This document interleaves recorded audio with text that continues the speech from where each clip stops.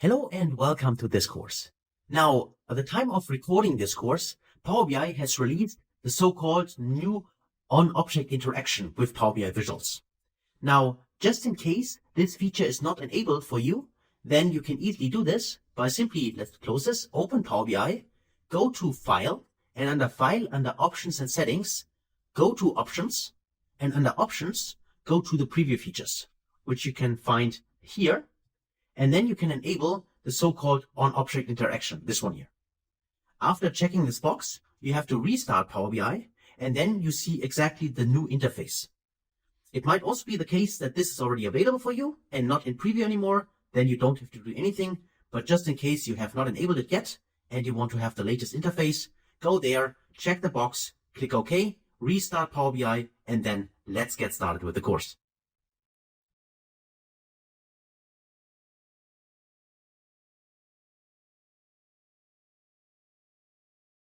Hey friends, welcome to this first video about the Power BI desktop interface.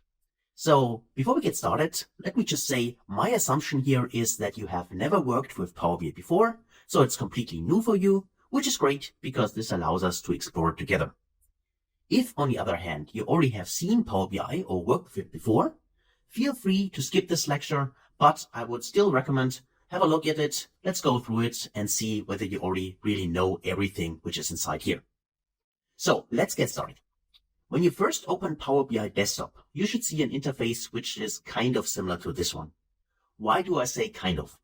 Well, the reason is that Power BI from Microsoft is under constant development. That means, depending on when you see this video, then the interface might have slightly changed. But no worries, because everything you learn here in this course is up to date and you can use it in Power BI. And also in the future, when I will re-update the videos, then of course you also will then see the other or new interface. So to get started, this is what you should see when you first open Power BI Desktop. So normally there's also a pop-up window, but I already closed this, and then this is actually the interface you have at the beginning. Now, what we need in order to get started with Power BI is of course some data, right? And the way to import data into Power BI is quite simple, because already on the starting page here, it tells us to add data to our report. Now we have various options in here. The first one would be this one here. If we want to import Excel data, you can simply click on this Excel logo here, and then you can navigate to a specific folder on your desktop or on a shared drive you might have, and then simply select the file you want to use and import this in Power BI. The other option, I will not do this here now, are of course here also I can use data from SQL Server, or I can also here paste data into a blank table. So you can also copy and paste data into Power BI, Control-C, Control-V, or you can also try a sample data set. If you want to start with some sample data, this is financial data, which comes from Microsoft. You can click here and select the sample data set.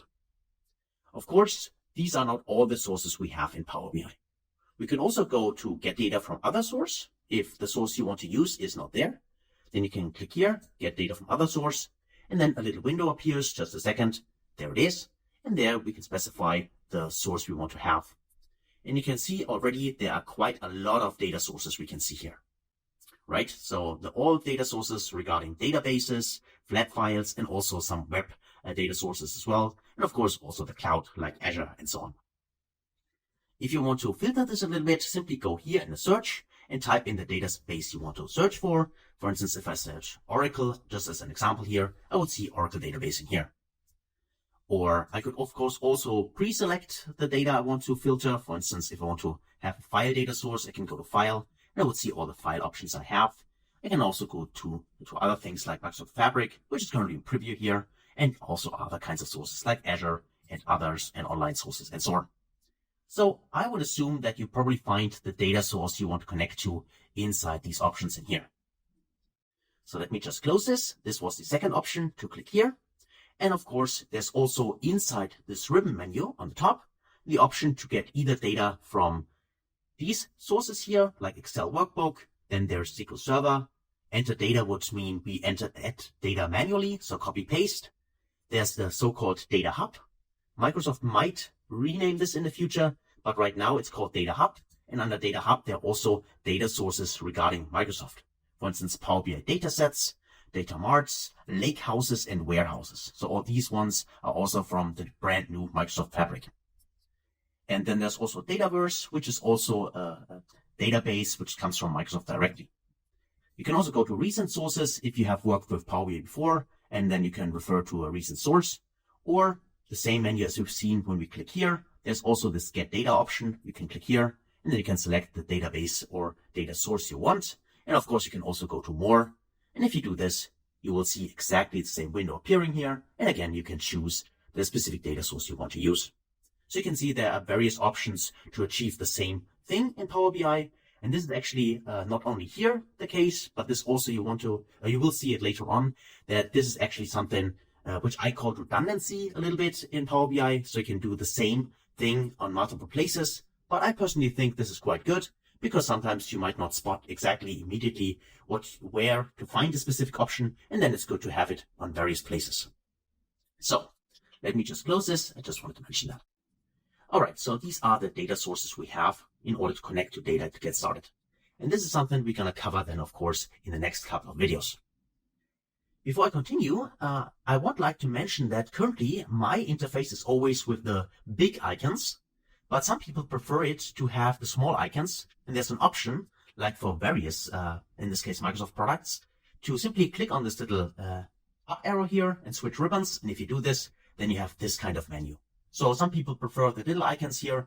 And if you do so, please go ahead and feel free to switch to this specific view. But during the course, I will keep the bigger icons here because that's what I'm used to and that's what I prefer. But again, that's totally up to you what you prefer. So that's it for the data we have here. Then next, still under the home ribbon here, we have the option to transform data here. This is regarding queries and also refresh. Refresh is currently grayed out because we do not have any data in here, but the transform option is still is already available. And what it does basically is, it depends on your prior knowledge, but what it is a so-called Power Query Editor. So if you have worked with Excel a lot before, then this is quite familiar to you. But what it allows us, if you hover it, it also tells you, it allows us to connect to data and also to prepare data, to clean the data, to transform the data. What is meant by that is that most often, and you all know that, in the real world, the problem is that we have some data, but this data is, let's say, messy, right? It's not in the right format. We need to clean it. So we need to transform it in order to make it work for us and then create our reports, our visualizations, and so on. And this is what the Power Query Editor allows us to do. So we can use some kind of messy data, import it into the query editor, then we transform it, we clean it, we shape it exactly the way we want it, and then we load it into Power BI, and then with this clean data, we then create our reports. I also like to mention is that when we do this in the query editor, we do not change the underlying data. So all the transformations are done in Power BI, but our underlying data source will not change, okay? So that's also something I like to mention because not everyone knows that.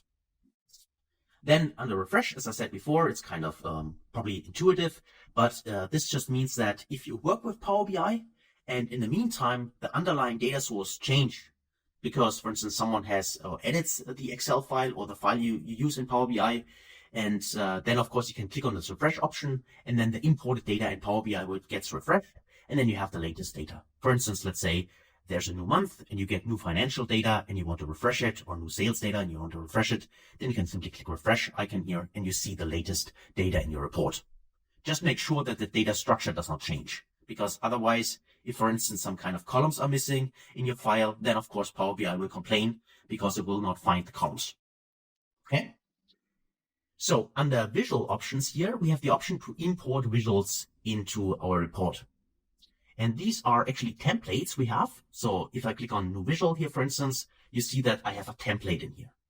It shows here bar chart, but it is actually a template which we now need to fill with data. So put something on the x-axis, on the y-axis, on the legends, and so on, right? So we can specify what we want to see here. Also, it tells us here, you need data to build a visual, select get data and add some, right? Because currently we don't have anything. But that's basically what it is. It's just a template for a visualization if you simply click here. And let me just click delete here. Of course, there are also these kind of visuals here. These are the default ones which you can find. So let me just click on this to open the visual gallery. You can see there's a bar and column charts are there. There are line charts, waterfall, funnel charts, and so on. Various maps, the pie, donuts, the tree map, and so on. So all these kinds of visualizations are available for us. And also, if you are or have a data science background, there also are in Python visuals if we want to use them as well.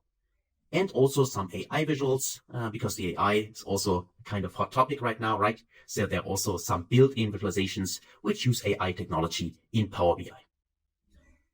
So next to this, there's also an option to add text box, so any kind of texts in Power BI. So if you simply click here, let me do that, then you can see there's my text box, and now I can add some data here.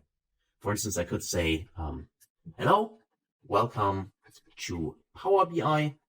So like that. And then if I press Control A, I can select everything, and then I can customize this. I can make it bold. I can change here the font if I like to have a different font. So theme, for instance, and also make this bigger. Let's say 20. You can see that it's bigger. I can make this also bigger. I can, if I hover over the three dots, I can drag this around. You can also do it if you hover over the line sometimes, but I think this is more difficult. For me, I always use the three dots to drag it. It's easier for me. And of course, if I go here, select everything, Control A again, I can also then also use all these things I have here. I can center it if I would like to do this. I can write it in italic, underline it. I can also insert a link if I want to do this, and other kinds of options. They also can add dynamic inputs here. For instance, I can add a specific measure which I calculate, for instance, sales revenue, and this will be dynamic inside this text. This can also be added here. So I'm going to show this. Of course, we dive deeper into visualizations later on, but for now, let's just say this is how easily we can add text boxes in here, and of course, drag them around. Next to this, we have the option to add more visuals. So this just means that if the default visualizations we have in Power BI, if those are not enough for you, because you say, for a specific use case, I need some different visual, something which is not available in here, then there is an option to import also custom visuals. This is under more visuals. And there are two options, either from App Source or from My Files. The difference is that from My Files means that you would need to have downloaded the specific visuals up front. And then you can refer here, click here for My Files and navigate here, caution, import visuals and so on. But if I go to import now, I can navigate to a specific folder and then I can select the specific visual I want to use. From App Source, on the other hand, let me go one more time, more visuals, App Source, this will open a navigation window here, but I need to be aware that this will only work if you are signed into Power BI. So in order to use App Source from here, you need to be signed in with a Power BI account. You can sign up for Power BI for free, but you can only do it with corporate account, so your work email address, for instance, or institutional account, like a school or anything like that. There are some workarounds, but these are actually the normal default settings at least. So if I go to from App Source here, just to show this to you, just a second, then this window appears, Power BI Visuals, and there you can see there are a lot of visuals in here, which I can choose from. Some of those are free, other ones you have to pay for. They have some kind of features which are premium features, and they can only be enabled if you pay for the visual. So what you can search here, filter by specific topics, for instance, to find a specific visual. You can click the search here up there. You can sort by popularity, or also, which might be more interesting regarding company and environments, that you can search for Power BI certified visuals. Certified have this little blue checkbox here. And this just means that at least Microsoft has reviewed those visuals and said they are not harmful in any way. So sometimes companies allow, for instance, only Power BI certified visuals, and then would be a filter you can use in order to choose them from these visuals in here. So of course, this is something you have to decide together with your IT department, right? Your IT admins, they of course need to approve specific visuals, and only then you can use them. Because there are also some companies which do not allow any kind of custom visuals. So that depends on the specific company and the environment. So if you want to add something from here, for instance, if I say I have this chiclet slicer here and I want to use this, I simply click on it. And if I do that, it gets loaded. Just a second. And then we can see a little bit more information about it. Here it is. And then I can take a look at the sample. So I can download the sample, which is a sample report in Power BI where the chiclet slicer is used. or I could also click on add directly. And by the way, here you can see the pricing. This, for instance, is completely free, this visual. So I can go to add in here, and then just need to wait. And now the import is successful. And if I go in here, under my visuals, you can see there, for instance, already there's the chiclet slicer, right? So this is now appearing here, and I could use it in my report. That's how easy it is to import specific visuals. Next to that, we also have the option to create calculations, which is DAX in Power BI. So DAX is the formula language in Power BI. Like in Excel, we have formulas. In Power BI, we have DAX. And there are two options in here. There are the measure option and the quick measure option. Both of them are currently grayed out. The reason for this is because we currently don't have any data. And if we do not have any data, then of course we can't create any kind of calculations based on data. If you're wondering what is the difference between a measure, new measure, and quick measure, well, if we click on new measure, and we will see this during the course, then this would mean that we need to write DAX completely from scratch, right? If you click on the quick measure option, then you have the option to simply drag and drop specific, columns from your data in this option, in this quick measure option, and then Power BI will create the DAX formula for you. And there's also an option, if it's enabled by the admins of your IT department, to simply write text, and then based on the text on your question, then Power BI tries to create the DAX formula in order to solve this question. So they might be quite powerful, these quick measures. I still feel and I think that it is important that you need to learn DAX and understand DAX. The reason for this, and that's why we focus on creating DAX measures during this course, is, of course, maybe the quick measure will not give you exactly the specific result you need. Maybe you have a certain use case, and this use case cannot be accomplished by simply using the default quick measures, and then you need to tweak, you need to transform, you need to change the DAX measure a little bit. But if you have never used DAX before and you don't know how DAX works, then of course there is no way you can modify the quick measure exactly to the way you need it, right? And that's why it's very important to understand DAX in Power BI, and that's why we focus on creating DAX measures ourselves. Next to that, we have the sensitivity labels here. This can be enabled by your IT department, and this just means that you can add a sensitivity label to your specific Power BI reports and also inside the Power BI service. And that just means that if you do this, then when other people in your organization use and interact with your report, they will see the sensitivity label, and this might have an influence how they can interact with the report. For instance, if it has a confidentially sensitivity label, that means that, for instance, that people are not allowed to download the report or to print the report as a PDF and so on. So this can be turned off by adding sensitivity labels. But this is something which you do not decide on your own. This normally at first needs to be, activated by the IT admins. And then you might think with your colleagues and also with your organization, your department, maybe which kind of sensitivity labels is the right one for our reports. Next to this, we have the option to publish our report, so sharing, because at the end of the day, here we are in Power BI Desktop. And what we do is we analyze our data, we clean our data, and then of course we create a report which we want to share with, for instance, the board members or our superior or our colleagues in the department or whoever we want to share. But at the end of the day, we want to share our report.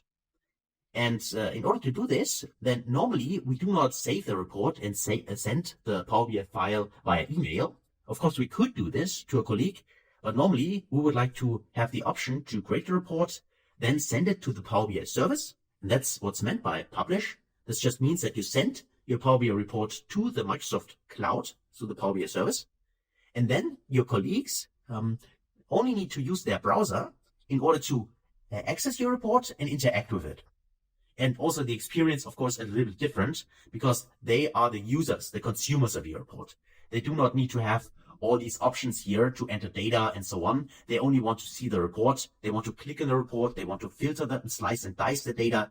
And this can be done via their browser after the report has been published, using this publish option when you share it. Of course, this also requires a sign-in, so an account for Microsoft, because otherwise you cannot send the data to the Power BI service. But of course, if you use Power BI inside an organization, Then, of course, they have their own Power BI. Oh, they all, not their own, but they use the Power BI service. You have your own, let's say, space inside the Power BI service, and this way you can securely then share your reports and inside the organization. So that's it actually regarding the home menu. So you see there's quite a lot. Also, what I did not mention here are these options here, but probably if you have worked with any kind of Microsoft product before, then you're familiar with those. Because this is just, for instance, we can cut, we can copy something, we can copy or also the format and use it on a second visual and so on. So this can be done here using these options. These are kind of the similar in PowerPoint, for instance, but also in Excel, they're also available. Most of them at least. So that's it actually under Home. Then under Insert, that's the next one. If you go here, then again, you can see that there's an option for the visuals. That's what I meant when I said or talked about redundancy. If you remember, then for instance, we have the visuals here. We can simply select something, for instance, here, and I have my template in here, but that's actually exactly the same as if you go back to Home and do it from here, right? This is actually exactly the same as you find here. And also there's this more visuals, which again refers to the app source, or also import data if you have downloaded them on your local drive. Next to this, at the beginning here, I just want to mention this as well. This allows us to add new pages to our report. So you can see here, we are currently on page number 1. I can also double click here and rename it, for instance, Start. I press Enter. This would be now the starting page. I can right click here. I can also here rename the page if I want to do it this way. And I can also duplicate the page. And this can also be achieved here. If you go new page here, again, you can also duplicate the page, Start, which we currently selected, or I can create a blank page. And the blank page, either click it, create it here by clicking on it, or you go down there, click on the plus symbol, new page. This will do exactly the same. So let me just right click here, say duplicate. Then you can see I have a duplicate of Start, and now I have 2 pages. And I can rename this. I can say this, for instance, hello page number 2. Let's say number 2, like that. Okay, let me press Enter, and you see that now I have a different here. And if I go back to my starting page, you see that this would be page number 1, and this will be page number 2. So again, let's say this one here. That's, for instance, is my page 2. Okay. Of course, you can rename this then exactly the way you want it. And you can also, by the way, like to mention this, if I click on Start here, I can drag it, I can place it here, and now page number 2 is the first page. Starting page here is the second page. And again, select it, let me drag it up here before, and now it's there, right? If you want to reorder the pages, you can do that quite easily by simply dragging and dropping the pages. So that's what you find here. Next to this, we have, again, here various visuals. But all these visuals, which you can see here, for instance, the key influencer, which is an AI visual, the decomposition true, also this AI driven, and also the smart narrative, this also AI driven visual. But these visuals you can see here, they are also part from the visual box here. So they are also these ones here, for instance, you can find them here under AI visuals. And the same is true for these ones which appear here, which are coming from the Power Platform. So maybe you've heard of it, maybe not.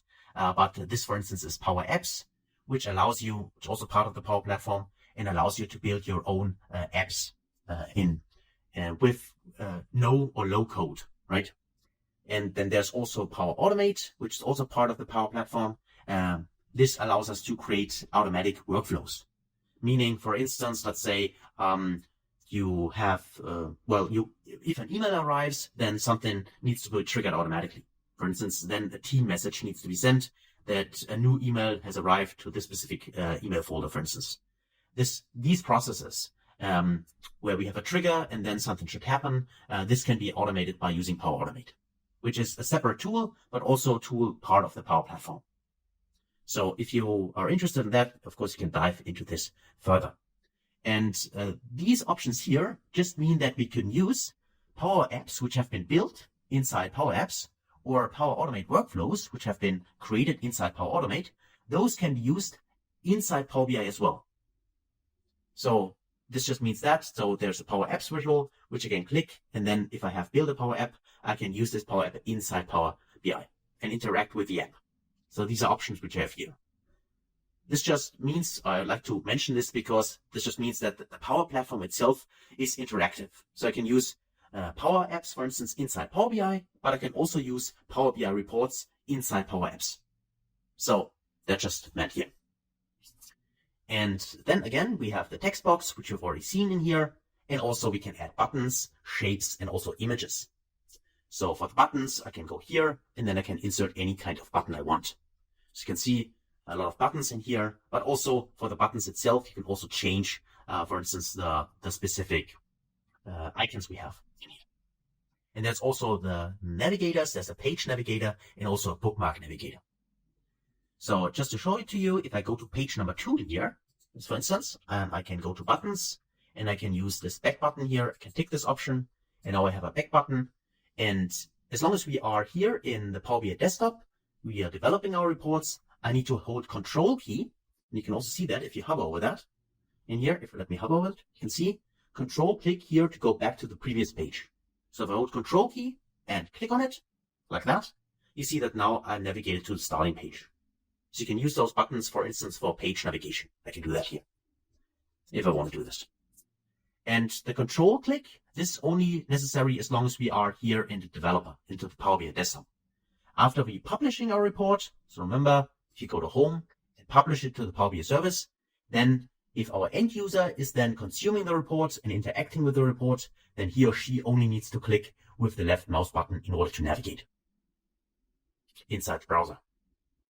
Okay, so that's it for the buttons. And we're going to use those buttons later on, of course, when we create our report. Then there will be further options where we can see how those buttons can be used.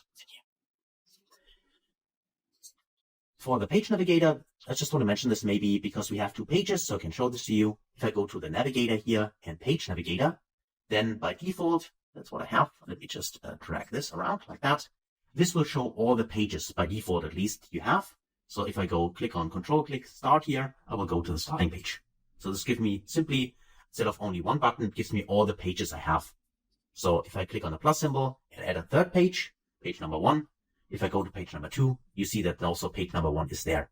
So this will be automatically extended if I have additional pages. Let me just delete the page, click on that little cross symbol here, go to delete, and now you see I only have 2 pages left. So that's it, what actually this option here, navigator and page navigator, allows us to do. Shapes, I can insert various shapes in here. So let me just do that as well. Let me just click on any of those shapes. So for instance, this one here. And now I have my shape in here, which I can customize further, the shape itself. So if I go here and let me just go to the view option here. Let me just check the formatting option here for now for the shape here. And then of course I can go to the shape style here and I can change here, for instance, the color if I want to do that. So different color in here and so on. I can change everything here. But also this is something we're going to cover later on as well. I just wanted to mention that you can do that. Also in the future, and I'm going to show you, currently it's not supported for all the visual, but you also have here a little icon here which allows you to change specific visuals. But again, this is something we're going to see in the next couple of videos. So that's it for shapes. And also let me go one more on the insert. Then there's also an option to insert an image. For instance, let's say you want to insert your company logo. This can be easily done if you have the logo somewhere stored. Then I go to image here, and then I can choose, for instance, this one, Power BI image, which I have here. And now I have my image here, and I can place it somewhere on my report page. Like here, that could be my company logo, and I place it somewhere and I have it inside my reports. So quite easy to do and insert it here. So beside this, under insert, then we also have here the modeling view. And again, some redundancy, what I want to call it, which allows us here to create new measures, which is currently grayed out, as well as also add quick measures, or also new columns and new tables. So new columns and new tables, just referring to a new column, we can add columns, so calculated columns, to a specific table which we imported. So that just means that allows us to create additional calculations and add those as a column to a specific table. That's also currently grayed out because we do not have any data. New table just means that we could insert a manual table.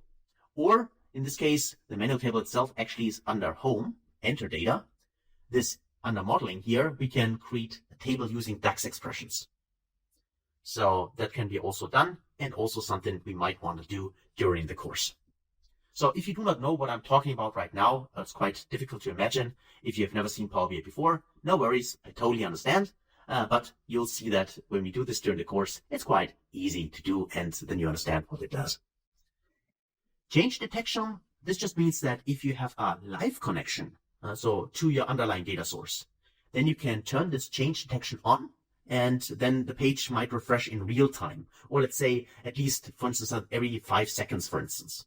Then this could be interesting, and see that then, for instance, something changes. But this is only interesting for streaming data and data which is frequently changing.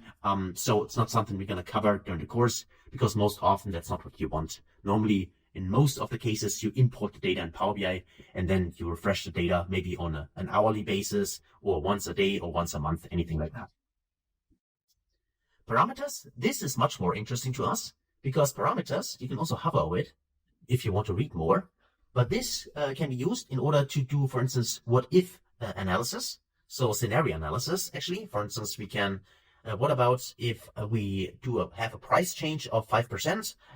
What could this, how can this affect our sales revenue, for instance? This can be done a little bit with those parameter options. And then there are also, this will be the numeric range, and there are also the field parameters, which allow us to create dynamic visualizations.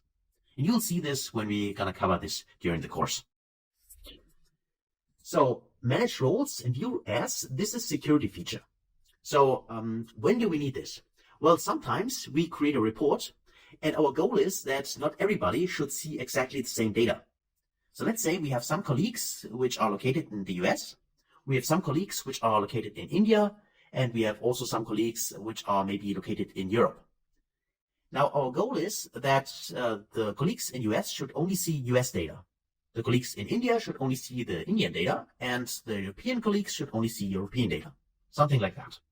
But they all view the same report. So then we need to make sure that we create roles. And this can be done by manage roles. So we can click on manage roles and then create roles in Power BI Desktop. For instance, as I said, we have a US role, which only is referring to sales which happen in the US. And the same is true then for India and then for Europe.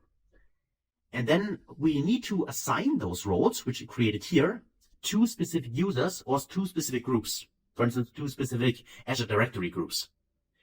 And the assignment, this will be done in the Power BI service. So after we publish our report. But the creation of the roles, this is something we need to do in here, what we can do in here in the Power BI Desktop. And the view as is quite helpful, because after you have set up your roles, your security roles, then of course you want to know, before you publish your data and assign people to a specific role, you want to know whether your role works, whether the security you have created works. And this can be done by simply then click view as, and then you have the option to choose any of the roles you have created. And if you select the role, then the data or the report will change based on the role you have. And then you see whether your security feature works or not. And that's quite helpful. So you know in advance that it works, and then you can publish it and then assign the people to the role.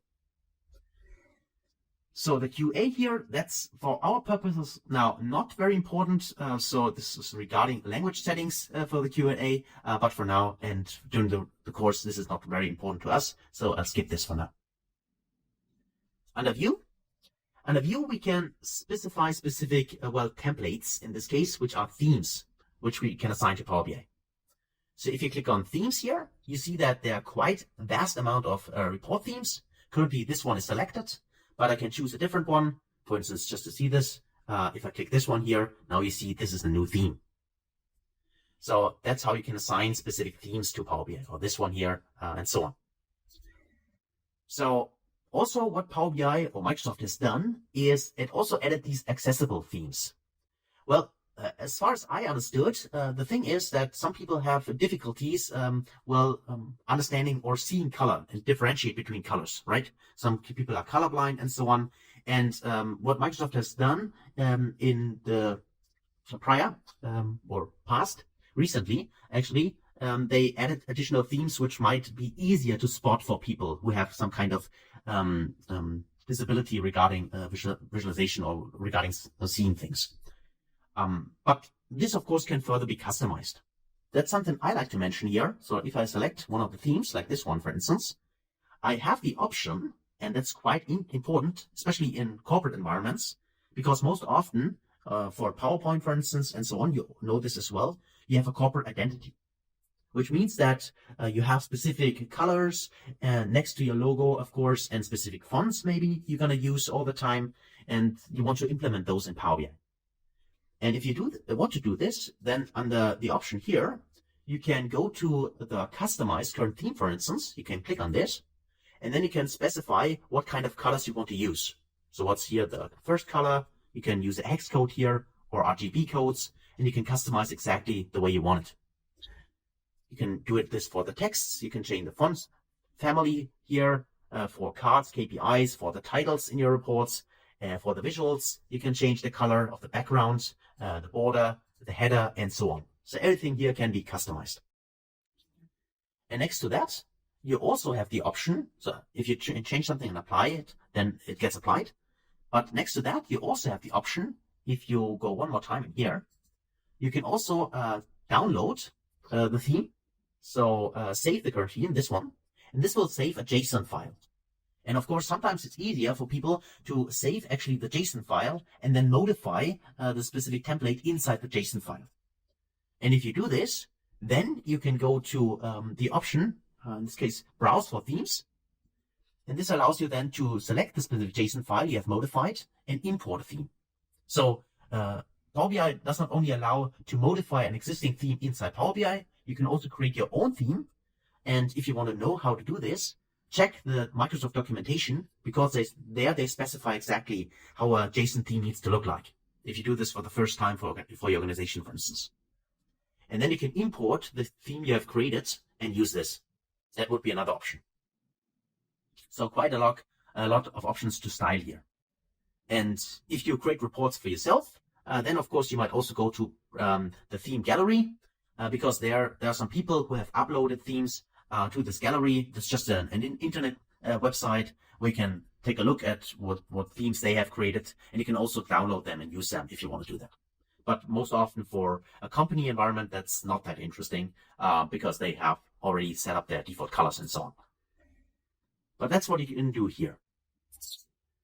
Next to the theme options here, we have the page view. The page view allows us to fit with and so on. That allows us here to change how the Power BI report looks itself. So default is fit to page, but you can change this to fit with and also actual size, especially if you create a Power BI report which is bigger than the default size. The default size is normally the PowerPoint, the same size as PowerPoint. By default, I think it's 1600 pixel times 900 pixel. I'm not quite sure, but I think something like that. But you can also change it. So if you have want to have a report with a scroll bar, which is much longer, for instance.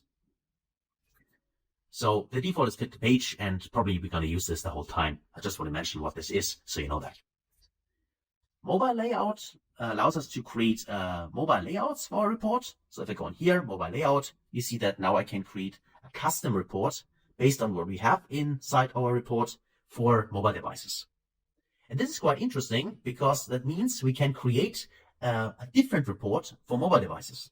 So let's say the CEO of our company also consumes our report, but he or she maybe is not interested in all the visualizations we have, only specific ones. For instance, only the key KPIs and not everything we have in our report.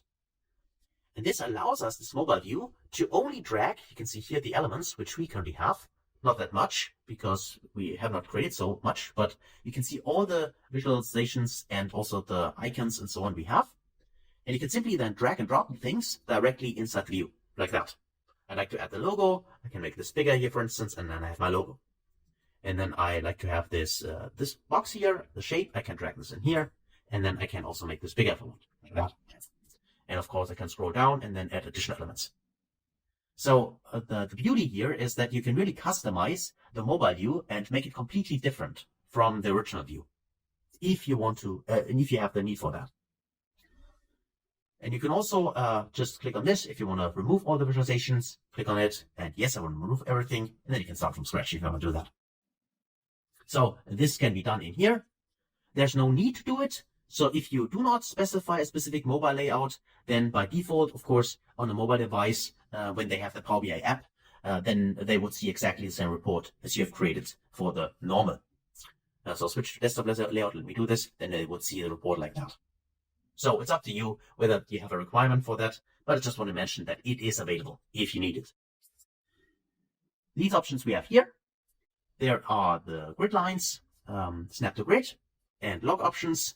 And grid lines just means that we can see the grid lines in the end, at the back. Snap to grid just means if you tick this option, then the visualizations are snapping to the grid lines. And log objects, if you tick this option, also sometimes helpful. That just means if you tick it, then now you cannot move the visuals around. They're all now fixed currently. They are locked.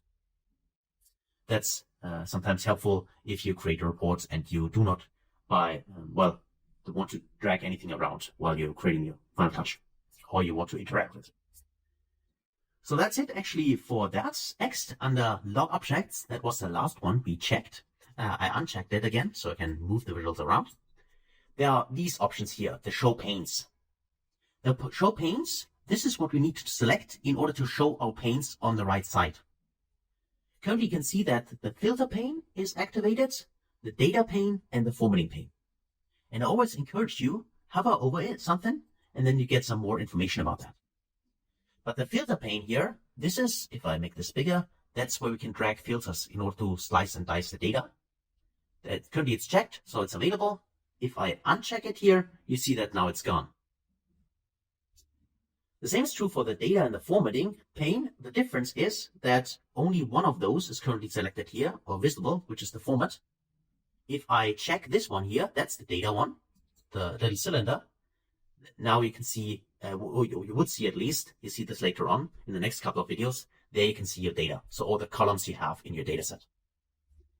And if you add additional ones like bookmarks here, you would see them appearing here as well.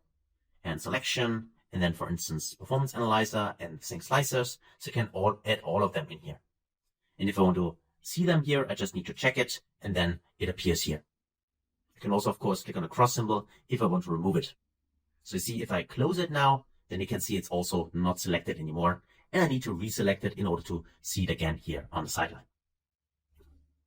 If you want to see more than just one at the same time, because you see that if I select the other one, then this one always gets changed. That might change in the future, but currently, at least in Power BI, it's implemented like that. You need to right click on one of those and say, open a new pane. And now you would see them next to each other. So you can achieve this if you want, but by default, you always will replace the one you have currently in here. So for instance, if I go to bookmark here, you would see that now the bookmark will replace the other ones. If you want to add 3 of them, go here to the next one, like that one, open new pane, right click here, open new pane. You can add them and see them, all of them. But by default, as I said, select one of those and the other ones are just removed. This one here is removed, the bookmarks is still there. If you close it like that, that's what I meant. Select one and the other, then it is overwritten. The filter one is always visible. That's there the whole time. That's the difference. But again, this might change in the near future. Currently, it's implemented like that. So next to the panes we have in here, let's go to the optimize option here. This is all regarding the optimization of Power BI. So pause visuals just means that you pause the visuals so you do not, the visuals don't filter each other. Because the default behavior, and you also see this, we explore this together, is that if you click on a visual, then the other visuals get filtered. But if you want to pause this, if you do want to disable that, you can click on pause visuals. And refresh visuals would then refresh the visuals. There are also a few additional optimization presets. Take this one. By default, it's interactivity between the visuals. So that's what I meant. If I say click on a visual and the other visuals get filtered, but you can also choose query reduction or customize. If you click on customize, this would open this pane, and this can then disable, for instance, certain kinds of filtering between the visuals. These options are normally only important if you have some kind of performance issues in Power BI. So if you have really a lot of data and it takes a long time to load, then it might make sense to dive deep into this. But by default, that's something you don't need to activate here, because if you have a smaller data set, and even, let's say, a data set with a few million rows, also not a problem in Power BI. That's normally not an issue, though you don't need to refer to the optimized window here. But if you have really some kind of performance issues, then these options might make sense to dive deeper into. Apply all slicers. That just means that if you have various slicers, you have the option to add this to your report. I'll also show you how that works. And then you need to click this apply all slicers. And only if you click this button, then all the slicers you have set up, for instance, you specified a certain country and specified a certain product and so on. And only if you click the apply all slicers button, only then those slices get applied on the visuals. So also something which might make sense and helps to improve user experience, maybe if you have a lot of slicers, but also improves regarding performance. It helps improving this. Under help, there's something about the information about Power BI, so what kind of version you currently use. There are also some kind of training videos that's also coming from Power BI, so from Microsoft directly. Normally, you can go to the documentation. You can read more if you want to do that. You can also go to the community if you have a specific question, and all these things are available here. I think most of them are self-explanatory, also if you hover over them, so I don't dive too deep into that for now. External tools. This just means if you have installed some kind of external tools which you want to use in Power BI, then those tools will be visible here. You can see that I have installed a few tools. By default, they should not be visible for you because you do not use them. But if you have installed them, if you have installed external tools, they will appear here, and you can use them by simply clicking on them. Also for now and for this course, they are not that important, but I just want to mention that this is available here. And I also have a kind of a second course where we dive into Tabular Editor if that's something you are interested in later on. But that's basically it regarding all the tabs in here. So quite a lot we have covered, and I totally understand that, of course, there's no need for you to understand and fully grasp everything we have seen so far. But the main goal here is really to give you some kind of guide, some kind of tour, so you see what's available in here. And also, then you will see later on when you're going to use those features and remember, okay, that was that. Okay. Before we end this video, there are also a few additional things I'd like to mention. These are these three tabs here. We have a report view. That's the view we are currently on. This is where we can see all the visualizations we have built, all the report pages. But then there are also two additional views. Also, we check them out later on. The first one here is the data view. The data view will just show the tables we have. So after we have imported the data, we will see all the various tables we have in here, and they will also appear here. You can think of it like really a view like in an Excel sheet. So we can see exactly, okay, what kind of data is there. We can also have the option to filter a column and so on, but we'll see this later on. I just want to mention that there's also this data view in here. And finally, very, very important is the model view. The model view here shows us all the tables and the relationship between those tables. So if you have some database, some SQL background, you know that normally you have a fact table and various dimension tables. That just means you combine information from various tables and then you filter data based on the relationships you have. Now, if this is something completely new to you and you do not know too much about joins, for instance, and relational tables, relational databases, then you might have some prior experience with Excel, for instance, right? And if so, you probably know that in Excel we have, for instance, VLOOKUP or index match, these kind of options. Or in newer Excel versions, there's this XLOOKUP, I think it's called, right? But the idea is that you do not have everything inside one specific table. You might have some additional information which comes from another table. And in order to link this together, then you can do a VLOOKUP, for instance, or an index match. So you basically map the data from the second table to your first table based on a common field. And that's basically how the relationship work in databases or in Power BI as well. So for any database administrators and so on, that was probably quite simple how I explained it, but hopefully for everyone here who is not familiar with that, that gives you some kind of intuition what it is. And this in the model view, this is where we create those relationships between the tables.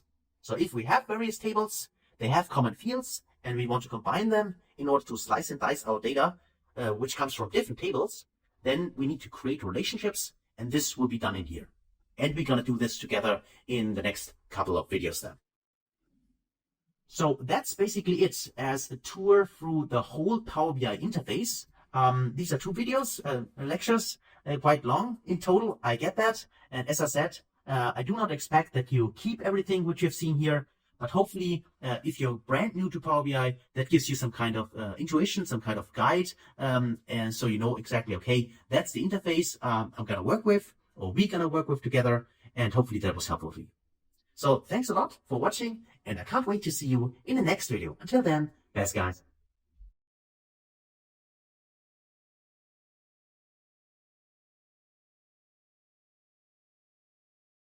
Hey friends, welcome back. Now in the last video, which was quite long, we did a first deep dive into the Power BI interface. Now of course, as I said before, I do not expect that you remember everything, and that's also not necessary, because the best way to learn a tool is actually to work with it. And this is what we get started now. So you can see I opened a blank new Power BI report in here, and now let's actually connect to some data. For our use case, there is a demo file, which is called the Easy Way Power BI, and you can download it from the resource section to follow along if you want to do that. Of course, you could also directly start with your own data in case that's what you want to do. Now, to get started, what we need to do is we need to import the data. Now, we have various options because in this case, it's an Excel file. And I already told you that you could either click on Excel Workbook up here in a ribbon bar. You could go to import data from Excel here.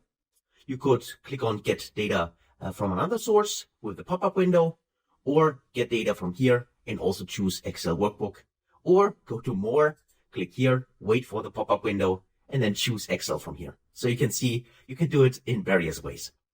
So since we already have the pop-up window open, let's just use it from here. Okay, let's click on Excel, click on Connect, and then just choose here the file, in this case, Power BI, the Easy Way. That's the file, click on it, and then click on Open. Now just wait, and you get this navigation window, the Navigator. Navigator now shows us here 2 items. The first one is this one with this blue bar on top, which is called Gaming TBL. The second one is called Gaming, and you can see if you click on these things, this one as well, you get a preview, which of course you can also increase from the size if you want to do that, but you can see clearly what the data looks like. Now, if you're wondering what's the difference between those 2 icons, well, the difference is that this one here is a table from Excel. So really a formatted table in Excel, which is the blue bar. That's the indication for that. This, on the other hand, is referring to the complete sheet in Excel. Now, as a best practice or as a tip, which I can give you, is whenever you have a table in your sheet and you want to make sure that you only import the data from the table and not additional data from the sheet, then go with the table option. Because this will then make sure that if someone else or even you will create additional information, additional data on the sheet, it get not imported into Power BI. Also, when you refresh the data later on. And by the way, if someone else changed the data just in the meantime and you want to see the latest data, just click this little refresh icon here. So that's just while you import the data. Of course, later on, you will also have the option to refresh the data if you simply click this refresh option then here in the ribbon bar, for instance. But for now, as I said, as a little tip and as best practice, I'm choosing the table here, even though in this case, it doesn't make any difference because the data is the same. There is only the data in the table and no additional data on the sheet. So after we just check the preview here, we have now the option to simply click on Load. So let's click on Load, and then we wait until Power BI imports the data. So there it is. It's a small data file, so that shouldn't take too long. And we can see that now the data here is on the right side. There's this Gaming TBL, and if I click on it like that, I could see here the various fields which are included, like country, order amount, price, and so on. So these are the columns of the table we have. Also, we are currently in the report view, remember that? But I could go now to the data view, so click on data here. And now you see that we can see the table in here. And that's what I meant in the first video when I just told you we had no data, so we weren't able to see anything, but just told you that here you have a kind of view like in Excel. Just a table view where you can, for instance, filter the data. You can go in here and you can apply number filters and so on. So all the filtering you're probably familiar with. So we'll not dive too deep into that, but that's what you get here, right? Also, one thing to notice here, if you filter the data in this data view here, this has no impact on the report view. So as an example, if I go in here and say I only want to see product PlayStation, like that, and say I only want to see PlayStation here, click OK, you would see this here in the view. But if I would create my report in here, and just to show you this, we dive deeper into this just in a moment, but if I would say here, I want to see the product, click on product, you see that I still have all the products in here, even though I was filtering this one to PlayStation. So this is really just to, to analyze the data a little bit, but it does not change the data. It doesn't filter the data. If you want to do this, then we need to go in the Power Query editor, but that's something we're going to cover later on. So let me just remove this filter, even though it doesn't matter because it does not impact our data itself, but let's just remove it. Let's just say clear all filters and we can see the data again. Also, if I go back into, or if I go to my model view before we turn back into the report view, we can see here, there's the table we have imported. So I can also drag this around, and in here I can create my relationships. For now, that's not too important because we only have one table here to get started, but later on we will see how we can connect table in this view. So also, if you hover over the table, you get a few additional information. For instance, what's the storage mode? It is import because we import the data into Power BI, and also the data when the report was last refreshed. That's also included in here. And you can also, by the way, collapse the table. If you have too many columns in here and you want to see it here in a smaller view, you can also do that. Now, let's go back into the report view for now. So, and let me just remove this for now. Click on the three dots here and click on remove, because now this is the view we should actually get started. So you already have seen just a few minutes ago or seconds ago, but in order to get here visualization in the view, we have various options. One of those options is if we simply click on one of the columns here. So for instance, if I click on the sales column here, that's a numerical column, I can click on it, tick the box, and then you see I get a bar chart here by default. And if I hover over it, I also get a little tooltip, which tells me here the sum of sales is in this case around 34,000 in total. I also got this option here, this little icon here. This is the on object, it's called in Power BI, which gives me here options to change the visual. So for instance, currently it's a bar chart, as you can see here, but I could also say I'd like to have, instead of a bar chart, I'd like to see a KPI. So I can click on the card here, and this will simply change the visual. So it is quite easy to change the specific visualization by simply choosing another one from these options here. So if I switch back, let me just show this to you. If I switch back here, for instance, to a cluster bar chart like that, you can see I got my bar chart now horizontally. And then there's an option which Power BI recently implemented, which is suggest a type. Now, if you turn this on, let me do it, you see that now we have a card again.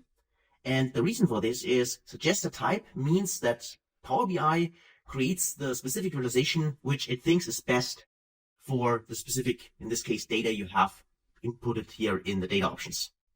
And in this case, it's simply a card for the KPI.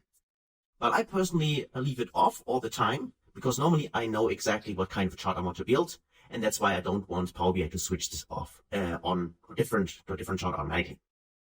So let me just go back maybe to, let's just say use a donut chart, right? Something else. We can see here our donut. And of course, by the way, we can make it bigger simply by dragging this bigger. And you can also move it around. In this case, I would recommend go over the three dots in here and just drag and drop it and place it somewhere else on the screen if you want to do that. So that's how you can easily create the visual.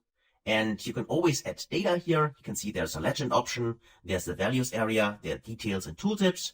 So just in case I want to add something to the legend, I can either click on data like that, and then a little pop-up here appears where I can add additional data. So you can see here exactly the same columns from, in this case, the one table we have, which are also displayed here in the data view. So if I could say, or would say, I like to see here this one, but for each of, let's say, the regions, I can take region here, click on it, and now it's added here to the legend, and I can see here the chart, or in this case, the donut chart for all the regions we have. So west, south, east, and north, and can see that in here. And by the way, if you do not like the colors, you probably already know, you mentioned it, but let's do this together. Go to the view option here, and then choose a different color theme. This one, for instance, and you got a different color theme here. Also, the tooltip is there. You can see this, which tells us here the region, which is west, and the sum of sales in the total value, as well as the percentage figure, which is calculated automatically for us in this chart type. So if you want to remove it, simply click on the cross symbol. And let me just do this quickly like that. And you have seen that we can click on this add data option here. But we could also say, we just choose here, let's say the region again, and just drag it and drop it on here. That would also work like that. And you can see that we got exactly the same chart. So it's up to you whether you want to drag and drop it, or if you simply click on this add data option and then add the specific fields you want to add here. And beside this, as I said, just choose the specific chart type you want, and then you can see this exactly changing here. So this would be one option. And here, by simply starting with a column we've seen, I can click on something like sales, and I got here another chart. That is possible. Also, what we could do, let me just click on the three dots here and go to remove. We could also go back under home, where we have the charts in here, or under insert, where we also have the charts here in the visual section. And we can simply click on one of those chart types. So for instance, I could go in here and say, I'd like to see here my bar chart. So I'm using my clustered bar chart here, and I can see I got the template here, which currently has no data. Let me just drag it up here, but we can easily fill it. We can simply click on, in this case, here the add data option and add some data. Or if we say this was not the right template, we can quickly change it here as well. Or we could also change the template up here. So if I would like to see, instead of this one, I'd like to see, for instance, a table. I could either click here on the table option, click on table, and you get the table, in this case template, where we need to fill it with data. Or, let me go back to the cluster bar chart here. I could also go up here, as long as I have still the visual selected. That's important, right? It just needs to be selected. And if you deselect it, just click on it again, then it's selected. And then you can go in here, and then also choose here, I'd like to see this as a table.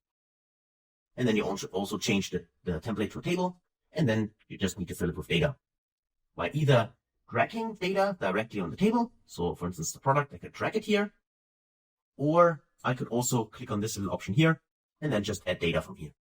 Add data, and then I can choose, for instance, here my country, click on a country here, and then I can see my table with the country. And if I want to add additional data, I can click on add data and say, I'd also like to see the sales, click on sales, and I would see here also some sales, and maybe add additional data, click here, and I also like to see the profit. Like that. So you hopefully see that Power BI is really flexible regarding how to create the chart, and also if you want to change it anytime, you could easily do this by simply clicking on the visual and then change here the specific visual type. Beside this, you also would have the option to select the chart like this one and then change it from up here. So if I say I have here a donut chart, but I like to see this as a bar chart, I just select the chart, and instead of going here and change it from here, I could also just select it and change it from the insert or the home by simply clicking on a different icon. So for instance, let's just say I want to see this as a bar chart, click on the bar chart icon, and you see that now the chart type changes in here. So that's also possible. It's up to you what you want to do. And of course, Control Z or just go back, just click on the undo button here, and then you got the prior visual again. So next to that, of course, there are various formatting options. And because they are so plentiful, I cannot show you all of them, but I'm going to show you just here how to work with them. And then I highly encourage you to try them out yourself. So to do this, you could at first select the specific visual here. And for some visuals, the formatting options are already built in.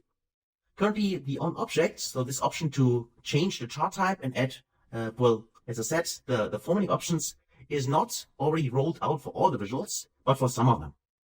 For instance, if I click here, you see that there's a little icon, this one here.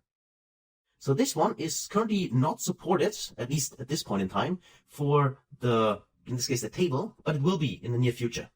So depending on when you watch the video, maybe the option is already there for the table as well.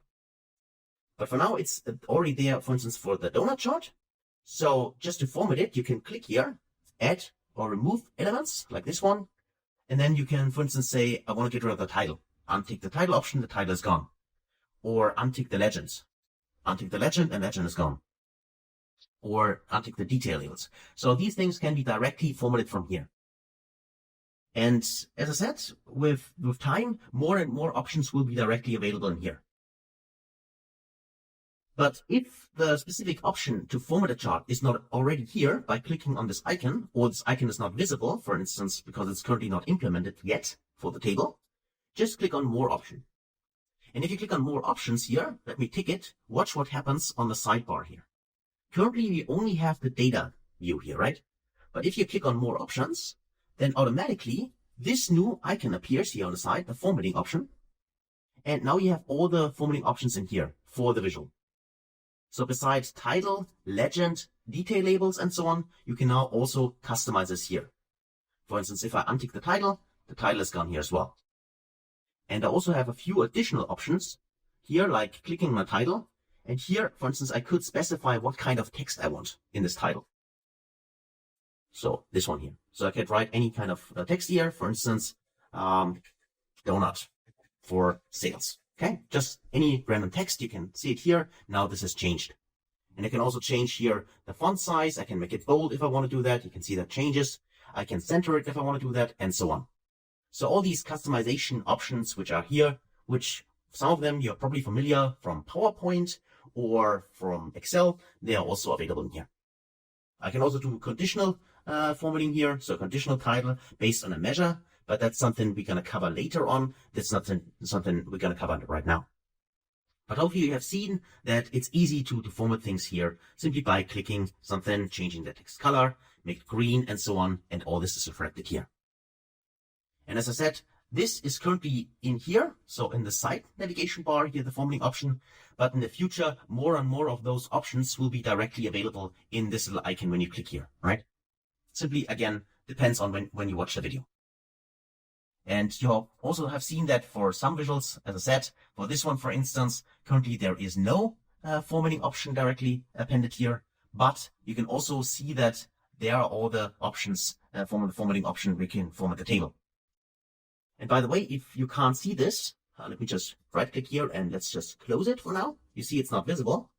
In order to open it, simply go under the view option here and then just check it here. So click on format here, and then it's available in here, right? So then you can just select the visual and then just change whatever you want to change in here. So for instance, for the table here, I could go to size and style, and then I can change here, horizontal, vertical, height and width, and so on. Or just say, let's go back in here. Let's go to the style presets here, and then change the table style. For instance, I could say I want to have none, and you see that now the table has changed regarding the style. I can also make the values bigger. I can go in here and increase the font size. Simply, now you can see, oh, here, hopefully that the values are bigger. It's easier to see. And I can play around with the color and so on with the background. It's really up to me how I want to style my table. There are lots of options in here. And just in case, as a little tip, if you want to see all of them, because currently a lot of them are currently right, you need to click on it and then see all the options you have to style it. Just click on the three dots up here, Format Pane Settings, and there's an option to expand all categories. And if you click this option, tick it, then you see that now all the windows here have expanded, and you can see all the formatting options you have. And you can see it's really quite a lot, right? So the style presence, the title options, of course you need to tick the title as on, and then you can write any text. For instance, this is my first Power BI table, right? Like that. And you can see that now this header appears. And as soon as you activate turn it on, the title here, then of course you can customize it further. All these options are now available for you. The same is true for the subtitle, by the way. Currently it's grayed out, as you can see, but you just need to turn it on in here, and now then you can style it the way you want. And as you can see, and hopefully also when you follow along, if you scroll down, you can see a lot, and I really mean a lot of options. And a lot of them are actually quite clear. I mean, based on the description, for instance, you want to add a border and where should be the border position. But as I said, I highly encourage you, just try all the things out which might be interesting to you, right? Because every one of us has different requirements, of course, for his or her styling and visualization, but there are really a lot of options, and I'm certain that you find what you're looking for if you just try out the different things and just use it. Okay. So that's basically it for the styling here for the table. Next to the table, which I also like to show you, let me just make this a bit smaller in here, is any kind of, let's say, regional data or geographic data. Of course, it's often interesting to plot things on a map, right? And this, of course, is also possible in Power BI. So let me just go maybe back under the insert or the home and just choose maybe a specific type here, and there I can go, and then I could choose one of my maps here. In the future, the Azure map, this one will be the default one. Currently, there are also these other maps, but in the future, Power BI will automatically rely on the Azure map. Just want to mention this because it depends really on the version you're going to use, but you can always change the same way as you changed, or as we changed the visuals for the donut chart, for instance. So from bar to donut, we can also do that, of course, for all the cards we have. In this case, the maps. So let me just go back to my, it says click on the little cylinder, go to data, and then just choose here the country. So let me just click here and somewhere on the empty space because I do not want to add the data in here. So by the way, if you select a visual, like this one here for the table, for instance, as long as the visual is still selected, then of course, if you click on anything, like for instance, product, you would see that this is added to the specific visual, in this case to the table. If you want to start a complete new visual, click somewhere on the empty space, just to make sure that you have not anything selected. And then you can, of course, click on, for instance, one of those data options here, so one of the columns. And if I click on country here, I would see that now a country, in this case a map, is automatically created for me. Let me make this bigger. Let me drag it, maybe place it somewhere, as you can see. And now I have here also the option to either change the visual here, to add additional fields in here, or to go to the formatting option, click on this one here, and then I can already here change a few things. For instance, I can add the category labels. If I do that, now you would see all the country names. And I can also change this to a heat layer. Then we'll get this heat map option here, if this is something you want to do. And also if the option is not available here.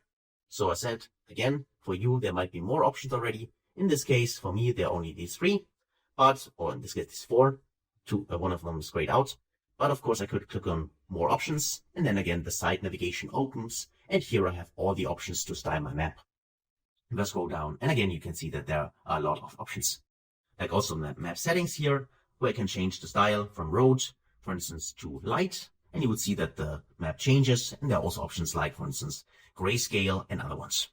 It depends on which one you prefer, but these are the options we have in here. So that's it.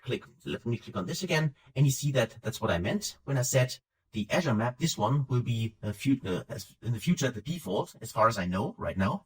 But currently, still this map option was chosen.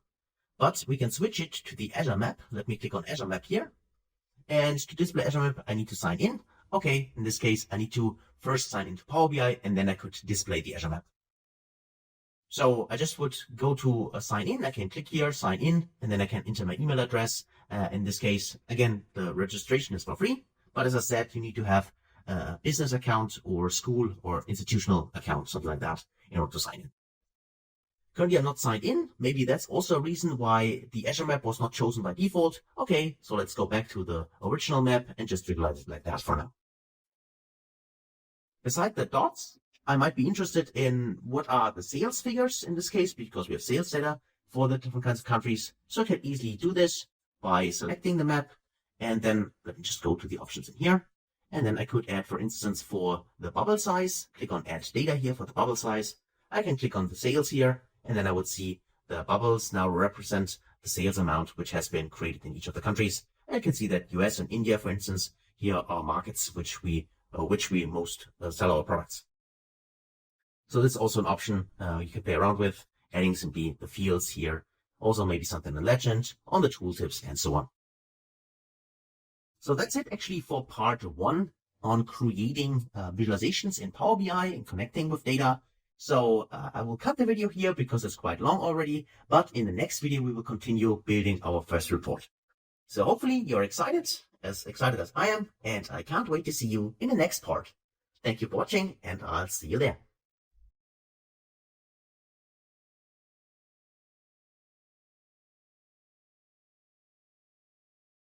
Hey friends, welcome back.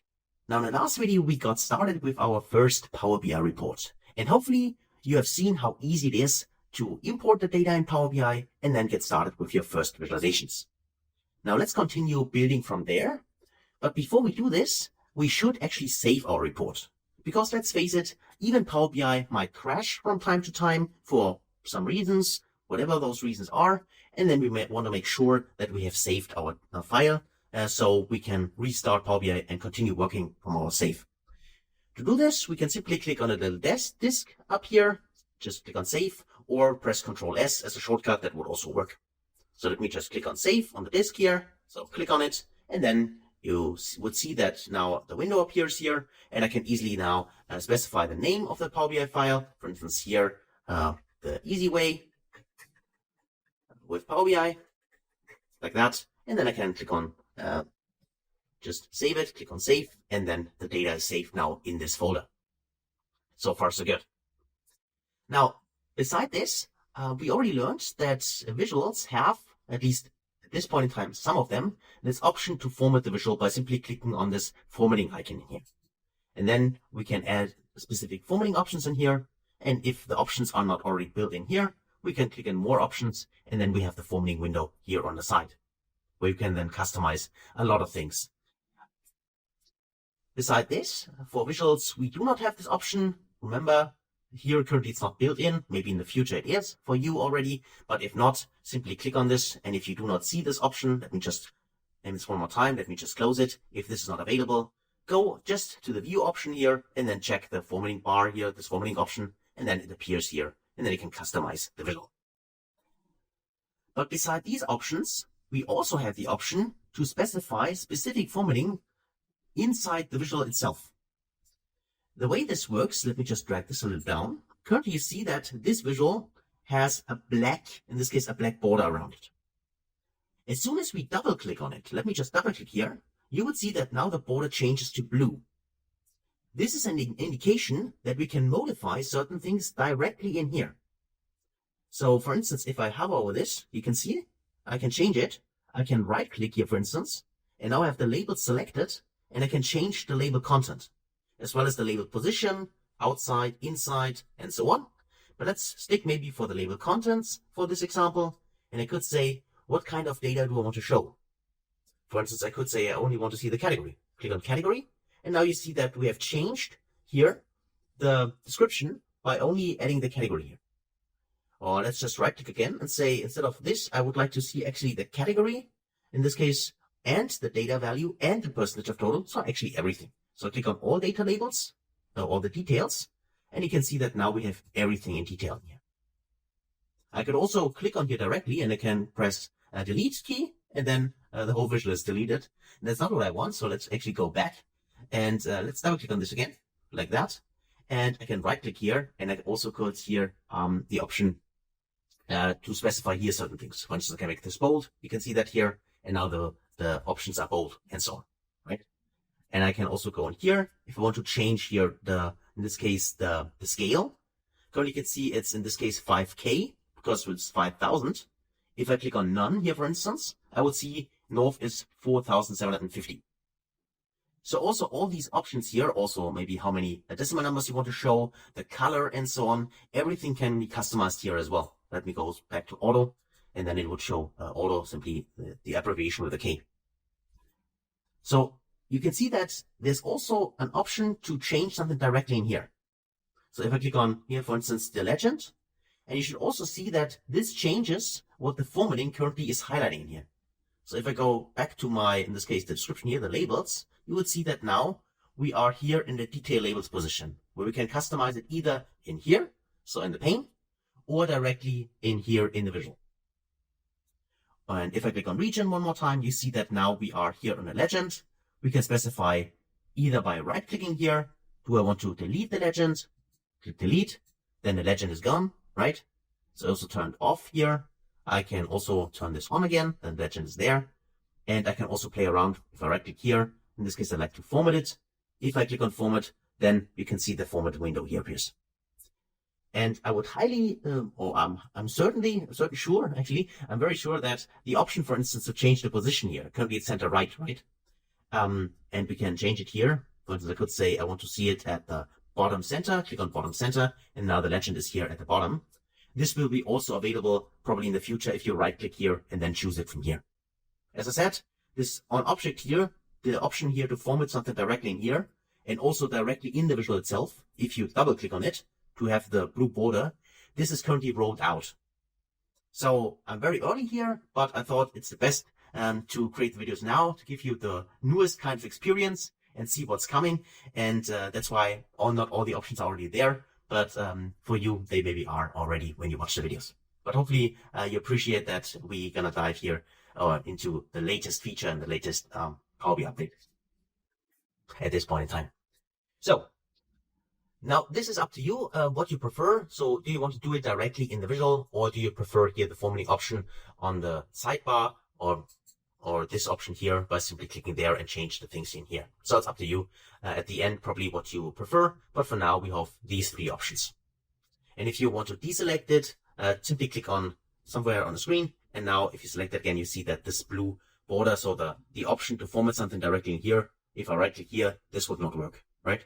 That only works if you double click on a visual, then you have the formatting options in here. Okay. So that's it, another way to format the visuals. So you can see that Power BI becomes really quite flexible because this was not possible in the past, but now it is. And in the future, there will be a lot more formatting options directly in the visual itself if you double click on it. So having said that, let's just drag that down and let's continue creating our report in here. So let me just also drag this down from here, and let's actually insert a header, because each good report normally has a header. So we can simply go to insert, click on insert here, and then we could say we'd like to see a text box. So let me first deselect everything and then click on text box here. And now actually type in some text. For instance, in this case, my first Power BI report. In this case, let's say Power BI, the easy way, right? The easy way to get started. Started, right, correctly. Okay. So I'll select everything, Control A, and I make it bold. And then I also center it maybe. And of course, I like to make it bigger. So let's say 18. I think that should be fine, right? So let's just choose this. So I click on the three dots and I drag this maybe here on top. And I make it a little bit smaller because I don't need too much space. Like that. And I can click on this. By the way, you're probably familiar with this from PowerPoint as well. But if I go to the formatting option here, I have here the option to align the options, right? To align left, center, and so on. In this case, I would like to align it middle, horizontally, or distribute horizontally. You can click on this option. Now you see it exactly in the center of my screen in here, right? So all these options by clicking on the visual first, then the formatting pane here appears up there, format, and I can click on this, and then I can specify here, do I want to bring it forward, backward?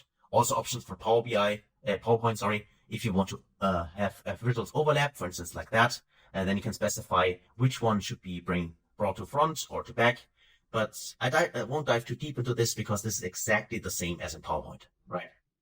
And if you worked with PowerPoint before, then you're probably familiar with that. But especially the aligning option here, that's quite helpful. If you want to style your report and align things properly and so on, then you can easily do this by simply selecting the visual. Or if you control click, select two visuals, and then you go to format and you can do exactly the same. With the aligning, for instance, distribute them and so on, right? That also is possible. So if I align center, just to show it to you, if I click on this one here, you would see that now they're aligned in the center. So let me just go back or press Control Undo because I only want to have my header here in the center. So this can be done here. Just drag that a little bit. Select it, make it a little bit smaller in here, like that. So what else can we do? Now we have our header in here, and I think this one I like. So let me just make this a little bit smaller, maybe like that. And then maybe drag this up here. So like that. And you can also see, hopefully, that there are these red lines. So if you can see this is the red line, this red dotted line. That's something you're probably also familiar from PowerPoint, which allows us to make sure that the visuals here are aligned properly. For instance, both at the same Y position, right? Of course, you can also select both of them, and then you can go to the formatting option, and then under align, of course, you could also say align top to make sure that are aligned at the same Y position. But also, I think oftentimes it's already enough to simply drag it and then make sure that you can see the red dotted line, and it also works for me at least. So here we got one visualization. Let's make it a little bit smaller, like this one here, and also drag it a little bit higher, like that, and then place it somewhere on our screen. Next to the donut chart, where I can see here my regions and here also the sales figures as well as percentage here, I maybe also like to see the profit for products. So let me go in here. Let's just check that in our cylinder here in the data view and make sure that we deselect everything first. So click here somewhere on the blank screen. And then let's just say I'd like to see my products in here. Click on product. And for the products, I'd like to see actually the profit numbers. But instead of having a table, I'd like to see this maybe as a visual. So let's just choose one of those bar charts. So I'll select this one here, clustered column chart. And I can see that now here are the different products I have. And these products here have different kinds of, in this case, profit. So here, let me just maybe double click on this again, just to practice this a little bit. So for instance, here, the sum of profits, I don't like this. So I click inside and I just go back. That's not what I want. I double click here and I just want to change the name. For instance, this is not the sum of profit. This is just my profit. Okay. I don't like to have the sum name in here. Click on profit and then click somewhere outside. And now I have renamed my axis. And one more time, I'd like to mention this. You could also do this inside the formatting pane here, but that's also possible now. If you just double click on it, make sure you can see the the blue border around, and then you can change that in here as well. Also, let me just right click on the bars here and then say I'd like to add the data labels, right? I can click this option and I would also see the data labels in here. I can click on the data labels as well and I can right click and I can format them if I want or choose from here. So to make them bold, now they're bold and so on. This is also possible directly from here. Or if I go inside my formatting pane, I could also do it here, right? There are the values and I can simply click the bold in here and this would also change it in here. So, and also as a best practice, because there are so many formatting options in here, if you search for a specific format, right, you could also go to the search option here, the search pane. This often helps, at least me, to simply find the specific thing I want to format easier. For instance, if I search here, you can see there are the labels. For instance, if I would search for the labels because I can't find them, I can simply search for, in this case, the data labels, and you can see that now I'm here. You can see the data labels. Here I go inside, and here I can specify, for instance, for the values, and then I can search here, for instance, italic, and you would see that now they're italic, right? It's, for me, a quick way to find what I'm looking for by simply search for a specific item which I want to change. So let me just remove this for now, and then actually remove this one here, and we can see all the options here again. So this one could be a second visualization, and let's just click somewhere outside. So I have it normal and also make this a little bit smaller, and I have my next visualization type. So like this and this one here, and I want to make sure that these are maybe aligned properly, right? It's the same size, okay, like that. This one is now the same as this one, and then I can continue, for instance. Here, for instance, I have my table in here. Well, okay, I can make it a little bit bigger regarding the columns. I just need to hover, in this case, here over the header, and then I can just drag it, and you can see that here I can change the size of the specific columns if I want to do that. And also like that, let me just also make the country bigger. What I could also do in here, here's my table. Currently it's aligned correctly, this is true. But for the table itself, I could also say, if I just select here the options for the sum of sales, for instance, if you say you do not want to have the aggregation, like sum of sales in here, what you could do instead is simply double click here, and then you can rename the field. So just instead of writing sum of sales here, I could write, for instance, these are my total sales, like that. Press enter, and now you can see that the header is now changed to total sales. It's still the sales field from our data. If I go to my cylinder one more time, it's still sales in here, right? Which we're going to use. But we just renamed it here for this specific visualization. Not for all the others, only for this one. If you want to name it differently, so instead of sales here, we would like to have total sales. This is something we need to change in the Power Query editor when we import the data. And we will dive deeper into the Power Query editor later on. But for now, if you want to just change it quickly, then the quick and dirty way to do it is simply double click here and change the name. Right? And also, if I go to the formatting option here, then here for the column headers, this is done. I can also make them, for instance, I can center them, right? And now they are centered. Or I can also right align them, right aligned, and so on, depending how I want to style it. Also make it bold, and then they're also bold. And because I increase the size here for the labels, I might also want to increase the size here of the font size here for the headers. I can also do that. So this could be also now a visualization which I want to use. So beside this, I could, of course, also create additional visualizations, or I could use this card, this map. In this case, I want to get rid of the map, so I've simply delete it for now. And I would like to have maybe a different visualization type in here. So let me go back in here again and choose, if I go here, what else do we have? We have a table and so on. What could be interesting for us is also the slicer, right? Because maybe we want to give the report, the end report consumer, the option to slice and dice the data. So maybe he or she is interested in, for instance, currently we can see here the profit for all the products, but maybe you would like to see the profit only for a specific region, right? That could be the case. And we can do this by two ways. The second one I'm going to show you in a minute.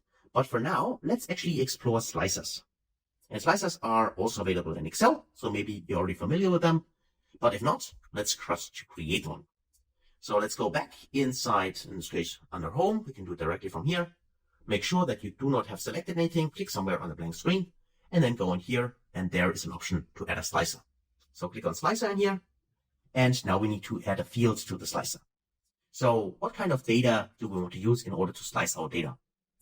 And I could say I want to use the region. So I click on region, click on it, select it, and now we have a slicer here for the region, like east, north, south, and west. So if I would select south, let me just click it, and you'll see that now all the data is now changed here. And I can only see now here, in this case, the profit for the region south, where for PlayStation, obviously it's currently negative. If I click on north, I would see the data for north, east for east, and so on. So, by the way, if either you deselect it by clicking again on it, or you deselect it by clicking on this little icon here, clear selections, you also would see the data again. Beside this, there's also an option to, of course, customize the slicer a little bit. Maybe you do not like it the way it looks currently. You can click on this one here. You can change the slicer header. Currently it's here region. You can untick it, then it would not be visible. Or you go to more options. Currently, this is the only option I can change here. Again, in the future, there might be more options, but for now, I need to click on more options, and I would see here my formatting pane appearing. By the way, if it's closed, and I click on more options, it automatically appears in here.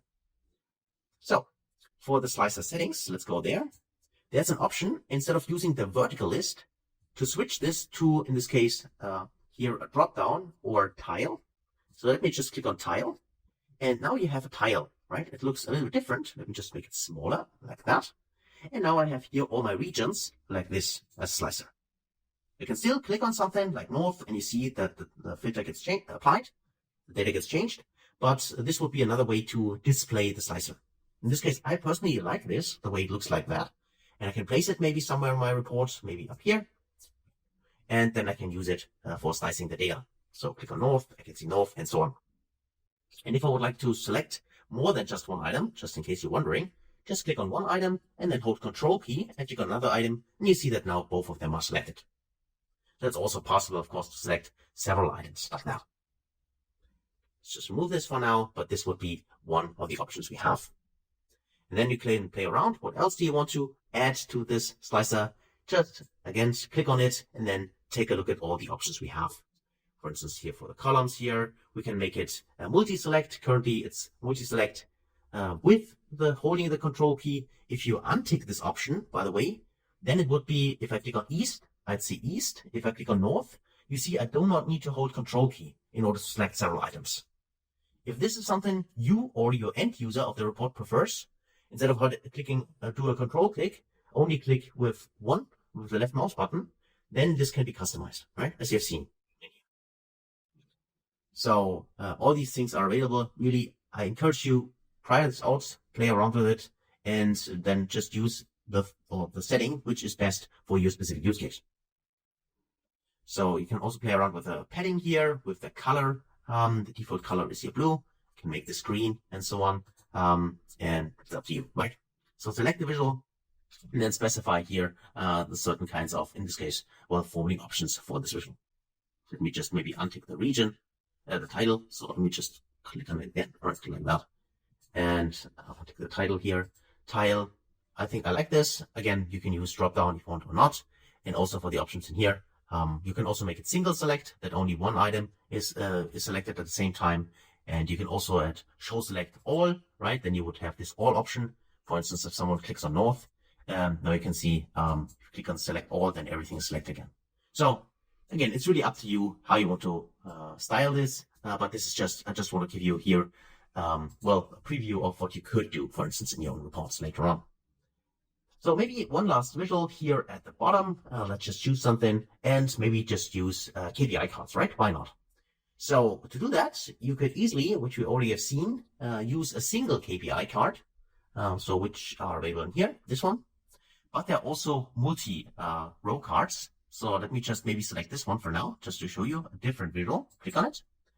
And now we can add here certain kinds of fields. So click on add data and then say we would like to see the sales. And at the same time, we would like to see the profit. So click on add data and also add the profit, like that, for instance, right?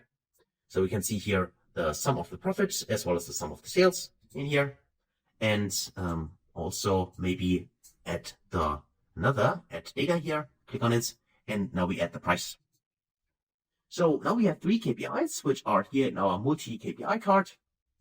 And I think it makes sense to maybe place this maybe top, rather here, right up there, just as an example. And here we have our table. And for the table, you can also sort this. That's not what I want for now. That's not my focus. Let me just drag this high and click on it again. Click on country. Let's go here. And there's sort by. There's an option. Let's sort by country. That's fine for now. Sort it alphabetically. And maybe we would like to make the table a little bigger, so we add additional data. So let me go to the data option here and then just choose for the table next to what we already have in here, country, total sales. Let's say next to the country, we also like to add additional data. Let me click on this data option here, add data, and then say we also like to see here, let's see the product. Click on product here, so we can see the table's a little bigger. Let me drag the product up. So if you want to change the order of the columns, simply select it, drag it up under country. So I can show you this as well. And now we have here, in this case, the country first, then the product, then the sales, and then the profit. So like that, for instance, right? This is our sales table, which we have here, which we want to visualize here. For our KPIs, we can see them in here. This is the sum of sales, the sum of profit, and the sum of price. And maybe a few of you already notice that the sum of the price, that actually does not make any sense, because normally you do not sum up the price, right? You sum up the profit, you sum up the sales, but for the price, there might be more interested, for instance, the average price a customer has paid us. So for that, we can easily change this by clicking on the option here and say for the aggregation type, click on this little arrow here, data options, and say instead of the sum of the price, the aggregation type here should be the average. And by the way, you can also change these options here for the other ones by clicking on this little arrow here. But for now, the sum of sales and sum of profit is fine, but the sum of price is not fine. That's something I'd like to change. So that's why I go in here and change it to average. And now you can see that's the average price which the customer has paid us, which makes more sense in my view here for this specific KPI.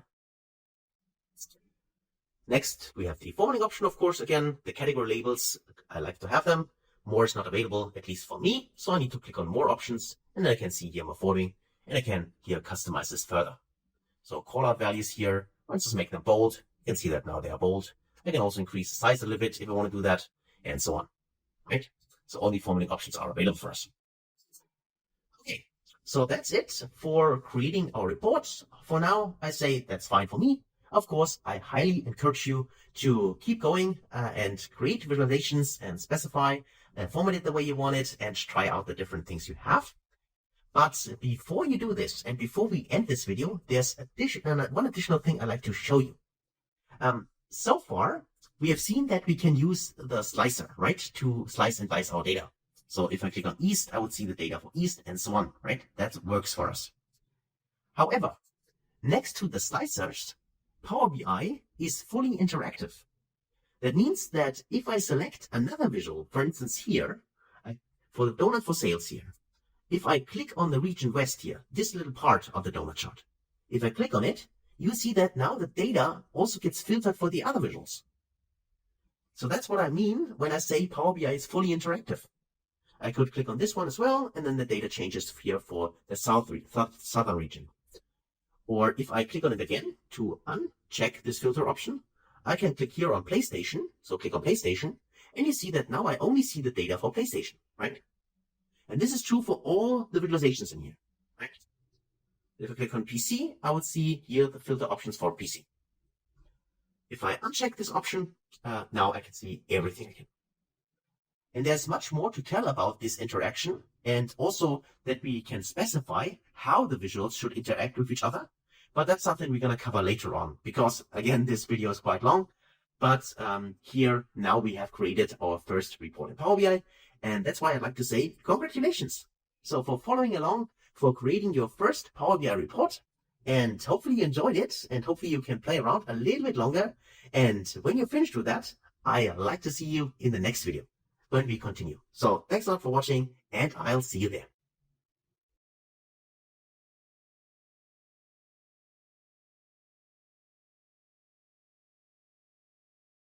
Hey friends, hope you're well. In this video, I'd like to give you the update which Microsoft released in the new July 2023 version regarding the OnObject feature. Now, the OnObject feature means that we can select any kind of visual, like this one for instance, and then based on our selection, we can directly click on these icons here to either choose the data we want here, as well as you can see here, what kind of visual we want. Currently, it's this donut chart, but I can switch it here if I want. And we can also go up here and do our formatting. Now, if you work with Power BI in 2022, for instance, so in earlier versions, then you were actually more familiar with these options here actually pinned up there on the upper right. Now, if you want to switch this back, you can easily do this using the pane switcher, which means that you can click on this little icon here and you can say move to pane switcher. And if you do that, then you see that now you have the box here with all the visuals up there on the right side again. And then you can use it here. So it depends on what you prefer. And you can easily switch it back by simply click this icon again here and then say you want to move to visual, and then it's back on the visual itself. So it's really up to you what kind of option you want to use. This is now available for you. Besides doing it here, you could also go under the View tab, and there's also this option Pane Switcher, and you can go there, and then you can say, I want to move here to the Pane Switcher, and then you can switch it here, or you can, of course, go back there again, and you can untick this option, and then it's back on the visual. If you're just wondering what this actually means, this always show Pane Switcher, this just means if you take a look at the little bar here at the side, the data view, if I untick this here, you see that this is gone. That is the only thing which this does. And the second thing which is new is that beside clicking on these icons here, to add them here to the pane, like for instance, if I click on Format, you would see here there's also the Format option here. If I click on Bookmarks, I would find the bookmarks and so on. So this is an option. And new in the July 2023 release, you can also click on the plus symbol here. So customize pane switcher, if you click here, then you can simply check here the boxes, what you want to see and what not. So if I go to selection, you would see that this also appears in here. So it's up to you how you want to do it, but this plus symbol now is also available for you. I just wanted to mention this because in the videos when I recorded that was not available, and just to have you have the full experience here and know where you can find everything, I want to give this video here to you. So hopefully that was helpful, and now please continue following the course. Now let's do that.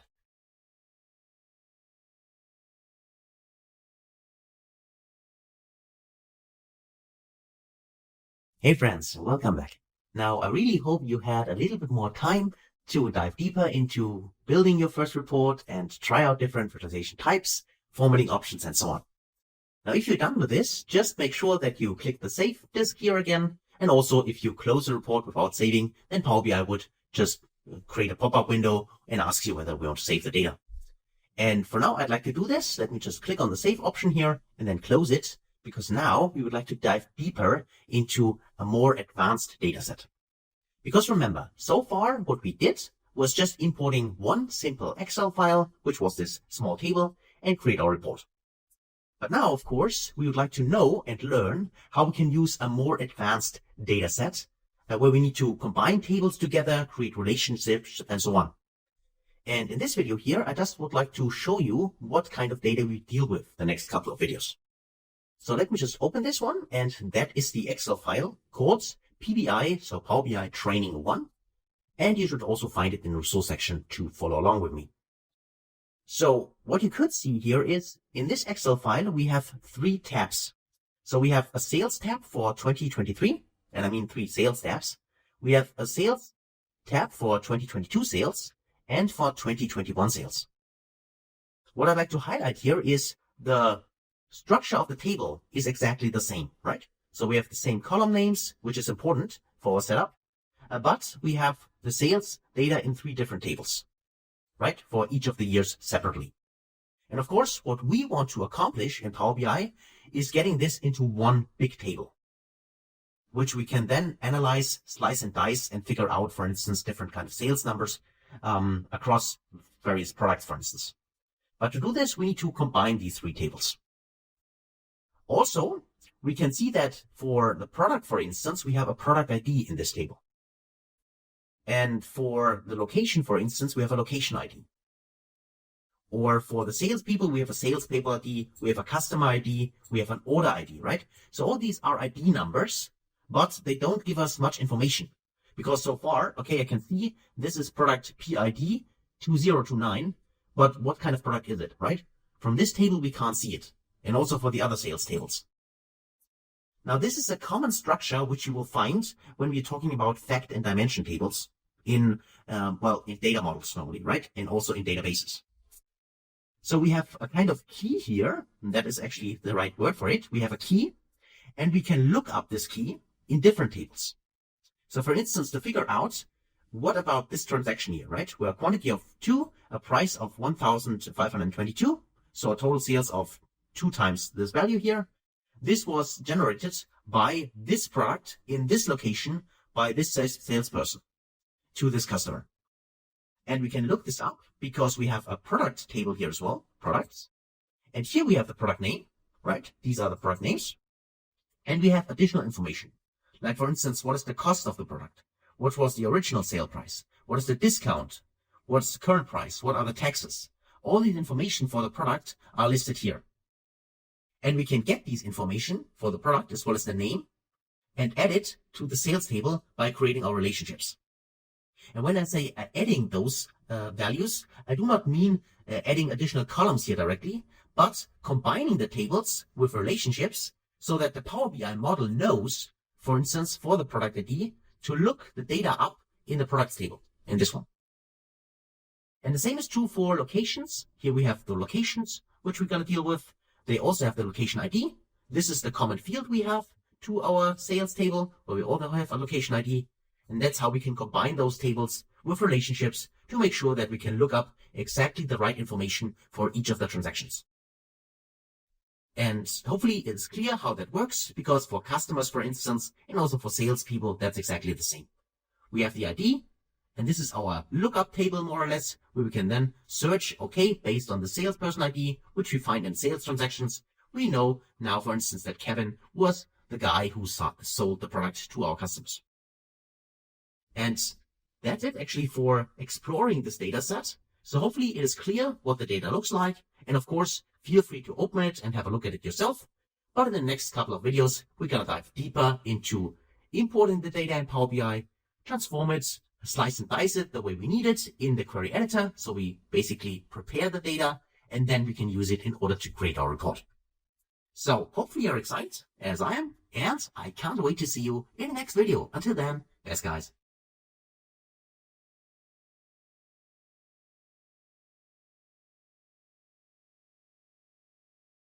All right, welcome back. Now let's dive deeper into Power BI Advanced.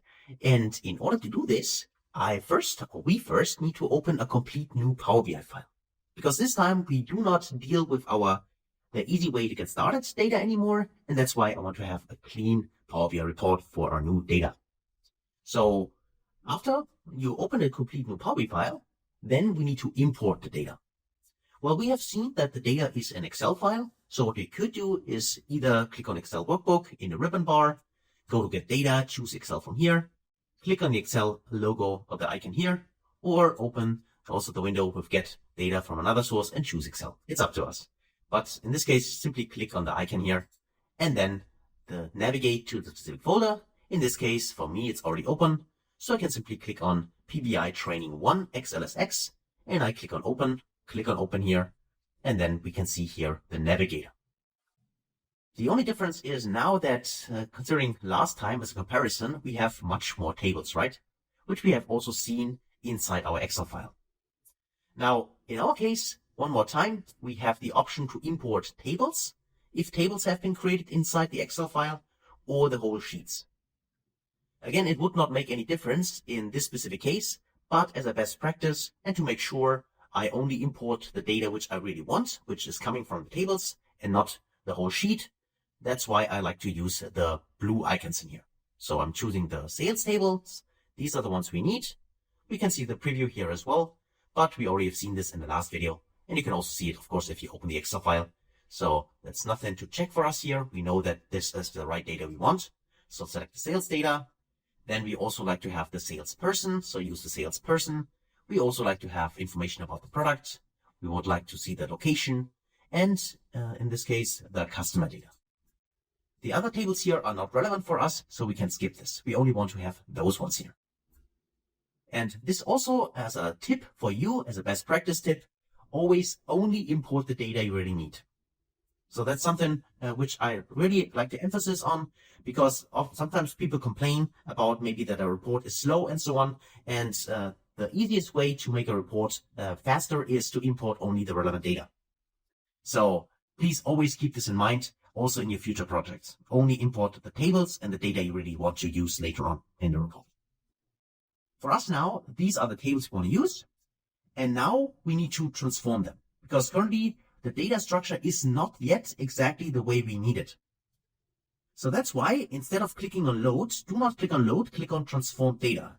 This is something I'd like to mention one more time. Hopefully Power BI or Microsoft in the future will not highlight the load option automatically anymore. Because this is it's tempting people to click on load, which means that we load the data directly into Power BI instead of transforming it upfront. Of course, we can still transform it later on. I'm going to show you how that works. But in this case, always if you import data, and you want to transform it, to clean it, and so on, right? To prep it upfront, then always click on Transform Data. So let's do that. Click on Transform Data, and then just wait. You'll see that now this is a little big. I'll make it smaller, but now we have a query editor window which opens up, which is this one here. So let me just make this bigger here a little bit like that, and you see it's a separate window. It's in front of the Power BI report. And as long as this window, the query editor is open, I cannot edit anything in here. I cannot do anything in here. This window is locked as long as the query editor is open. Okay. So inside the query editor, we have here on the left side, all the tables which we want to import. And also one more thing I'd like to mention. Let me just click on refresh for now. Okay. One more thing I'd like to mention is currently this data is not loaded to the model yet. The query editor allows us to first transform the data, to shape it, to clean it, and so on. And only if we click on close and apply at the end, then the data gets loaded into Power BI. Okay? So, what do we see here? Well, we see the queries. The queries are the tables we have currently in here, which we now can modify. We also see a preview of the data in here. So if I click on sales, for instance, you would see here, these are all the sales columns. If I click on sales people data, I would see the sales people data and so on, right? So you can see the data which is currently inside. We also see, in this case here, information about the data. For instance, how many distinct values do we have, how many unique values, and so on. There's also additional information which you can show. Let me just click on refresh one more time, which you can show and see how the distribution of your data looks like. Not too important to us, but right now, but it's still available. What we could do at any time is we can change the data type. So what I mean by that is maybe one more thing in addition to that. But if we import the data and open it into, or not importing yet, but if we open the data in the Power Query editor, what happens is that a few transformation steps are already applied by default from Power BI. And we can see that by, if I take a look at the right side, there's a so-called applied steps window. This applied steps window lists all the steps and also the transformations we can do or we do on the data later on. This is really a tremendous help because it gives us then the option to see what kind of transformation has been done at each of the steps. And these 3 steps here on the applied steps, the source, the navigation, and the change type, this has been done automatically by Power BI. So if you take a look, you can click on a step. Please make sure don't click on the cross symbol here. Click somewhere on a name, like source, for instance, and you see that the data changes now. And what this gives us is this is what the data looked like actually before or this step was applied. The next step was applied actually. So this is the source data. The source data contained here, as you can see, the different kinds of names of the tables we have imported. So the data type was a table. And the item, here's again the name. The kind is sheet. It was an Excel sheet. And to be specific, it was a table on a specific Excel sheet, which had the name 2023 sales. That is what the source looked like. Then the navigation appeared that the specific sheet was selected. In this case, the sales 2023 sheet. And in the next step, the change type was applied. Because you currently can see, if you take a look at the column, there's always ABC 123, ABC 123, and so on. This just means that currently Power BI has not yet selected a specific data type. Like for instance, a decimal number for a number, right? A numerical value. Or a date for a specific date column, for instance. This happens automatically in the next step. So if you click on change type, select the step, you see that now each of the columns has a data type attached. ABC, this means this is a text or a string value.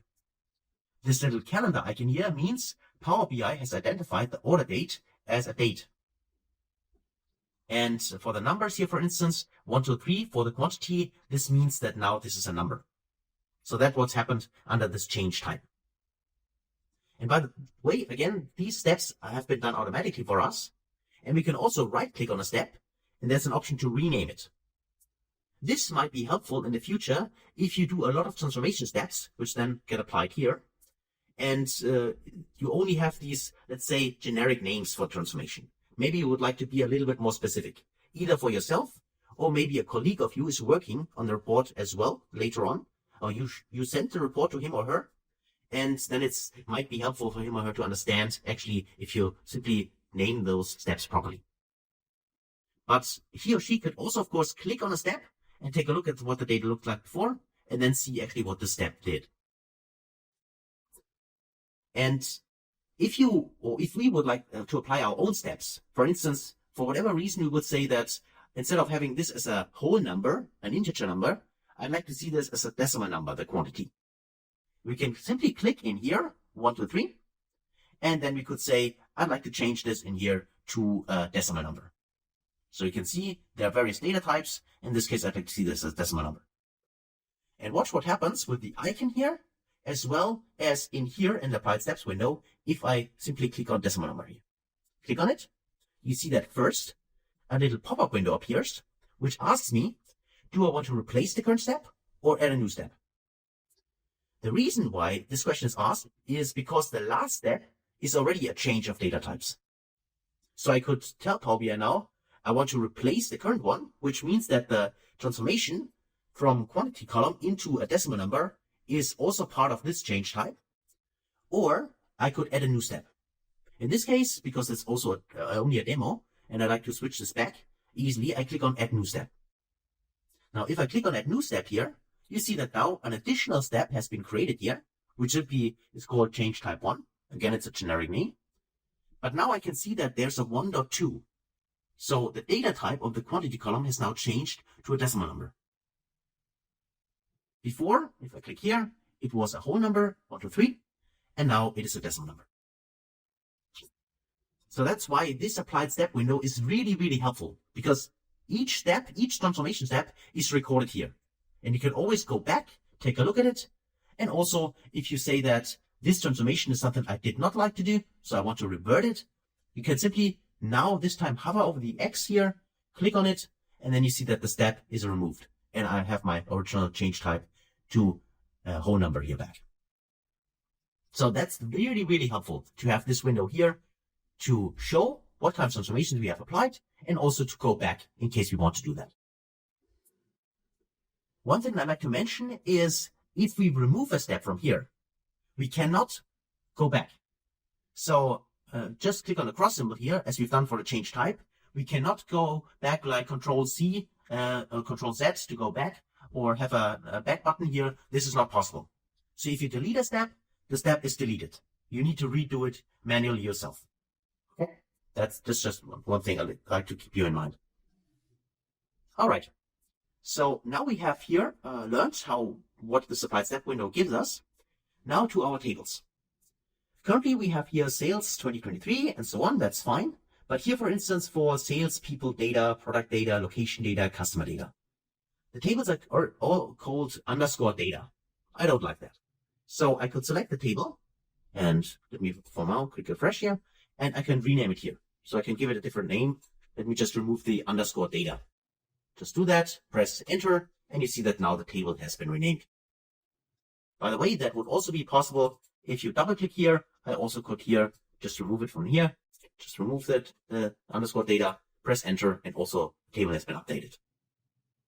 So I like this as well. This, there's a fresh option here, but just by the way, this should not be visible for you. It's just because I last used the table for 2 days ago where I updated the data. That's why it's just popping up here. But for now, let me just click on it. Okay, there it is. Okay. So also for the location, I can rename it either again in the property option here under query settings, or I could double click here, or I could also right click and rename. That would also be possible, right? 3 options to rename the table. Let me call this location, and let's double click here and call this customer, okay? Or customers. It's up to us. But for now, we have our tables here. Okay, so we renamed the tables, and now I also would like to maybe structure the tables. So I could right click here and say I'd like to create a new group. So grouping is also an option to get a little bit more order in here in the query window, especially if you have a lot of tables, and also if you have different kinds of staging inside the query editor. What I mean by staging, just in case you're not familiar with that, it might be the case, and you'll see this in a minute, that you have some, let's say, basic tables, and based on these basic tables, you do transformations to create new tables. And maybe you'd like to have some kind of order structure to see, okay, these are the tables I imported, and then I did transformations on them in order to create new tables, and I'd like to have them in a separate folder. It's just a structure. It's not required to do, but I personally like to do it to have a little bit more structure and order in my applied steps here in the query section here. So I could name this, for instance, this is my, let's say, model, TBL. TBL is just an abbreviation for tables. I could give it a description. For now, I just skip that, and I click OK. And now you see that we have the other queries, which are the current queries we have, and we have the model table folder. And in the model table folder, I want to see all the tables which I'm going to use directly in the model, which in my case is customer, location, product, and sales. So these are the 4 tables. I can select the first one, hold my shift key, select the last one, or I can control click and select them individually. And I want to drag them and place them inside the model folder. Drag and drop, and now they are part in this model table folder. Which of course, right click here could also be, in this case, you can ungroup it if you want to do that, or also have a look at the properties and also rename it. If you don't like the name, you can change this later on. So these are the tables we're going to use directly in the model. That's why I placed it here in the model table folder. For the other ones, these 3, those are not yet exactly in the structure we need them. We just click on refresh and okay. So because, as I said at the beginning, if you remember maybe from the last video, these are currently 3 separate tables. Our goal is to bring them together into one giant table. So we have the sales 2023, 2022, and 2021 in one table. That is the goal. How can we do this? Well, now we can have a closer look at all the different transformation options which are up here in the ribbon bar. And by the way, there are not only those under home, there are also some under transformation, and the other here at column, there are also transformations and so on. So a lot of transformations in here. But for now, what we need actually is under home, the option to append queries here. Under combine is a good word for it. There's an option to append queries, and appending, if you hover over it, it gives you some information. That's, by the way, always as a tip here, hover over one specific option, for instance here replace values, right, and gives you some description of what this transformation can do for you. For us now, under append queries, append this query to another query in this file. And that's what we need, because what appending here means is simply stacking. So place sales 2023, 2022, and 2021 on top of each other, and then have one table. That's what append queries can do for us.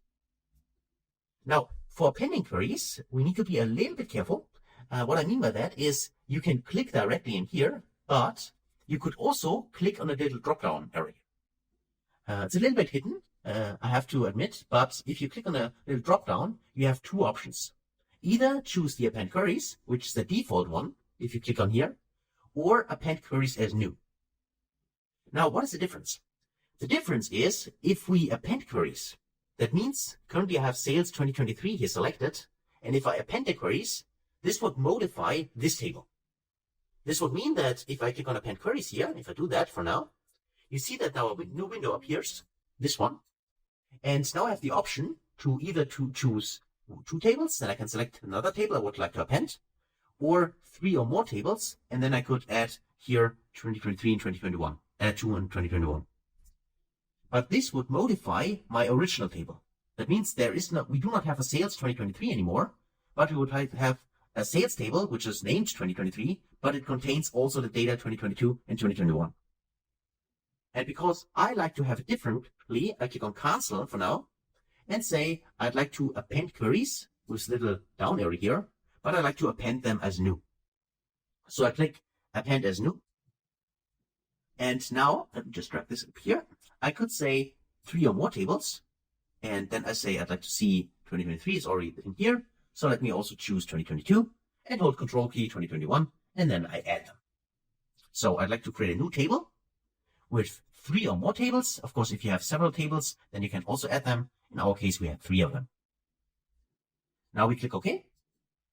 And now we see that we have one new appended query, which is completely new, right? So we still have our original 2023, 2022, and 2021, but now we also have this sales table, which is called append 1.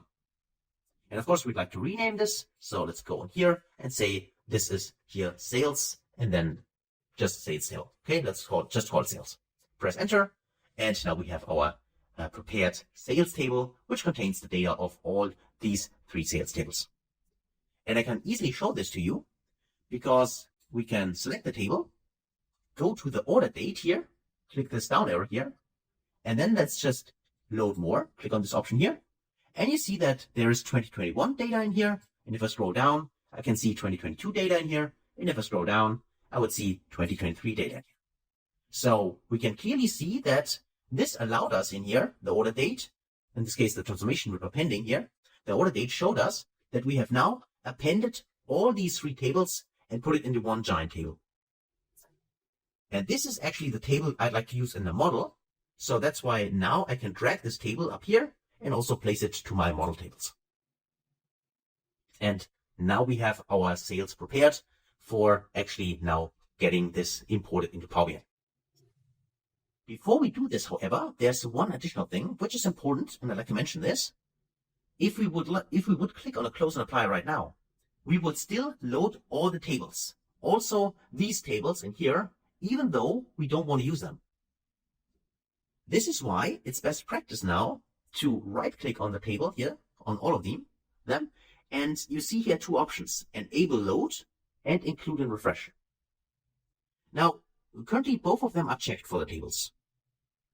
Include and refresh, this is something would like to have, because include and refresh means if the underlying data for sales 2023, for instance, right now for me, this year is not completed yet, so the data in this sheet might change.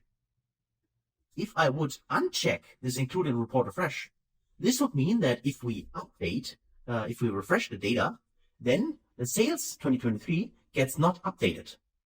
And the problem with that is, if the sales 2023 gets not updated, the sales table gets not updated, because it depends on these three tables. This is why what we want is leave this checked, include and report refresh, so that these tables also get updated when new data is there, but we want to disable the load. So we check this enable load, we disable it, also uncheck it by simply click on it, and also enable this one. You will see that now the names of these tables are written in italic. That's an indication that they are not included in the load anymore.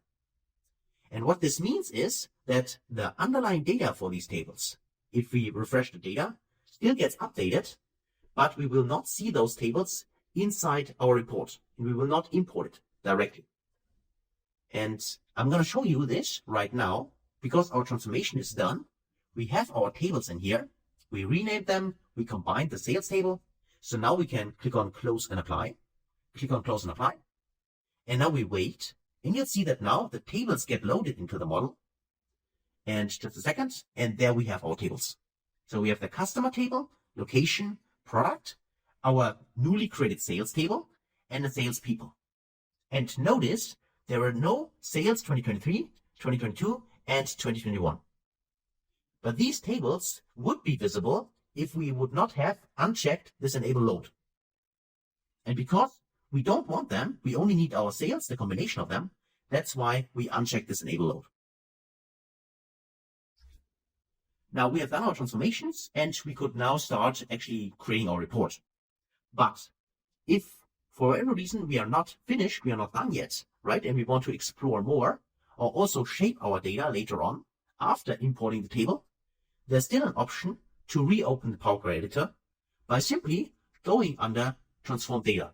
Under Home, if you click on Transform Data, click on it, then the Query Editor opens again, and we can continue changing, preparing, cleaning our data. So we are not locked to what we have done at the beginning. We can, at any time in the future, reopen the Transform Data, the Power Query Editor, and then we can change something in here. Also, we could right click here, and I could enable the load again if I would like to do that for whatever reason. For us, we do not want to have it, but I just wanted to mention and to show you here, you're not bound by anything. At any time in the future, you can change it back again, okay?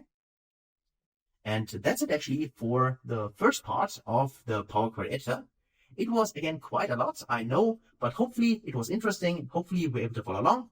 Of course, feel free to rewatch the video, and please make sure that you also do the same steps and do it practical with me, because that's the way how you learn, okay?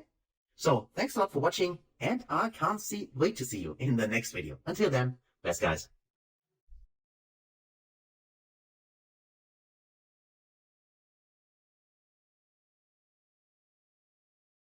Hey friends, welcome back. Now in the last video at the end, I reopened the Power Query Editor to show you that we can dive back into it and continue cleaning and transforming our data, but also because our model setup is not finished yet. What do I mean by that? Well, that is a good question. The issue here, or what's missing currently, is a dates table. A dates table is something very, very important in Power BI when it comes to any kind of time intelligence. Time intelligence means, for instance, you want later on in your report, compare this year's sales to prior year's sales, for instance, right? Or this month's sales to prior month's sales. So any kind of time calculation based on the measures you have in Power BI, they require a proper dates table. And for that, I have something which you can download from the resource section and follow along, which is a custom M code. M is the query language inside the Power Query Editor. What's meant by that is, let me just show you, let me just open the code I have prepared for you, which is this one here. Okay. So I totally get that it looks kind of intimidating, at least at first when you see it the first time. But what it actually is a function written in M. And this actually, all these codes, so this M code, this is also created for all the transformations we do. So let me just quickly show it to you. So for instance, for the sales here, this transformation we have done by combining these three tables, under the hood, actually M code was generated in order to do this. So we use the front end here, so we can simply click on specific transformation steps, but under the hood, what Power BI is doing, it is executing M code. And if you would like to see what kind of code it is to create the sales, you can simply go under Home to Advanced Editor. And now you see what actually was the formula which Power Query used in order to create the table. So there's a function in M, which is called table.combine. And then it requires inside curly brackets, the name of the tables. Now, all these codes here, which the code is generated, you do not need to know it. I mean, if you like to dive deeper into M to write your own M code, you can do that. But to get started with Power BI, this is not required because the transformations are done for us by Power BI and abstracted. The complexity is abstracted away because we can simply click on the specific icons here to do the transformations. But it's great that you can see that, for instance, these applied steps, source, navigation, change type, and so on. If you select a table, you go to the advanced editor, then you see that what actually gets executed under the hood. So a connection to the Excel workbook, in this case, the selection of the source, the transformation of the data types of the columns, all this is in here. So if you like to see this and like to learn more, then this would be a good option to simply select the table with transformations and then go to the advanced editor to take a look at that. But if you do not want to do that and it looks quite complex, no worries, because as I said, there is no need to do it. You have the interface and we can do all the complex transformations in here. For our dates table, however, we're going to use something which is already prepared, this one. And don't worry, it's quite simple because all we need to do is simply copy everything. I press Ctrl A in here, Ctrl C to copy it, and then I'll go back to my model in here. And I'd like to add a new source. So I click on under Home, New Source. And then I create, instead of connecting to a specific file, I go to blank query. The blank query means that, again, I go into the advanced editor, which I've already shown you. And here I can write my own query. And there's a default syntax inside. I remove this. And then I just Ctrl V to paste everything I copied. It's quite a lot, but it creates a lot of columns for us. So you see there are no syntax errors, which is good. So let's click on Done. And now what happens is a function gets created in here. This function requires a few parameters, like the start date, the end date, and the financial year start month. Now in our case, we have 3 years, which is 2021, up to 2023. This is why as a start date, I can simply type in here, that's the 1st January of 2023. So 1st, and the end date is, 2021, of course. The end date is, in this case, the 31st of December in 2023. Okay. So this makes sure that I have the data for all my 3 years in here. And then if I would have a fiscal year, which is different from starting in January, for instance, my financial year starts in April, anything like that, or in May, then I could actually add the month number in here. For us now, it doesn't make any difference. So I simply type in a 1. And if you have a holiday calendar, you could also choose the holiday calendar. Then this holiday would also be implemented. I don't have this, so I just skip it, but it's also available inside the M code, which you can, again, download from the source section. So this one I've shown you, this one. Okay. So we copied it. We specified the date range we want to create. And everything we need to do now is simply click on Invoke. And now we have a complete new table created. This is called Invoke function. So let's actually rename this properly and say, this is our dates table. Call it dates, press enter. And now we have the dates. And what happened now is that all of these columns in here have been created with this M code first. And you see that we have a date column in here, which is starting in the 1st of January 2021 up to, of course, then the 31st of December 2023, because that's what we specified. And you can see that all the columns we have in here, we have here also the month names in here. We have an abbreviation with the month name and the year. We have here the weekday names, even though they are, in this case, in German, because it's my native language. But of course, for you, it would shown in your native language, and all the other kinds of fields in here. So you see there are a lot of specified fields which you can use in order to slice and dice our data. But much more important than just slicing and dicing is that this table here allows us to do time intelligence in Power BI when we create our first measures. So as I said, a comparison between different years, for instance. And the reason why it is best practice to use a separate dates table like we do here, instead of relying on a date column which we already have in a model. For instance, in sales, there is, of course, also an order date column, right? This one. Now, of course, we could try to use the order date column for our time calculations, but this would not be a good idea. And the reason for this is we cannot make sure inside the model, so let me just untick this, inside the model that we have actually reflected each day in this dataset. So for instance here, I can see it starts here with the 23rd of February 2023, and then I have the 24th. But for instance, what if the 25th is missing? So I cannot guarantee that on each day in our 3-year period, I have a sale. And because I cannot guarantee this, that also means that the order date that might have missing dates, because maybe we have a date and on this specific day, nothing was sold. If our calendar is not complete, so has missing dates, then there might be the case that the DAX, which is the Power BI query, Power BI language, when we create our formulas, that the DAX calculations are wrong. So they give wrong results. So we need to make sure that we have a proper dates table where no date is missing in the date range we want to analyze. And only then we can ensure that our calculations are always correct. And that's why it's so important to have a separate dates table, because with this dates table here, which we created, we are ensured that no date in here is missing. And this allows us then to do or base our calculations on this specific column. That is why it's a best practice to have this separate dates table created to make sure that we have reflected all the dates. Okay. So then let's actually drag this also inside our model view because I want to use it in here. So that's fine. And for the query, let's actually drag the query down because the query itself was just for creating the table. We don't need it anymore. And it's not part in here of the model itself.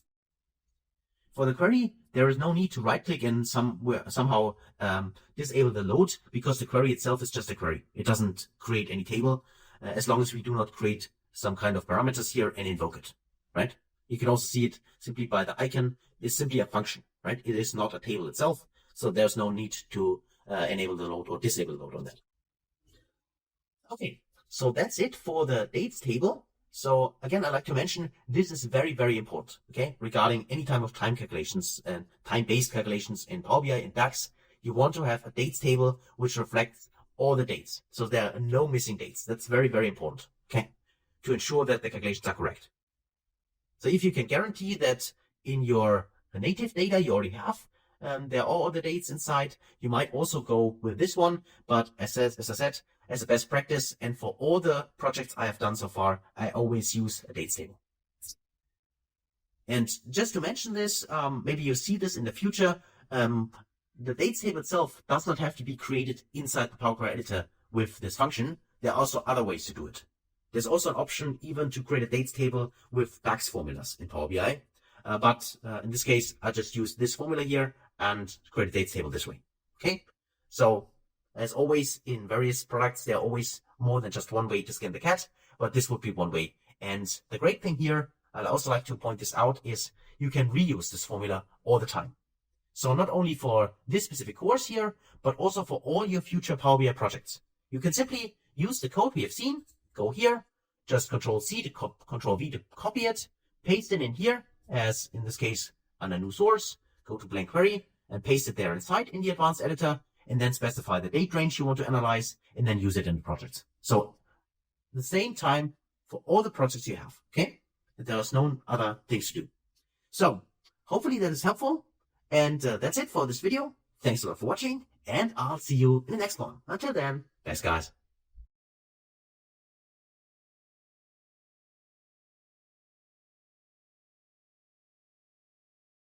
Hey friends, welcome back.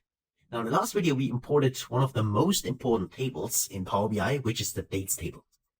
Now, we have seen already a few transformations. Remember what we did when we appended the 3 sales tables, but of course there are much more transformations inside the Power Query editor, which you can see under Home, all these different kinds of transformations, as well as under Transform, under Add Column, and so on.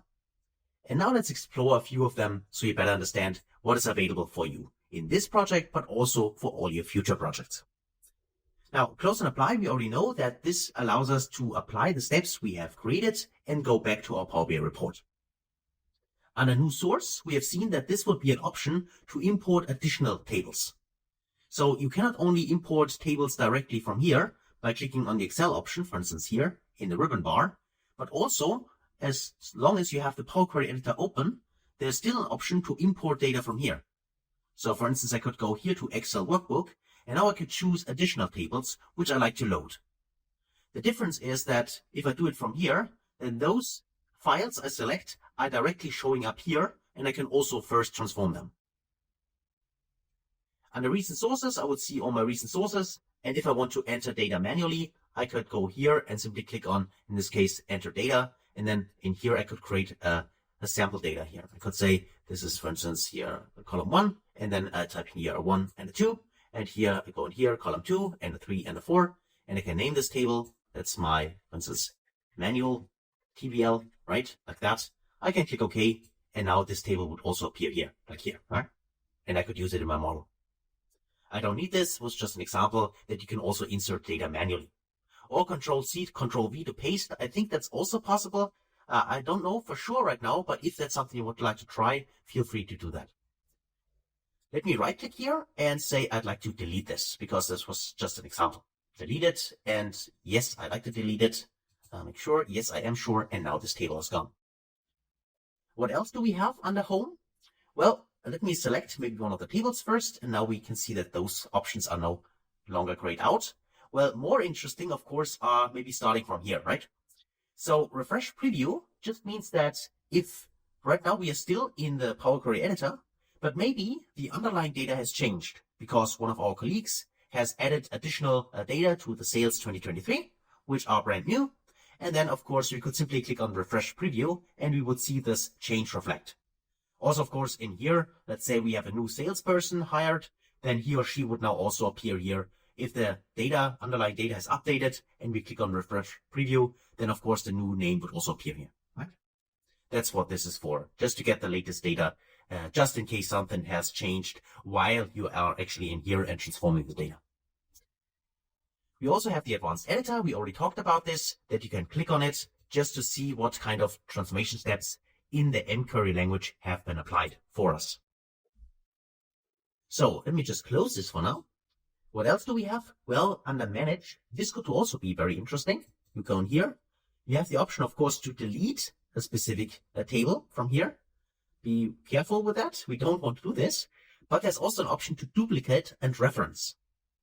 Now, if I click on duplicate, let me just click on it. You'll see that now we have salespeople tables 2, right? A second one, which is exactly a copy of the first one.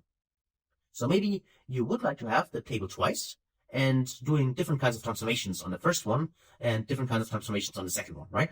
So then this could make sense to have this in here. The other one, the other option here is reference. I could also go here and say reference. Now I have a sales people 3, which looks exactly as the sales people 2.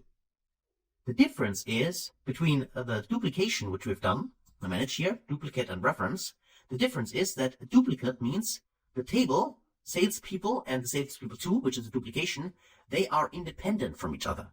Meaning, if I would now change something in salespeople 1, in this one here, the original one, this change would not be reflected in salespeople 2, because it's just a duplication. It is a complete separate table. Just a copy, but a complete separate copy. For the reference, on the other hand, this is different. The reference always reflects the changes which have been done in the first one. So for instance, because salespeople 3 is a reference of salespeople 2, if I would go in here and say, for instance, right click here and say remove salesperson name, you see that in salespeople 3, because it is a reference, also this column has been removed.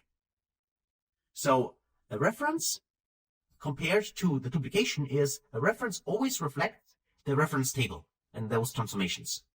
The duplicate, on the other hand, you can see here, there's only one column.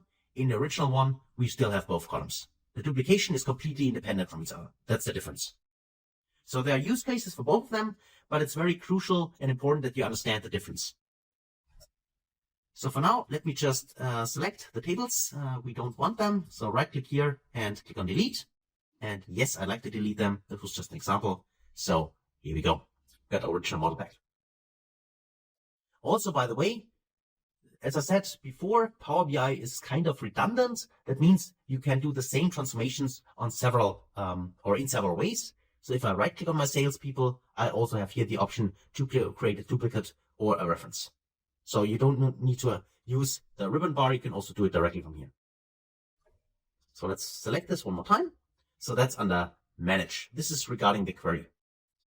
Beside this, we have the option to manage the columns. We can choose columns or remove columns. So maybe let's go to a table like sales table here. We have a little bit more columns, so it's easier to see from here. So under choose columns, you can click on it, and then you can say, I want to choose columns, and then you can choose the columns you want to keep. So for instance, I only want to keep, let's say here, the salesperson, the customer ID, the order date, and the price. Select those, click OK, and then you see that all the other columns have been removed, which again has then been also applied in here in the applied steps window. So that's maybe an easier way to do it directly from the choose columns instead of selecting the columns from here. Of course, you can also hold your control key, select the columns, right click and also remove columns. That would also work. But maybe if you have a lot of columns, so maybe let's say 100 different columns, it's easier to do it directly from the choose columns option. Let me just remove this step. Again, that's the great thing that the applied steps here are recorded. So we can always go back by simply removing the step and we can see our original data. Also, there's another option if you click on this little down arrow here, which is the go to column. This is, at least from my perspective, also very helpful if you have a table with, again, let's say 100 different columns and you need to search for a specific column, you want to select it. Then instead of using the scroll bar here at the bottom, you could simply go to column and then select the column you want to go to. Here, for instance, I would like to go to, let's say, the quantity column, select it, click OK, and then you see that this column is selected directly and you can do your modifications in here.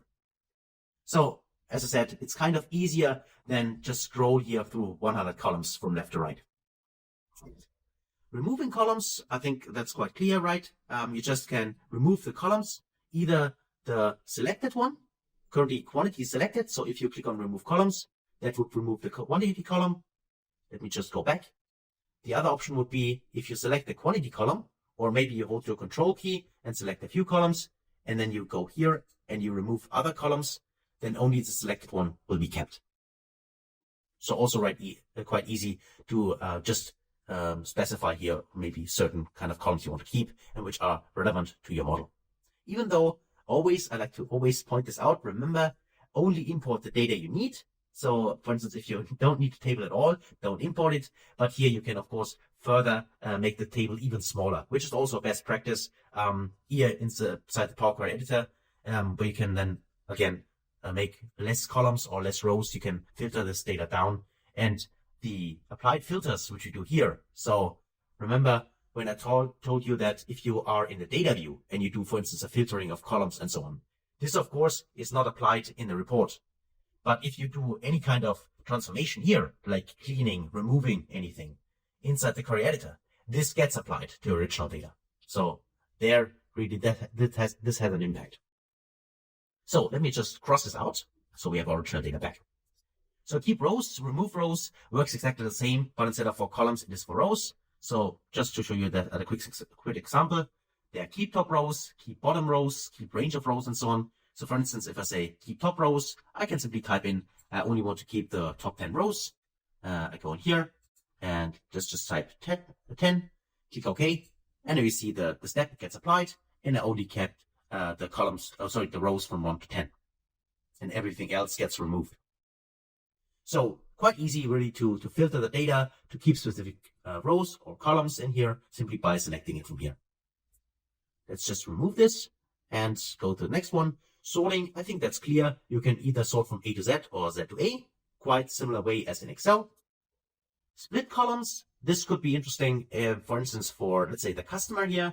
The customer has a surname, his full name is in here. So you could select the column here, and then you could go under split column, and there are various options. Split by delimiter, by number of characters, by positions, lower to uppercase, digit to non-digit, and so on. So a lot of options in here. But for us now, it's simply by delimiter. And then I could say there is a space. That's true. There's a space between the two names. So I can split, and then I can specify, do I only want to split by the first space, by the last space, or by all the spaces? If I say each occurrence in here and click OK. So click OK here, then you would see that now I have 2 columns with here one name for the column, customer, and the second name for him. And of course I could double click here and then just rename the columns, right? Like surname and so on. So that's how easy it is to split columns into several columns.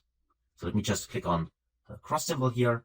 Also click on the split by delimiter, because you can see there have been 2 steps applied. Even though we only took the option here, but this has automatically created 2 steps in here. So that's a splitting here. Grouping, this is just, let's go inside the sales, and so you understand that. Grouping just means we could group the data. So for instance, in here I have a row for each of my transactions, but let's just say I would like to group my data, let's say by the location. I could select the location. I could say I want to group my data, group by, and then I say inside here, yes, I'd like to group by the location ID, and I simply want to know how many transactions have been created for each of the locations. So I click OK.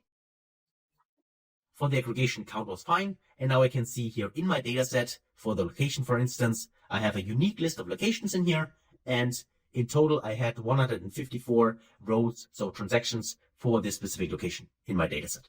That's what grouping does. It simply creates here an aggregation, unique list here of location IDs, and then in this case a count, because that's what the aggregation type we chose, simply for the underlying data, which was sales. So that, for instance, could be interesting, but if I would like to have a table like that, then I would, prior to this aggregation, this grouping, I would right click and I would reference the table in this case, right? Because I do not want to have my original table modified like that. So that would be, for instance, a use case. If you have, or if you need this table like that, if you have a requirement, then I would here use a duplicate or a reference, depending on what you need. So let me just remove this for now. I'd like to have my original sales table. So that's the grouping. The data type is just changing the data type to a different, data type. Currently it's text, as you can see here. I could change it to a different type, but this can also be done by clicking on the little icon here. So ABC, I can also do it here. And I could also right click on a column, and there's also under change type the option to change the data type. So it doesn't matter where you do it, it's all the same.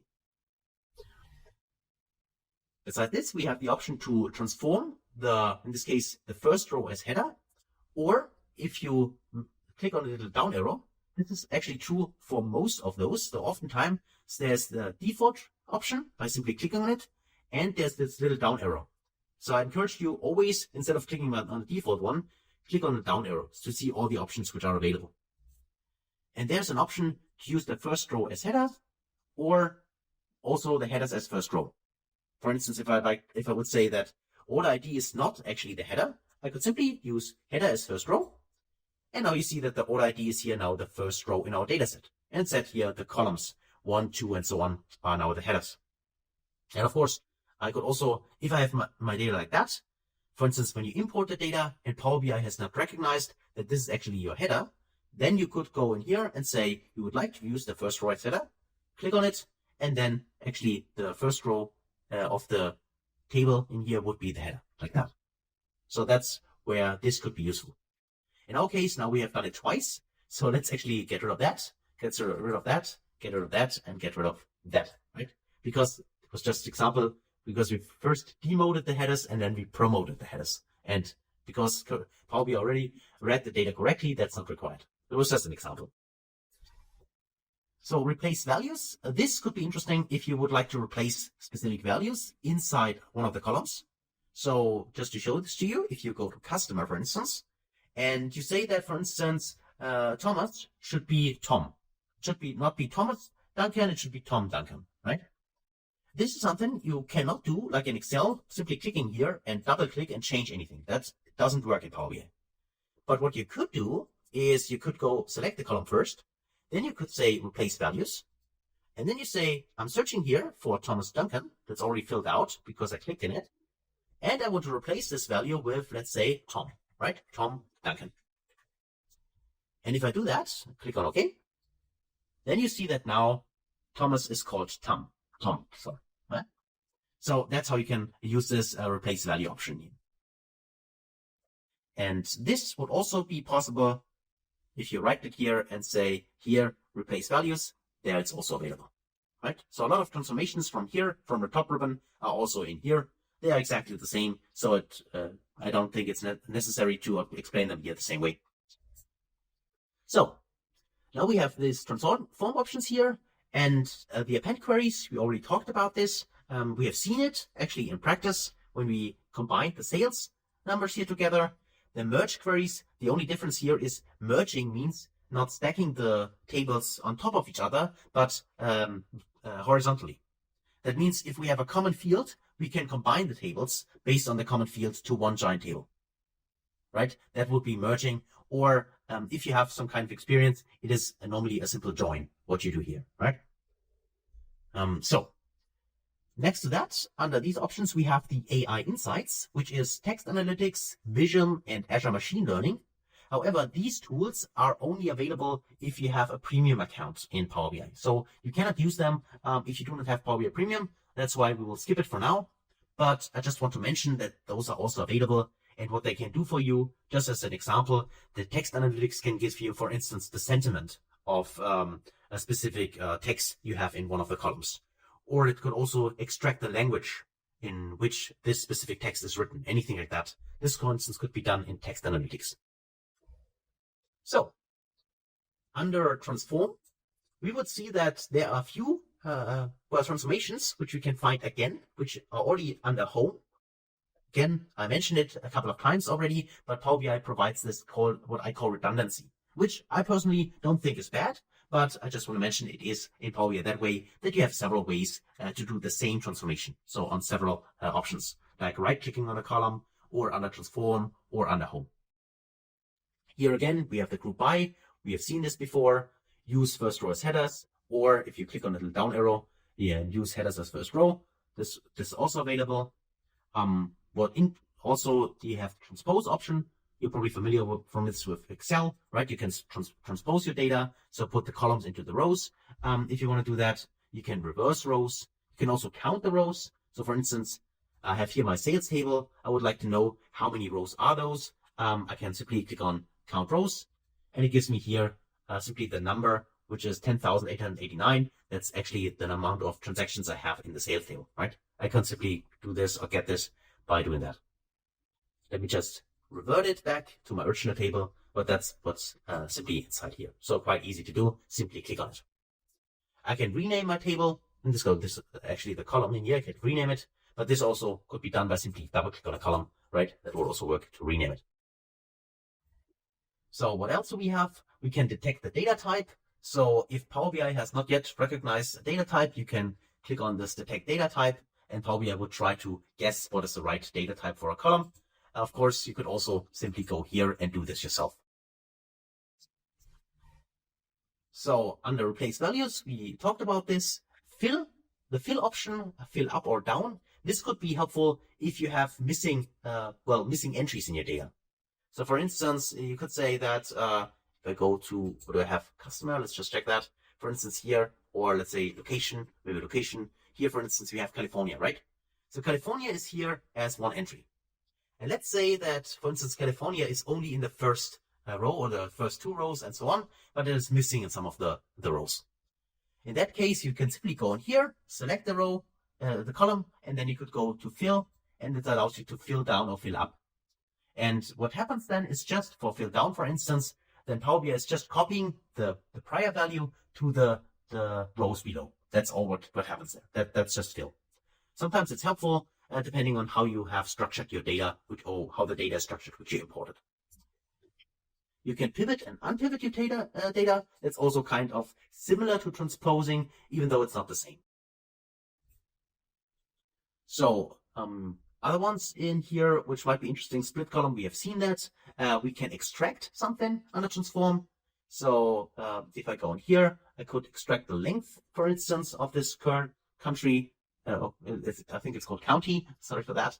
I can extract the first character, the last character, the text before delimiter. Then I need to specify the delimiter, and so on. So if you want to extract something from a name, from a location, so from any kind of text, for instance, then this extract could be helpful. And under parse is for XML and JSON. This is something we do not deal in here right now. But if you have a use case for that, then you might want to have a look at parse here, extract rows and columns from XML or JSON formatted text. So if you have something like that, for instance, from a web query, then this might be helpful. Statistics and so on. So this could be helpful if you refer to, in this case, a numerical column. So for instance, if I scroll to the right, I have here my, where is it? In this case, the quantity, for instance. I can select this one, and there you can see, you can now do some kind of statistics. You can do standard transformations, like for instance, add, multiply, and so on. What this means is, for instance, if I go to add here, I could use here any kind of value. And if I click OK, then this value will be added to the number I have in here. Could be interesting if you say, for instance, these are the old prices we have, and now we have a price increase of 10%. Just use multiply here, the multiply option. Select the column first, go to standard, then go to multiply, and simply multiply each of those entries by 1.1, right? That could be a use case for that. So quite easy, some kind of basic math transformations, by the way. So that's it for that. Then under date, of course, in order to use this, currently it's grayed out, you need to first select a date column. So this one, for instance. And also the column needs to be treated as a date. So you need to see this calendar icon. Only then those options here are available. And time and duration is still grayed out because this is a date column. It's not a time column, right? It doesn't contain any timestamp. So I could go in here and under date, I could extract now, for instance, I only would like to see the year or the start of the year, or the end of the year, or I'd like to extract the month, start of the month, end of the month, and so on. So this can be extracted here from a specific date. For instance, here, if I have the 6th of January, 2023, if I use the start of the year, I would get the 1st of January, 2023 for this entry, right? So that's what I could do in here. And finally, in here, I could also run R and Python scripts. So, of course, you would need to have installed R and Python, but it's quite interesting, especially for data scientists, for instance, or anyone who is familiar with programming, that you could also run R and Python scripts in here for data processing, just in case maybe one specific transformation is not available for you. So that's it, actually, under transform. And under add column, there are also a few things, like for instance, we could add here additional columns, a custom column where we write our own M code, or we can invoke a function. Remember, a function could be, in this case, anything like, for instance, the function for which we use in order to create our dates table. So if you have a function and you want to invoke the function for each row of a table, you can click on this invoke function, custom function. We could also add conditional columns in here. So as an example, to show you how that works, I could say I have a price in here, right? This price column. So let me just select this. And if I go for my price here and I create a condition, go to conditional column in here, you see that now you have this one here, and then you can specify a name for the new column, and then you simply can check here. For instance, you could say then if here, let's say the price column here is equal, or let's say is greater than, and then you can insert a value here, then you would like to have an output, right? For instance, let's just say, let's call it expensive. So you can see that really how that works. And you can see there are numbers here, and some are greater than 2000. So let's say if the price is greater than 2000, then the output should be expensive. Another one, it's, let's call it cheap, okay? Cheap, for instance. So like that, click OK. And you see that now we have a new column in here, which is simply cheap or expensive, depending on the price number we have in here. That's how that works. Quite easy to do, but maybe something you're going to use in your report and easy to create in here in Power Query. So let me just remove it so you see how that works. Okay, then again, we find various transformations in here, which we have already seen. So they are also available under transform. Like date, for instance, right? You can also see it under add column. There's also date and so on. Very important. Just in this case, the transformation add column is not the same. That is very important. I'd like to mention that at the end of this video. The difference is if you use options from transform in here. So for instance, if I say here, I go to date for my date column and then I parse something, then this modifies the column I have currently selected, right? So if I select my order date here and then I play around with these options, that means that I modify the current column I have selected. When I go to add column and use any of the date transformations from here, for instance, here I say I would like to have only the year, click on year, you'll see that my order column is still the way it was before, but a new column has created, which does the transformation which I want to use. So the difference under add column always means you create a new column, but you leave your original column untouched. If you do the transformation under transform, that means you modify your original column. That is the difference.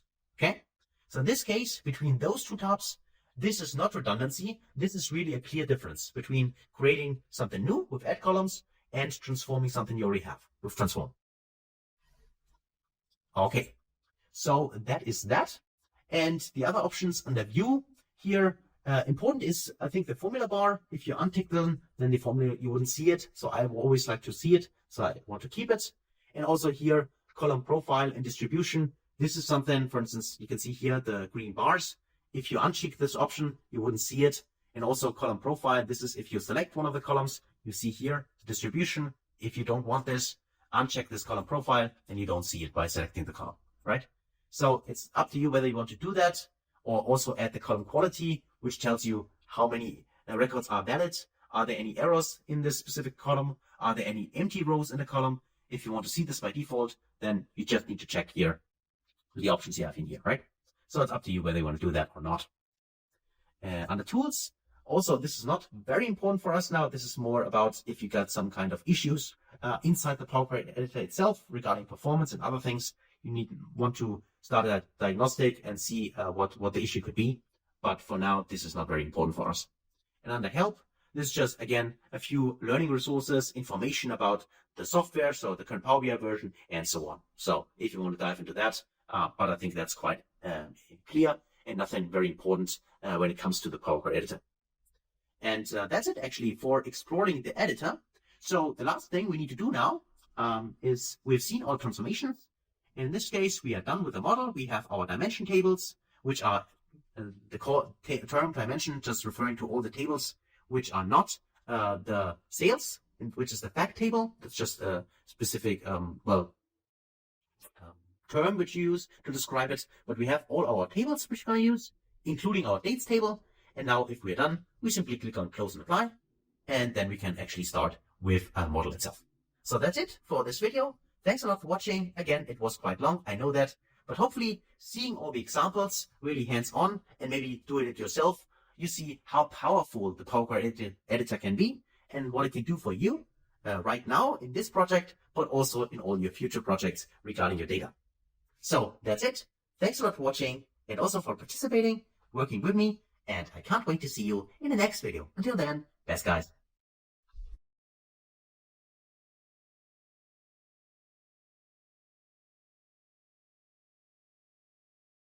Hey friends, welcome back. Now in the last video or videos, we have seen how powerful the Power Query editor can be. And when we talk about transforming, cleaning, and also enriching our data. And enriching is a good keyword because one of my colleagues reached out to me and she told me that there's actually some old data in my current setup and I need to replace it with newer data. So to be specific, she told me that in our location table, there's currently a column which contains the population for each, in this case, of the counties, in this case of the cities, I think, of, in this case, California. And she wants us to update this. So let's do that. And what she also provided this time was not any kind of Excel file, anything like that to update the data. Instead, she has sent us a URL to a website which contains the data. So we need to extract the data from the website to get the latest data. Interesting. Let's do that. So let's go under Transform Data to reopen the Power Query Editor again. Also, for the website, I already opened it, and it's also available for you. I have the link attached before the lecture, so you can use it. And you can see that's what the data looks like. So I have here a website which contains information. It's called worldpopulationreview.com. And I can see here the 10 largest cities in California. I can see here data points. And then here, for instance, I can see a table with the information which I need, right? This is the 2023 population. That's the up-to-date population. This is the column I want to have. Now, of course, I have various options. I could say I download the CSV file or the JSON file, and then I import this file into Power BI and combine my data. That would be possible. But why not actually extract the data directly from the website? Because if we do it this way, then we could make sure that when the data changes here and we update or refresh our data, we get the latest data from the website, right? So that's a win-win situation for us. So let's actually, I just copy the specific path to the URL, and then let me just make this smaller, shrink this, and then go inside the editor. And this time we say we want to add a source, a new source, and we want to add it a web source. So click on this web icon here, click on web, and then there is the pop-up window. And now we need to specify the URL. We just paste here the link to the website. I click OK. And then we just wait. And there is our window, this one here. And it just asked us, how do we want to access this specific website? So currently the website is this one here. And then we can specify, are there any kind of credentials required? So is this a web API? Do we have an API key? Do we want to use Windows credentials? Do we need to access with an organizational account? If it's, for instance, an Azure Cloud Storage from our company, anything like that? No. It is actually a public website, so we can use anonymous here, default one. We click on Connect. So, and then we just wait until the window opens, just a second. And now Power Query is scanning the website for us. And now we have our navigator. Kind of similar to our Excel file, if you remember, when we open it. Now in here, what happens is that Power Query tries, or Power BI tries to analyze the website, the structure, so the underlying HTML code, and searches for tables. In this case, we have a table number 1, and we can select it, and that looks actually already quite good, right? So I can see here, this is a rank, the name, population, and so on. So that's exactly the data, I think, which I need.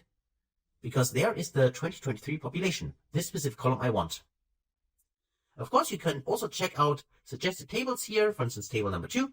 You can see that this is this table here, which is also a table available on the website. And table number 3, that's also obviously a small table from the website, which you could also extract. But for us now, I want to have table number 1, this one. So I can simply click on this option here, I select the table, and then I click on OK. So now what happens is here we have imported the table directly from the website, right? We have here table number 1, which gives us here the name, population, and so on. This information, and this is coming directly from the website you have seen. So if I open this again, this, for instance, this one is a table which we have seen. This one is a table, which is table number 1. And there also, if I scroll down, there should be another table somewhere. I don't know where it is, but as you have seen, that probably also extracted the third table. But that's exactly the data from this website now, which we use and import it into Power BI. And that's what I meant by data enrichment. So we can also extract data from various sources and enrich the data we already have in here. So far so good. We have table number 1. And now we need to bring this table number 1, the data we have here, together with our location data. In the location data, we also have a name here. And we have the specific column, which I was referring to, which is, where is it? My population, there it is, this one here. And this one I want to actually replace because these are the old values. So to do that, I can go to my, in this case, location. I'm already there. And we can now bring them together by joining the data. That means this time we're going to use again a combining step here, but this time not the append query. Instead, we use the merge query. So if you click on merge query, you have the same option to either merge the queries, which means we'll change the location table, or by merge queries as new. So in this case, the merge query would be fine because I actually want to replace a specific column in here, and I simply replace it directly in the location table. Even though you could, if you want, also do it as merge query as new, and then put the location as well as the table number 1 here in these other queries, disable the load, and only keep the original location table, the new location table. That could also be possible. But for now, let me just use location here, merge the queries, and then we need to specify what are the tables we want to merge. So the first one is the current one, which is location. And the second table we want to merge, so to put together, to join, is actually the table number 1, our web query. So these are the two tables. And then we need to specify how do we want to join the tables. Well, the comment field is actually the name. So we need to select name in here, and we need to select name down there. So if we do this, we are asked about the privacy levels. What does this mean? Well, Power BI is informing us that currently we extract data from the web, from a public web source. And we also have data in here, which is coming from our private data repository, right? From the data we have locally stored. And Power Query just tells us here that if we combine local data with a new external data source, we need to make sure that this is something we want. Because the data is brought together. And for instance, if you have really high sensitive data, high sensitive company data, you maybe not want to combine this with a public data source. Okay, be aware of that. But for us now, that's totally fine, right? Because there is no secret in our location, so we can bring this together.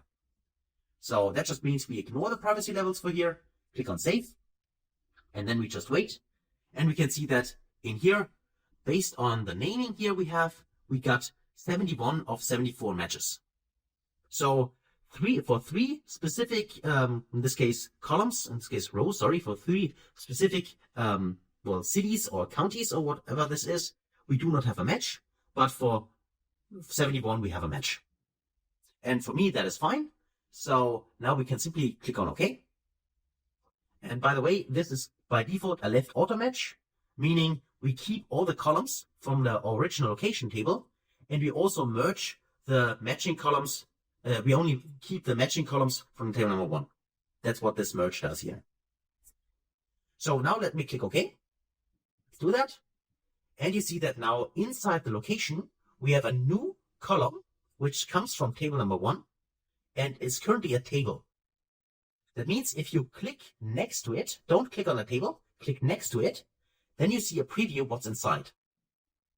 So what happens actually now is, we can take a look at that. We have here in the first row Anaheim, and what we get now inside this table here are actually all the matching rows, which is only one row of course, from the table number 1, which is also Anaheim, which contains all the columns. So in this case, the new population column, which I want to have, as well as other specific columns, which I don't need. So in order to extract the data now from the table in here, right, we can click up here. There's a little icon, this one here. You can click on it, and that means we expand the table now. So we can here specify what kind of columns do we want to keep from this table, which we merge here. And for us, let me just deselect everything. I only want to have actually the population 2023. This is the only column I would like to have from my table number 1, which should be appended, sorry, append is the wrong word, which should be merged as a new column in here to my location. So, and I also untick this option, use original column name as prefix, because if I leave it checked, then the column name would not be 2023 population. The column name would be table 1 dot 2023 population. And I don't want to have this table 1 here as a name in my header. That's why I unchecked this option. So let me click OK. And you see that now I got one new column, which is this one here, which contains the 2023 population from the web source. So from table number 1. And this now can be compared to the older one, which was this one. And you clearly see that here the numbers are different, right? So this is an older information about the population, and this is the latest one, which you get from the website. This one here. So now, as we've seen that, you can also see it by this indication here, we currently have 3 missing values. So 3 of them are empty because our matching here was only, was only working for 71 of the 74 entries we have. So obviously there are 3 missing. So let me just check that. If we just maybe filter this to the null option here, let's just see what is missing here. Obviously for these 3, in this case, let's scroll here, for East Los Angeles, for Jurupa Valley, I probably pronounced this wrong, sorry for that. And then for this last one here, obviously the values are not there, right? So these are missing here. So we have various options. We could either say we ignore this, so it doesn't matter for us for these 3, or we could say we could use something we have seen before. I've shown this to you. If you go to, for instance, add column, there's an option to add a conditional column. And the conditional column could be something like, if the new 2023 population is empty, then we would like, also in this case is null, then we would like to have the values here, for instance, from our old population. Where is it? The population, this one here. Then we would like to have these values here. Otherwise, we would like to have our original values, the new values here. So maybe you can do this. Why not? So we can see and learn how this works. So let's actually go in here and say I'd like to have who is it? The conditional column. And I say, in this case, that is my, let's call this new population, for instance. Let's say this is my new population, and then say if, in this case, the population 2023, in this case, if it's empty, so equals, and then I can say if this is null, for instance, then I would like to have here a different column, select a column, and I say I'd like to see then the older population data, right? And else, if that is not the case, then select the column, and I would like to have my new data. So this one here. So this just makes sure that in the new column we create, we actually get the data, the latest data from the web. But just in case we do not have data from the web, we use our older data, right? The population column.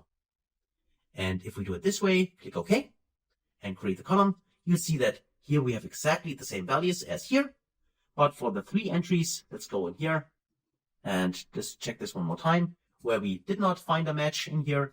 They now contain these numbers in here, right? And these numbers here are simply, if I scroll to the right, these would be the numbers here coming from population in here. So this can be done in order to fill these values in here. One thing is currently you can see that the population in here is ABC, or in this case it's ABC 1 to 3. It is not a number. So that's something I have to change. And actually I'd like to change this before I add this conditional column. So the reason why I want to change it before is this number here looks different to the number I can see in my population column in here. So this is a number here, and this is a number, the new one, this one coming from the web, is a number in a US format. So with a comma separator for the thousands, for instance. This is something which is not normal in my country. So we do not have a comma as a thousand separator. And that is why if I select here before I added the conditional column, right? Let me go to the expanded table key, for instance. So before that, if I would try to go in here and say I'd like to convert this into a whole number, let's use whole number here, check this option. And yes, I would like to insert the step before adding the conditional column. Click on insert. I'll see that now I receive errors here. And also these numbers are clearly not correct, right? It's not 344, it's 344,000. Now for some of you, this transformation works. Especially if you are located in the US, probably you don't have any issues here. You simply can convert it like that, and you get the correct number in here. However, or maybe the number type is already as a number identified correctly by Power BI. But if you are coming from a country, like my country in this case, where the comma is not the default separator for the thousands, what you could do instead is the following. Let me just remove the step here. Yes, I'd like to delete it. And let's go back to the expand table here before this step. And then there's a really great feature in Power BI, which is you click this option here, and instead of using the ones up here, you can go to using local. Using local allows us, yes, I'd like to insert this step one more time. This allows us here to change the data type, for instance here, from this text option to number. In this case, it is, whole number. But now I can specify what is the location. So I would see here, for Germany, there is no comma separator for the thousands.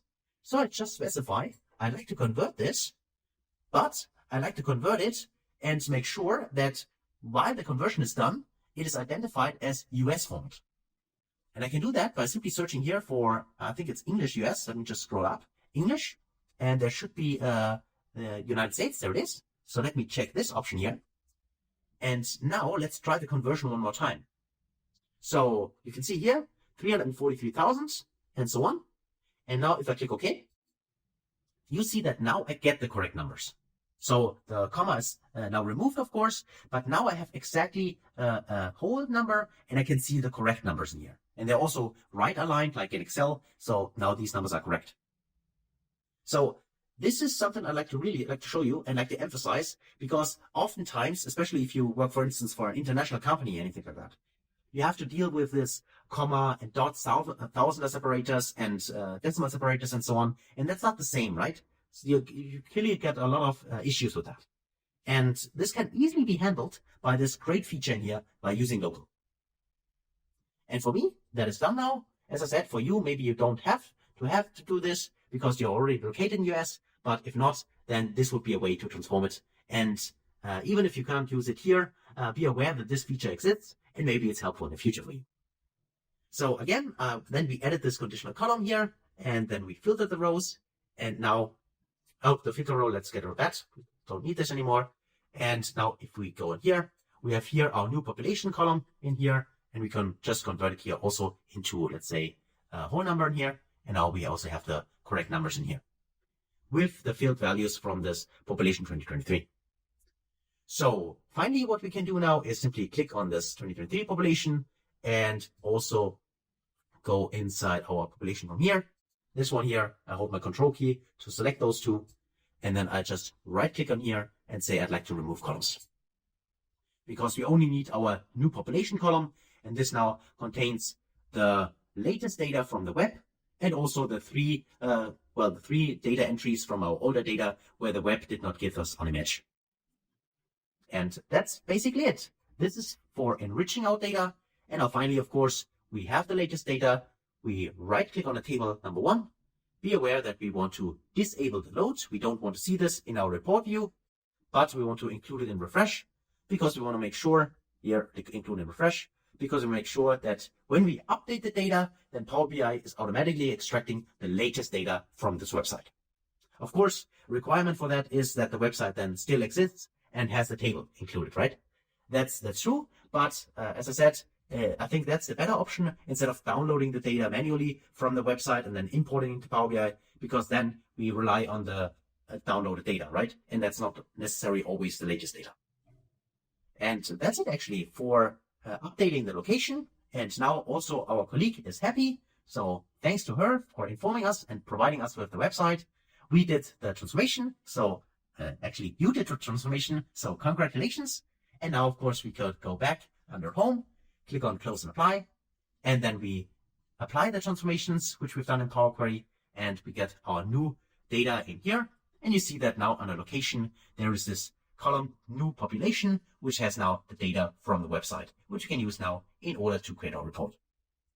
So that's it actually for this video. So thanks a lot for following along. Hopefully you enjoyed it and see you in the next one. Until then, best guys.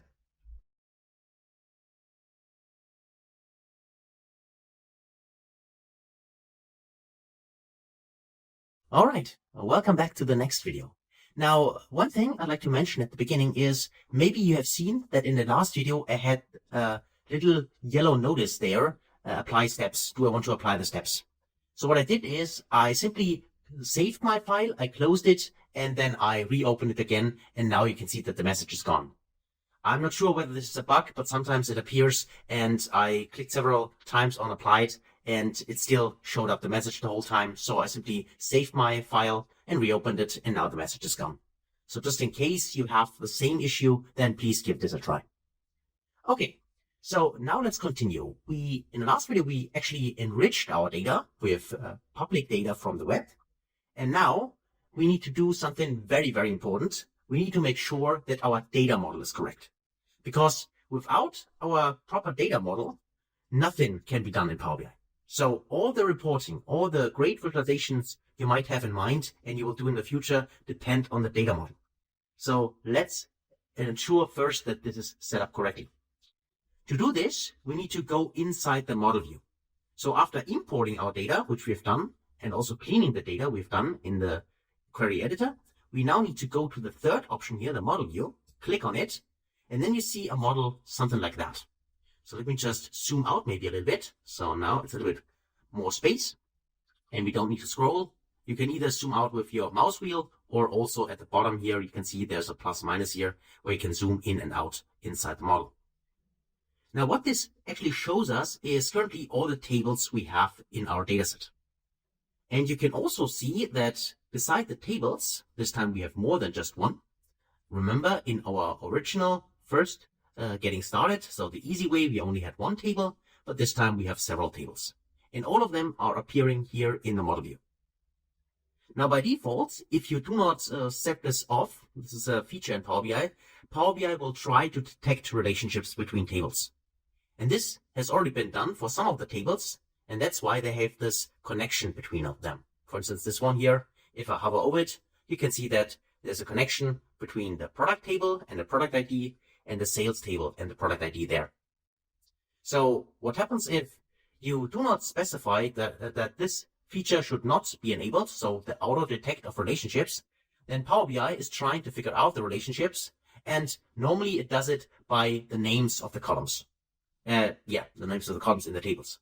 So you can see that we got product ID here, we got product ID there, and that's why it simply thought that the right connection is here from the product ID to the product ID.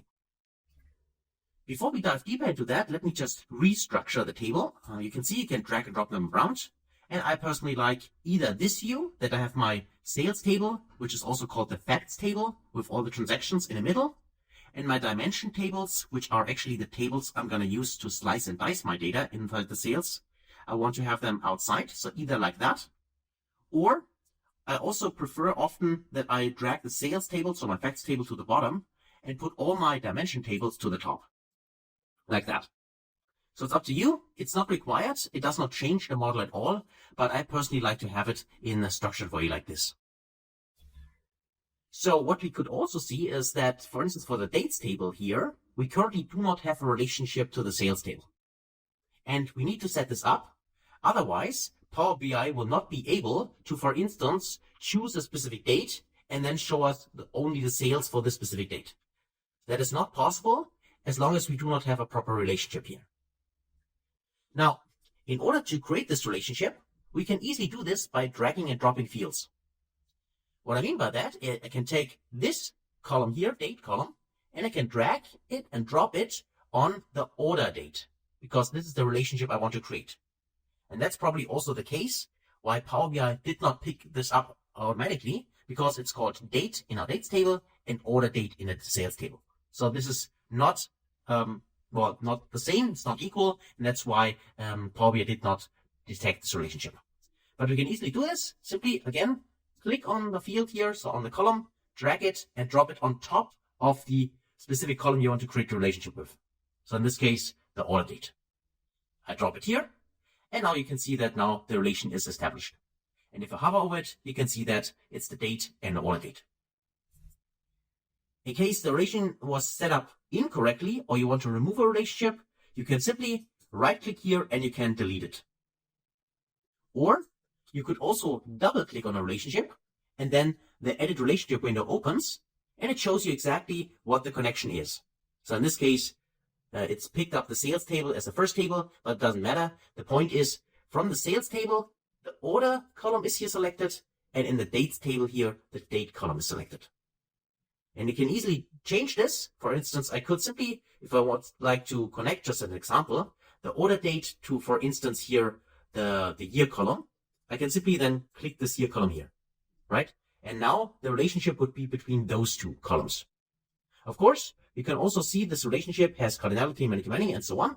And also get a little warning icon here, but that's simply the case also because this here, of course, is not the correct relation. I just wanted to mention this. If you double click on a relationship, you can easily adjust from which column to which column the relationship should be connected, simply by selecting from the table. So first select the table you want to use, and then simply choose the column, and then choose the column from the other table. And you can see then this relationship is fine. Then you can specify the cardinality and then also the cross filter direction. Now, the cardinality refers to the fact of or how the columns are actually defined. Meaning, in my order date, that's why it's called many to one. In my order date, I have several rows where the transaction has happened on the same day. Meaning, for instance, here I have the, this is German date, but it means simply the 11th of January, 2023. So this means that, for instance, on this specific date, I might have several transactions. So that means that the date is appearing several times in various rows. On the date, however, each day is unique. That's the specific feature of our dates table, which it also, this is a feature it has to have in order to be a proper dates table. So this means that many to one means we have might have many entries for the same day in the sales table, but only one entry for this specific day in the dates table. That's why it's called many to one, or also star to one, or n to one. These are also common names which you hear. For the cross filter direction, this is currently set to single. That means that always, and that's best practice in Power BI, is that the one side filters the many or the star side. Let's just click OK for now. Let me show this to you. You see that there's a 1, there is a star, so that's the many side, and also the little arrow here. This indicates the filter direction. That means that right now we could select a specific date from the dates table in order to filter the sales table for the specific date. And this works because we have a relationship and the filter direction is going from the dimension table, this one, the dates table, to the so-called facts table or sales table. That's why it's single direction. And this is best practice. That also means that if the dates table here filters the sales table, the other way around does not work. So that means that the sales table from the many side, because the filter direction is here from the one to the many side, does on the other hand not filter the dates table. So you can't use, for instance, columns from the sales table in order to filter the dates table. That doesn't work because the relationship is one to many and the direction is from the one side to the many side. What you could do, and there are specific use cases where you want to do it, but most often you don't want to do it, but let me still show it to you. What you could do is you could double click here to open the relationship, and you could say, I want to use this as a both. So I want to filter in both directions. If you do this and click OK, you will see that now the arrow changes here. And this means you could now use inside the report. So if you go in here and create a visualization, you could filter from a column from the dates table. You can filter the sales table, you can filter the dates table. So this is possible if you set the relation like that. However, as I said before, you most often in, let's say 99% of cases, you don't want to do this. Best practice is a relation from the one side to the many side, and it's in a single direction. So that the one side, the dimension table, filters the facts table. Just keep this in mind, because if you work like that, in 99% of the cases, you're correct. And that's why in here, I don't want this. So I right click here, or let's actually double click here. And then I simply specify here, this is single direction. And the last one, make this relationship active. This just means that currently the relationship is active. If I untick this option, then the relationship is inactive. And you also see this visually if I click OK, because now you can see this is a dotted line. It's not a solid line, it's a dotted line. And this means that currently this relation, it is in the model, but it is not active. And that means currently the dates table is not filtering the sales table, but we could force it by creating this inactive relationship and then use Power BI, so specifically DAX, so the formula language, in order within a calculation, make this relationship active. So also something we're going to explore later on in a DAX formula. But for now, just keep in mind, in order to filter the data by default, you need an active relationship. So let me right click here again, and let's make this active again. So this should be the optimal setup. You have dimension tables. These tables should be used. You can also call them just plainly filter tables. These are the filter tables, and the filter tables should filter this transaction, so the sales table, right? And if you have this, then you want to have active relationships. You want to have one-to-many relationships. So the one side, the dimension tables, the many side, the fact table, and you want to have a filter direction as single. That is the optimal case. And that's how you should structure your model. So let me click OK. And now the relationship is active again.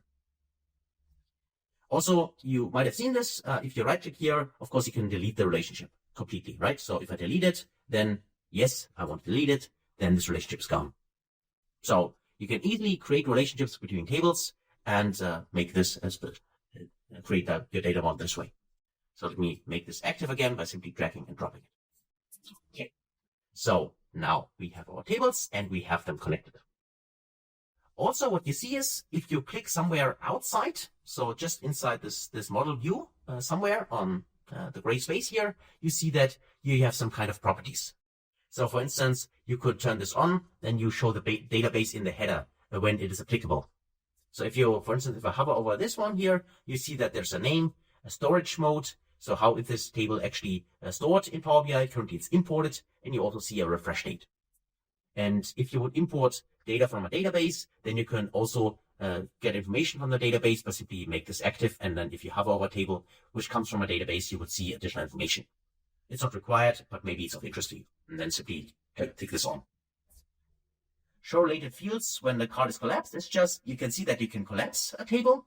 So just click on collapse here. And now you can see that this table only shows this specific entry. And this entry is shown because the product ID is currently the column which we use in order to create this relationship. If you untick this one here, you see that now also this product ID is gone. So this collapsing tables here, that might be helpful if you have a really, really big model with a lot of tables to save a little bit of space in here. So you don't show all the columns in here or a scroll bar with some columns, but it does not do anything to your model. It's just simply a way to make this view a little bit more, let's say less cluttered if you have a lot of tables, but it does not change anything in the model. It's just there, an option. And pin related fields on top of the cards, that could also be done simply by simply adding if I take this option here, you see that now the product ID is always, in this case for the product table, the first entry. The same is true here for date or for location ID. So all the columns we're going to use for our relationship are now on top. So the first entry in this view. That's all what it does. So it's nothing change the model. It's just really a visual aspect you can enable or disable. Beside this, you can click on tables like that. I can select this table and then I get additional properties for a specific table. So here I also have the option to rename the table. You've seen this in the Power Query editor, but I can also do it here if I want to do that. Simply rename it to a different name. I can give it a description. This might be helpful, for instance, for colleagues of us who also explore the model, and we can give him or her a few additional information about the table we have here. For instance, where's the table coming from? What kind of information is inside? Anything like that. Synonyms could be interesting if you're dealing with Q&A in Power BI, for instance, and you want to refer to a specific table. And let's say the table is called products, but most of your viewers or the report consumers actually have a different name or use a different name, which is common in your organization for this table. Then you can also add this as a synonym here, and Power BI Q&A would pick up the synonym name also for this table if you refer to it. Row label and key column, we can skip this for now. That's not that important. Is hidden. This is something we can enable or disable. This could be interesting if you want to hide a report hide a table in the report view. So if I tick this option, is hidden, you see that now the I here, this little I is also crossed out.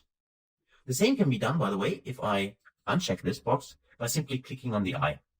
If you take this option, then also now this table is hidden. And what this means is if I go back, remember this is the product table, and now if I go back to the report view here, you see that the product table is not shown anymore, right? You can't see it. It's still part of the model, but you cannot see it in here and use it, for instance, to create visualizations or calculations.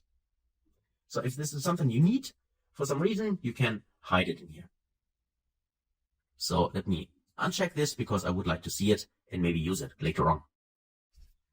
What you also get as an information here is if you check advanced here, click on this one, there you can see the storage mode.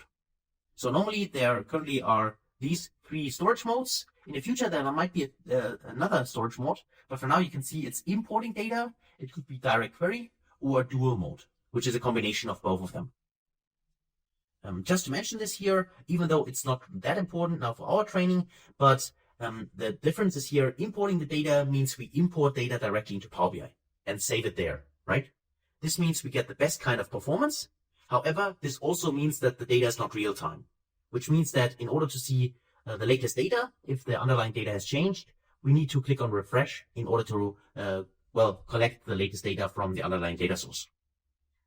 On the other hand, if we use direct query, then we have a live connection to the underlying data source, meaning if something changes there, then this change is immediately reflected in our report. But the problem with the direct query is that it is slow. So especially compared to import, the query is slow, and this means the report is often slow.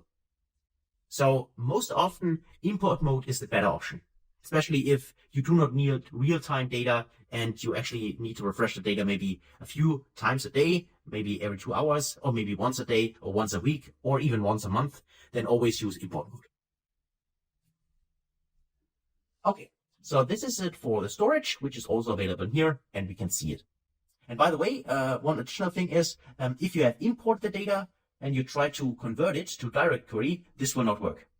So as soon as you have imported the data, you cannot go back to direct query. On the other hand, if you first connected with direct query, you could import it instead. So you can go from direct query to import, but after importing it, you cannot go back.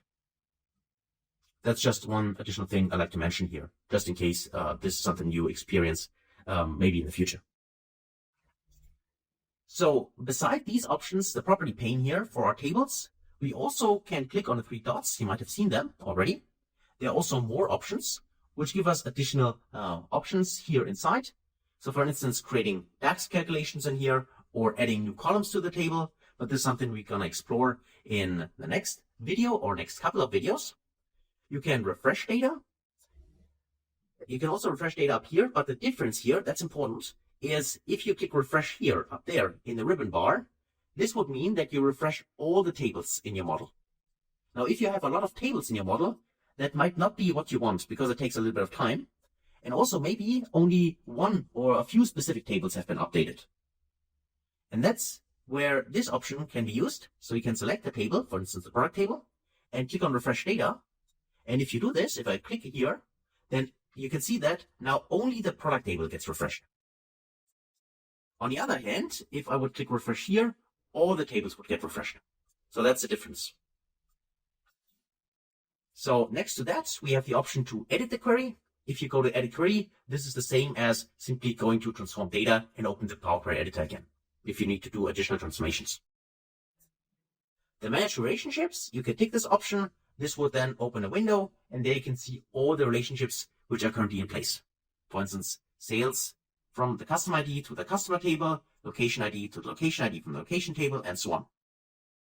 And you can also, of course, select one of them. You can delete them. You can edit them. If I click this, and you see exactly the same window as you get if you double click on a relationship. You can also do it this way. As we already know, there's various ways in Power BI to get the same result. So just let me close this. I just want to show you there you can also adjust your relationships. And incremental refresh could be interesting one day. This is just referring to the fact that maybe you have 5 years of data and you want to make sure that you only update the last year, for instance, and not the whole table, then this could be interesting. But also, it's not a focus of what we currently do here, what we are trying to achieve, but I would like to mention that just in case you hear what is incremental refresh, it just means that you do not update a complete table, but maybe only regarding the time frame. If you have 5 years of data or 10 years of data, you only update the latest year, for instance. That would be an incremental refresh, which could also be done in Power BI. Aggregation tables, this just means that you might have a table which is quite large, and maybe you want to speed up the process. This is something I would refer you to maybe a database administrator or database and admins, because those IT guys can help you actually setting up aggregation tables, and they probably know what I'm talking about, which helps us sometimes to speed up the process. So that means instead of using a real giant big table, which takes a lot of time to do queries with, we can actually speed up the process by using aggregated data. So for instance, instead of showing for each or the sales for each day, maybe we only need monthly data in our report, and then we simply aggregate the data on a monthly level and use this aggregation table, which then can save time and speed up the process and make our report faster. That's what this is about. Delete from model, I mean, we can just delete tables from the model if you want to do that. Of course, I don't want to do this, but this can also be done in here. And hide in report view is the same as simply clicking on the eye. If you do not show it, or do not want to show it, you have seen what this does and how that works. And collapsing or expanding all is just, if you click on this, you can see that now the table collapses again. Or expanding, it's just the same as clicking here. So that's actually what you can set up in here. And then beside clicking on a table, you also have the option to select a specific column. So for instance, if I go to a sales table here, let me just expand it, and then I could say I select the quantity column, for instance. And if you do this, you see that now the property window changes again. So that just gives you the option here to, again, adjust the name for this specific column. You can also add a description, not only for the complete table, if you select the table, but also if you select a column, you can do that for a column. You can also add synonyms here. And this again is for the Q&A feature in Power BI. You can display it in a folder.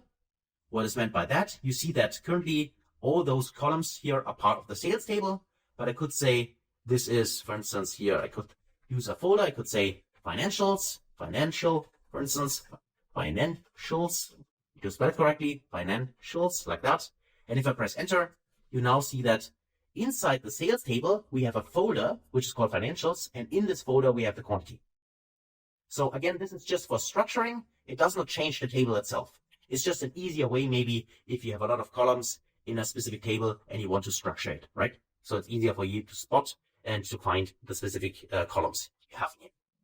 And if you want to remove it, just go in here, remove it completely. So let me just click on it, let me select it, remove it, press enter, and then you see that now the folder is gone.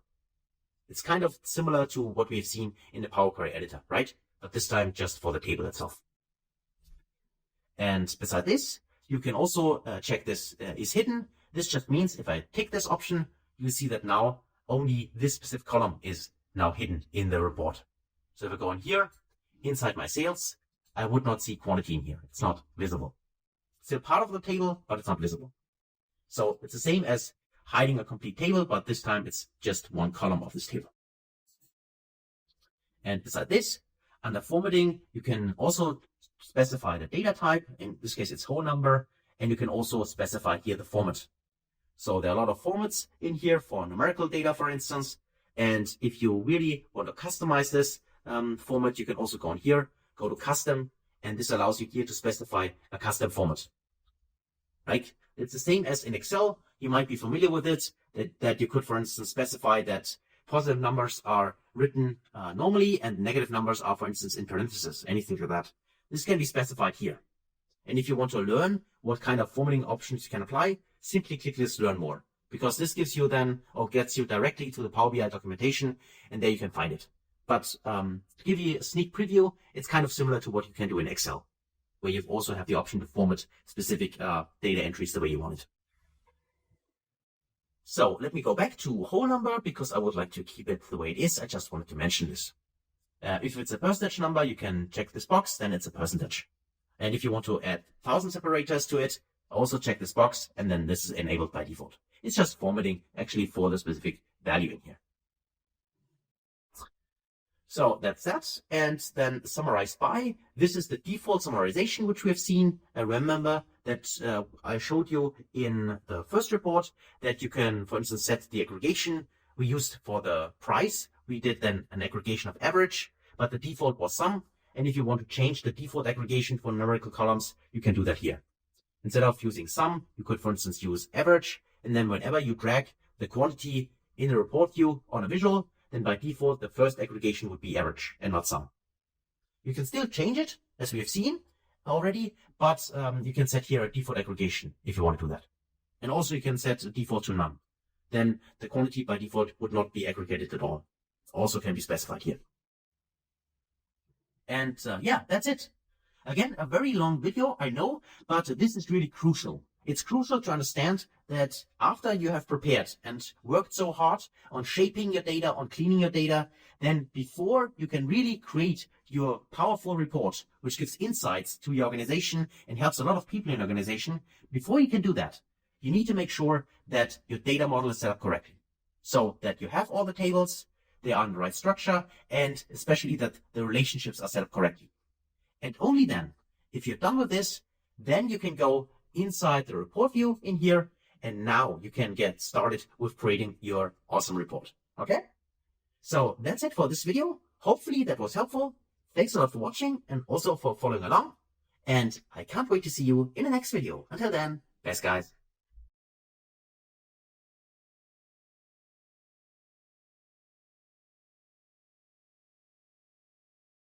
Hey friends, welcome back. Now, after we set up our data model, now it's time to dive deeper into calculations in Power BI. And there are various options how we can calculate something. There are calculate columns, there are measures, so a lot to explore. So let's get into it. So our first calculation could be that we want to calculate our revenue or our sales. Why is that? Because if you take a closer look at the sales table currently, and of course we could also take a look at the data view, select the sales there, we can see that we have a quantity column in here and we have a price column in here.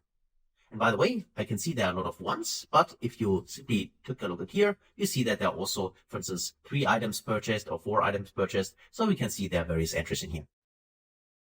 So that means in order to calculate the revenue here, we need to multiply the quantity times the price. So for each row in the data set, we want to multiply how much has been sold and what was the price for this item in order to derive the revenue or the total sales, depending on how you want to call it.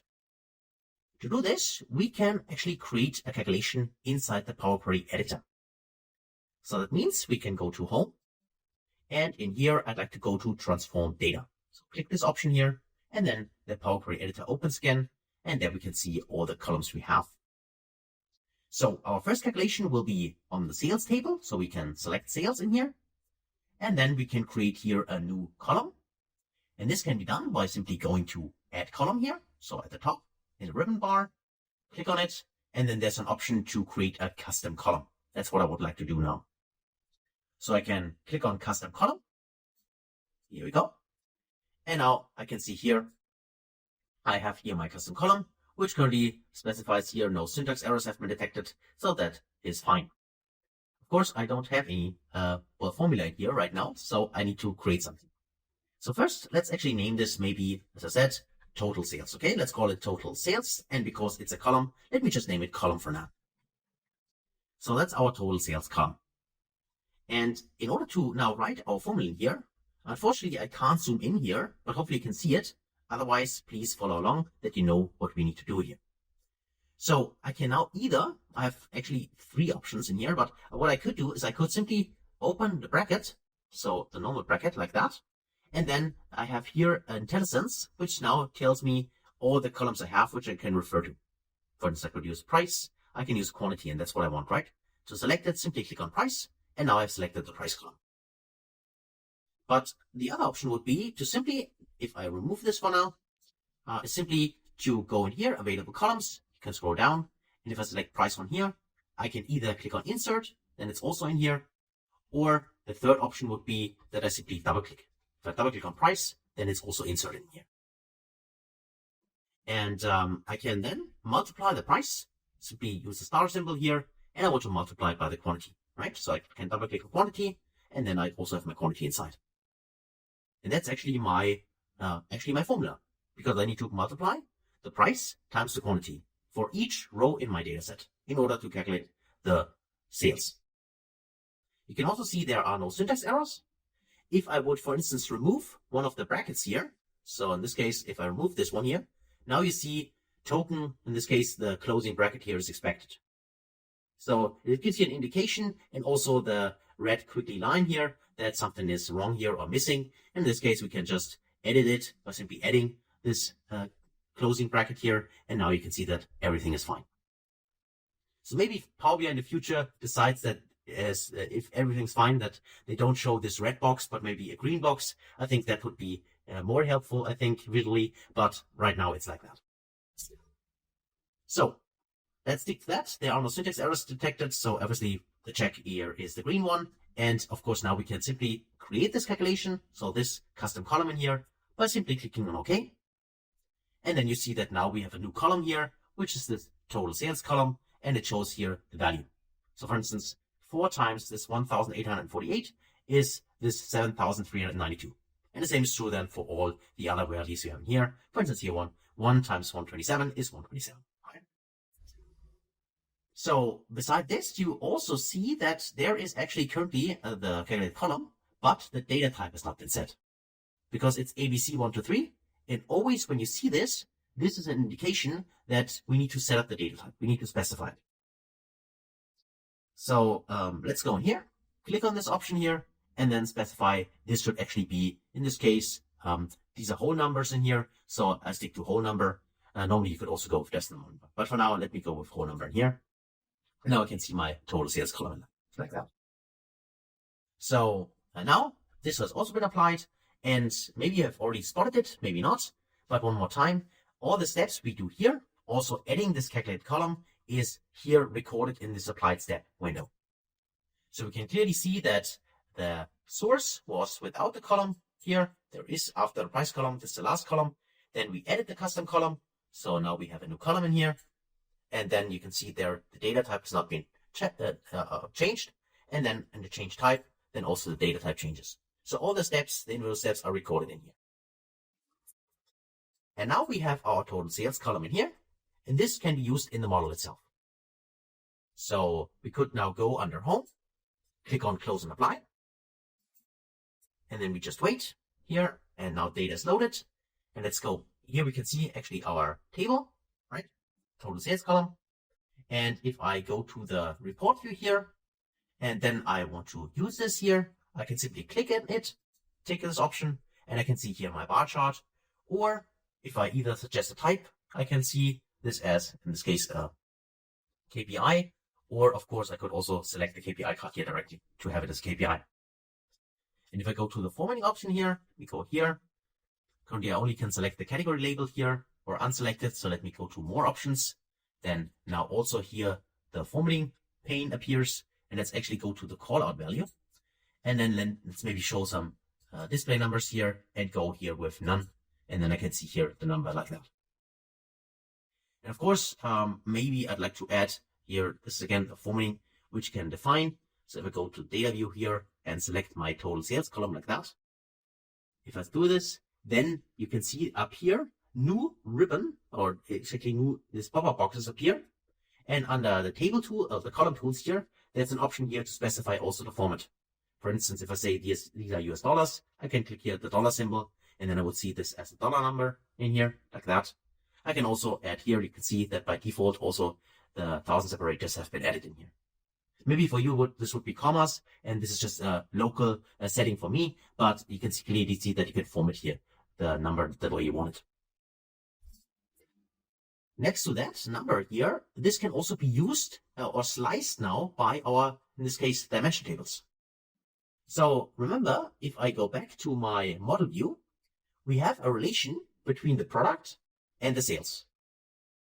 So now you can also see the total sales column appearing here.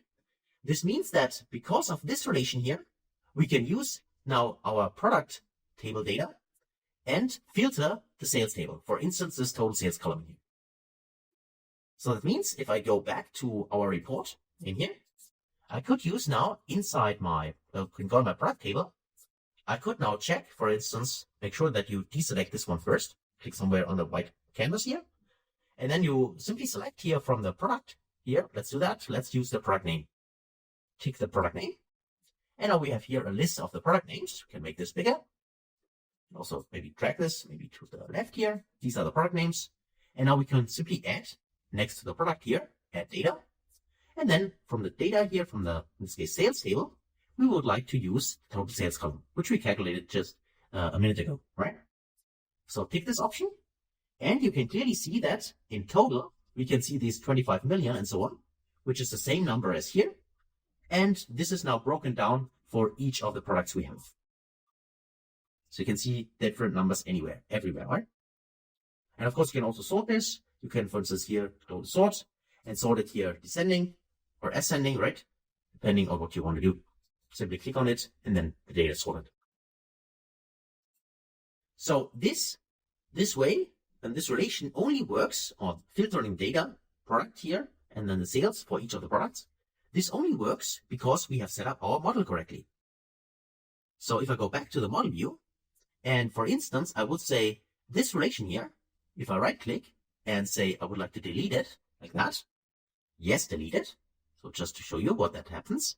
So product and sales do not have a relationship anymore. Now, if I go back to the report view, we can now see there are 25 million everywhere. So in this case, because we have no relation between the products table and the sales table anymore, now Power BI is not able to use data from the products table in order to filter the sales table. And because of that, it simply displays here the total sales number, this figure, the 25 million, for each of the products.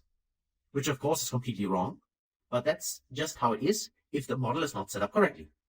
And this is why I put so much emphasis that you need to get in your head that the model is really the most important thing in Power BI. So if the model and the relationships are set up correctly, you do not have this issue. But if you have an issue like that, and you can see repeating numbers in your Power BI report, this is an indication that you need to go inside your model view and make sure that the tables you're going to use and which you combine in a visualization have the correct relationship. So that means, and here we can clearly, easily fix this. So we just need to go here and need to say the product ID from here. Let's use it and drag it down to the product ID from the sales table, create a relationship. Now it is established, one-to-many. The product table filters the sales table, and therefore it filters the total sales column. And that means if I go back inside the report view here, we can now see that we got the correct numbers up here. So now we have that. Another thing you might have spotted, maybe not, but let me show it to you, is if I want to sort my data. For instance, we have here, easy product names, right? Just product 1, product 2, and so on. But of course, if I go here and try to sort my product name, I could see that I got product number 1, product number 10, product number 100, and so on. So obviously, the sorting here is not correct. So if I would like to sort this correctly, like product 1, product 2, and so on, product 3, right? This cannot be done directly here. What you could do is you can click on the 3 dots, and there are sorting options, like sort descending and sort ascending. And there is sort by. But the sort by is currently on product name.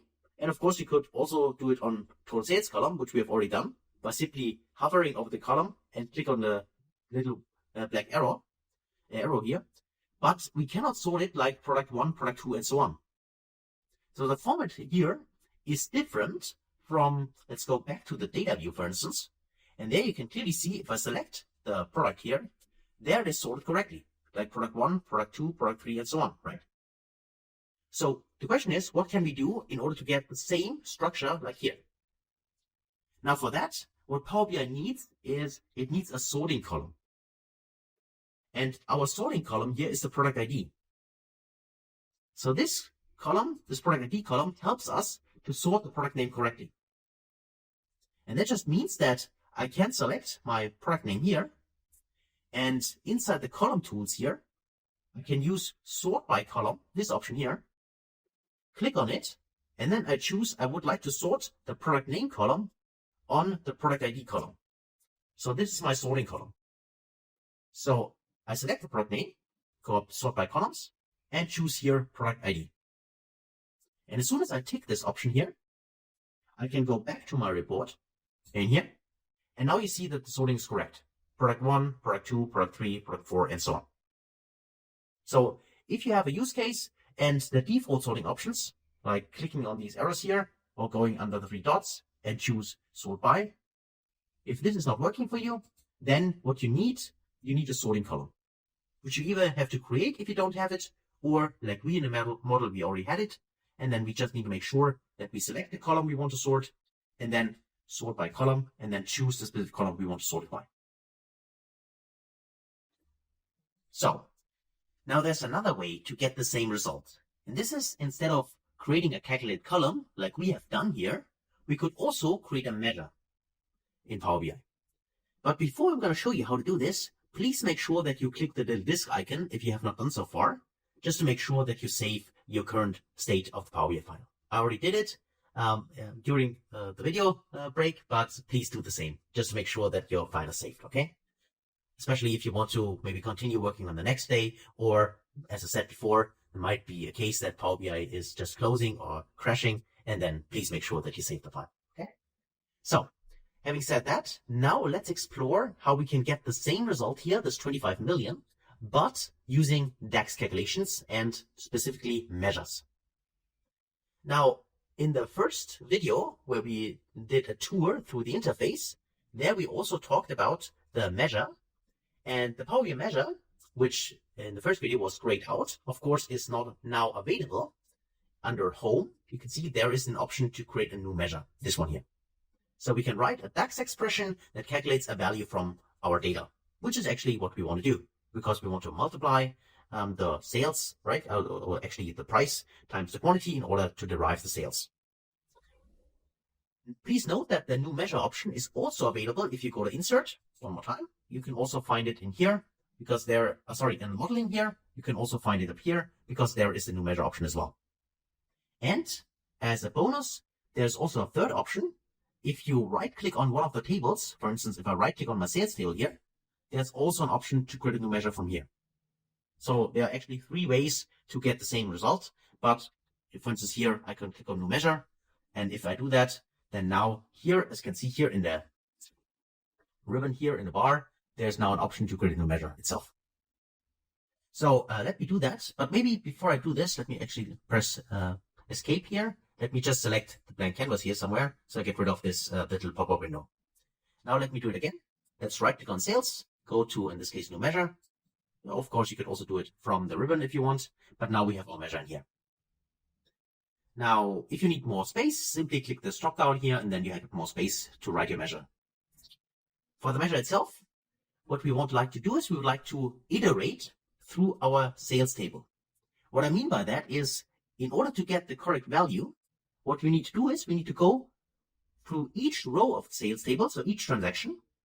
For each transaction, we want to multiply the price of this transaction times the, in this case, amount which has been sold. And then at the end, we want to sum all these individual values up, right? This is how we derive the total sales. So to do this, let's actually first give our measure a name. So let's call this total sales. And then we say equal. And I will go to new line. You don't have to do it, but I will do it. If you want to do it, press Shift and Enter together, then you go to new line. And for the total sales, what I like to calculate is an iterator function. And here we're going to use the SumX function. So SumX, if I tap this now, this gives us here a little explanation what it does. So let me just get rid of that. In here, if I press escape, then I can see what the SumX here actually tells us. Here, it's what the SumX function needs. It needs a table and then an expression. And here it returns the sum of an expression evaluated for each row in a table.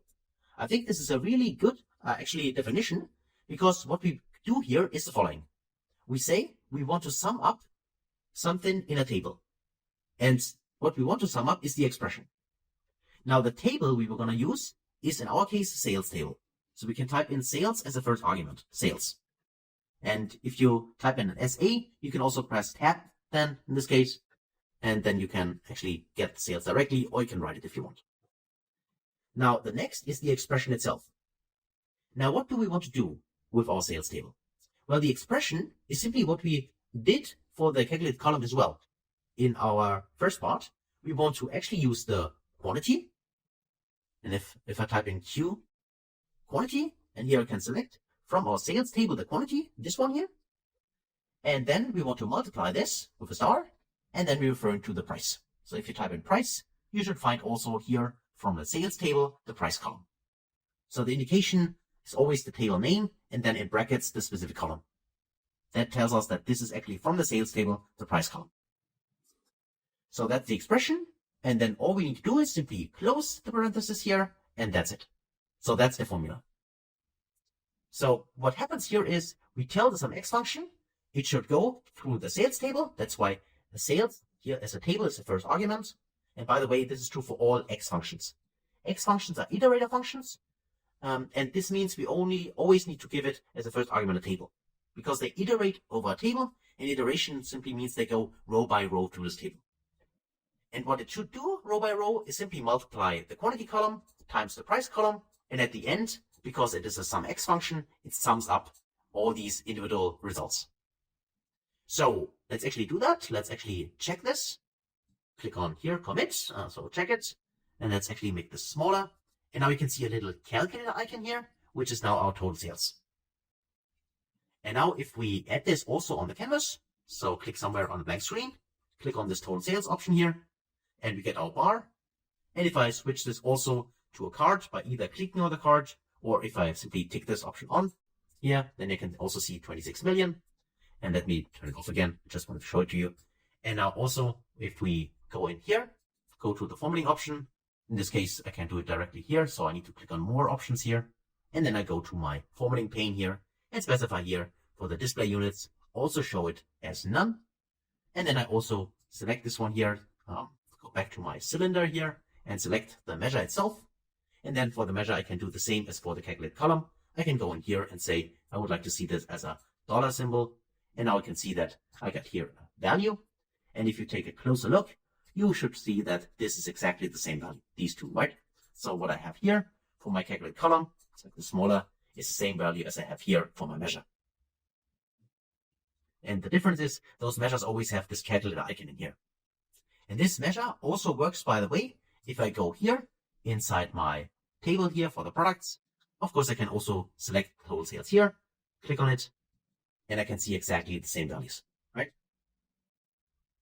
And also, by the way, if I would go, just if you think about that, if I go back to my model view and I would delete the relationship between the product and the sales again, then I would see the 25 million, not only for my calculate column, but also for the total sales. So this measure only works because our setup here relationship is correct, right? So the behavior would be exactly the same for the calculate column and for the measure we have. Now, you might ask me, of course, so hey, Dan, why do we have these two options? So which option should I use, right? Could be a valid question, and it's a good question. Now, the point is the following. Whenever you can, you should, so that's best practice at least, and that's why I would recommend as well, you should use measures, like we have done here, not calculate columns, like this one. Why is that? Well, the most easy explanation is actually if you take a look at the data view here, for instance. You see that when you create a calculated column, as we have done with the first option here, then this column gets stored in the model as well. And if a calculate column, like this one, gets stored in the model, that takes up space. So it makes your model bigger. And normally what you want is you want to have the model as small as possible, because then it's the most efficient one, and also regarding the performance, the best one. For the measure, on the other hand, as you can see here, the total sales, the measure here, this is not stored anywhere. You can't see the measure in here. It's not part of the table. What a measure actually is just something like a definition, and this definition gets only applied as soon as it's used in one of the visuals. So that means the total sales itself here, the measure itself, that does not exist as a calculated column. It just gets calculated on the fly as soon as it's used. And you can think of it like that.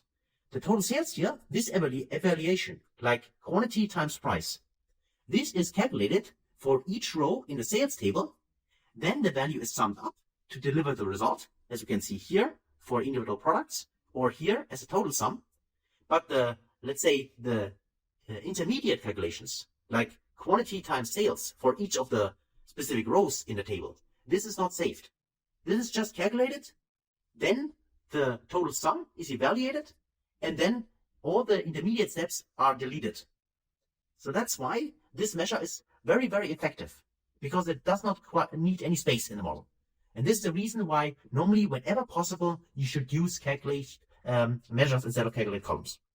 Now, having said that, you might ask yourself now, hey Dan, if the measure is the better option, why did you actually show us how to create calculate columns? And why is it actually possible to do that? Well, the reason for this is that sometimes you cannot use a measure. And one of those, reasons could be that you want to display something on the axis of a chart. So for instance, if you create a bar chart like that, if I go to create bar chart here, and I'm using my sales here, click this option, I would see it as a bar. So that's totally fine. But if I would like to have it as an axis here, to slice this, for instance, I would need to have some kind of calculate column or a default column. So for instance, if I go here under dates, I could use here, for instance, the year. This is the year column. I can drag this on the x-axis here, drag and drop it here. And you can see that now I'm slicing my data by 2021, 2022 here, and of course 2023. And this slicing here, like putting something on the x-axis in this chart, for instance, in this case the year, this can be done with a default column in the model, or also if you would have calculated this here as calculate column, this would also be possible to put it in here. For the measure, on the other hand, like total sales as a measure here, for instance, this cannot be placed here on the axis to slice the data. It can only be used here to show the bar, for instance. So that's why both of them exist, but you can see that, for instance, for the total sales, we could get the same result with both of these options. And whenever this is the case, whenever we want to use it as a bar or as showing as a number in here, then we should use measures, because they are more effective in this case, because they do not blow up the model, call it this way, because we do not need to save it and store additional information. Okay, so I just wanted to mention this, and that's the reason for that. So you have now clearly seen how to create calculate columns, how to create measures, and that's why I like to say congratulations. These are your first calculations in Power BI. So thanks a lot for watching, and as always, I can't wait to see you in the next video. Until then, best guys.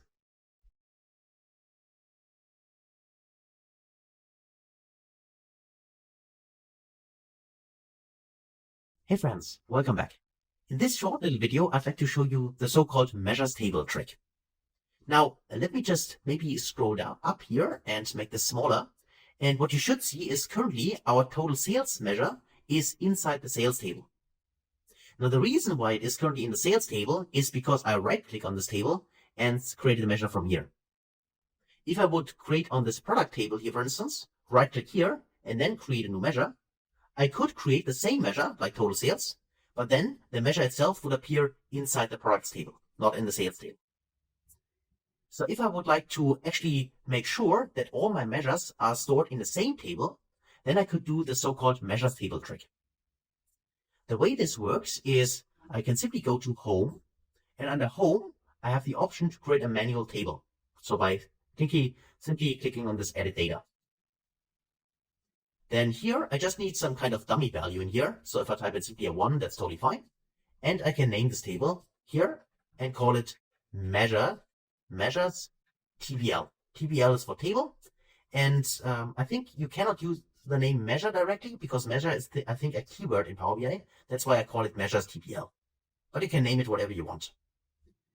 Then you click on load and just wait. And now we have another table in here, this measure table, right?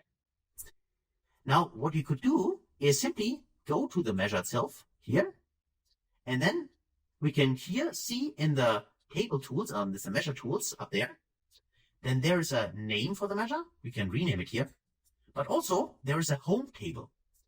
And the home table can be changed here by simply going to another table. So if, for instance, for the sales, currently it's a sales table, but for the total sales measure, if I check the measures table now, click on it, you see that now if I do that, the total sales is now part of the measures table and not of the sales table anymore. And now the magic trick comes. We need to go to the column number 1, our dummy column, which we only needed in order to create this table. And then we click on the 3 dots here. And then we go in here and say we simply delete from model. And as soon as we do this, of course, we have here the pop-up window just to make sure. Yes, we like to do that. And please watch what happens then for the measures table and the total sales. If I click on yes, then now automatically the measures table gets put on the top here. And also the icon changes. It's not a table anymore, table icon, but instead it's this calculator icon. Because in this specific table, I only have measures. My total sales, in this case, just one measure, but of course I could have several measures in here. And that's the measures table trick. So we have all our measures now, or we could create all our measures inside this measures table. So we have a better structure in here. And also they're always put on top here. And below there are all the tables we have. And also it has this little icon, this calculator icon, or several calculator icons here. It just to make sure that this is also an indication that this is our measures table. So this is just really, again, for structuring. It's not required in any way. You can also create your measures in all the tables and then just search for the measure here in the search bar. But I personally prefer to have my measures table here and all my measures in this table. And I can still use the search bar if I have too many measures. But this structure I really prefer because now my measures are always on top. And that's how you can do that. So you need to make sure that you have at least one measure. And then you can create under home, as we've seen, under, in this case, enter data, a manual table just with a dummy column. Then you simply put the measure inside this table. And then you just remove the dummy column. And then it automatically creates this measures table, puts it on top with the little icon here. Okay. So that's it for this video. Hopefully that was helpful and hopefully you can use this in your own model. So thanks a lot for watching and also, of course, for participating as always. And see you in the next video. Until then, thanks guys.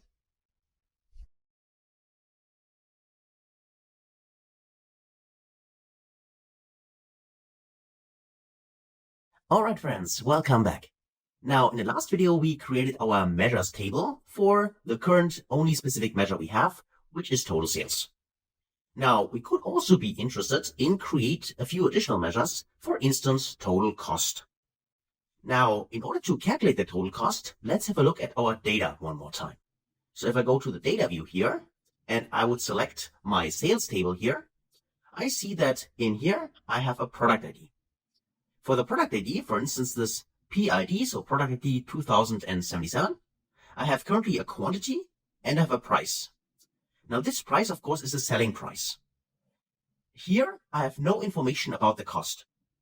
However, if we take a closer look at the product table, here there's also the product ID. And if I scroll down, there's the product ID 2077. There it is.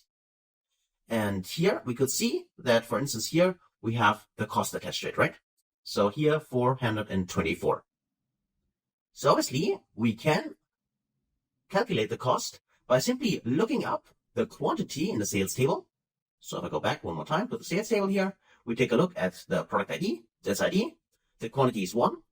And then we need to go, or Power BI in this case needs to go to the product table, take a look at the product ID, in this case, 2077 in here, and then look up the specific cost. And then we multiply the 1, which is the quantity for the specific row in or transaction in the sales table, times this 424. That's the idea, right? Okay, so how can we do this? Let's go back into our report view, and then let's create the total cost measure. So to do this, because I'd like to create the measure inside the measures table, I could simply right-click in here and create new measure. If you don't create the measure by right-clicking here and create new measure, and do it differently, for instance, by going under Home and click on New Measure, or go under Modeling and create New Measure here, then the Home table, so the default table where the measure gets created, is the last table you have selected here. So that's why I personally prefer to right-click here and create a new measure directly in here, so I know that it's placed in the Measures table. But of course, you have seen that you can also move the measure around later on. So let's create this new measure now. Click on new measure, and then let me just zoom in so you can see that better on your screen. And now let me just type in here, this is my total cost, right? So total cost is equal to, and again, I will press Shift Enter to go to new line. It's not required, but I personally prefer that. So now I can do something kind of similar, because remember, for the total sales, what we did is simply we went row by row, so through each transaction of the sales table, and then we multiplied the quantity times the price. So we can do something similar for the cost, because again, we need to go through all the transactions in the sales table, so row by row, and multiply the quantity times the cost. The only difference is that the cost now is not part of the sales table, it's part of the product table. Okay, so let's try that. Let's go on here and say we use the SumX function again, because we want to sum up the prices, or in this case the costs then. And then we need our table, which again is the sales table, which contains our transactions. And then as an expression, we can refer to the quantity. So quantity, there it is. And I can press tab to select it. And then we can multiply this, so not minus, but multiply it in this case. And now we can type in the cost. So let's do that, cost. And you see, the cost is not picked up by Power BI. So obviously, we are not able to refer to cost here.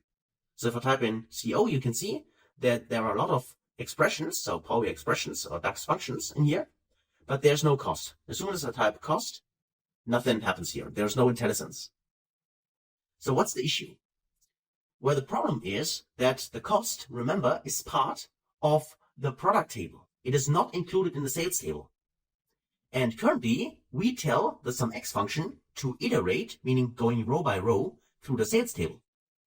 But in the sales table, there's no cost. So how can we use the cost in here in our formula?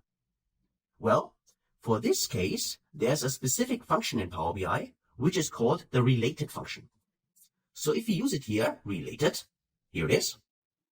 And you can see it here, it returns a related value from another table. And related here is the keyword. Because remember, when we set up our data model in the modeling view, we created a relationship between the product table and the sales table. And the product table contains the product ID and the sales table contains the product ID. So that's our common field. And because we have created this relationship and the relationship is active, we can now refer, as you can see here, if I type in cost, you see that now Power BI is able to pick up the product cost from the products table. So if I tap that and I close parentheses, so now we have our expression. So we go each row in the sales table, so row by row, we iterate over it, we take a look at the quantity in the sales table, and for each of the sales, we use the related item from the product, and there we refer to the cost column.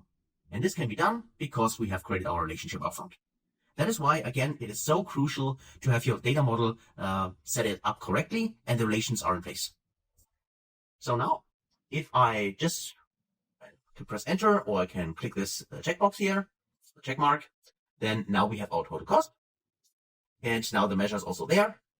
And now, of course, we would like to see this maybe in our view. So if I go in here, and now I tick this total cost, click on it.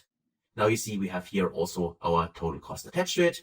Of course, they are currently not formatted correctly. So you can go select the total cost in here and say this is also, for instance, a US dollar amount or another currency. If you want to pick another currency in here, you can do that as well. So let me take this option here. And then you see that now the formatting has changed. And now we can see here the total cost as well. So that's how that works. So now we have calculated our total cost as well. And I think we could create a few additional measures. For instance, now we have the sales numbers, we have the costs attached to it. So why not calculate, in this case, the profit, right? And in this case, I keep it simple. The difference between sales and cost is simply the profit. Okay. So let's do that. So let's then right click on the measures table, right click here and say, again, we want to create a new measure. So there's our measure and let's call it simply total profit. Okay. Total profit is equal to Shift Enter for the new line in case you want to do that. And now we can calculate our profit. And as I said, it is simply the difference between the sales and the cost. And the interesting thing is now, of course, because we already calculated the total cost and the total sales, we can refer to those measures. So a measure, like in this case, our total profit, can be defined by referencing other measures, like total cost and total sales. So that means I can simply type in total, and you can see there it is, total sales. And then I can subtract, so minus, in this case, total cost, like that. And those measures always have a purple color to it. That's normal. That's just a visual indicator in Power BI. So, and this is our total profit. So let's press enter to evaluate it. And now we got our total profit here as well. And also let's just quickly check whether it works. So let me make this smaller. Let's make this a little bigger. So make this even bigger and drag this a little bit to the side like that. So we got a little bit more space. So let's also put this inside. So go inside our table and then also add the total profit. Let's go here. Let's do that. And also, of course, we like to format this. Go one more time in here and format it. And now we got our total profit. So this value minus this value, it equals this value. And this is true here for all the different kinds of products. Okay. So that's actually the second calculation. So our total profit. And let's maybe finally for this video also create a third calculation, which is the profit margin. And the profit margin is here simply the profit divided by the total sales. So let's do that. Of course, feel free to pause the video and do it yourself if you want. Otherwise, let's do it together. Click on, in this case, currently has the measures table selected, so I could also create a new measure in here. And you see that now the measure also gets created inside the measures table directly.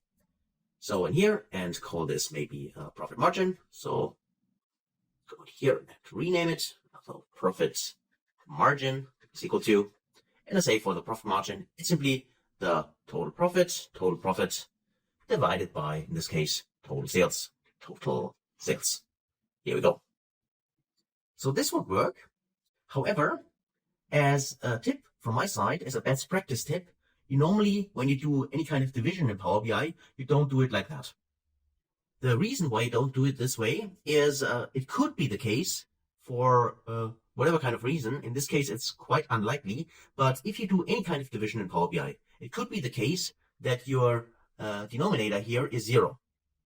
And is that if that's the case, then you get a division by 0 error. You probably are familiar with this from, for instance, Excel, right? And in order to avoid this, there is a special function in Power BI, which is called divide.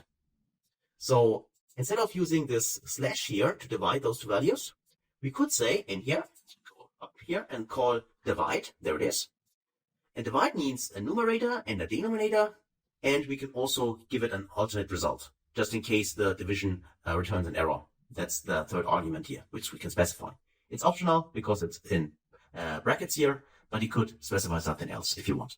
We can see here it's called save divide function with the ability to handle divide by 0 case. That's the case, and that's why this is best practice to use divide instead of simply using the slash. So it means we have our numerator, which is in this case the total profit. Put in a comma in here. Then we have our denominator, which is total sales. And in this case, we simply can close parentheses. I don't give an alternate result. It's not required. Even if this would return an error, then it would simply return a blank if you use divide function and does not show the error. But of course, you could also give it a third argument, an alternate result if you want. So that is that.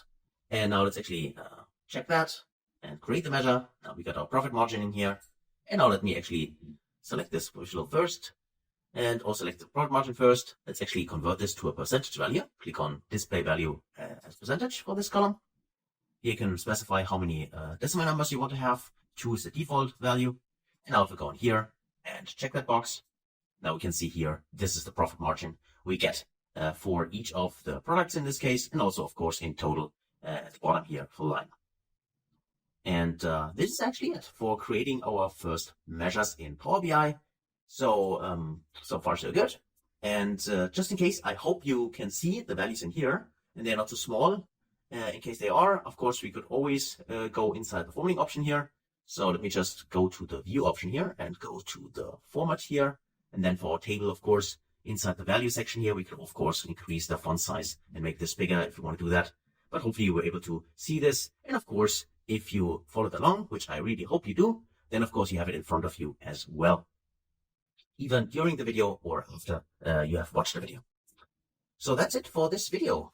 So thanks a lot for watching and for participating, and otherwise, hopefully see you in the next video. Until then, best guys.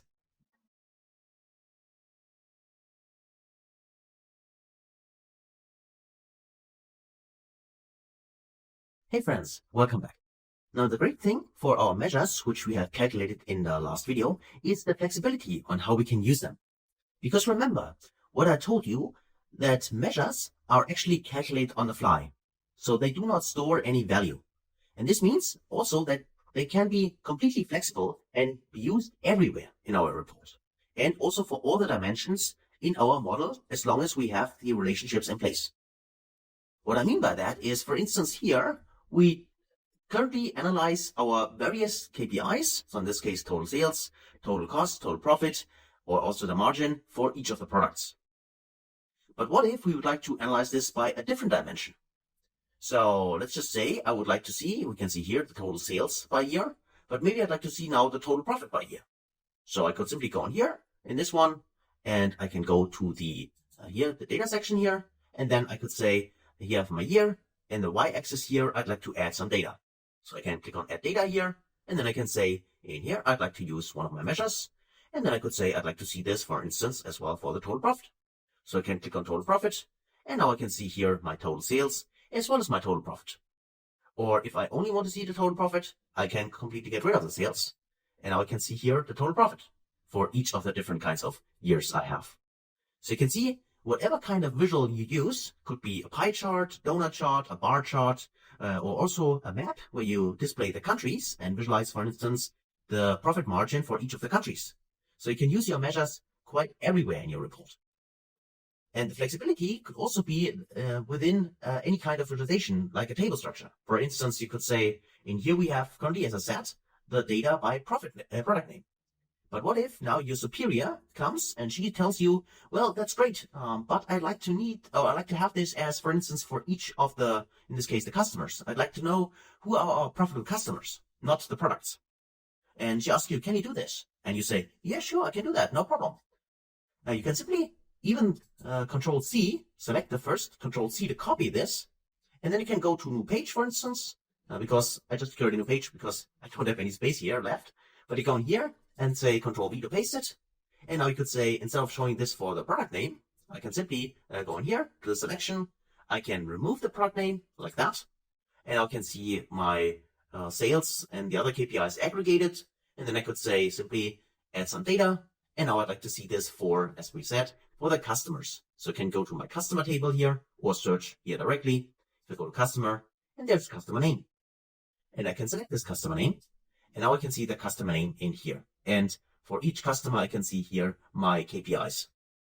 And of course, normally you would like to see the customer name at the first row. That's the first entry here, first column, sorry. Then of course, simply use it and drag it up and place it on top. Like, let me just place it here. And let's actually get rid of the sum of total sales. That's what just was the column. So of course, we get rid of that. And now we get our customer name here. And we can see the total sales, the total cost, the total profit, and the margins. And if you would like to know who are the most profitable customers, I can simply go in here, take a look at the profit margin, and I can sort it, the table by the profit margin, like that. And then I would see here the most profitable customer in this case is Donald Reynolds with 43.51%. So you can clearly see that it's quite easy and quite flexible to use your measures in any kind of visualization and answer the questions your superiors or your colleagues might have quite quickly. And do this in a visual way as well, not only tables. We use a table here as an example, but of course, as I said before, you can use any of those visualizations which best fits your needs. So that's it actually for this video. So hopefully you have seen how easy it is, and I encourage you, do this yourself, try it out. Feel free also to try out maybe other visualization types, and then I'll see you in the next video. Until then, best guys.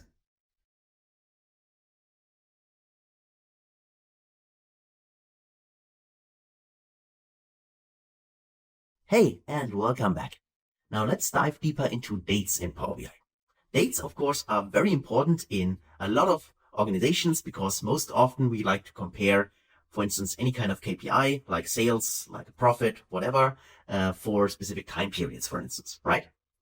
So to do this, we have created our calendar. And I told you that it's a best practice that you always have a separate dates table, because this allows us then to do for also time intelligence calculations and so on. But before we dive deeper into any kind of time intelligence, so for instance, comparison between years, let's do that on a visual level first. So let's create some kind of visualization where we can analyze the date. Now by default, you should see when you open your dates table here, the date column here, and you also should see a little calendar icon. Currently, that's not enabled for me. And the reason why it's not enabled is because I disabled order date time feature. So because I want to tell you what this actually does. By default, if the order date time feature is not enabled, like this one, then the date column returns every single day. So let me show this to you if I click on the plus icon here. And by the way, I want to mention this. If you have not done so far, please click on the disk or press Ctrl S just to save your report. Okay? So you do not lose any kind of progress you have done so far. So back to our dates.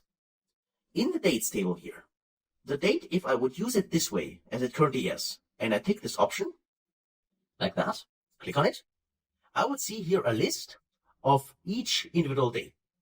So also the names are in German, but believe me, this is Friday, the 1st of January, then there's Saturday, the 2nd of January, and so on. So it's on a daily level, right? There is no hierarchy. There is no year or anything like that. There's just the specific day. So the 1st of January in 2021. However, when the date time feature is enabled, and let me just enable it, because you probably have it enabled, and it is normally enabled by default, you can go to File, and there's actually where you can check it, go to Options and Settings, go to Options, and under Options, when you go to the data load of the current file, click this option, there is the so-called time intelligence here, and there's the auto date time feature.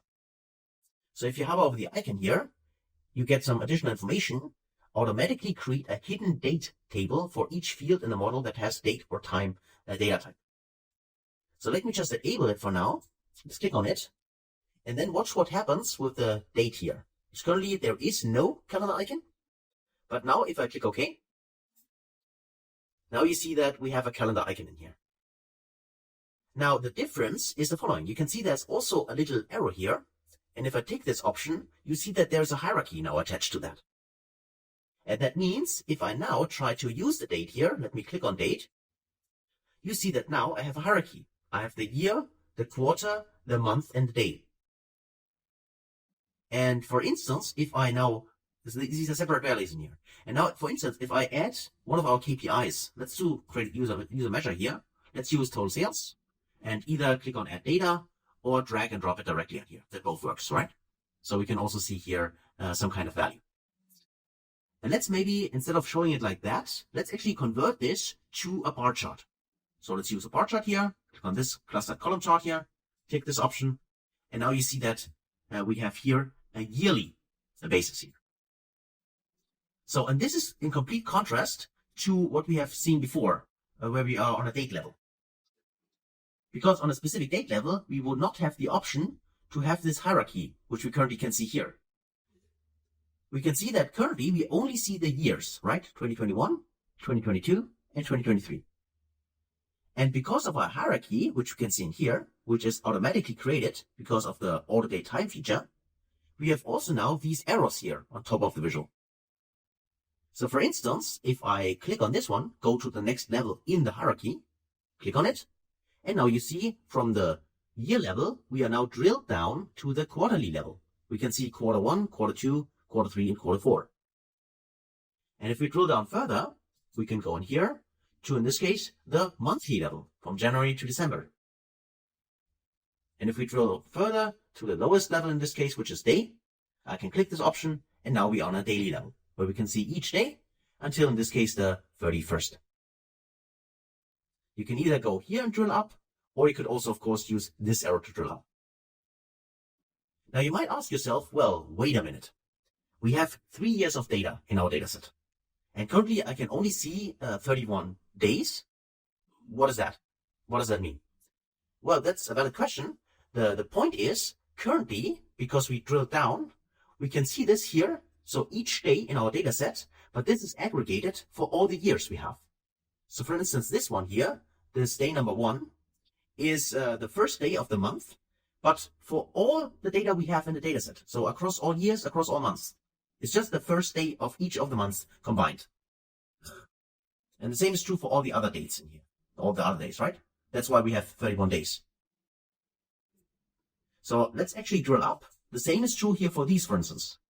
This January sales data here, where we can, if you hover over it, you can drill up or down. But this data here reflects the sales for January for 2021, 2022, and 2023 combined. So that's what this hierarchy currently is. So let me drill up again and drill up again. And now we are on the highest level. So maybe sometimes this is something which is interesting, right? Because we could then clearly see, for instance, okay, if we only want to analyze the monthly level across all the years, maybe there's a specific month where we always sell more than in other months, right? That could be an insight. But most often, you probably like to see all the months for each year individually. So then you can also drill down, but you don't use this option with the double arrows. Instead, you use this one here, which expands all down one level in the hierarchy. Meaning if you click this one, you'll see that now we can see here the various quarters, but this time also for each of the years. So this one, this Q1, is only the first quarter in 2021. And this is the first quarter here in 2022, and so on, right? So that is the difference between those two arrows. And if you go another level down the hierarchy, now you can see each month for each quarter in each year. So this time, this is really only January sales in 2021. And then, of course, you could drill down further, but this, of course, then, needs a lot of space. But if you want to do that, you could also go down here on level, and then now you're on a daily level, right? As you can see, now you can scroll a lot across the 3 years, but this would be really on a daily level regarding, in this case, the sales KPI. And of course, you can add additional KPIs here as well, or replace the current one if you want. So these are the options you have with the hierarchy in case you have enabled the order date time and this hierarchy is automatically created. So let me just go up again. So let me drill up, drill up, and drill up. And let me show you the last option you have using the drill functionality in here. You can click this one. And now this is selected because it's highlighted here in black. And this allows you to drill down for the specific, in this case, bar you click on. That means, for instance, if I now would click on 2022, if I click on it, you see that now I see the quarters, Q1 to Q4, but only for the year I have clicked on. And if, for instance, now I would select here the second quarter, click on this, now I can see April, May, and June, so the second quarter, but only for 2022. So this drill down functionality here, if you enable it, allows you to drill down to the specific bar chart, in this case, the chart, bar you have selected. And if you want to go up, it works the same way. You just go to drill up, or you could also hover over this, right? And then use these options in here. So let me go up again. Let me go up again. Okay. So this is when you enable this one, then you give the end consumer, of course, the option to click on a bar to drill up and down, right? Because these arrows here, these are also available for the end user of the report if you publish a report. Just to mention that. So that's it for dates. This is the options you have to drill down if the hierarchy for the date is enabled. Now, if the hierarchy this order date time is not enabled, then what you have normally is, currently you can see here the hierarchy, and you hopefully can see that you can also remove elements from the hierarchy. So for instance, if I say I don't like to see the day, I could simply remove the data here. And now if I try to drill down, I can do that, right? I can drill down here and I can drill down further. And now you can see I cannot drill down to the day anymore because I removed this element from the hierarchy. And the same is true if I would remove the quarter, then the year would drill down to the month and not the quarter because this is then removed. So you can specify how you want to use it. So let me just maybe go up again. Let's go up to the top and also remove this one and this one. And now you only have the year, and you can see that now you can't drill anymore. And by the way, if you would like to have the same behavior as when the hierarchy does not exist, you can also get this by right-click here and say you would like, instead of using the hierarchy, you would like to use the date. So if you click on date like that, then this is what you get. So you can see that clearly is different from what we have seen with the hierarchy for the visual, because now again, each specific day is plotted here as a bar, and then fitted, of course, also in this visualization without any scroll bar. And this here, this visual is the default behavior when you do not have the order date time enabled and you don't have a hierarchy. So that's why it might sense to have this order date time enabled. However, when you're dealing with really big reports and huge data, then the order date time is actually a very bad thing to have, because you have read it maybe, but let me remind you, what it told us was it creates a dates table, so under the hood, so a hidden dates table in the model for each column you have in your complete model, which contains dates. And this means that the model, the Power BI file, can get quite large.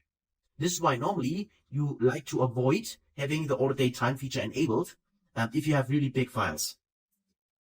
So if performance is not an issue, then leave it enabled and you have the hierarchy automatically for you and you can use it in your reports.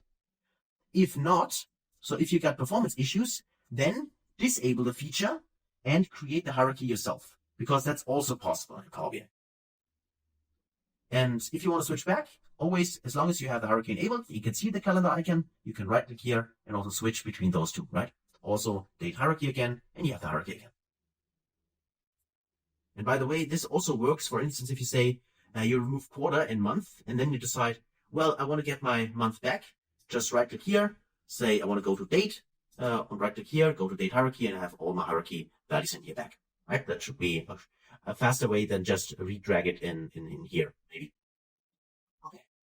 So that's it actually for dates and times. So hopefully you can use this in your reports. And as always, I encourage you, try this out, play around with it, drill down, drill up, use these features. Maybe feel free to use a different chart type.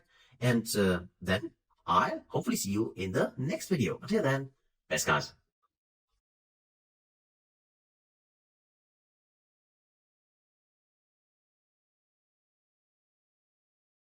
Hey friends, welcome back. Now in this video, I'd like to add to what we learned in the last video about auto date time and dates in general. Because if you remember, I said that the auto date time feature is helpful to drill up and down. You have seen this and hopefully explored this yourself, but also that it is a very costly operation, especially if you have large models, because then the Power BI report file can get quite large and also reduce performance. So I also mentioned that it is possible to create your own date hierarchy instead. And in this video, I'd like to show you how you can do that, because it's quite easy to do, but of course you would have to do it yourself. It's not done automatically for you. So if you have a use case to do this yourself, then what you could do, if you have the specific columns, and in this case we have, for instance, the year, let's do it with this one. And we also have, in this case, the month name, which is also part of this specific dates table. So if I search for month name, there is, for instance, this one here. And if I would like to put maybe the year as well as the month name in a hierarchy, I can do that by simply right click here on year, right click, and then there's an option to create a hierarchy. So if I click on create hierarchy here, then you can see that now I have a hierarchy here, and this hierarchy currently contains here the year. And now if I right click, for instance, on the month name, if this would be the next level of my hierarchy, I can right click here and I can say I would like to add this to a hierarchy. So if I go to add to hierarchy, I can say I want to add this to the year hierarchy, like that. And now this is also part of the hierarchy. You can see here, there's a year, and then there's the month name. And that means, for instance, if we take a closer look, for instance, as one of the bar charts. So let me make this smaller, just to show that this works. And go in here, and then we say, I'd like to see here the year. Click on the year, deselect it first, click somewhere on the blank canvas, then I click on the year. And then for the year, I click on the, in this case, let's use the year on the axis. And then also use a value. Let's say for the value, we'd like to see here the total sales. Take this option. Now we can see here, we got here our total sales by year. Let's go here. And in this case, because we use the year here, we have the hierarchy as well. We can select this one here, and you can see that now we have both levels inside the visual. So there's a hierarchy, the year and the month name, and you can see that we can drill up and down also this way, right? So not this way, but this way, for instance, right? So that also can be used for drilling up and drilling down by creating our own hierarchy as we've done here. Okay. So I just wanted to add this so you know how to do this just in case you need it. So let me go up again. And then we have here the second visual. Okay. So that's it actually for creating hierarchies, and as a little bonus video for dates, because I don't want you to feel well lost if you have to do this yourself for a specific use case you might have later on. Okay. So hopefully that was helpful. Thanks a lot for watching, and then I can't wait to see you in the next video. Until then, best guys.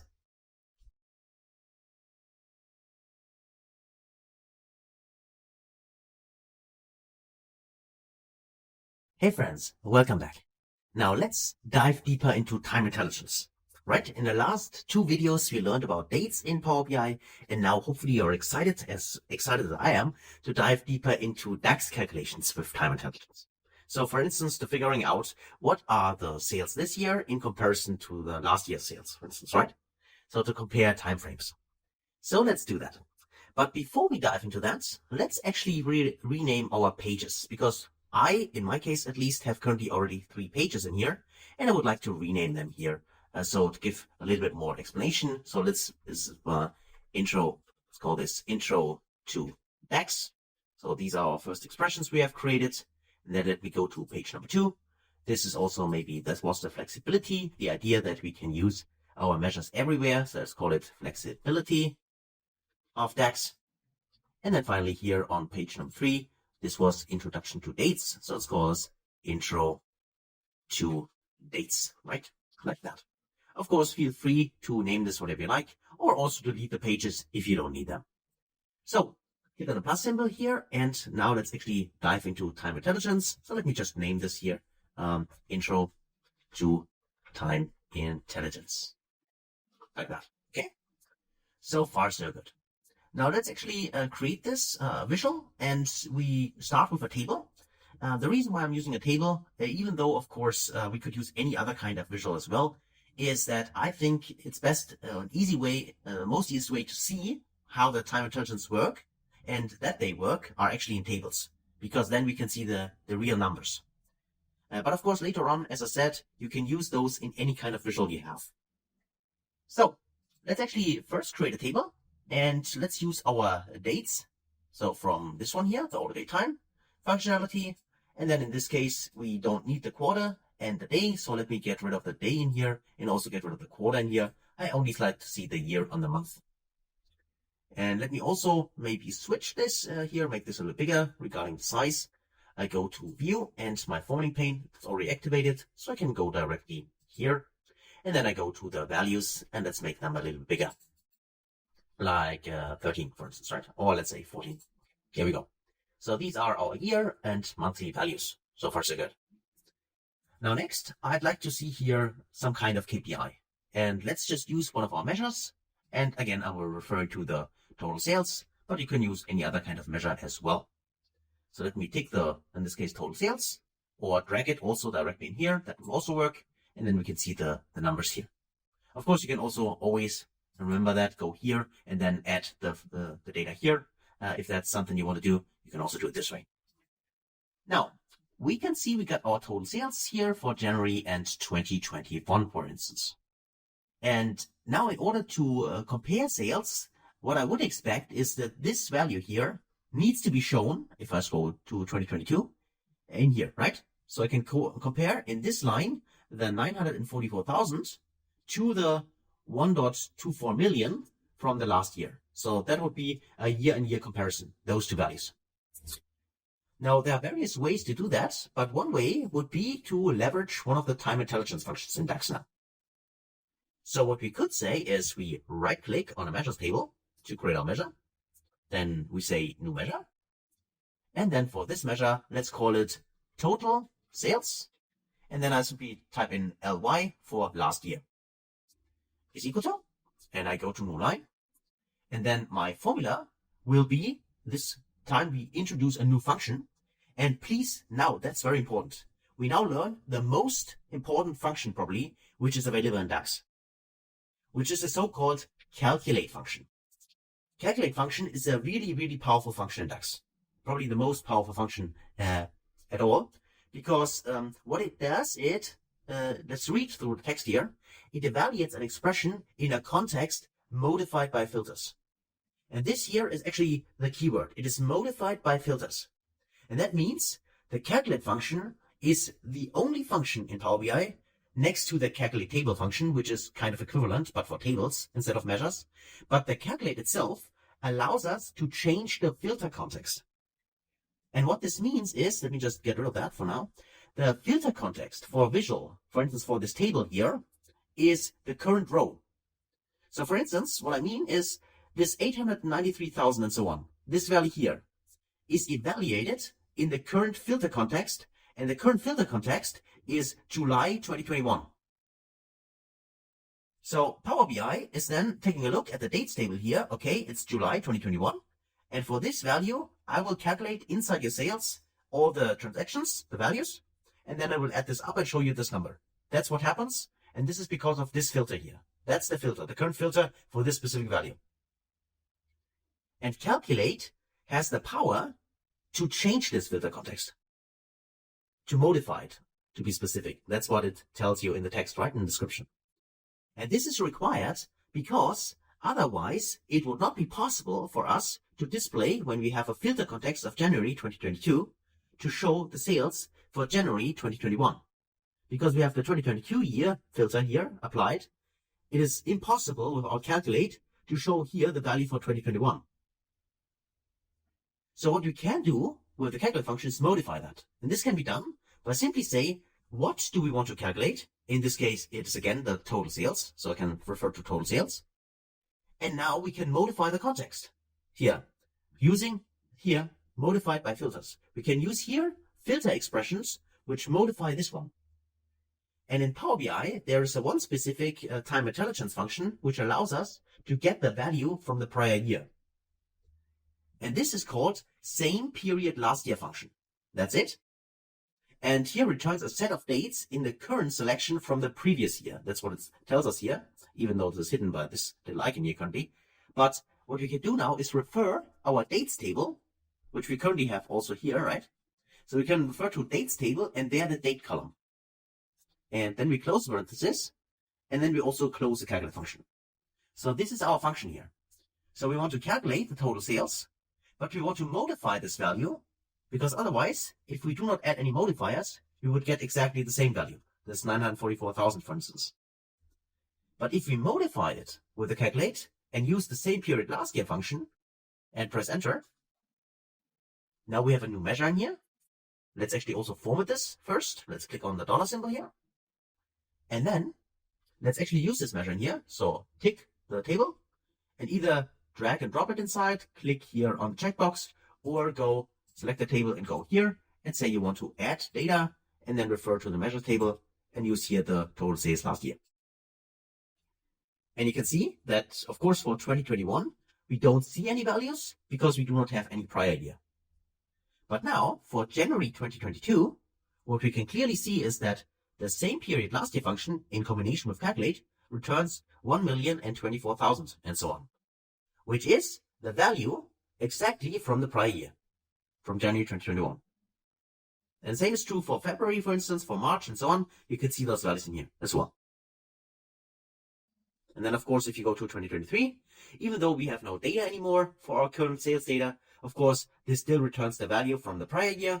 For instance, in June 2023, it's 1,070,000. And if you go back the year before, it was 1,070,000 in June 2022. So this is what the total sales last year can give you, right? It gives you here within the calculate function a new filter context, which is simply the year shifted.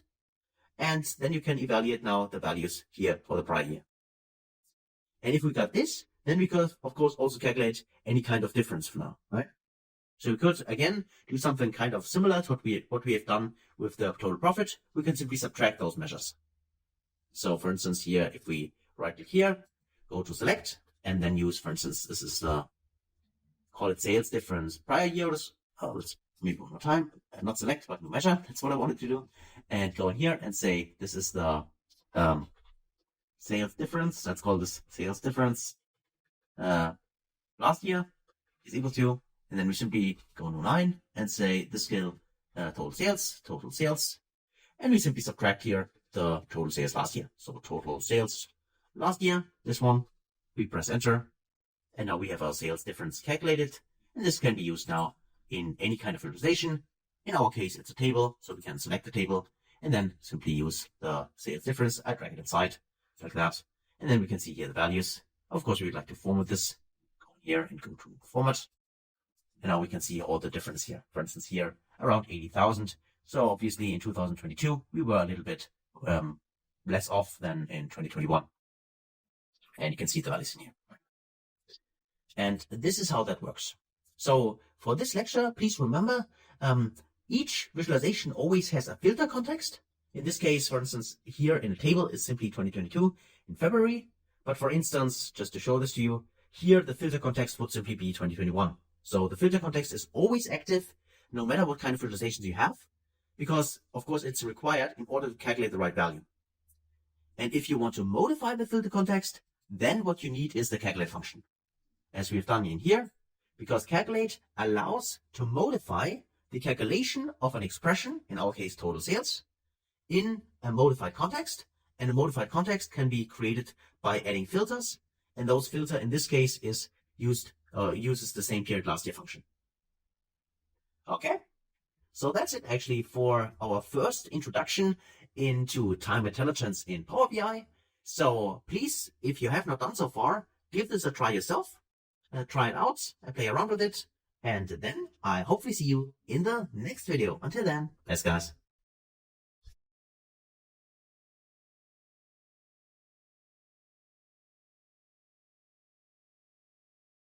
Welcome back to part 2 of the introduction and deep dive into time intelligence in DAX. Now, in the last video, we learned about the same period last year function in combination with calculate and how we can get then the value of the prior year. Well, this is great, but it is a little bit static. What I mean by that is the same period last year function always returns the value in combination with calculate from the prior year. So we go exactly 12 months back. Now, what if you have a use case where you want to compare, for instance, the prior month, or you would like to compare the sales 2 years ago? So you have a different time frame, not specifically 1 year. What can you do then? Because as I said, the same period last year function can only give you the value of the prior year. So it will always return the value of 12 months back. Now, to be a little bit more flexible, there's another great time intelligence function which we can use. So let's actually right click on the measures table here and create our measure. Let's click on new measure. And then let's see how that works. So this time we say, I'd like to create, in this case, let's say, total sales. I'm referring to the sales measure again, but you can use, of course, any other kind of measure. And let's call this let's say prior period, PQ for prior period, PP, or let's say last period, because we use last period, LP is equal to, and now inside this new line, let's just say this will be again the calculate function. So calculate will be used because we need to modify the context. The expression in our case is again the total sales. And now for the filter, we don't use the same period last year function. Instead, we want to use the date add function. So date add. And date add requires a few arguments, which is the dates, then the number of intervals, and then the interval. So for instance, just to see that we can get the same result as with the same period last year function, we could say that for the dates, we're referring to the dates table date, this one. For the number of intervals, we refer to -1 because we want to go back 1 year. And for the interval, we simply specify here the year. We can close this and then close the calculate function. And then let's press enter to evaluate that. So here we go. Let's make this a little bigger so we have more space. Okay. And now let's actually add this last period here. In this case to our visualization. But before we do that, let's format this also as a dollar symbol in here. Okay. And now let's actually drag this inside. Or use here the on object and click here and say add data. And under the measures table here, you can also select also the prior period in here and like that. And you see hopefully that this value here returns exactly the same as we've seen for the same period last year function, this one here. Right? So this value equals this value, this equals this value, and so on. So this works exactly the same as before.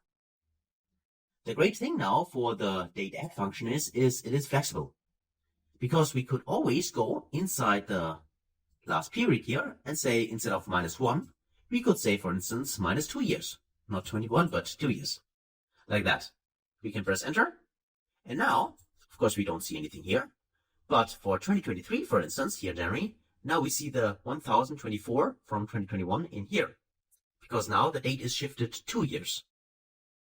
And by the way, you can also not only shift it like this one, let's call it shift forward, you can also shift backward by simply going here and use a positive value instead. Or in this case, let's just say I want to use -1. And instead of a yearly period where we currently are, we could say I'd like to see this on a monthly level. So month. Now if I press enter to evaluate that, you see that the data changes again. And if I scroll up, you can see that now the sales here is shifted 1 month, right? So this one is this one, this one is this one, and so on. And of course, you can also use 2 months, 3 months, and so on. You are completely dynamic regarding the interval itself and also the amount of intervals you want to go back or forward, And of course, now you can also calculate the difference if you want to do that. For instance, like total sales minus the total sales from the last period. It works the same as the sales difference last year. And as an exercise, I can leave this to you, that you also calculate this value, so the difference between those two, and also make sure that you also format this correctly. So that's it actually for this lecture about the date add function.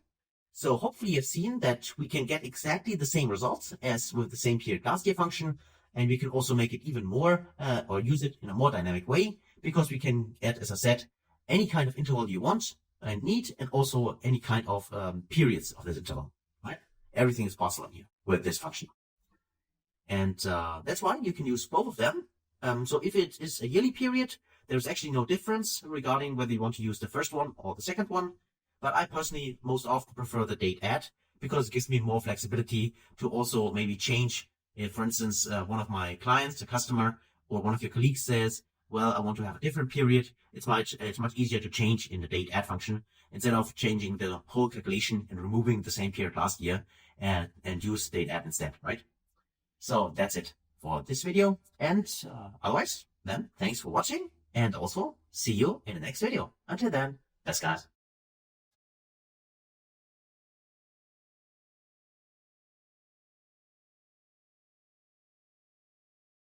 Hey friends, welcome back. Now, have you done the exercise to calculate the difference between the total sales and the total sales last period with the, in this case, monthly difference? If so, great job. If not, then you might want to try it before we continue with this lecture. So let's dive deeper into time intelligence. And this time I have something for you which might also be interesting for various use cases you might have. This is about calculating the cumulative sum or running total, depending how you want to call it, but these are some common terms you probably use.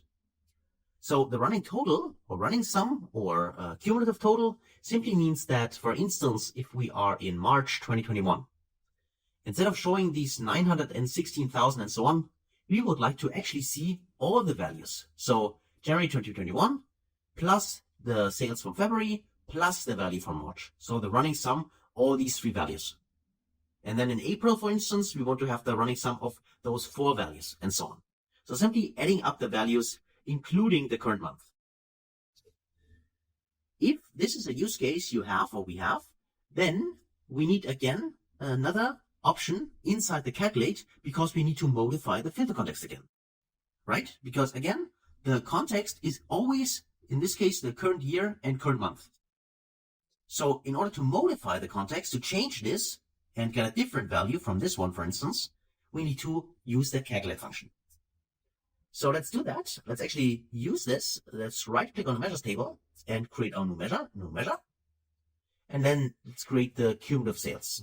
So I call it cum sales, so for cumulative sales, but of course you can name this whatever you want, like running sum or running total or whatever kind of expression you want to give it.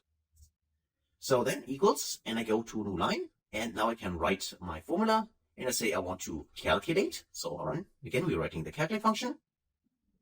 And what do we want to calculate? Well, the expression, in my case, I will stick to total sales because that's what we currently have in the view. But please note that this can be done, of course, for any kind of measure you have. So in this case, I'm going to refer to total sales. And then I just need a new filter. Now this filter here, I want to use the filter function. Now filter function here, this allows to filter a table by a filter expression. Now the table we want to use is the dates table, and we need to filter it so that for each specific row we're currently in, all the dates prior to this row, including this row, must be included. So for September 2021, for instance, we need actually a table which contains all the dates up to this specific month, including this month, right? So everything before plus this value itself. And to get this, we can use inside the filter function the all selected, so all selected. Then for the all selected function, this returns all the rows in a table or all the values in a column, ignoring any filters that might have been applied inside the query, but keeping filters that come from outside. Now, the second part right now is not that important. What's important is the following. The all selected function ignores any filters that might have been applied. And this means, here returns all the rows in the table. This means that actually using all selected means we're ignoring the month and year here completely. That just means if we say all selected and referring to the dates table date, this expression alone, this one here, returns a table with all the months and all the years across the whole table. It does not take the specific value we have into account. It just gives us a complete dates table across all the 3 years. And this is why we use the filter function, because we want to filter this dates table only containing all the values up to the specific row we're currently in. And this can be achieved by using the filter expression. The dates table date, this one, should be less or equal to the maximum of, again, the dates table and then the date. Like that. Let me see, like that. Okay, here we go. So it might seem a little bit strange because we're referring to the dates twice, but what it actually does, again, is we want to calculate the total sales. We need to modify the context because we don't want to see it for the specific month-year combination we have. We use the context in which we want to use in order to evaluate it. Here is at first the complete dates table. So ignoring any filters, this gives us the dates table, the complete dates table. Then we need to filter this dates table, and we need to make sure that the date inside the dates table is less or equal, so less or equal here, to the maximum date. Now the interesting part here is that the maximum date, this one here, refers to the current row we are currently in our visualization have. So the maximum date, for instance, for this row, 2021 June, is 2021 June. And if you know that, then it makes sense, because that just means that give us a complete dates table, but from this dates table, only give us the dates which are less or equal to the current date we have inside the view. And less or equal just means we want to include the current row as well. So that just means that for each, if we go back to the table, for instance, for May, we get actually a filter table which contains January, February, March, April, and May, including May, because we say less or equal. And then Power BI is just summing up all these total sales value for that. And to show you that this really works, let me go back inside let me first select the visualization, and then let's go to the cumulative sales. Let's also format this properly, go to the dollar symbol, and then let's actually add this to the visualization. Let me drag and drop it inside, and now we can see the result. And we'll see that here it started with the same value as in January, but then it simply shows 2 billion and so on, which in this case is just the sum of those two values. And then it has 2,900,000 and so on, which is then the sum of those three values and so on. So this is the cumulative sum here across the total time frame. And we can also check this because at the end, it needs to derive at 25 million, right? And if I scroll down, you see that here in the last month we have, the last sales month was March 2023 in this case. And there we derived at this 25,661,000 and so on. And then this gets repeated. And this is actually the total value because afterwards we had no sales anymore. This is why the cumulative sum up to this point, including this last month where we have sales, must be the same value as the total value, as you can see down there. Now I often get the question, is it possible to remove those repeating numbers? Because I mean, after the last sales value here in March, there is no need to repeat those values here. For instance, these ones and this one, right? Maybe you don't want to see that because there are no sales anymore. Can we do this? And yes, we can do this by simply modifying the calculate function. I'm showing it here for the cumulative sales, but the same trick can be done using it for instance, those two we have calculated, right? The date at and the same period last year function.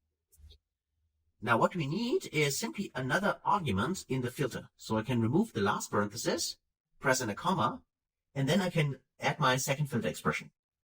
And the second filter expression could simply be that the dates table date, this one here, should be less or equal to the maximum, and in this case, of the order date.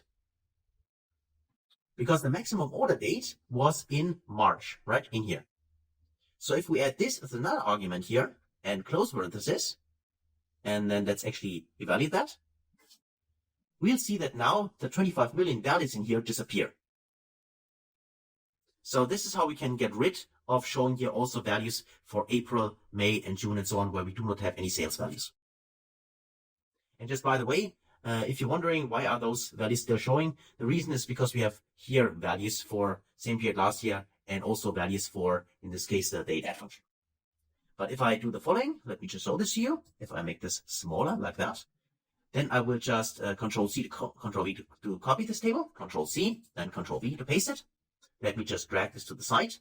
And then let's get rid of everything we don't need in this case. So let's actually select this one here and say I want to get rid of, in this case, the prior this one. I want to get rid of the sales difference. I want to get rid of the sales last year.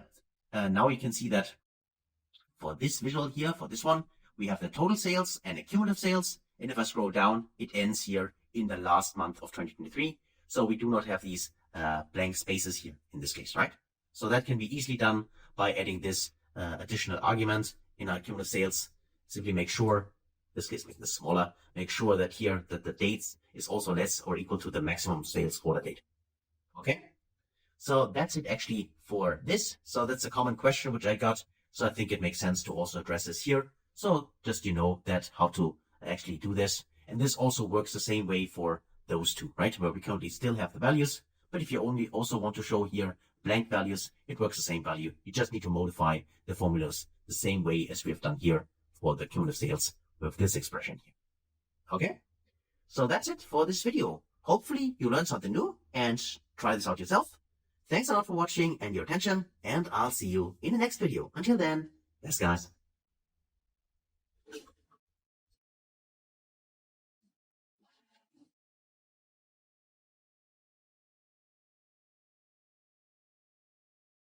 Hey friends, welcome back.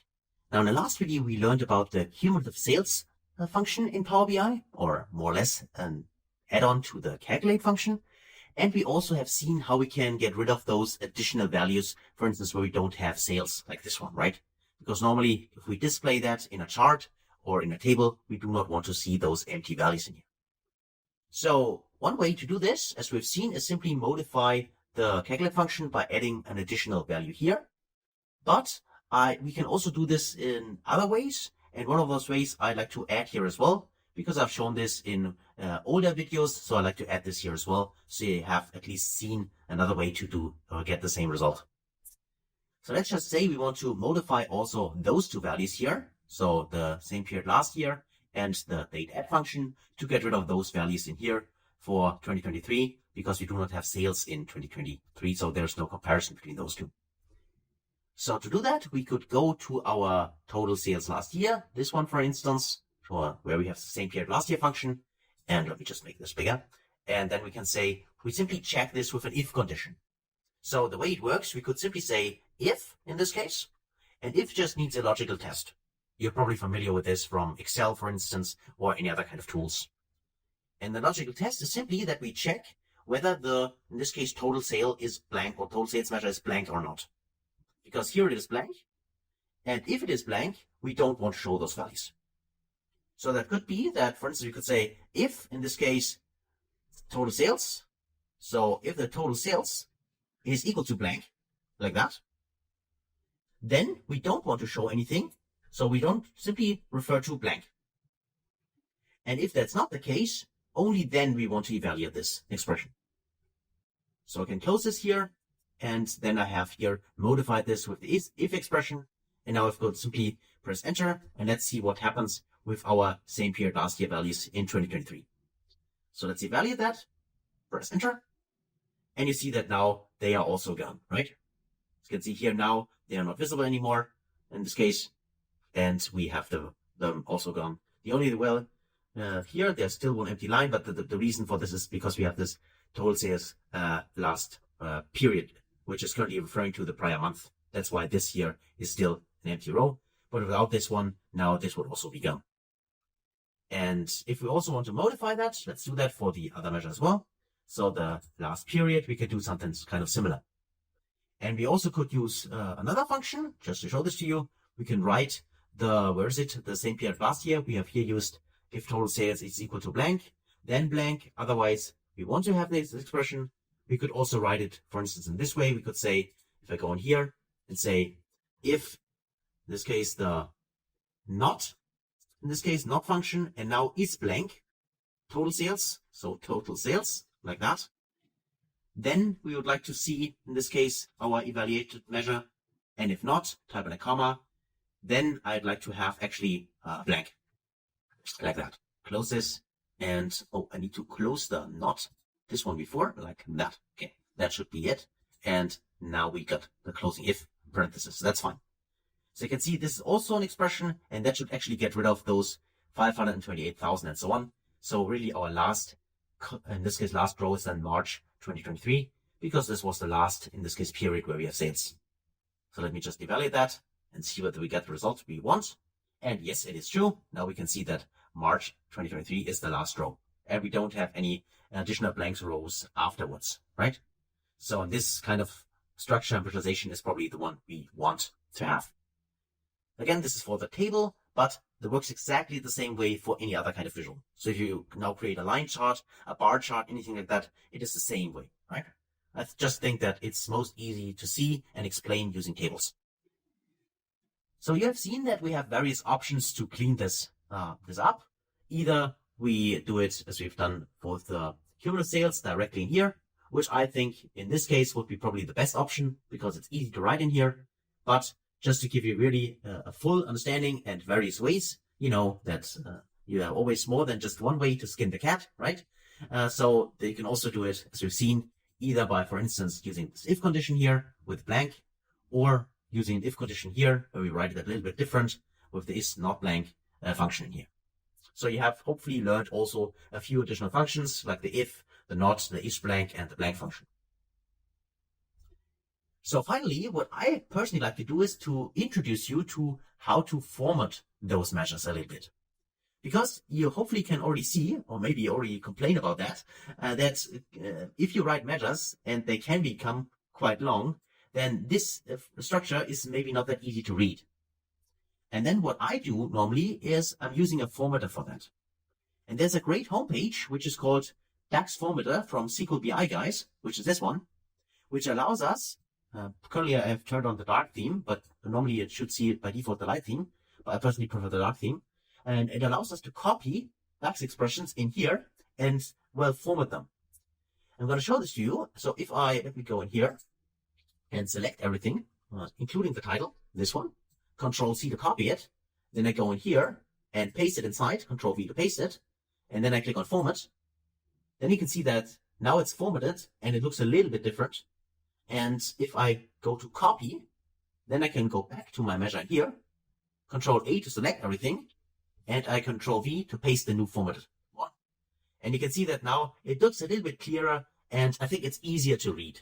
So they have done a great job with this formatting option. And now if I evaluate that, I should get exactly the same result, but it's easier to read for me, as well as maybe for my colleagues who also use this report later on and the data later on. Continue working on it, right? So let's also do this maybe for the other ones. I'll use this one here just to clean up our report. Control A to select everything, Control C to copy it. Then I go here, I go to edit, and I remove everything here, paste this inside, format it, and also use this one here, copy it, go back to our report, yeah, and then paste this inside, select everything, paste this inside, and now we have that, and now I press enter.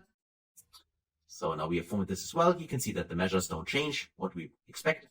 Now we have selected those two. Let's just see total sales. This we don't need to format, so it's different as well, not. But I think the cumulative sales, this one here, this should be formatted as well, right? So let's select everything here and do it a third time. Control C to copy it. Then go in here, go to edit, and go inside here. Control V to paste it, format it properly, and then we can copy this as well. So this, of course, is not a requirement. It does not change any kind of calculation you have done so far. It's just, I personally think it makes it much easier for me, as for myself as well, if I read this maybe a few weeks later, but also for any kind of colleagues or anyone who is later on working with this. It's easier to read this than in a formula. And especially if you have a long DAX formula, which is quite complex, it's much better to format it correctly and easier to read, right? So then let me just take this option here, and we also have now our final formula, in this case, formatted correctly.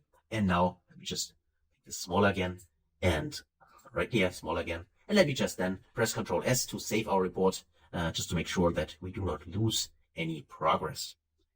So far, so good. Now, from my side, congratulations. Now you have also fixed those blank values here, and you also have learned how to format your DAX expression quite easily. Of course, you can do it yourself if you write it, but for me, I normally don't do this, and it's much easier to just copy paste this in this format expression option here, which is for free and can be used. And then I can simply copy paste my formatted measures inside my report. So that's it for this video. So thanks a lot for watching and also for participating. And then I hopefully see you in the next video. Until then, best guys.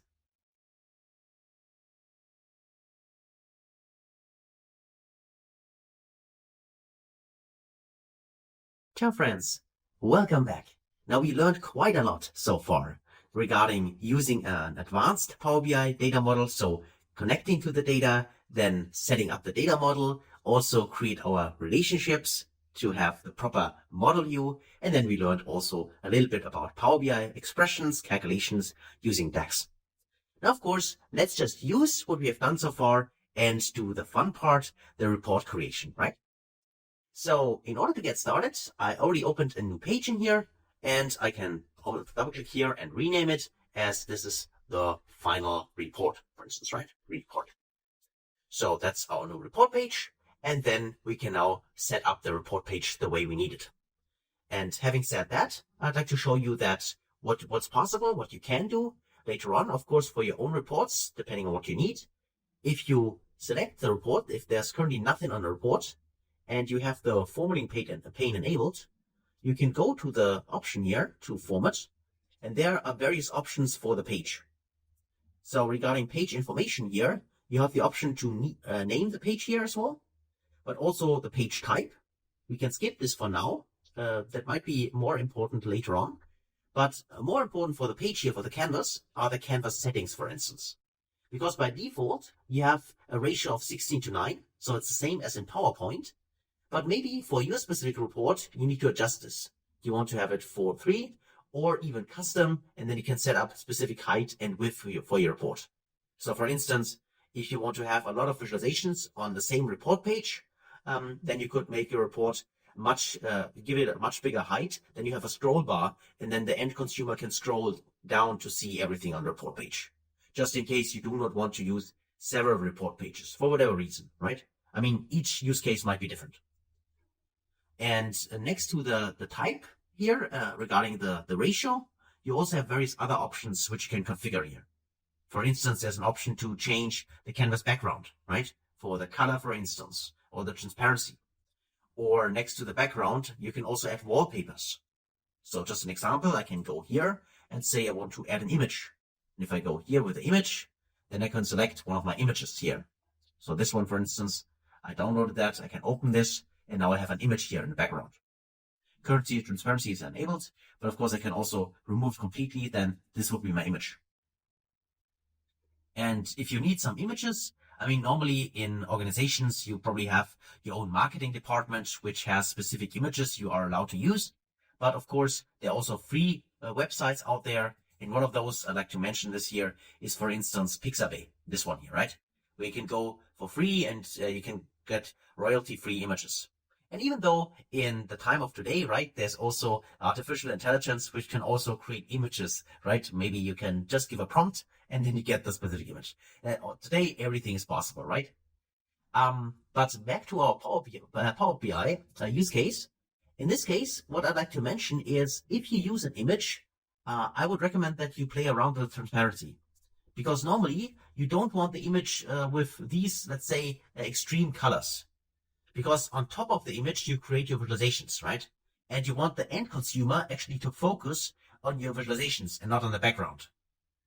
That's why it makes more sense if you use a background that you set maybe a higher transparency. So there's a little bit grayed out, or in this case, a little bit lighter.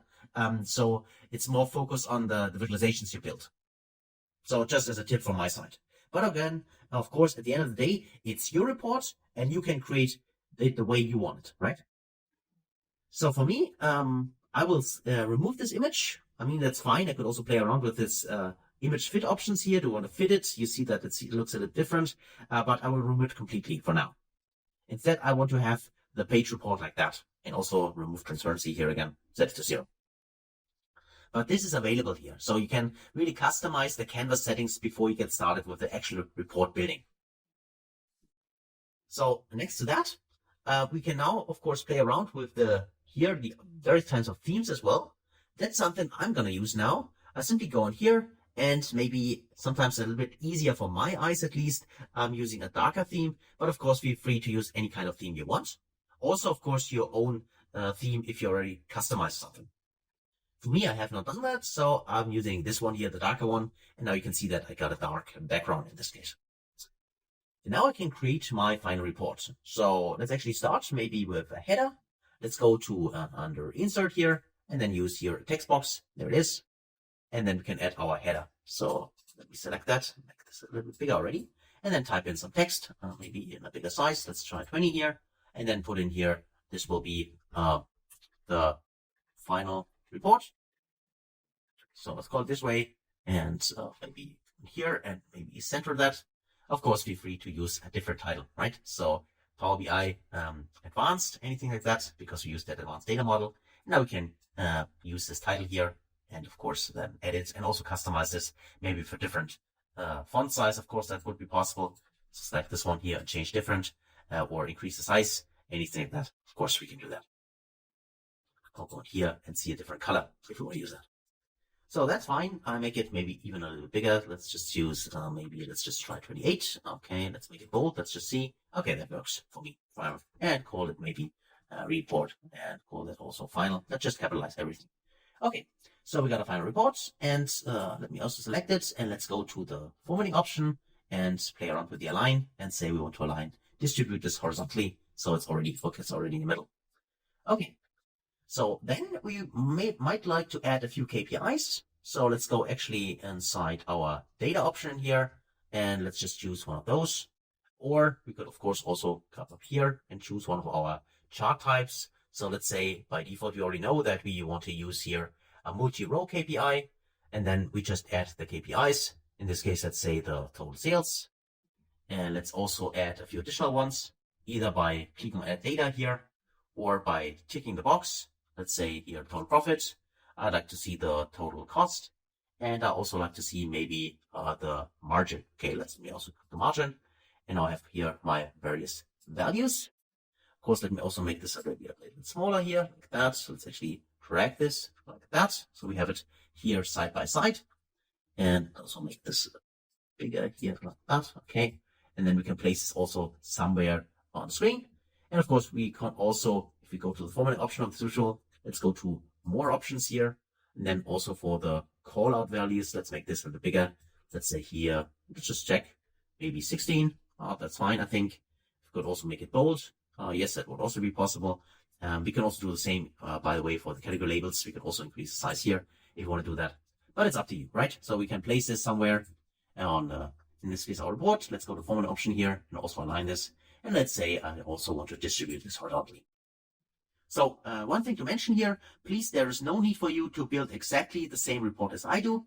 Really, this is actually your playing ground. It's up to you. Please feel free to try out whatever you want regarding the in this case, the theme, regarding the visualizations we create here. I'll just make here an example. But of course, I highly encourage you to create the report you want. I just can give you here maybe a few tips and tricks. That is my primary intention. So now I have my KPIs here. I have my final reports. And of course, I also want to have something visually. So let's say I'm interested in the total sales and also the profit margin, but I want to see this maybe on a time development, right? So we need a time axis. So let's go in here under either home or insert. And let's just say we want to use this kind of line and in this case, clustered column chart. I want to have this one. Then for the values on the x-axis, I actually like to have my dates. So I go to the date here. I'm choosing my date hierarchy. And then for the column values, need to scroll down here. For the column values, I like to see actually my sales. So I go to my measures table and use my total sales. Here we go. So we got our total sales. I can make this bigger here. I can place it somewhere, maybe here, like that. I can make it even bigger if I want. I got a lot of space in here, but this could be one way to display it. And of course, we can drill down. Let's say we want to see it also on a quarterly level. I would like to use this one, go in here, and now we can see also the value across the quarter, how they are distributed, right? So that is that. Of course, always try out, depends on the Power BI version, of course, but sometimes features, if you remember, are already available. If you double click on a visual and you have this blue line around, then you can also, change certain things. For instance, here for the quarter, I want to get rid of that. Let's just do it this way. This does not work. Okay. To remove it completely does not work. I can edit here and say this will be quarter and year. That works, right? Yeah, that works to edit here directly. But if I want to remove it, let's just see, right click and delete, deletes. Okay, that works. Okay, I can delete it. So as I said before, there are various options to format it directly from here instead of using the formatting pane. And with more time and later on this year, probably there are even more options that I can currently show here to you. But if you format it this way in here or using the formatting pane, you get the same result, right? So it's up to you. What you prefer, of course. I can change here the fill color, for instance. In this case, I want to maybe add the data labels. I can tick this option, and then I would also see here data labels for my charts. Besides this, let me go back to the option here and say, also for the line value, I'd like to see my profit margin. So I can click on here and say, I would like to see my profit margin. Go to sales here and go to the profit margin, this one. And now I can see I also got a line here, which also shows me how the profit margin developed across the different kinds of time periods in here. And of course, I could also try right click on the line and also add the data labels here. And this would also work. Maybe it's already a little bit cluttered. That could be the case. I mean, it's up to you whether you agree with me or not. But of course, let me just go in here and make this bigger. Of course, I can decide exactly how I want to display that in my final report, right? So go in here and let me just, what is that? Is it still there? Oh, somehow I removed my header. It looks that way. So let me just rename it back. The final report. Final report. Okay. Yeah. Final report. Okay, here we go. Use that, select everything and set it in the middle and make it bold and bigger again. Let's say 28, I think that's what we had. Okay, here we go. So I got my measure here. And then of course I can format this even more. I can play around this one, whether I want to show the axis or not. I can turn this off if I don't want to show it or turn it on. Right, secondary axis, do I want to turn it on or off and so on. Do I want to show a legend, which is currently here placed on top? Maybe I'd like to add the legend here and place it maybe not on top left, but maybe on the bottom center. click on bottom center, and then it would be there, right? So again, it's totally up to us how we want to format this visibility chart or play around with the colors and so on. So next to that, let's maybe also visualize the profit for different kinds of, let's say, categories, right? So here, let's say we would like to create a donut chart. So we select the donut chart here. I got my template. And how do I want to fill this template? Let's just say I'd like to see as the values the total profit. Go to our measures and say here, use the total profit, like that. And then, of course, we need to somehow slice this. And let's just say for the legend, what do we have? Well, we have, for instance, next to dates, we have products, right? So we could go with products here and try out products. So if I would select product name here, then I probably get something really, really cluttered, right? So this is something I'd like to avoid. So it might make sense to group our products up front. In this case, let's explore a new feature we have not seen so far to create groupings. In this case, we create a static grouping, but we can do that directly in Power BI. So let's go to in this case, the data view here, click on the cylinder, and then go in here and search for, let's make this smaller and this smaller, and let's go to our product table here. And currently we use the product name. So we could go in here, click on the three dots, and say in this case, we would like to create a group. So we can go to a new group here, click on a new group icon, and then we can group the products here together. So for instance, this could be here, let's say the name for this group is category, and now I can group my data here together. In this case, I keep it quite simple. I will just randomly group them together. I select the first one, and then I select maybe go here and say, using the last one, hold my shift key. Now I select everything and say, this is my group. And I can double click here and name this. This, for instance, here is, let's call this basic, right? Like that. And that's our first group. And we can do the same here for the other ones. Let's just use this one here and select a few of them like that. And this will be the next group. And this will be, let's say, double click here and call this advanced, like that. And now we have a final one, which is this one here. And of course, we can also select everything, press Ctrl A, select all of them, group them together. And let's call this one. This will be the excellence, right? Excellence. Okay, like that. So this was just an example. Of course, you would not group it like that in real world, but this is just an example how you can use the grouping functionality in Power BI, right? Of course, the grouping could also be part of your underlying data source. So you have another column inside this product here, which probably would be the better case. And then you have the category directly and can use it in a visualization. In this case, we don't have that. That's why we leveraged here the grouping functionality. But that's good because I can also show it to you here and maybe have a use case for that later on in your reports. So let's click on OK. By the way, there's also this include other group. For the last one, we could also have done that. But for now, I grouped it together like that. And now if we click OK, now we have grouped the data. And now we can use the group instead of the product name here, right? So I can simply remove this. And instead, I go here, add data. And then I can now go to my customer table here. My product table here. And then I can use the category. Tick this option. And you see that now it looks much better because it's not that cluttered anymore, right? Which tells us here currently the value itself as well as the percentage considering or contributing to the total amount of profit.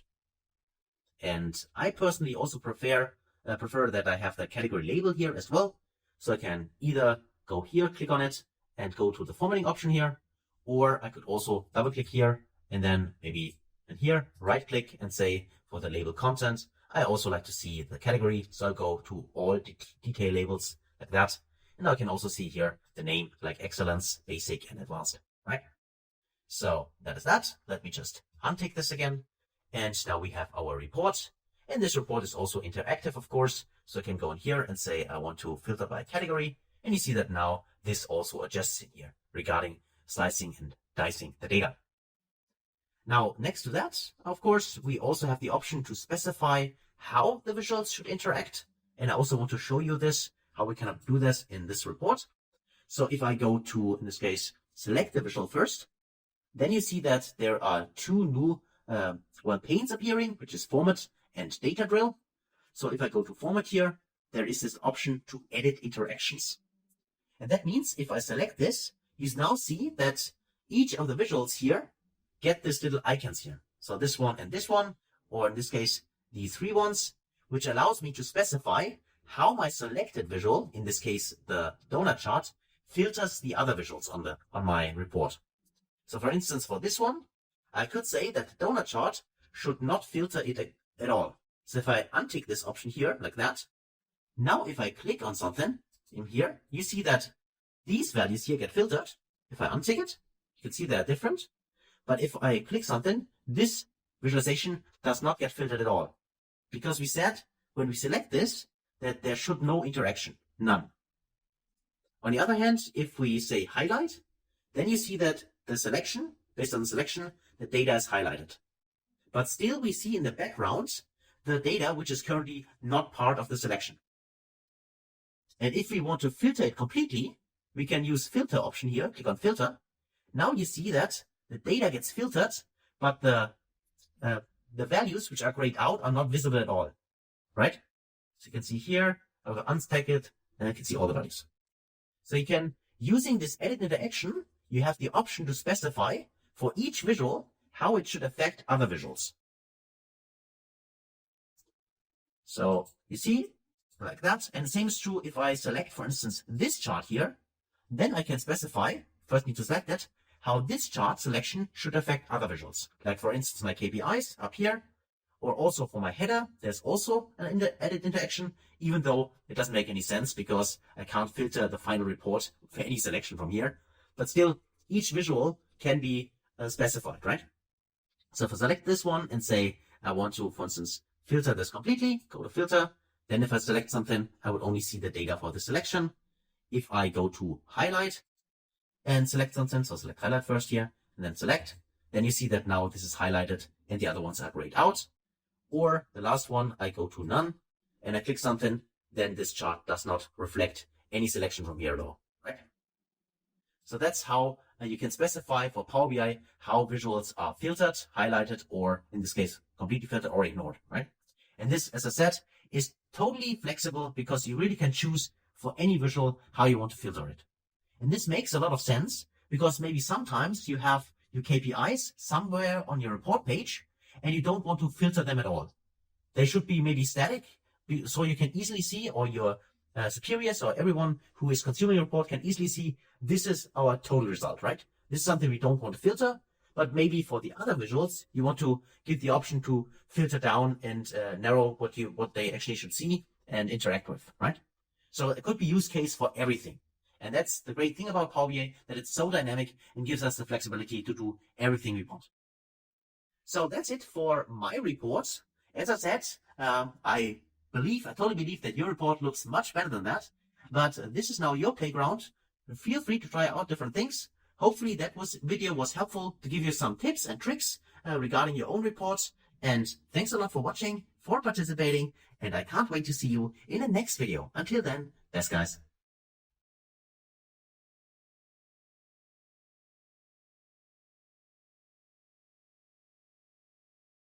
Hey friends, welcome back. Now, hopefully you had some time to create your own reports and play around with all the various features which Power BI gives us, and you're now ready to continue learning. So let's do that. For me, I want to click on the Save Disk here or press Ctrl S, because now we will close this report and create a complete new one with a different data source, which gives us also maybe a little bit more information, for instance, about products. So we don't have only product 1, product 2, and so on, but maybe a little bit more information.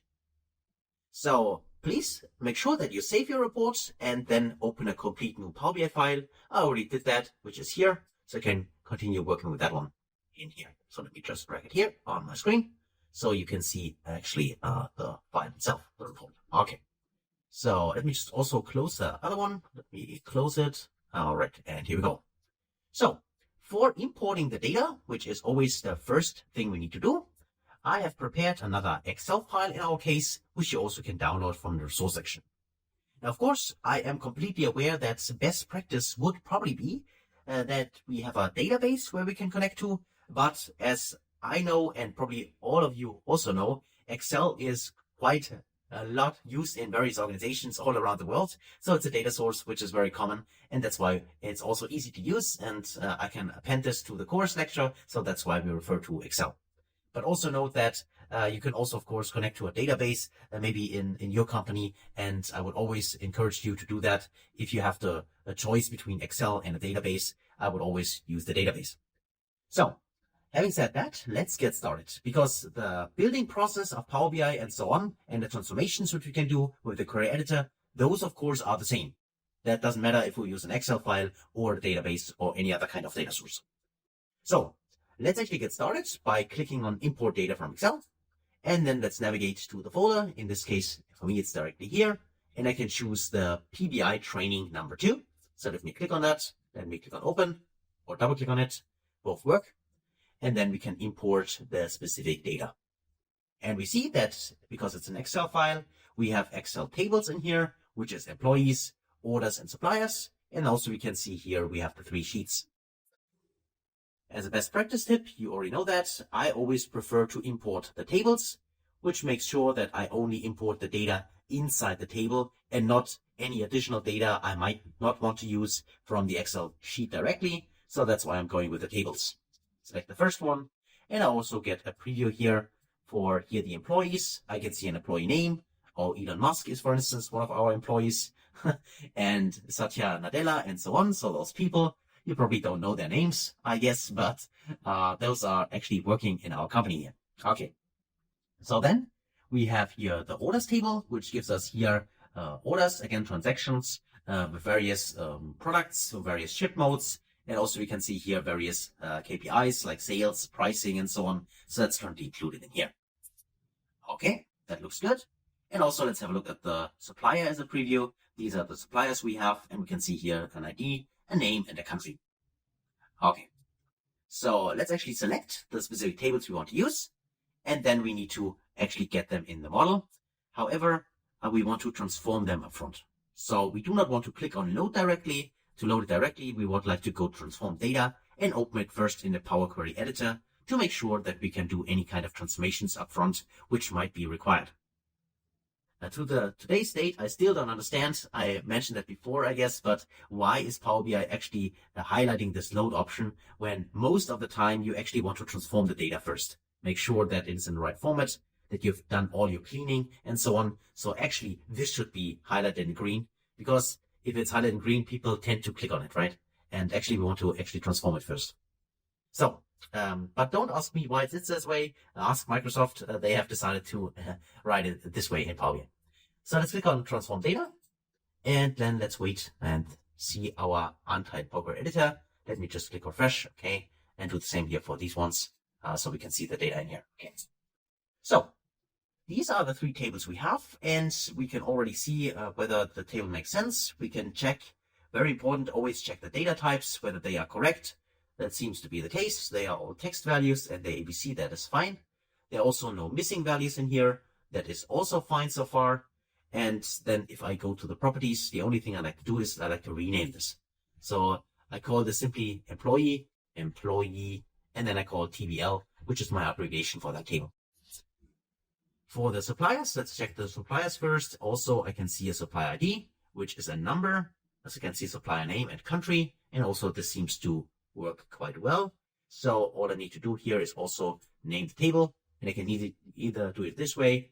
Remember, I can right click on the table here and rename it here, or I can even double click on the table like that and also name it here. And I call it supplier, and then I call it TBL. So finally, my orders table, which is my biggest table. This is the fact table when we talk about fact and dimension tables. So this is the table I want to filter using tables like employee table and supplier table. So if I scroll to the right, let me just check it here. I can see data types. Okay, the order date is a date. That is fine. But the ship date should also be a date. Currently, this is no date, as you can see here. Okay, so we have to convert this into a date. This is something we need to do. But beside this, let's just check the other columns first. So, okay, these are decimal numbers for the pricing. That is fine. The amount is a whole number. The discount we have inside, product name, and so on. That looks fine. It can spot something. The only thing I spot here directly is that inside the customer zip code, there are obviously missing values in here. As you can see here, there are 29 values which are empty. And if I would like to see which ones those are, I can select the null here, click on OK, and then I would see, these are the values which are currently not filled for this specific customer. So in a real world scenario, it would make sense to go to the data provider and ask him or her whether he or she can deliver here the missing values just to fix this. But in our case, it's not that important because actually we do not use the customer zip code at all as a column. So I don't want to fill this now, but I just want to mention this. If you have missing data, always, especially if you need the data, then of course it makes sense to address this by the people who provide the data to you, of course, right? That would be the best way to fix this. In this case, as I said, it's not required, so we can just skip it. Also, you could even right click here and say remove if you don't want to load it in the model at all. But because this data here is a really small model, it doesn't make any difference whether we want to exclude here certain columns, so deleting them or not. So, okay, we got our columns here, and the only thing we need to fix in here is actually the ship date here. This should be a date. So what could we do? Well, we can click on this little icon here and then change this to a date. We can try this first. So let's do that. Let's click on date in here. And then we got here this pop-up window. The reason why it asks us this is because our last step is already changing the type for all the columns together in one step. So that's why it just asked us whether we want to remove the current stop or replace actually the current stop, current change type, the current step. That's what I wanted to say. And convert it directly into a date. Try that. I personally always like to add a new step, because if I replace the current step and the step leads to an error, then I would need to remove it in the applied steps window. But this would mean that I need to reapply the mapping of the column type for all the columns, because they're all transferred in one specific step. And this is why I like to add the new step here. Again, I don't know why the green one is here highlighted, but it's that way. So I click on add new step, and you see that now exactly that's what I meant. I run into an error. So obviously the conversion from the ship date to the from a number, which was the prior format, to a date doesn't work, so it returns errors here. And now it's much easier for me to just remove the step and have my original step back, and still the other columns have the right data type. If I would have to remove this step, then I would be here, and you can see that now I have to map each of those columns again, and that's not what I want. That's why I like to add a new step instead of changing the step in here. So obviously this did not work for us. So what could we do instead? Well, something which always works, at least in 99% of the cases, we can convert a number into a text value. So like that, I can do that. And again, I will be asked, do I want to replace the current step? No, in my case, I want to add a new step. Click on add new step, and you see that this obviously works. So there are no errors. Now this is converted from a number into a text.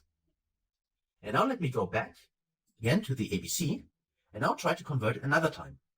This time we try to convert it, but not from a number directly into a date, but instead from a text value into a date. So let's try that. Let's click on date.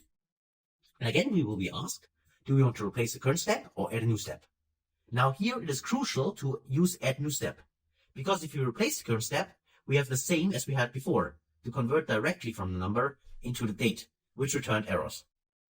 But if we add a new step, that means we first converted in the prior step into text, and now we try to convert it from text into date. So let's actually add new step, click add new step, and now you can see it worked. As you can see here, we have all the dates, and also we have a complete green line here, so there are no errors. So in this case, the trick was to convert it first into text, which most often always works, and then convert it from text into a date. And obviously, this was something which Power BI was able to do.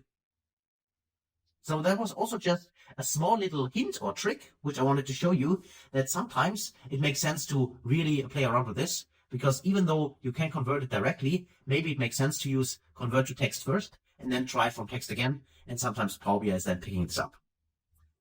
And also, as a tip, I would like to mention this again, you always have also the option, and that's especially crucial for numbers, and with the decimal separators and 1,000 separators, go in here and use this using local option. That is really a tremendous help, and that's what I like to mention it again. So now we also have the ship date, we have the order date, and now we actually are good to go. Or are we? Well, if you now say, wait a moment, Dan, there's something missing, and that's the dates table, then I say, you're completely right. This is correct. As I said before, each Power BI model should have a proper dates table, and this dates table can be created in Power BI directly using DAX, for instance, or we can use the dates table code again, which have shown you, and you can also use it from the resource section for all your projects, and that's what we're going to do here again. So before I do this, let me just quickly check the date time frame. So in this case, I start in 2021. And if I click on load more, I would like to see all of them. If I scroll down, I can see that the last date is in 2023. So again, we have a time frame across 3 years for 2021, 2022, and 2023. And that means, let me just press cancel here. I need my dates table code, which I already opened here in my editor. This is this one. Control A to copy everything, Control C to copy it. And then we go back inside our Power Query editor, click on new source, click on a blank query in here. And then when we can simply paste the code in here, go to advanced editor, remove the template which is inside, and just paste the code for the function. Then you should see no syntax errors. And then if I click on done, and then add here a start date and an end date. So the start date is the 1st of January in 2021. And the end date, you can also click, by the way, on the calendar here, but I like to insert it here directly. 31st of December in 2023. Financial year start, again, is January in this case. We do not have any holiday calendar in here, so we can't add this. And then I click on invoke. Now we have our dates table created with a continuous date range where no date is missing, so each day in this time period is included. And once there are no duplications, and that's exactly what we need. So now let me just rename this. So right click here and go to rename and call this dates. And in this case, I also call it TBL. That's fine.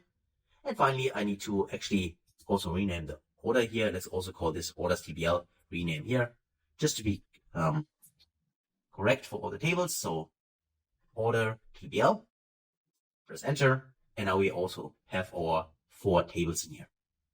Now, in this case, I could group them and group the function in a different table, but in this case, I do not have really staging queries in here, so I keep it like that. But of course, if you say you like to group this, right click here and create the group, you can do that.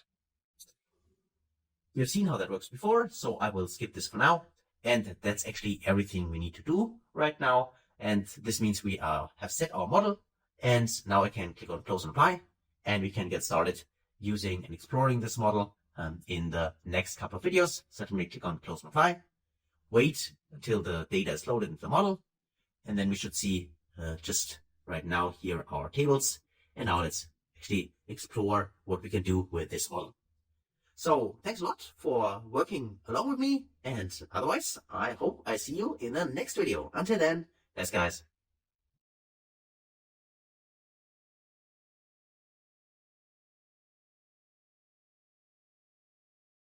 Hey friends, welcome back. Now in the last video we have connected to the dataset and also do a little bit of transformation inside the Power Query editor. And now we need to make sure that one of the most important things in Power BI is correct before we can start diving into creating relationships. And if your guess is now, I'm referring to the model view, then you are 100% correct. So let's do that. Let's go inside our relationship in the model view itself and take a look at what kind of relations are already set up at Power BI. Now, we can see that my orders table here is connected by default to 2 tables. The first one is the supplier table. The second one is the employee table. This has been done automatically for us, those relationships. And if we hover over them, we can see, okay, this is based on employee ID. That is fine. And if I go to the supplier table, this is based on supplier ID. If I need to scroll down a little bit like that, let's just see where it is. How about that? Oh, that I still can't see it. I need to see where's the supplier. Here we go, the last one. And if I hover over that, you can see that here supply ID and supply ID are highlighted. An interesting thing to notice here is that the supply ID is written with a dash in supplier table, so supplier dash ID, and in the orders table, it's actually supplier ID as one word. And still Power BI was able to figure out that there is a relationship between those two columns. And if the relationship by any means would be wrong, of course, you know that you can always right click on a relationship and just delete it, and then create your own one by simply dragging and dropping the fields on top of each other. What did not happen so far is the connection from the dates table to the orders table. So this is something we need to fix.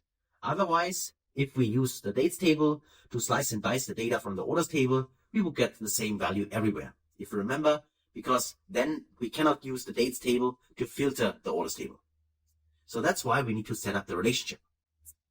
And in our case, we have here the ship date. We could use this one, or we also have the order date. And in this case, I would like to create the relation to the order date. So that's why I'm using the dates table here. And I drag the field from the dates table, drag and drop it, and place it on top of the, where is it? The order date. Let me just scroll down a little bit. And there it is, order date. Drop it there. And we can see we got the one-to-many relationship, which is exactly what I would expect, because hopefully we have days in our orders table where we have more than just one sale. And then, of course, the order date for this specific day is appearing several times. So we have multiple rows of the same day. But in our dates table, of course, we only have this date once, right? There are no duplicates inside. And I also like to drag this on top like that, because I personally prefer this structure to have my facts table, so the table I want to slice and dice with all the transactions at the bottom, and all my dimension tables, so all the tables I'm going to use to filter this table here, I would like to have them on top, so that the relation flows from the one side to the many side, and also from top to bottom, right? Again, that's just my personal preference. You don't have to do that, but I personally prefer it this way. So now our relations are in place, our tables are there, and this means we can get started using the data we have inside our report. So if I go to report view, we can now get started with creating a few calculations. And that's exactly what we would like to do now. Just to, repeat what we have already learned so far, let's create a few measures. And for that, let's do the measure trick again to create a separate table for our measures. So let's actually start with that. Let's go under home and then go to enter data. So click on enter data and just use our dummy column. I simply type in a 1 in here and I call this the measure TPL. So let me type in measure and then TPL as an abbreviation. So let's click on load and then we can load this table, and there we have it. There's our measure table. Now let's actually create our first measure. Let's go inside, right click here and say we would like to create a measure. So here's our measure. And of course, I like to zoom in so you can see that better on your screens. So that's our measure. And then for this measure, this will be our, again, we start with total sales. So total sales like that. And then I can equal sign and then shift enter to go to line if you want to do that. Or if not, just continue with the first line and then we can write our measure. Now, how do we calculate the total sales? Maybe you already know, maybe not. Let's do it together. So what we would like to do is we go again through, in this case, our facts table with this order table. And remember, our goal is simply to, in this case, go row by row through the orders table. And for each row, we want to actually calculate the revenue or the total sales. And before we do that, let me actually press escape and let's have a look at our, in this case, orders table one more time, so we can see exactly what we are trying to accomplish. Select the orders table in the data view. And here you can see we got various order IDs here, and sometimes more than just one transaction. So in this case, this belong to the same order ID. You can see here, this order ID is repeating for this customer, and he or she has obviously, ordered several products in this case with the same order. But that's totally fine, because we need to do the same for all the orders. We have here, in this case, selling price. That's the price we sell the products for. And we have an amount. And we could also have a discount, but the discount here is 0, so we skip this for now. And we simply multiply the selling price times the amount, right? And we do this again for each row inside the orders table, and then we sum these values up, and then we have the total sales. So let's do that. Let's right click here in the report view, or left click in the report view to go back. And now right click on the measures table. And here we would like to create our new measure. And this measure will be, one more time, the total sales. Then equals, and a shift enter, new line. And I say, I would like to calculate, in this case, my total sales, simply by using the SUMX function. So SUMX, which is our iterating function. It returns the sum of an expression evaluated for, in this case, each row in a table. Exactly. So our table, we want to go row by row, is the orders table. So orders table. And the expression is the selling price. So selling price, here it is. And we multiply this, in this case, by the amount, which is, in this case, the quantity which the customer has ordered. So now I can close this parenthesis here, and we get our formula. And now if I press here the commit, or press enter, that should also work. We have created here our first measure. And as soon as we have this, we can now get rid of our dummy column here, click on the 3 dots and say delete from model. Yes, you'd like to delete it. And as soon as we do this, we get our measures table on top of all the other tables, and also the little several calculator icons which appear here now. So that is what I personally like to do. Again, it does not really improve the model regarding performance or anything like that, but the structure in this case is easier for me. And hopefully you can also apply this to your own reports, this one and also the future ones you create. So now we got our first measure, and let's actually calculate 2 other measures. Let's say, again, total cost and total profit. So of course, feel free to stop the video now and do it yourself, or follow along with me, because there's something we need to be aware of. Because in this case, we do not have a separate table where we can look up, for instance, information for the product. In this case, in here, it's easier for us because we also have the cost attached to the product directly in the same table. So let's actually calculate the cost with right click and create new measure. So here we go, and call this our total cost. Total cost is equal to new line, and the cost itself calculate by, in this case, the SUMX again. So we want to sum up, in this case, over a table. The table in this case, again, is the order table. And the expression in this case is not the selling price, but the purchasing price. So there's a purchasing price included. And we specify that this is actually the price which we had to pay in order to get the goods from our suppliers. And this purchasing price will be multiplied times the amount.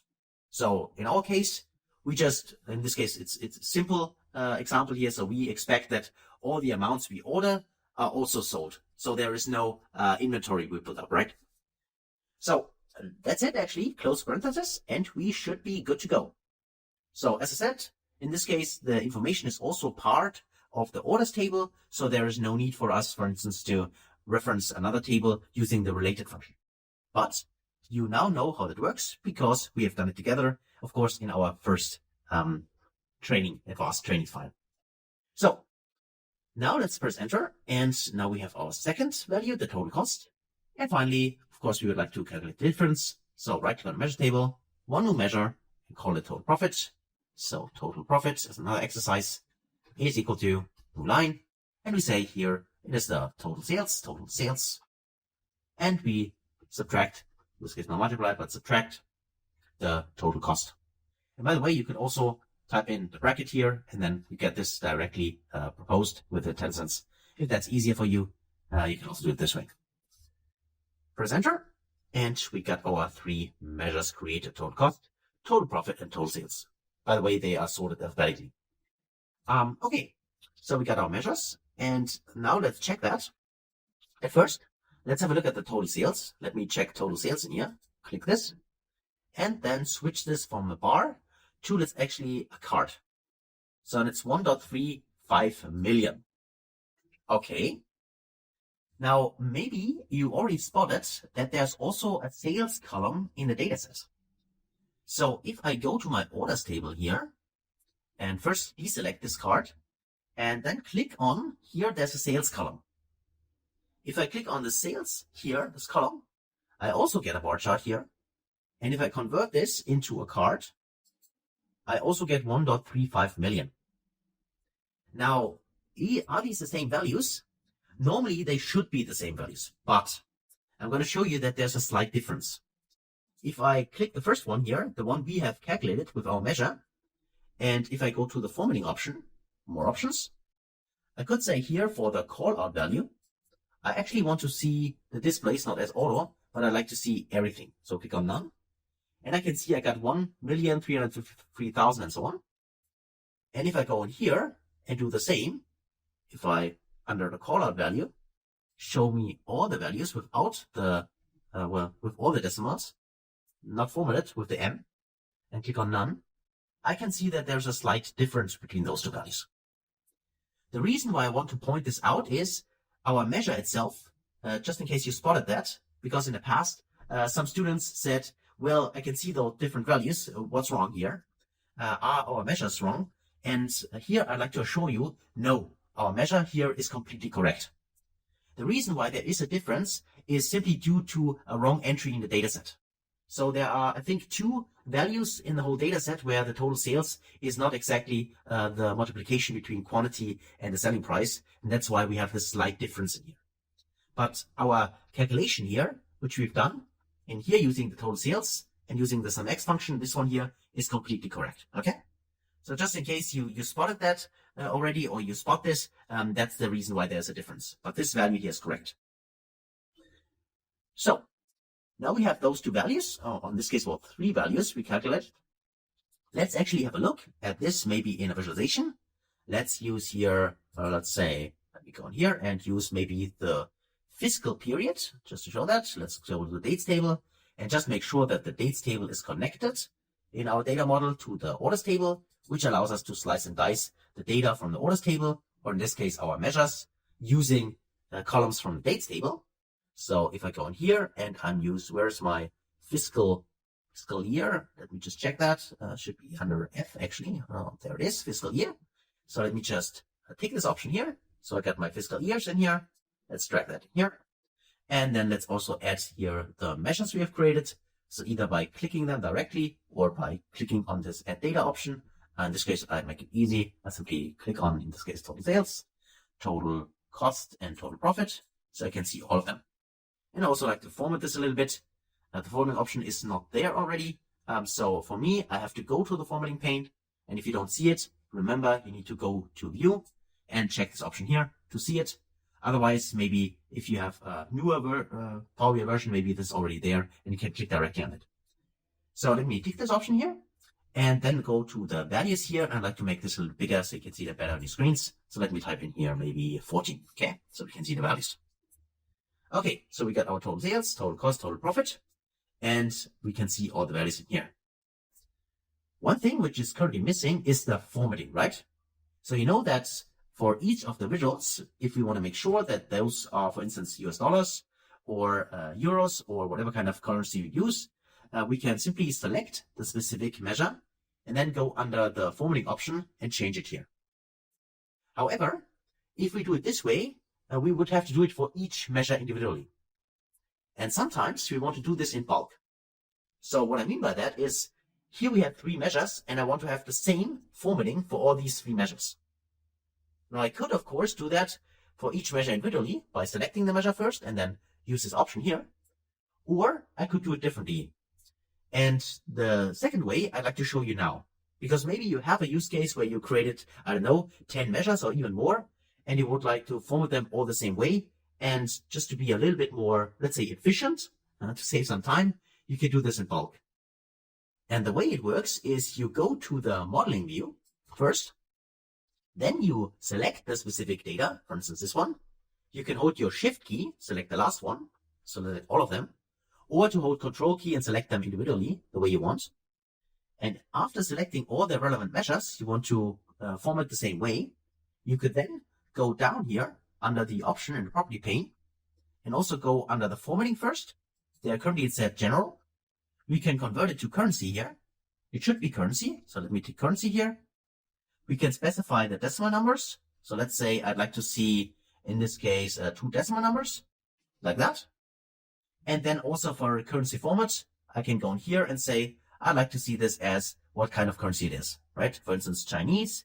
Here, I'm not sure whether it's yuan or renminbi, but it would be a Chinese currency. Then there's English, who should be English pound, could be dollars, Swiss franc, euro, and so on. So you can specify the currency you want. And there are also additional currencies. Actually, you should find even your native currency, if it's one which I have not named already, you should find it here. But for now, let's actually stick to dollars. So I use English English United States. So let me tick this option here. And now we are good to go. And now if I go back to the report view, you should see that all of them are formatted correctly together, right?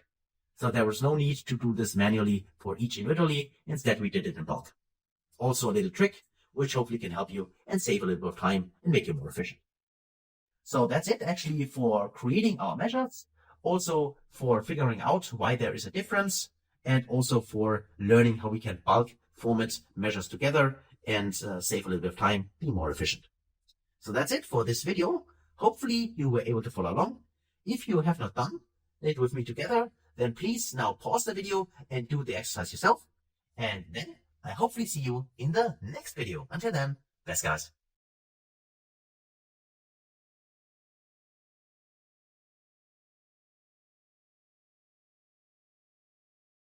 Hey friends, welcome back. Now before we continue with time intelligence, and there's a function I'd like to show you, we need to add one additional measure, which I forgot in the last video, which is the profit margin. I also like to add this, and you probably already know how to calculate it, but still, I'd like to add this as the fourth KPI. So, to calculate the profit margin, we need to divide the total profit by the total sales. So let's do that. Let's right-click on the measures table, go to new measure, and let's continue working on our Power BI skills by creating additional DAX measures. So for that, we know that the name should be total profit, and Shift Enter to go to a new line. And now, if you remember, best practice in Power BI, whenever we do any kind of division, is using the divide function just in order to, well, catch any kind of potential division by zero errors. So let's use it, divide, and then the numerator is in this case our total profit. So the third reference, total profit. And then our denominator in this case would be the total sales in this case, right? Like that.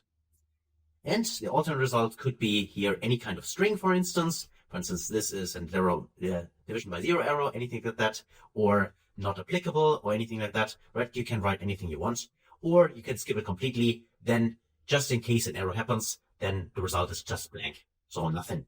Okay. So let's calculate the profit margin.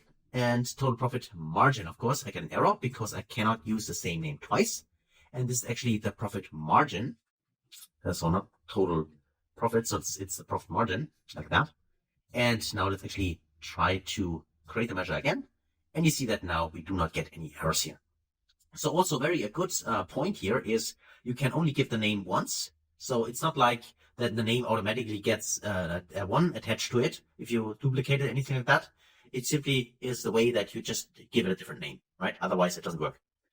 So we get our profit margin, and we can, of course, also format this. So let me directly format this as percentage numbers. Click on percentage. Okay. And now we should actually also be able to see that if we tick this option here as well.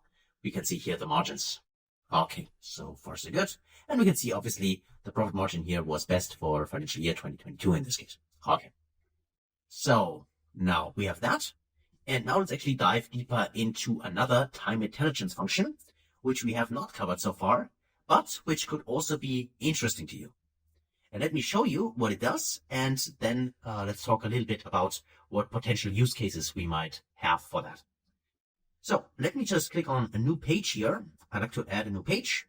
And just by the way, if you have not done so far, I would highly recommend that you just click on the Save Disk or press Ctrl S to save your report. Once I have done that already, and I named it Power BI Advanced Training Number 2.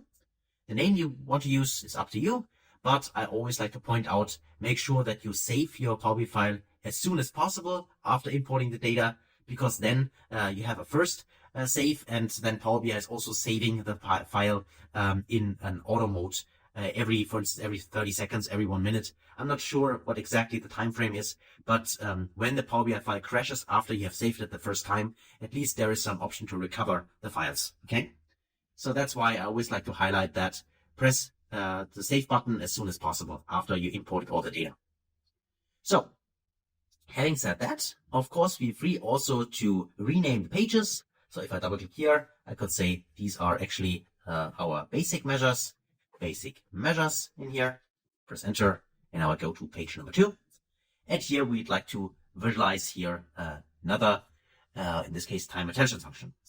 So for that, as you already know, I personally prefer to show you the results in a table first, because I think it's the easiest way to actually see what specific DAX expression calculates. But I also like to mention this every time, that you can use this, of course, in any kind of visualization, like bar chart, a line chart, a donut chart, whatever you want. So in this case, let's actually create the table. Let's just say we'd like to have the date.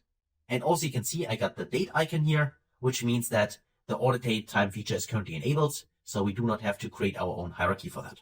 And as long as you have a small model and you do not have any performance issues, there's nothing wrong with using the audit date time from Power BI, the functionality. But again, just to mention that if you have a large model, if the model size becomes too big, if the model is slow, you might want to have a look at the audit date time in the settings and disable it and create your own hierarchy. And maybe that could speed up your model a little bit. But what it primarily does is not speed up the model, but make the model smaller in size. Okay. So now let me actually tick the date option here. And then let's actually get rid of the day and also get rid of the quarter. I think year and a month is enough for me. So let me actually make this bigger and also click here and also select the formatting, which is not available for the table for me yet. So I need to go to the formatting option here and just say that the values, I like to set this as 14. So hopefully you can see that better on your screens.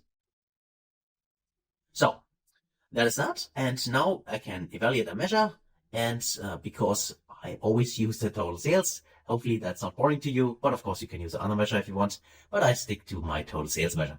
So select the table first, make sure it is highlighted, and then either click on the box here, or again, with this new object, this on object possibility, which is available here, you can also go to add data, and from the measures table, use the total sales here and add like that. So that's fine. And now we would like to calculate some time intelligence here. Okay, let's do that.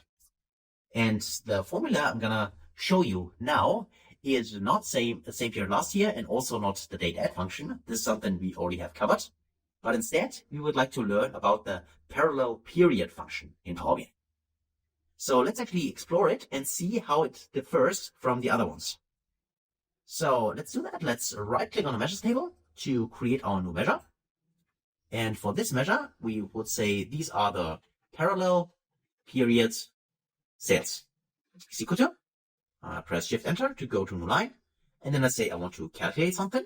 Remember, the calculate function is the most powerful function in DAX because it allows us to change the filter context. So also, when you use time intelligence, actually you most often use it in combination with calculate. So in this case, calculate, the expression in our case is the total sales, because this is my example which I used. And then for the filter, I will use the new function, which is called, here it is, parallel period. And then let's actually have a look what it does first, the explanation. It returns a parallel period of dates given the set of dates, and let's actually scroll down, and a specific interval. Okay, maybe that's not clear enough what it does, so let's explore it. So at first we need, in this case, the first argument is the dates.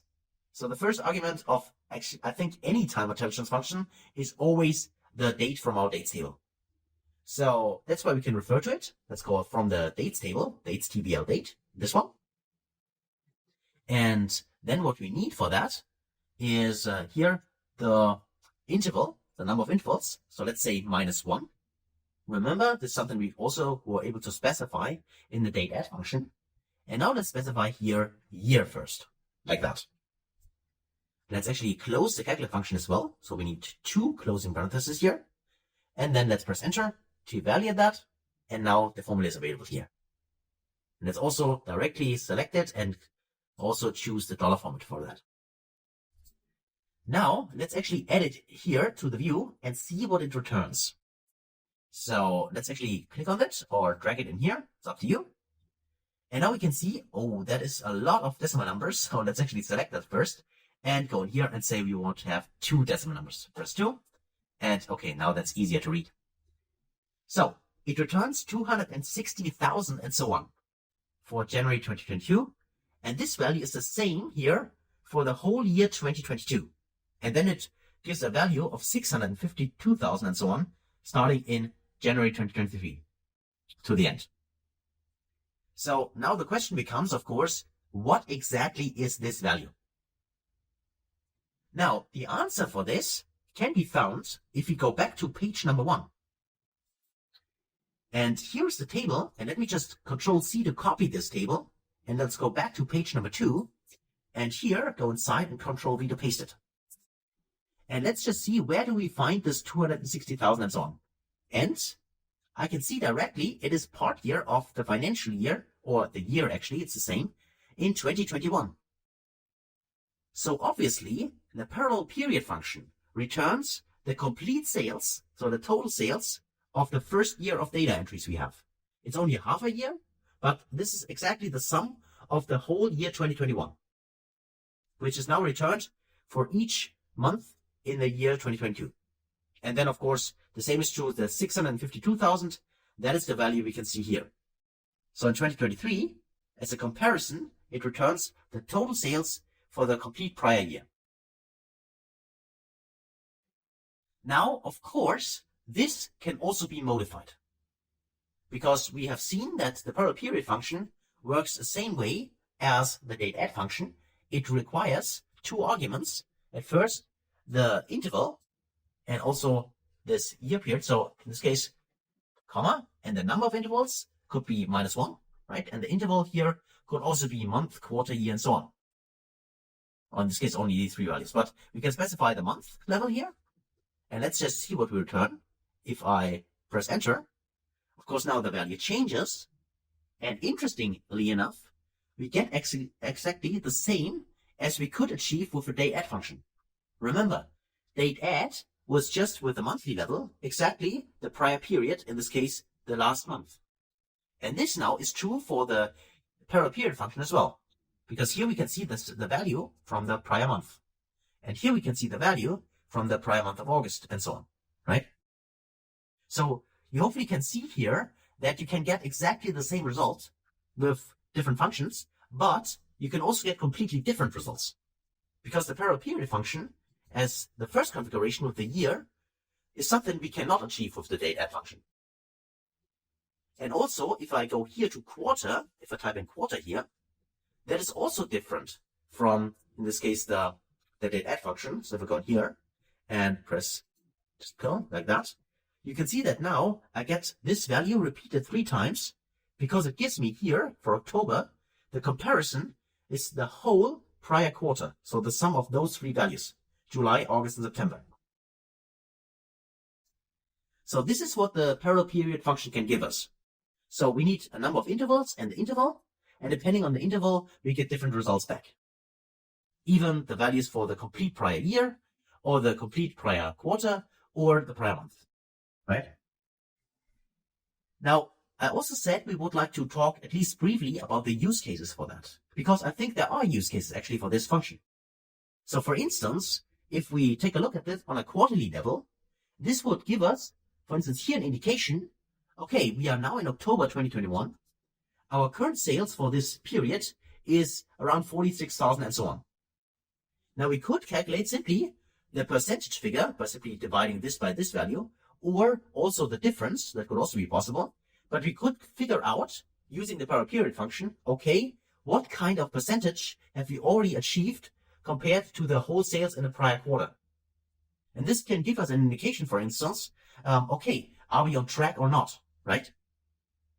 Or the same is true actually here, for instance, for if we have it on a yearly level and compare the sales in January 2022, oh sorry, there it is, there, with the whole sales in a prior period, right, in the last year.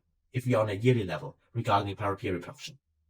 So it can give us an indication if we, for instance, say our goal is to achieve, let's say, 10% of the total sales from last year we would like to achieve in January, right? If this is, for instance, one of our targets, we can easily figure out, are we on track, by simply using power period function and then divide the total sales for the current period, for the current month, by the total sales of the last year, which the power period function can give us.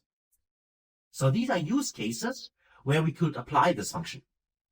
And of course, you might come up with other use cases as well, but the important point is now you know how to use it, and that is available for you, and then it is usable in your own reports to slice and dice the data and also to get the insights you need. Okay? So hopefully you understood what the power period function can do for us and how it works. And if you want to play around with it a little bit longer, feel free to do that. Feel free to choose different kinds of intervals and also the amount of intervals like -1 or also positive intervals. You can play around with it and try it out yourself. So that's it for this video.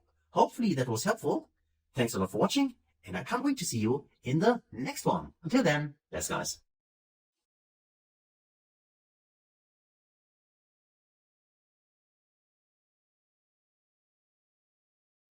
Hello everyone, and welcome back to the next video. And in here I'd like to give you an introduction into ranking in Power BI. So to do this, let's actually first rename this current page we are on to Time Intelligence. So Time Intelligence. And then I will create a new page. So click on the plus icon down there, add new page. Or of course you could also do it from the insert ribbon here. You can also add a new page from here, right? Up to you. So let's get started.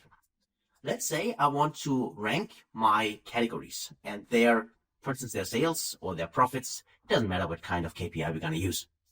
So for that, let's go to the order table, select this, and inside select that category. So let me select this. And now it gives me here a unique list of the categories. And now if I would add some data, for instance, go here when you're on object and click on add data, I can then use any of my measures. So for instance, I could use the total sales again. So like that. And this gives me here the sales figures for each of the various categories I have in here. So of course, I'd like to maybe make this a little bit bigger so you have better see this on your screens. So let me go to view. Let's actually select the formatting option here. And then up here, let's say for the visual itself, for the values, I'd like to increase the size. And let's say this is 14, for instance, right? So hopefully this is better for you. All right. So we can see here we got the categories and we can see the total sales numbers. And this works because remember what I told you, that in Power BI, no matter what kind of visuals we have, so table visuals, matrix visuals, or bar charts, line charts, whatever kind of charts you visualize, you always have a context, so-called filter context. And this means, for instance, here inside, the total sales figure is broken down to the categories. And here we filter to the categories Gs. That's why we only return the rows in our sales data set, so in our orders table to be exact, and then sum those individual rows up, and then we get this value. So that's how that works, right? So you already know that. So far, so good. Now let's explore the ranking. And also let's see that the ranking can, let's say, go wrong if we do not take this into account, what I explained to you just a second ago. So the context. So let me show you what I mean. Let's actually create a new measure. So let's right click on the measures table in here and then click on new measure. Okay, here's our measure. Let me just zoom in a little bit. Okay, here we go. And let me first deselect this one here. Yes, because what I don't like to have this on object symbol the whole time in my measure. So, okay. Now let's right click again and click on new measure. Okay, and I can write it. So the measure itself should be, in this case, the ranking. Let's call it ranking is equal to, and then I will go to new line. And for the ranking, I will use a function which is called rankx. So rankx function, this one here, and then press the tab key. And then it gives me already a few information, what it needs. It needs a table, an expression, value, order, and ties, even though this value, order, and ties is in brackets. And this means, as in Excel as well, it's an optional argument, which you can fit into this specific function. So let me just zoom out a little bit like that, and let's read what is there. So returns the rank of an expression evaluated in the current context. Remember, context, okay, in the list of values for the expression evaluated for each row in a specific table. Okay, so that sounds a little bit intimidating or complicated, so let's figure out how that works. So remember that each of the functions which end with an x are so-called iterator functions. An iterator function means they iterate through a table, so they go row by row through a table. And this is why the first argument for the x functions is always a table, because we need to tell the function, okay, which table should we actually go through, right? So in our case, this would be the orders table, right? So the category is inside the orders table. So we can refer to the orders table. And then for the expression, well, the expression in our case is the total sales, because we want to rank our, in this case, category, which we have then in the view, by the expression total sales. Of course, could also use another measure. In our case, in this example, I'm referring to my total sales again. Okay, so this is that. And then I can put in a comma here. And then for the value, I can skip that. And for the order, I could say ascending or descending. So depending on how I want to rank. Well, I want to rank descending because I would like to have rank number 1 for my highest sales amount. That's why I want to choose descending here. And for ties, there are two options, dense and skip. The difference is if we in our case would have two, so if we would have two categories with exactly the same total sales value, so even with a decimal number exactly the same, then how would we rank them? Would we say they are both rank number 1, for instance, if they have the same value and this is the highest value? Or should it be, in this case, then number 1, and then what is the next value? Should the next value be number 2, or should it directly be number 3, because they are twice number 1? So how do we handle this? And this is actually done by the dense or the skip. So that's the difference here, and I'm referring to dense, because I would like to have a ranking like, if I have two values with exactly the same value, then they should have the same rank, and then the next one after those two should have the next rank. So I want to have, for instance, 1, 1, and then number 2 for the third one, instead of 1, 1, and then number 3 for the third one. So I'm skipping the second one. So skip would mean we do not have number 2 then. And dense would mean we have number 2. Okay, that's the only difference. In this case, it doesn't matter at all, actually, because we do not have the same value. But I want you to understand what actually the difference is. So maybe you have a use case where this is crucial, and then you know how to handle that. Okay, so this is the ranking. Let's close the parenthesis now, and we actually should be good to go. Well, let's try it out. Let me actually first press enter. So we have our ranking. And then let's add this ranking to our table and see whether this works. So let me drag the ranking directly inside, drag and drop it here. And we can see we get a ranking of 1 everywhere.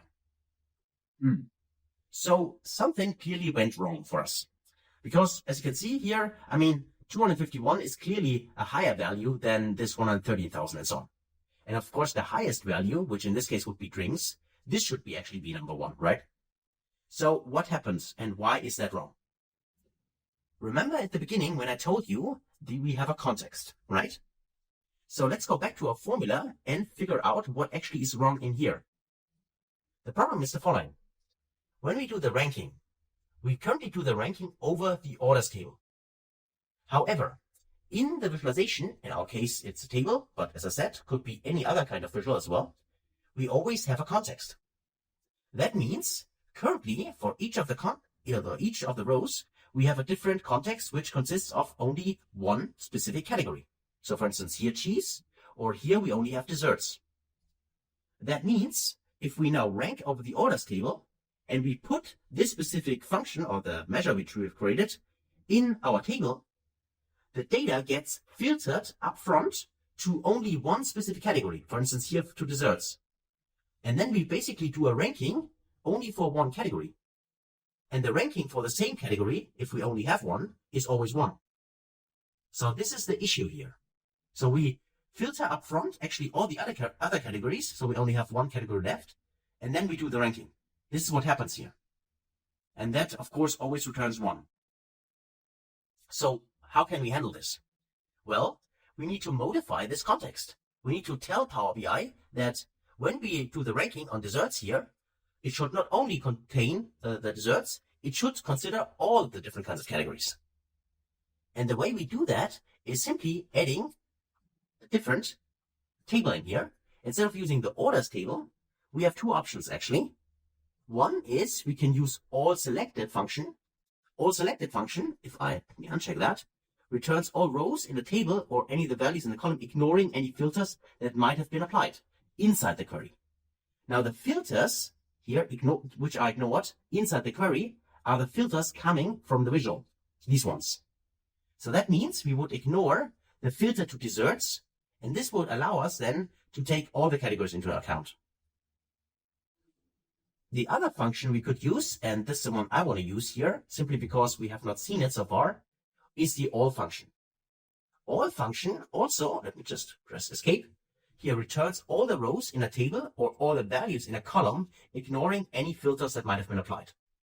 So this ignores also the filter which is coming from each of the rows, which in this case is the category.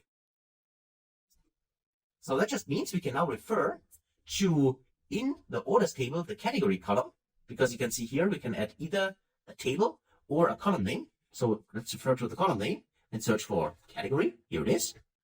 And then close the all function. And now we want to rank this by the total sales. Again, we will use descending and dense. That's fine. So let's actually press enter. And now you can see that we got a different ranking here. So 2, 6, 8, and so on. And of course, number 1 here for drinks, because it's the highest value. And we could also see this if we hover over total sales and sort this like that. Now you can see here the ranking is correct. So 1, 2, 3, and so on until the last one. One thing you might also notice is for the total here, there's currently also ranking, which is number 1, which of course is true because in this case, we only have one line, which is total, and this is ranking number 1. Now, sometimes that's not what you want. You actually do not want to display a 1 in here. You only want to see the ranking here from 1 to 8 in this case. Then we need to actually modify this value here and just make sure that we only display a ranking if we have a category in the filter.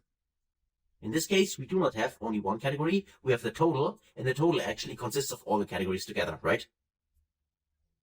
So how can we handle this? Well, there are various options, but the one I want to show you here is the so-called isInScope function. So we do this again with an if expression. So we check with the if expression here, the logical test. And the test is the so-called isInScope function. And isInScope tells us here, returns true when the specific column is the level in a hierarchy or levels. That just means that we can simply check if there is a scope for the category. So from the order table, the category. So if this is in the current scope, which is true for all the various, in this case, rows where we have a category, only then we would like to display the ranking. So then a comma, and if the result is true, then do the ranking. And if the result is false, then don't show anything. And we know that we can simply do this by using the blank function. Close this. So isInScope returns true for all the rows where we have a category, but the row where we do not have a category, which in this case is total, because here we don't show a category, we just show the total value. And then this returns false, and this means we show the alternative result, which is blank. So let's actually execute this. So press the checkbox here, and now you see that the 1 is gone. Right. So that's an option to get rid of that, in case you don't want to display it. Now finally, for the ranking, what I also like to do is I go back here to my DAX formatter, and I will use this one here, Control A to select it, Control C to copy it, and then I go to my formatter, and I paste my format inside here. And then I click on the formatting option here, click on Format, and then let's do it. It's magic, and now I can copy this, press copy here, alright, and then let's go back to our report, and then I just paste this inside, like that.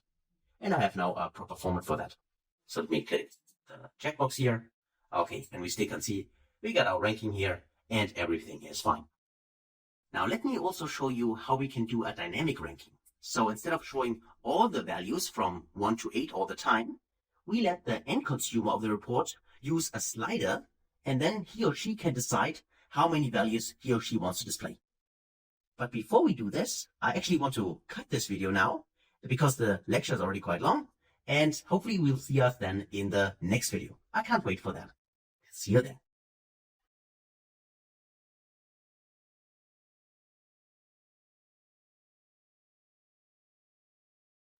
Hey friends, welcome to part number 2 when it comes to ranking, and in this case, dynamic ranking in Power BI. But before we dive deeper into that, let me also give you an alternative to the last function we have created, to the ranking itself. Because remember, what we learned was we can use the isInScope function in order to avoid showing or displaying the 1 in here. There's also an alternative result, which I have used in the past, and that's why I want to show you this as well as the second option. So instead of having or using isInScope, we can use the so-called has1value function. That would also work. So if I remove the isInScope here, and instead I would refer to has1value, like that, then you can read here returns true when there's only one value in a specific column. And this is true, of course, for all the categories where we can see, because there is only one category, but for the total, there are actually all categories included, and that's why this will return false. And that's why we can use this as well and create our calculation like that. Of course, we would have removed this one here, so only one parenthesis here. And if I would here execute this, press checkbox, you will see that the result will not change. It gives us exactly the same. However, I personally prefer to use isInScope function. That's why, let me go back to the ranking here. I would revert this back. I just wanted to show you that there are oftentimes more than just one way to do it. And maybe you see this later on, or you try this out yourself, then you see that there are various ways to do it. And you know now, now you know that there's a has1value function which can also be used instead of isInScope in this case. Just to mention this, they are still different, those functions. And if you want to learn more, you can also take a look at the Power BI documentation to see exactly what the difference is. For our use case here, they work exactly the same. Okay. All right. So let me check that. And then let's go back and figure out how we can do our ranking dynamically. For that, we need to actually go under, let's just check that, under modeling. And where is it? There is the option to select a new parameter. And in my case, I would like to go to this dropdown, and there are two parameter options. The first one, which we're going to use now to do the dynamic ranking, is the so-called numeric range. So let's check that box, and then we can specify here a parameter. So here again, we could also switch to field parameter if we want to do that. But for us now, we would want to use the numeric range. The parameter name, let's call this, for instance, in this case, the ranking value. Let's call it ranking value. And then we can use data type. Whole number is fine. The minimum should be 1. And the maximum, because we already know that we only have 8 categories here, so the maximum could be 8. And the increment is 1, that is fine. And you can also specify a default value. I skip that for now. Then the default is 1. And then you can add also a slicer to the page. The checkbox is checked by default, so that is fine. Now let me click on create and then watch what happens. So if I click create, click this option. Now you see that we have a slider, sorry, not a slicer, but a slider here on the page. This one here, the ranking value, which we can now use. And you can see that this value changes here with the slider. Also what happens, if you take a closer look at the sidebar here under data, there's a new table with a little calculator icon. That means that this table has been created in DAX. And that's what we did when we created our, in this case, our parameter here. The table itself, if you are interested, you could go to the table. It's just a generate series, which is a DAX expression, which means that it creates numbers from 1 to 8, and the step between the number is 1. You can also take a look at the data view here. Just select the table, and you'll see that it's nothing special. It's just really a table from 1 to 8. That is everything it is. But this table, when we create the parameter, also gives us, in addition to that, this kind of slider here. So now we have our ranking option, which the end user can use in order to show the top X values, not only the top 8, but maybe the top 3, top 4, and so on. But currently, this does not work. And the reason why it's not working is because currently the ranking table is not connected. So that means you can see here, I can adjust the slider here, but nothing happens in here. So we somehow need to connect the value which is selected here, which is coming from our ranking table. So ranking value, there's actually the ranking value itself. And then there's this ranking value, which is actually the selected number. We somehow need to connect this here to our table. To do this, we can create a new measure. So let me right click here and say new measure. And then for this measure, let's call it top X sales. Of course, feel free to choose a different name if you want. Now I say is equal to, and shift enter to go to new line. And now I say I want to use an if condition, because what I do basically is simply checking whether the ranking of the specific category is less or equal to the value which is selected in the slider. And only then I want to display it, right? So I could say if in this case the ranking, so let's go to our ranking, which we calculated just in the last video, our ranking, if this is less or equal to from our ranking value, so search for ranking value, and from the ranking value, we would like to refer to the ranking value itself.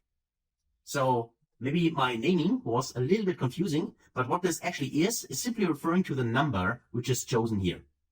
So from the ranking value table, maybe we should name it table actually instead of value, we want to refer to the ranking value, this value here. So if that is the case, if it's less or equal, only then we would like to see the sales. So if I put in a comma here, then we can refer to our total sales measure. And if that's not the case, just return a blank, right? Don't show anything. And then, as you all know, we use this Control-C to copy it. Then we go to our DAX formula helper here. I go to edit. I just paste this inside. I go to format. And then I just copy the nice formula, just copy it. I think there are a few additional spaces included. Okay, that's fine for me. Then I go in here and then I just paste this inside instead. And then I press enter to evaluate the formula. Okay, that should be good to go. And now we can add this, for instance, here inside. So let's just see what this gives us. If we go to our, where is it? The top X sales, there it is, this measure. So I can go in here and I can just select it. And now we can see here the values. Of course, let's also go in here and maybe let's click on the dollar symbol to format it correctly. All right. And now you can clearly see that, oh, I've got a lot of decimal numbers. So let's actually check that as well. Let me go in here and say, I would like to see only 2 decimal numbers in here. So like that. And now you can see the ranking currently is 4. That's why we only display 4 values. And if I say the ranking is 3, for instance, I would see only 3 values. And of course, I could also enter the value here directly. If I say 6, for instance, press enter. Now I can see 6 values, right? So this is completely dynamic, how many values I want to show. And of course, you don't want to see those empty values in here, but they are only there because we also have ranking and the total sales in the view. What I mean by that is I can go here, I can Control-C to copy the table, Control-V to paste it again, and let me just drag it here, like that. And now, of course, if I select this one here and get rid of the fields I don't need, for instance, get rid of the total sales here, and also get rid of the ranking column itself, now you see that I only display exactly the amount, in this case, of categories which I have selected here. So if I use the slider here and make it smaller, like that, now you see here, I only show, in this case, those 3 values in here. Now you might spot a little problem in here, which is currently the total row in here. As you can see, the total row shows 1,353,000 and so on, which is exactly the same value as the total sales. And this means that currently, this is not reflecting the selection, because the sum of those 3 values here is not 1.3 million. That's the total sum, right? So how can we fix this? Well, in this case, we would need to modify our formula a little bit more. So just in case you would like to do that, and this is disturbing you, this value, then let me show you how to do that. So to that, let's go back to our formula, which is a top X sales, and then let's modify this a little bit. And what we actually need to do is, or could do, again, there are various ways to solve this in Power BI, but let me show you one way which you could apply, which is wrapping this at first in another if condition, where we again check, as we have done for the ranking before in here, remember, we use the isInScope function. Because the isInScope function, or alternatively, the hasOnValue function, can tell us whether we are currently inside one of the categories or whether we are on the total level. And this is something we need to check because we would like to see when we are on a total, we need to calculate it differently. So what I do here is simply go to if, then I check for isInScope, here we go. And we check again for the category. So the category itself. So if we are in scope, then we would like to do our ranking, as we've done here, to show either a value for the category or a blank. That is fine. But if we are not in that scope, put in a comma here, the return if false, this now is referring to the order if function, so the first one, then we are on a total level, if we are not in scope, right? So for the total, I'm using here the SumX function, SumX, and now I want to iterate over a table. However, this here is a little bit different because I cannot iterate, for instance, over all the categories. Because if I iterate over all the categories, then I get exactly the same value, this 1.3 million. So I need to make sure that my table I'm iterating over actually only contains these categories here, these three in this case. And to do this, I can use another function, which is as powerful as the calculate function, which is the calculate table function. So it's equivalent, but this time for tables. So calculate table allows me to give it a table and then modify this table. And this is what I want to do. I want to give it the orders table from the categories. So I can say here, for instance, using a new function, I want to introduce here the values function to you. So values is also a function. It's kind of similar to all function in the case that it gives us a list of, in this case, a list of unique values for the category. You can also read this here, where a column name is given, returns a single column table of unique values, so without any duplication. Actually, it's probably more similar to the distinct function, which also exists, by the way. But in this case, let's use values. Then refer to the category here. This just means that give us a unique list of all the categories. So in this case, not only those three, but all of them, like this one, which you can see here. And the calculate table function then allows us to filter this list. And that's what we want to do, because the filter should only contain the categories which are, in this case, less or equal, or where the ranking is less or equal to the selected rank from our slider, right? So we can say here, as the filter argument, using the filter function, filter, then referring to the category. Let's use the all function, so all the categories, category. And we want to filter this, in this case, that the ranking, which we calculated, the ranking, should be less or equal to the ranking value, which is coming from our slider. And only then, if that is true, we would like to return the sum of the individual total sales in our case, like that. So let me close this and also close the first one, which is the if condition, I think, and we should be good to go. Let me just check. Somehow I missed somewhere a parenthesis. I think there is one missing. Let's actually close this here for the filter function. And now that should work. Okay. So let me just first copy this because it's quite a lot. I get that. But let's go in here and first apply our little trick here and do call edit here and paste this inside. So we format this. Then this is the first step to make it easier to understand. So copy this, and this looks much better for me. I go in here, and then I just go inside and paste this and press enter. Okay. And now let's actually have a look whether this actually really works. And we can now see there is a different value, right? There in this case is not any longer this 1.3 million, but now we can see here 719 and so on, or here as well. And this should be actually the sum of those three values. I mean, you can calculate this yourself, but actually we should get exactly the sum of those. And now if I make it, for instance, 4, you can see that also this number changes, and it should be now the sum of those 4 values. So this is how we can handle this total column in here. I know it's quite a lot, but as I said, I mean, you learn DAX step by step, no worries. And I just wanted to try to explain it maybe one more time, so it's easier to understand. So if I go in this top X sales, the isInScope function here is the first thing we need to check, which we already know gives us a true or false based on the current view, the current filter context, because it simply returns true if we are actually showing one category, because we simply check for that isInScope category. And this is never true for the total here. the only way this expression could be true for the total would be if we only have one category in a whole data set. Then this will also be true for total. But otherwise, it would never be true for total. And then if that is true, then we do our normal ranking. This part, we already had that. But if this is false, and then we go with the second part, which is this one, and this is actually the expression we valued for the total. So we use some x function, which iterate over a table.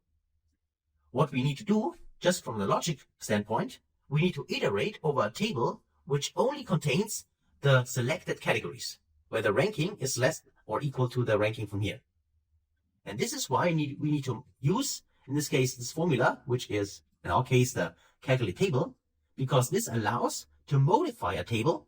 The table itself, we used here the values function, returns all the categories, and then we filter this list of all the categories to make sure that the category here, or only the categories are remaining where the ranking is less or equal to the ranking value. And if that's the case, then we return the total sales, and this gets summed up. And this just means that for the total, exactly those values get summed up, and this is what we return here. So please feel free after the video just to pause before you continue with the next lecture and have a look at this formula again. And of course, feel free to try it out yourself, maybe to modify a little bit. For instance, use a has1 value function, see whether you get the same result, and so on. Okay. So that's it for this video.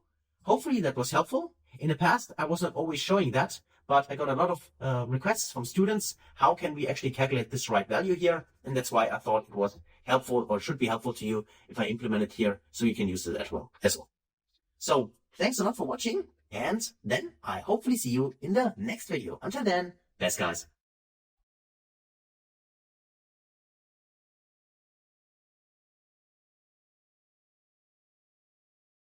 Hey friends, welcome back to the next video, and again it's about DAX. But before we do this, let me actually rename the current page and call this ranking and dynamic ranking. Okay, like that for instance, right? That's just the name I'm gonna give it, and then I press Ctrl S to save it, so my report is saved. Alright, so let's actually explore how we can calculate the cumulative sales or running total sales for the prior year.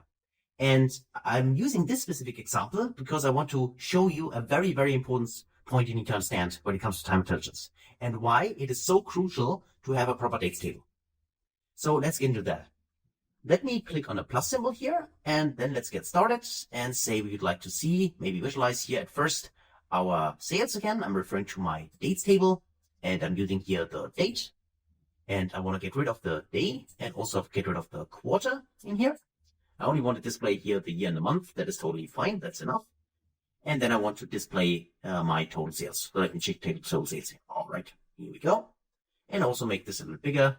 So the formatting option here is missing. Currently still missing at the on object from Power BI, which is this window here. So I need to go into the formatting option here and then adjust the font size here. And simply type in here, for instance, 14. Okay. So this should be good enough on your screens. So far, so good. We have the total sales. Now, in order to calculate the running total, we know we can do this using an expression. And if you remember, you could pause the video, but otherwise, let's just do it together. So for that, let's actually go to the cylinder icon here to our data and right click on the measures table and then create a new measure. Now this measure here should be our cumulative sales. So I can name this, for instance, cumulative sales. So cum sales is equal to, and then I go to new line, and then I'm using the calculate function. Remember, because the cumulative function is the same as, for instance, time intelligence functions, we need to modify the context, the filter context, to get actually from October, for instance, not only the October value, but actually all the prior values, including October. So for that, we use calculate. Then we refer to our measure, which is the total sales in our case. And then we need to filter, use the filter function, filter. In this case, our table. The table is now either selected by the all function or the all selected function. In the first example, when we created this formula in our first data set, the advanced data set, the first one, we used all selected. And that's why I want to refer all selected again. And here I want to use from the dates table, the date column, this one here. This just means that we ignore the filters which are applied on the current, in this case, the current visual. And then we need to filter it down again, simply by doing, in this case, that the dates table, the date, this one here, is less or equal to the maximum, in this case, of, that's here, for instance, the order date from the orders table. So let me select this one here. So let's try it like that. Let's close this parenthesis here, and then also close the calculate function. Okay. And beside this, let's actually take this one here, Control C to copy it. I go back to my formatting here. I go to edit, and I just paste this inside. Click on format. Let's do its magic. And I have a bug in here. Interesting. Let's just check that. Is there a parenthesis missing? Let me just check. Total sales, filter, all selected. Dates table, date, that should be fine. Dates is equal to, okay, I got, actually, let's just check. Here, which is like that. Let me just press enter, let's just see. And that seems to be the case. Okay, I got one parenthesis too much. No, I don't get that. Filter. And let me close this here as well. Let's press enter. Now, that should be fine, actually. So let me just copy this again.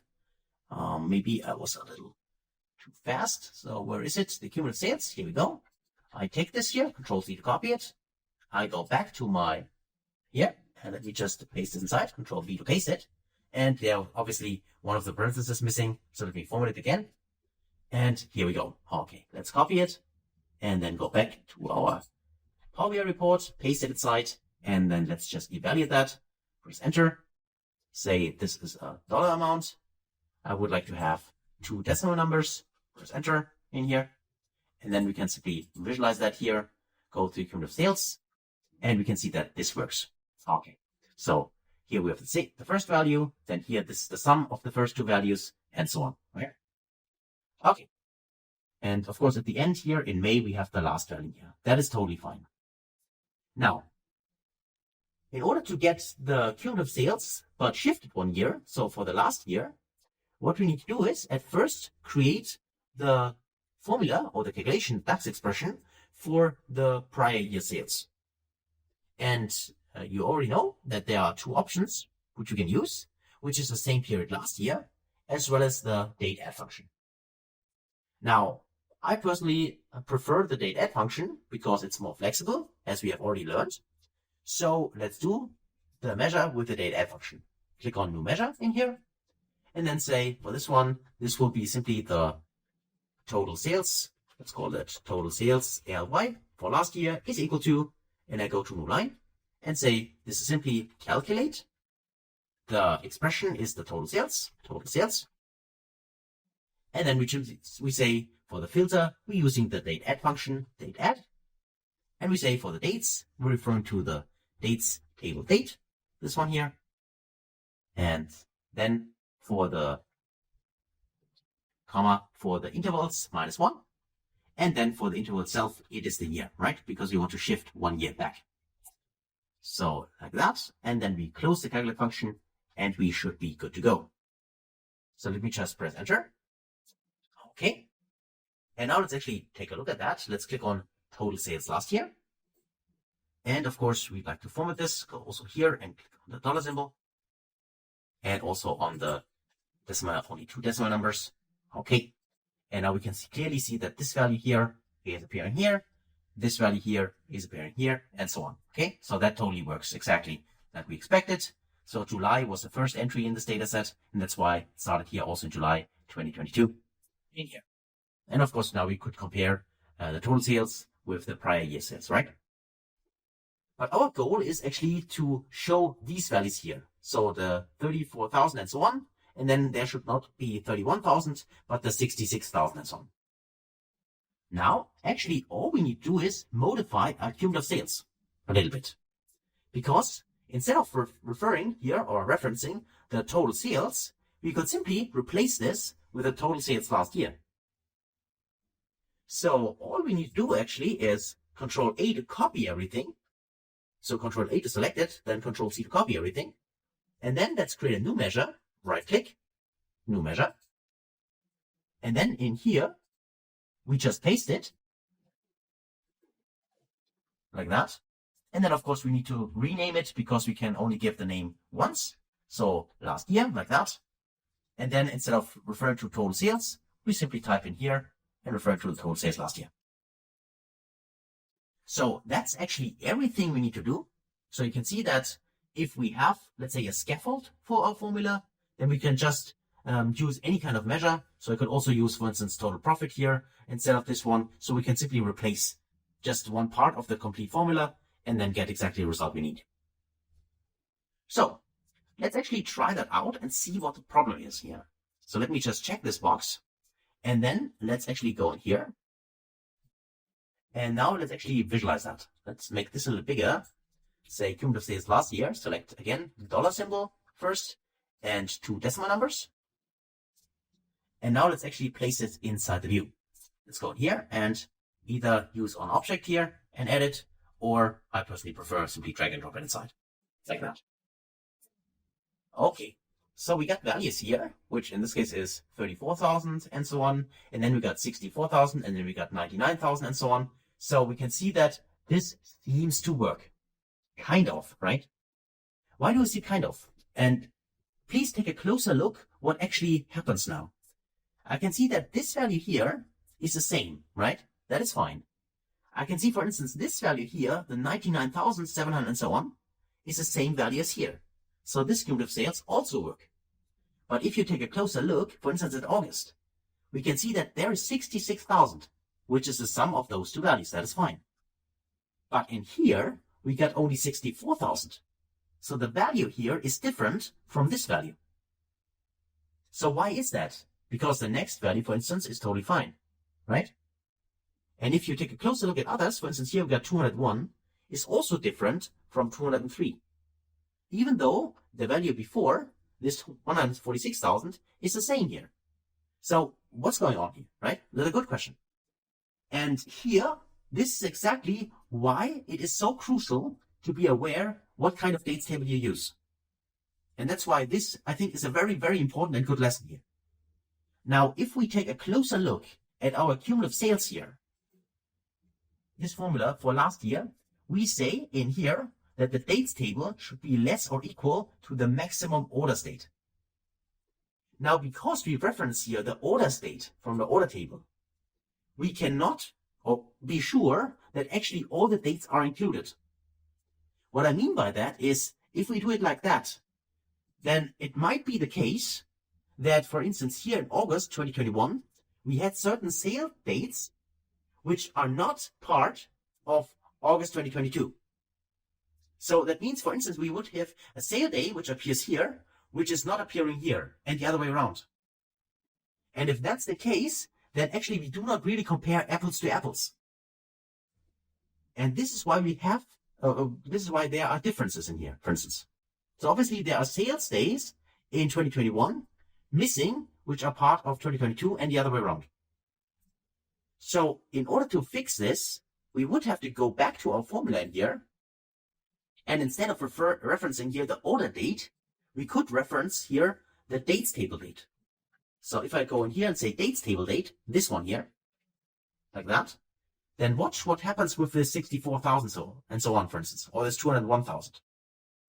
If we now press the checkbox here, we now see that these numbers have adjusted.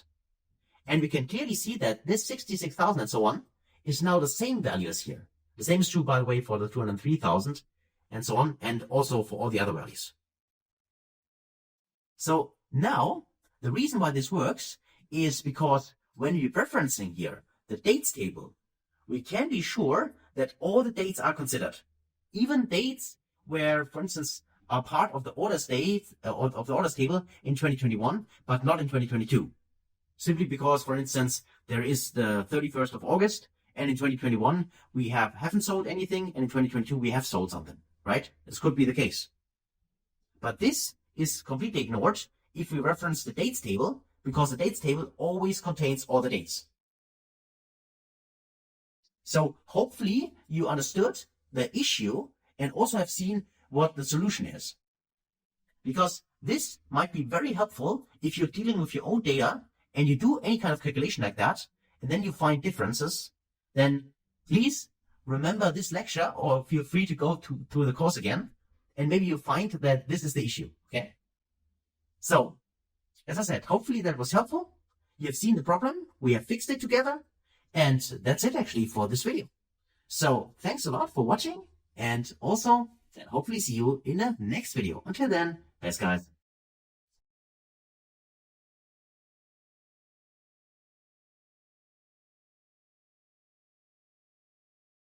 Hey friends, welcome back. In this video, I'd like to introduce you to the scenario analysis in Power BI and how we can play around with this. And actually, we already have kind of covered it when we talked about ranking and dynamic ranking.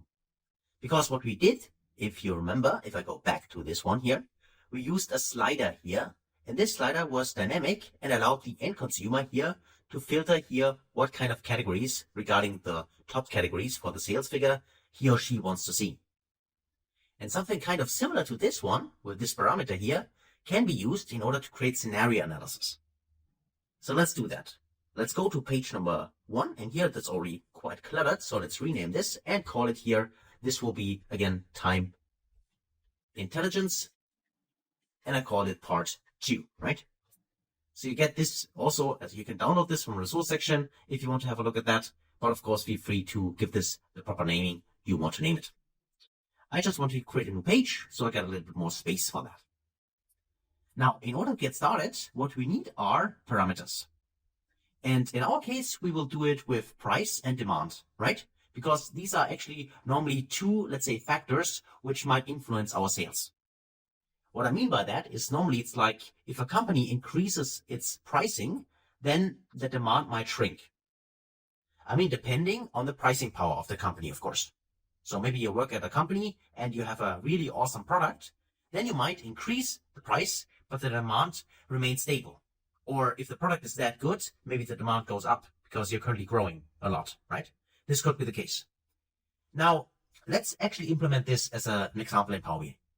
So let me go inside here, go under modeling, and then let's get started with our first parameter. It is a numeric parameter, so we use numeric range here. And then for this one, well, the name itself, let's call this, maybe this will be our pricing. And it's called, actually, maybe let's say price adjustment. That is a name, right? Price adjustment. And then we get started here with a decimal number. And the minimum should be, in this case, let's say minimum is price change minus 0.5 if we would have to reduce our prices 50%.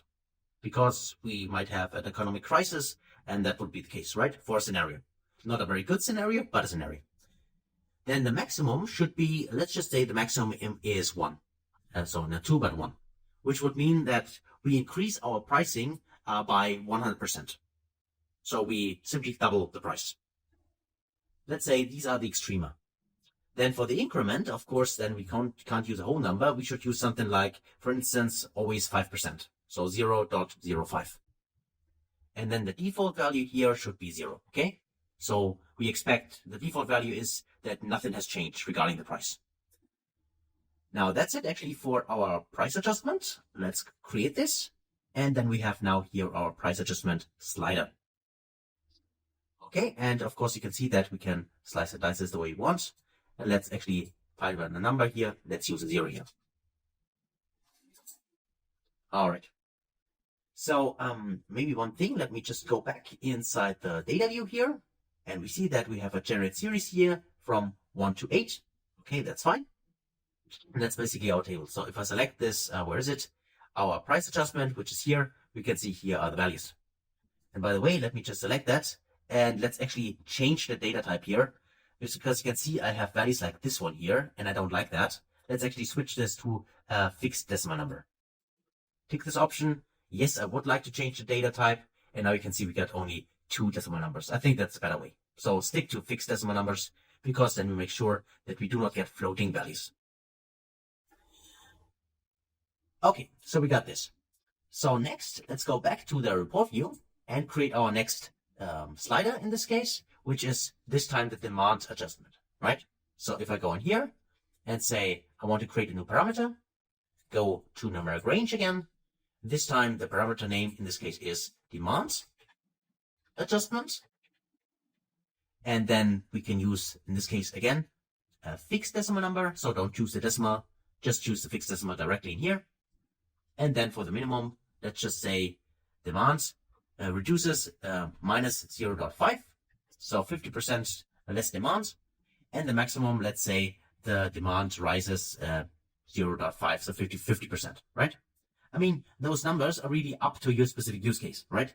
You might have really experts in your company, and then you define which kind of scenarios are there. And then, of course, you can use your own values here, right? This is just an example which I'm going to use here. So for the increments, again, I'm referring to 0.05%. And the default here is that the demand remains constant. So type in a 0 in here. Okay. So we got our second parameter. And also I'd like to add the slicer. So let me create it. And here we got our second slicer or slider, right? So we have two adjustments here. So far, so good. Of course, you could also format this a little bit. So here, if you click on the formatting option here, you can adjust the slider header, or do you want to show the slider at all? You can also remove this. You can also only add a number here. I'd like to keep it for now. And if you go to more options, like here, right, there you can also adjust the slicer settings. For instance, single value. And also, do you want to see it rather as a drop down? Then of course you could adjust it here like that. This could be better. Or what else do you want? Maybe you could also choose a different one. Like in this case, your vertical list, a tile between, less or equal, and so on. In this case, single value is the only thing which makes sense, at least to me. That's why I can use this one. But of course, you could also go in here and say, use a drop down, and then here only use single select like that. Then of course, also you only have the option to select like that, right? It depends on what you prefer regarding the visualization. In this case, let me stick to that. So let's go here also for this one here and choose a drop down, and then also use single select. So I can only select one scenario here, right? Like that. And of course, you can play around with the values. You can make them bold, for instance, also as well. Now you see you had bold values in here. It's really up to you how you want to style that, right? So for me, I want to go here and let me uncheck this here and keep it the default one. Okay. So we got our two parameters here. Now, of course, we need to visualize something. So let's say in here, we would like to see the sales development over time. So let's go with our dates table here. Let me check that, click on it, and then we switch this to a bar chart. And then we need to have our KPI, which in my case is total sales, because I'm obsessed with sales. So you can see that. That's why I only use the same measure all the time. So here's our table. And of course, we could also, if you select it, drill into it. Let's visualize that on a quarterly level. And then let's also go in here and click on this one here and maybe add the data labels. Okay. And by the way, I just want to mention that, which is because it's new in Power BI, you can also double click here, right? And then if you see the blue border, then you can also go in here for data labels and do the formatting like that, right? Right click here, and for instance, format labels, or right click here and do the filling here and so on. So click outside, and now we got our normal visual back. All right. So we got here our visual. In here, we see the development over time. Now let's actually use those scenario or these parameters for a scenario and apply it to a formula to see how the sales might change depending on what our experts forecast. To do this, we can actually create a new measure in here. Let's right click on the measures table, click on new measure, and then let's actually zoom in. That's the measure, and call this maybe total, and I call it scenario sales. Okay, scenario sales. I say equal, and I go to new line. And then I'm doing something kind of similar to our total sales, which was just the SUMX function, right? Remember, for total sales, we used SUMX over the order table. And we simply used in this case, was the selling price multiplied with the amount, right? Amount. That was our original scenario, total sales fixed number. What we like to do now is the following. We use, instead of the selling price itself, we multiply the selling price times 1 plus our price change, right? So in this case, how did we name it? In this case, price adjustment. So 1 plus the price adjustment, and the value. like that. And then we also multiply this, so we go further, times the amount. And the amount is also changing depending on the demand change, right? So in this case, how did I name it? Demand adjustment. So 1 plus the demand adjustment. This one here. Close it, and also close the sum x function. And as you all know, I then select everything, Control C to copy it. I go to my little helper here for formatting, go to edit, and I paste it inside. Let it do its magic. Just wait a little bit. And now I copy this one here, go back to my Power BI report, and replace everything I have in here with my new formula. All right, here we go. So let's press the checkbox here. All right, and then we have our new calculation here. So that's our measure. And let me just select the measure first. Let's go to the dollar symbol here, and also make sure we only show 2 decimal numbers in here. And then we can simply add this also to our chart. So I can go in here. I can either click on an object here and go to add data, go to my measures table here and total scenario sales, or I can also drag and drop it directly here. So let me tick this option here. And now you can see currently we have different numbers from here because we currently have selected something different here. So let's switch back to 0 here and also switch back to 0 in here. And you can see that we got exactly the same values, right? So this is the default scenario. There's no price adjustment and there's no demand adjustment. And now we can, or the end consumer now can choose, okay, depending on various scenarios, which you might, develop in your company. So internally, you can now adjust the price. Let's say you say, well, our product is that good and the demand is high. So we can adjust the price, maybe, let's say 20% more. Click on this here, 20% more here.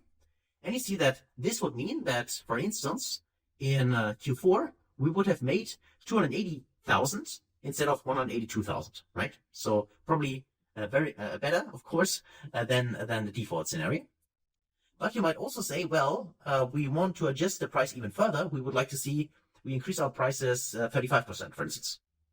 That's even better. But let's just say, if we do this, then we expect that the demand will also decrease a little bit because some people think it's too expensive. And let's say the consumer, well, the demand will decrease 15%. So we say minus 15 here and select this one here. And we see that now, of course, the value here gets reduced a little bit, right?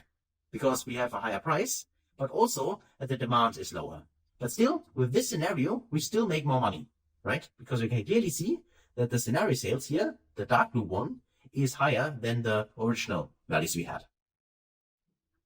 And this is it actually for an introduction to scenario analysis. I mean, I totally get that this is, of course, is only the beginning. That's really the basis. But of course, if you have these use cases in your organization and you want to, well, show them and use them in Power BI, then this is the way to go. So you can really add various, in this case, parameters. In this case, we have 2, but it could be more than just 2, right? There could be more variables which influence that. And then, of course, you need to talk to specific people in your organization which do this forecasting. And then you can get their opinion. And then, of course, you can use what they expect to happen inside your report. And this can be given to the end consumer. And then he or she can then adjust various options here, or can play around with these options to figure out what this means for sales figures, right? So that's it. Hopefully that was helpful. And as always, I encourage you, try this out yourself. If you have questions, of course, feel free to ask. Otherwise, thanks for watching, and I can't wait to see you in the next video. Until then, best guys.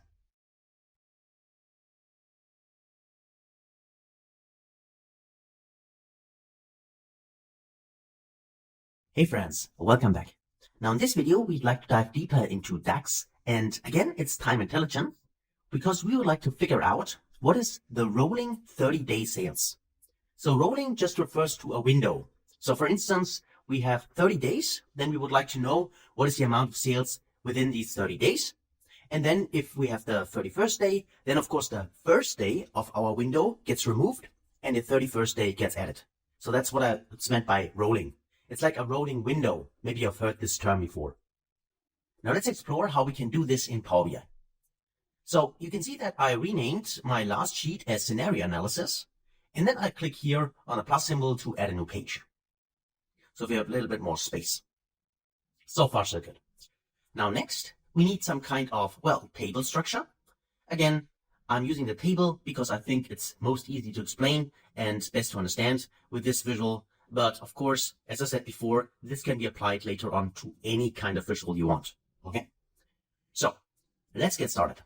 At first, I want to have my dates because I would like to see a rolling 30 day of sales. So let's do that. Let's click on the date here, click on date, and then we can see here our date hierarchy. In this case, I do not like to see the hierarchy because we are on a daily level. This is why I right click here on my date and I say I'd like to see the individual days. So click here, right click and date. And now we can see here the individual days. The weekday names here are in German. That's again based on my current setting, but of course for you, they should be displayed in your native language. And also, by the way, we have the option, if we select date here, you can see that the column tools here, this window appears, and there you can also specify how you want to format that. So if you want to have a short date here, you can click on short date, and then you would see here this as short dates, right?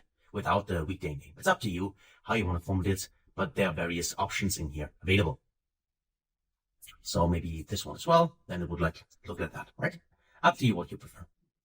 So now we get our dates. So far, so good. Next, I'd like to see a KPI. And in my case, you probably know that I will refer to the measures table. And within the measures table, I'm going to use the total sales again. But I'd like to mention one more time that you could, of course, also use total profit, total cost, or any other kind of measure you would like to try. So let me just tick the total sales or drag and drop it in here like that. And I can see here the individual sales. And the goal now is to calculate a rolling 30-day window. So to do this, we need another expression. So let's create a measure, right click here on the measures table, and then we create a new measure. So click new measure, and then let me just zoom in so you can see that better on your screens. All right, so the measure itself, we're gonna name this rolling 30 days sales, okay? Like that. Feel free to choose a better name than I do here. This is not that important, but let's actually get started with the DAX calculation. Always remember, when we need to change the filter context, which in this case we do, we need probably in 99.9% of the cases, we need the calculate function. So this is actually where we get started. So we want to calculate something. So calculate now needs the expression which we want to calculate, and then the filter which modify the context in which the expression is evaluated. That means that in here, I can refer to my total sales because this is the measure I'm currently using, this one. And then I'm going to use the filter function, so filter. And filter allows us to give it a table and then filter the table by an expression. So the table we're going to use is the dates table. And because we want to use each date, which we have, we use the all selected function. We could also use all function. In this case, I'm going to use all selected function. And if you want to know what it does, one more time, it's always helpful to at least read this description, even though sometimes it's maybe not that intuitive what it does. But here it returns all the rows in the table or all the values in a column, ignoring any filters that might have been applied and so on. Important here is this ignoring any filters, because this simply refers to the fact that the current filter in the visual, which is for each row, the specific day, is ignored. And that is the main point. So we need to ignore all the dates. We would like to have all the dates. So that's why we refer to the dates table inside the all selection function, all select function, like that.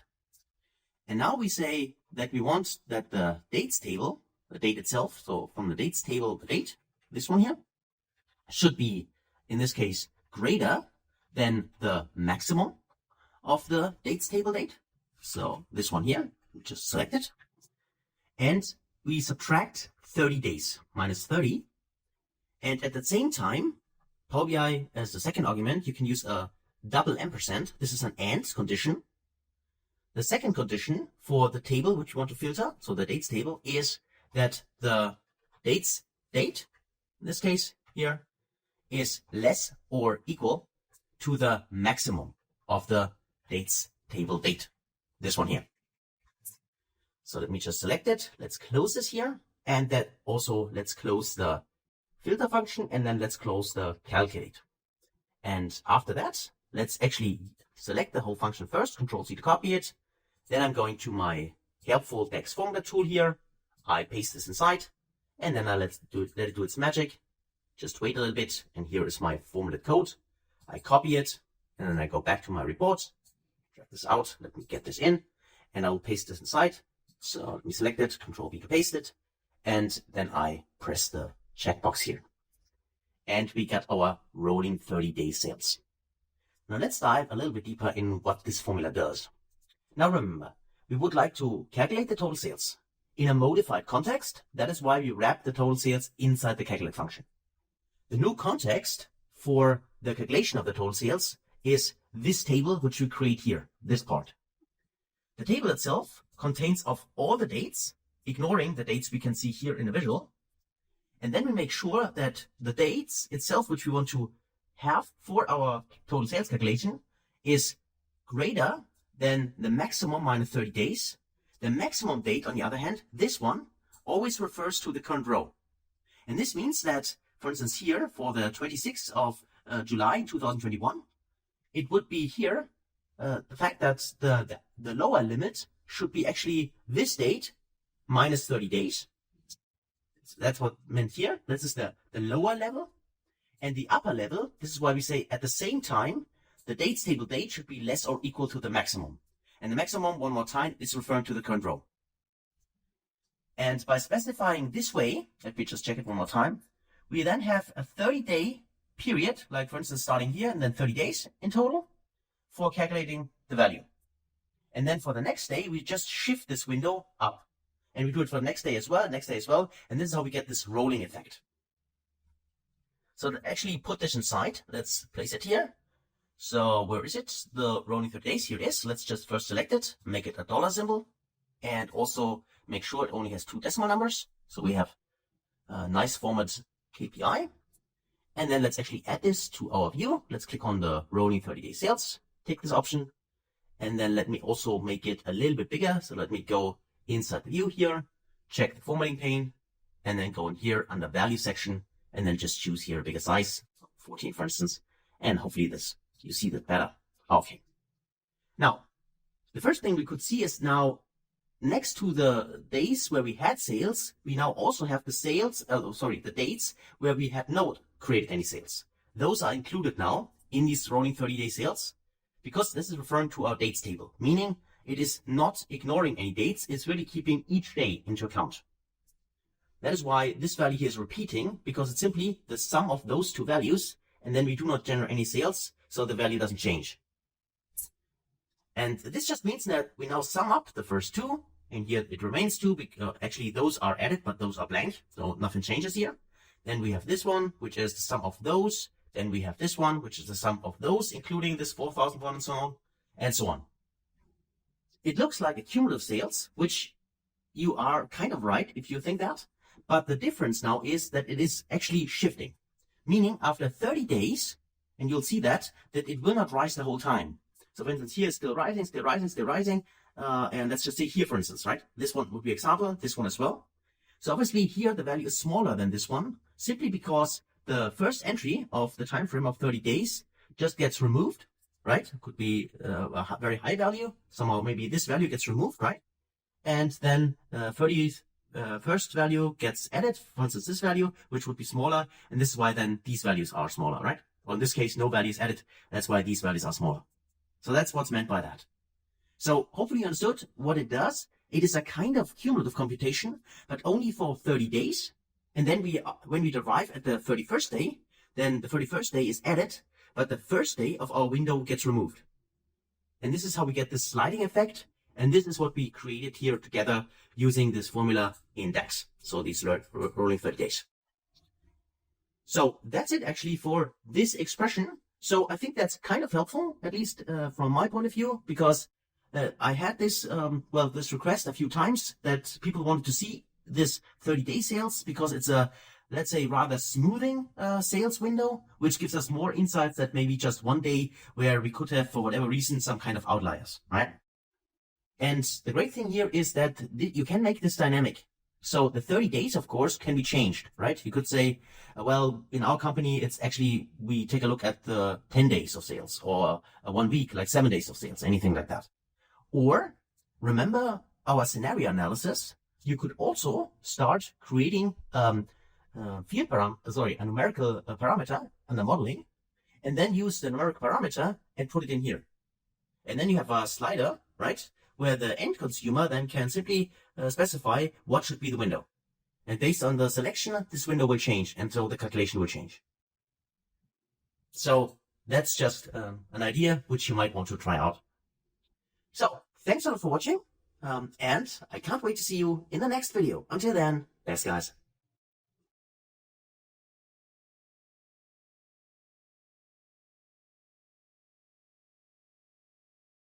Hey friends, welcome back.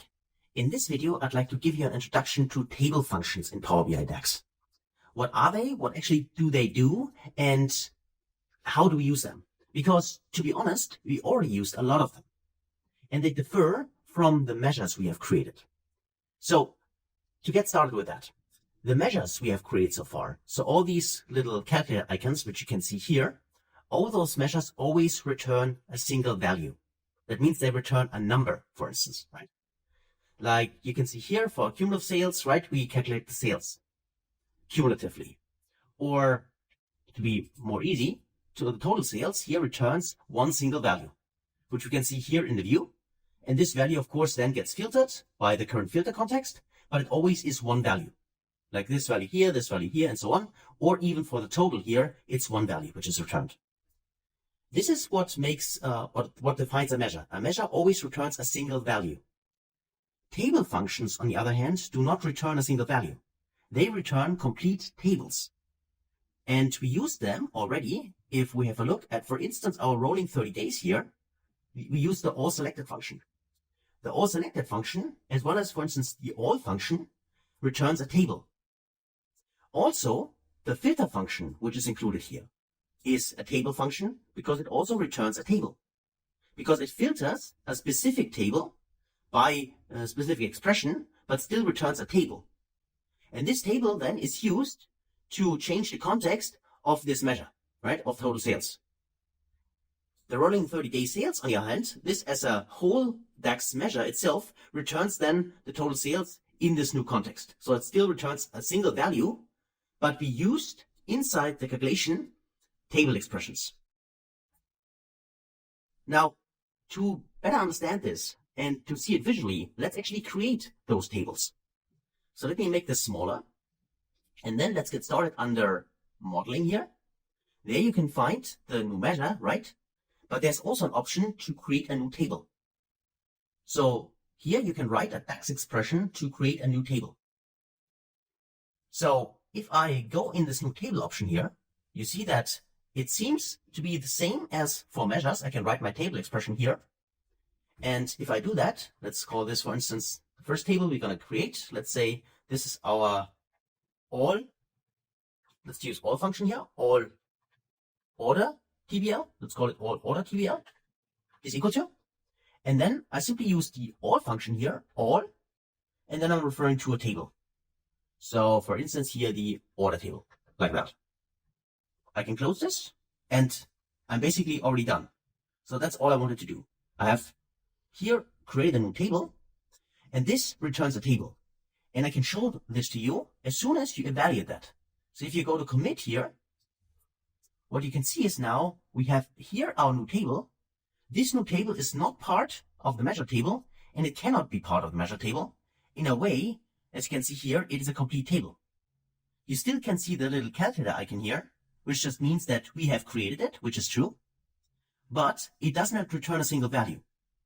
And the easiest way to see it is simply go to the data view here, and then select this all order table, and this is the result. So you can see here, it actually is a copy of the complete orders table.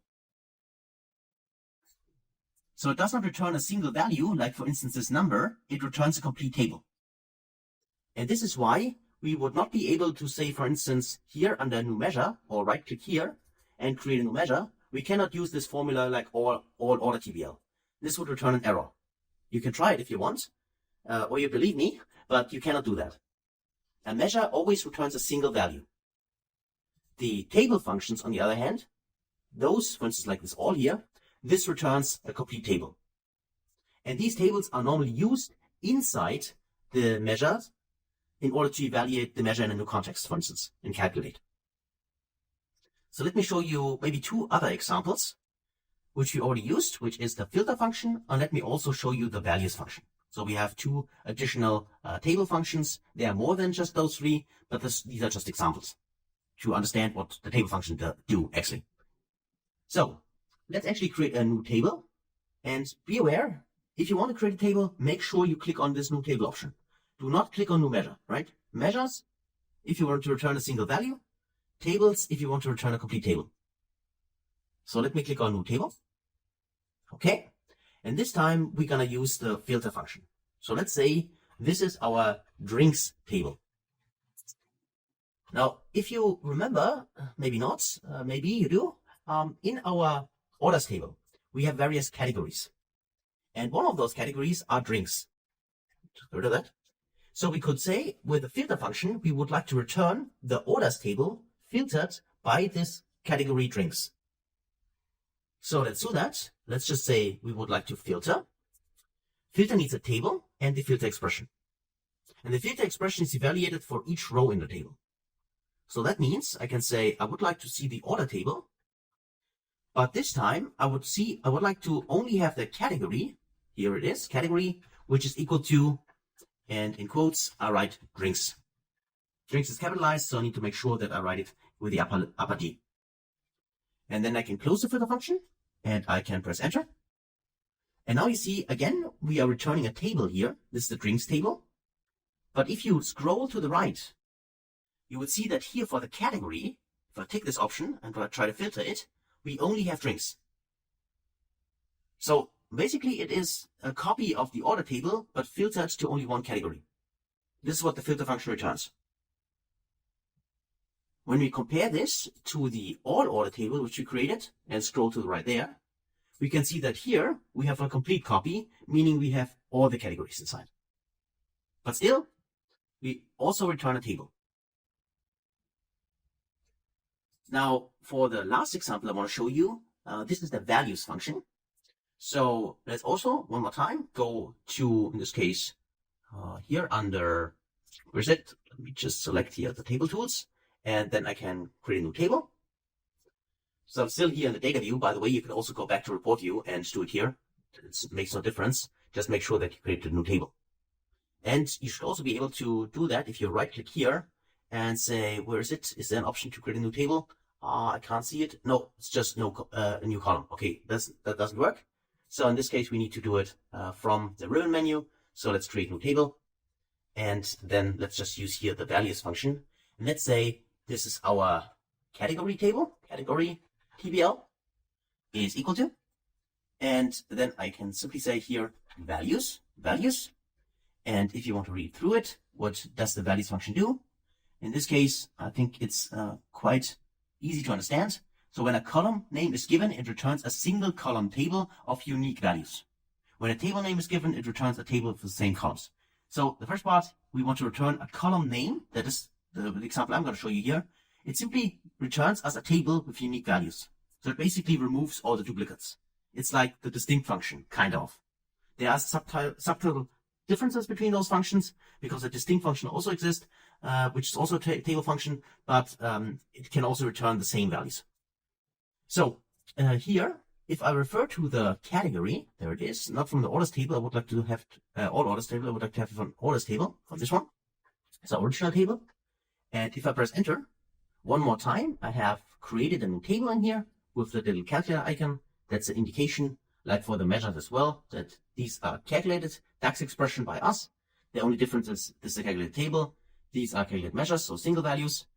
And if we take a closer look at the category table, let's go to data view, you can see that this category table just returns a unique list, so without duplicates of, in this case, all the categories we have in the dataset. And this is what not the all function here, be aware. It is currently the, where is it? I need to select it first. Orders table, measure, make it smaller. Here's the category table. That's the one I selected. And this is the values function, and this is what it returns. So hopefully you have seen that the table function, which we're going to use inside measures, they do not return a single value. They always return tables. And this is why they can never be the only expression for a new measure. They are always part of the measure, and most often inside the calculate, so inside the filter context of calculate, they are used. And we have various examples already seen. For instance, here this rolling 30 days, where we use the filter function, this one here, which returns, in this case, a filtered dates table. This returns table, but what we actually return with the measure is the total sales evaluated in this table. So that's it for table functions in Power BI.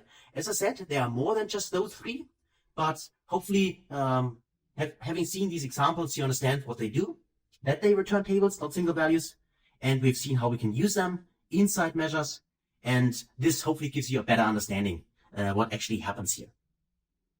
So thanks a lot for watching. As I said, feel free to try this out yourself. Also maybe use other table functions. And beside this, thanks a lot for watching and your attention, and I can't wait to see you in the next video. Until then, best guys.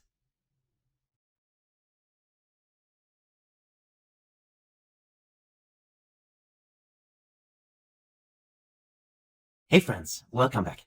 Now let's actually apply what we have learned in the last video, which was an introduction to table functions, in order to calculate, let's say, the top 10 clients from our dataset. And also let's just visualize them afterwards.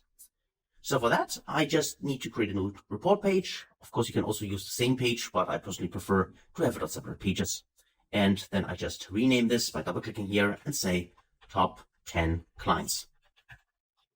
Okay, so we got this, and let me just save it. So I have saved my report, and now let's actually create our measure for that. Now to get started, what I need is maybe at first a list of all the clients I have.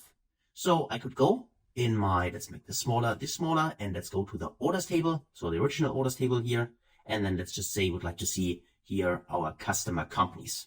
There are also customer names, but I'm referring here to the customer companies. So now we can see we got here a unique list of all the customer companies we serve. And then let's actually add one of the KPIs. And most often I was using total sales, but in this case, let's just say it's not only the sales which counts, but our best or top 10 clients are actually those where we make the most amount of profit, right? It's because if we have high sales for a customer, but also very high cost, then maybe this is not the best customer. So let's, in this case, use total profit instead. But please note that you could use any kind of measure you want. So let me just take total profit here, and then let's also go to the formatting option, which is still not there, at least at this point in time. So I need to go inside the formatting option here. If you don't see it, remember, always go to View, and under View, you can just enable the formatting pane, then it appears here on the side.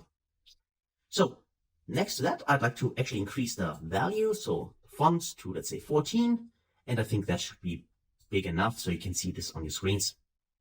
All right, so we got our custom company and the total profit.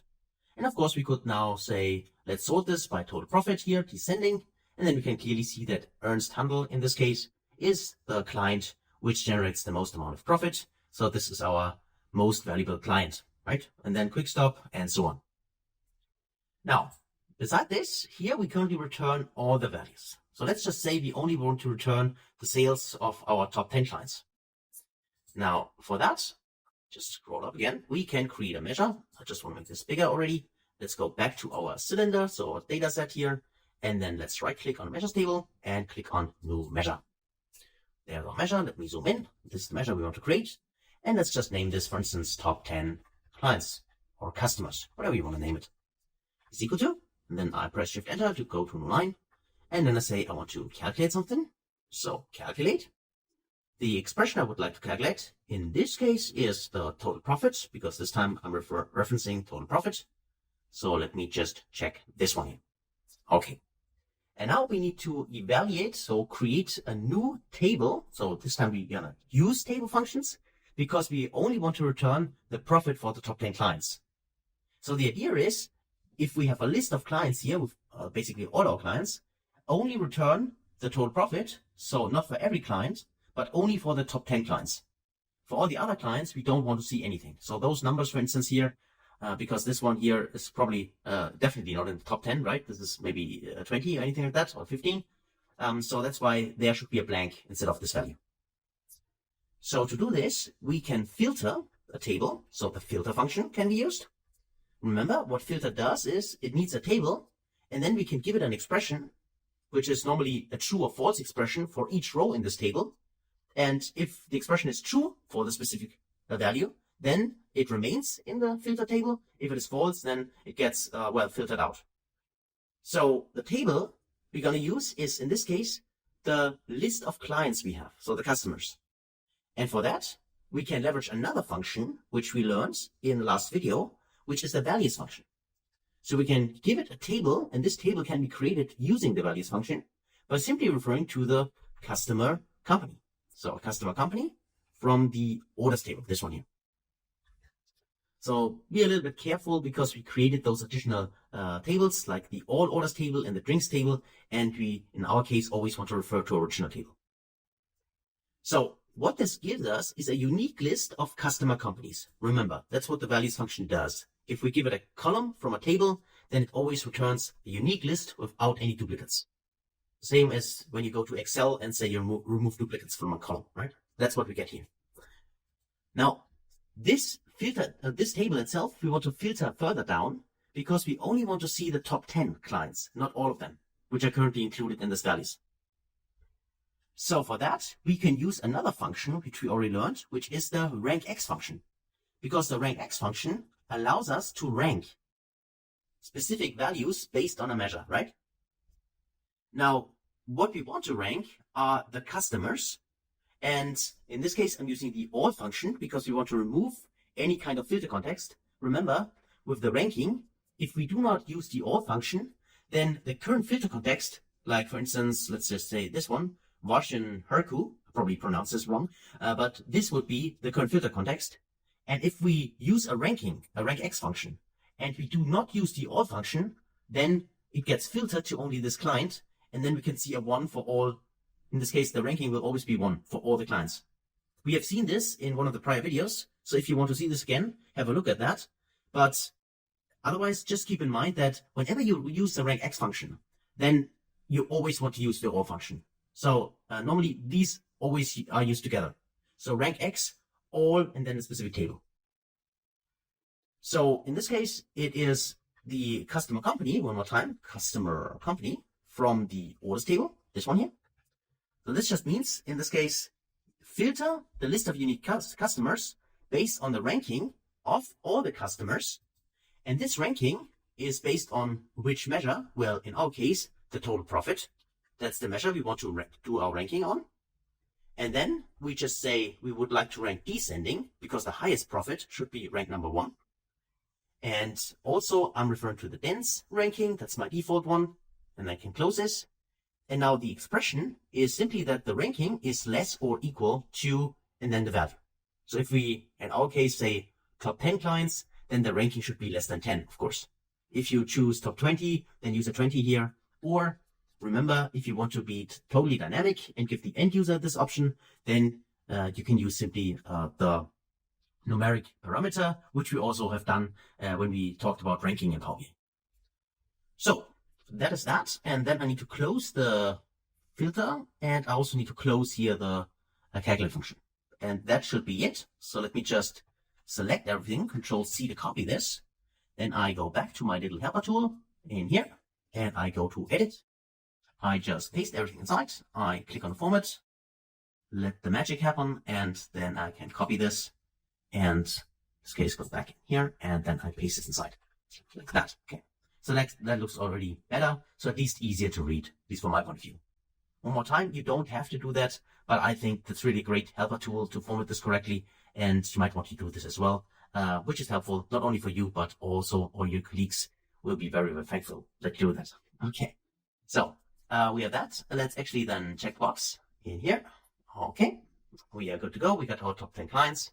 And now let's actually also make this smaller. Select the measure which we have created, going to the dollar symbol here, and also make sure that we only display 2 decimal numbers. Let me select that. And now let's actually add this. And what I would expect is that we only see 10 values. And that is actually the case. You can see here 1, 2, 3, 4, 5, 6, 7, 8, 9, 10. Exactly 10 values. And of course, the same values as we have seen for the customers in here, right? We do not change the value. We only make sure that we only display 10 values. And this, of course, can now be also used in any kind of visualization. So just to show this to you as an example, if, for instance, we say we would like to see, let's insert a donut chart, click somewhere on the blank canvas, click on the donut chart here. Now we have our donut chart, and then let's actually make this a little bit smaller.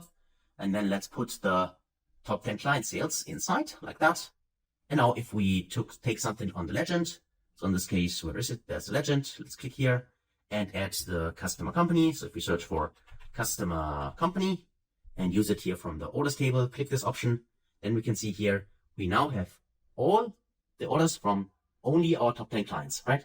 So this is exactly these 216,000, this value here, and we only see here 10 clients. And all the other ones, which are blank, are not shown in this visual in here.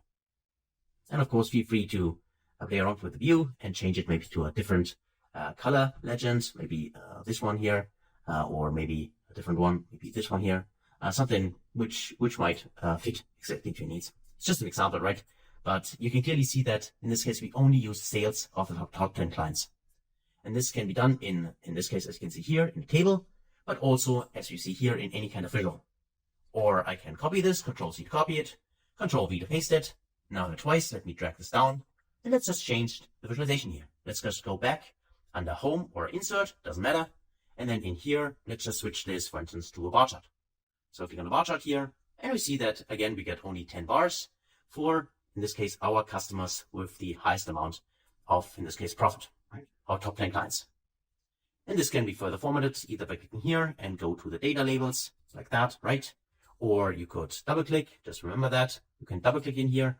Then you have this blue border around, which you can also right click and then edit here, like add data labels and so on. So all the formatting can be done, as you already know, to do in Power BI. But that's basically it for this top 10 clients. So a combination, one more time, of, in this case, or let's actually mean that we created a measure, but in combination with table functions. In this case, we use two, which is the filter and the values function. And we've seen how we can use this then to build visualizations, not only tables, but also other ones like this donut chart, the bar chart, or whatever kind of chart you want to try out after we ended this lesson, right? Okay, so again, thanks a lot for watching. Hopefully that was helpful. If you got questions, then please feel free to ask. Otherwise, I hopefully see you in the next video. Until then, best guys.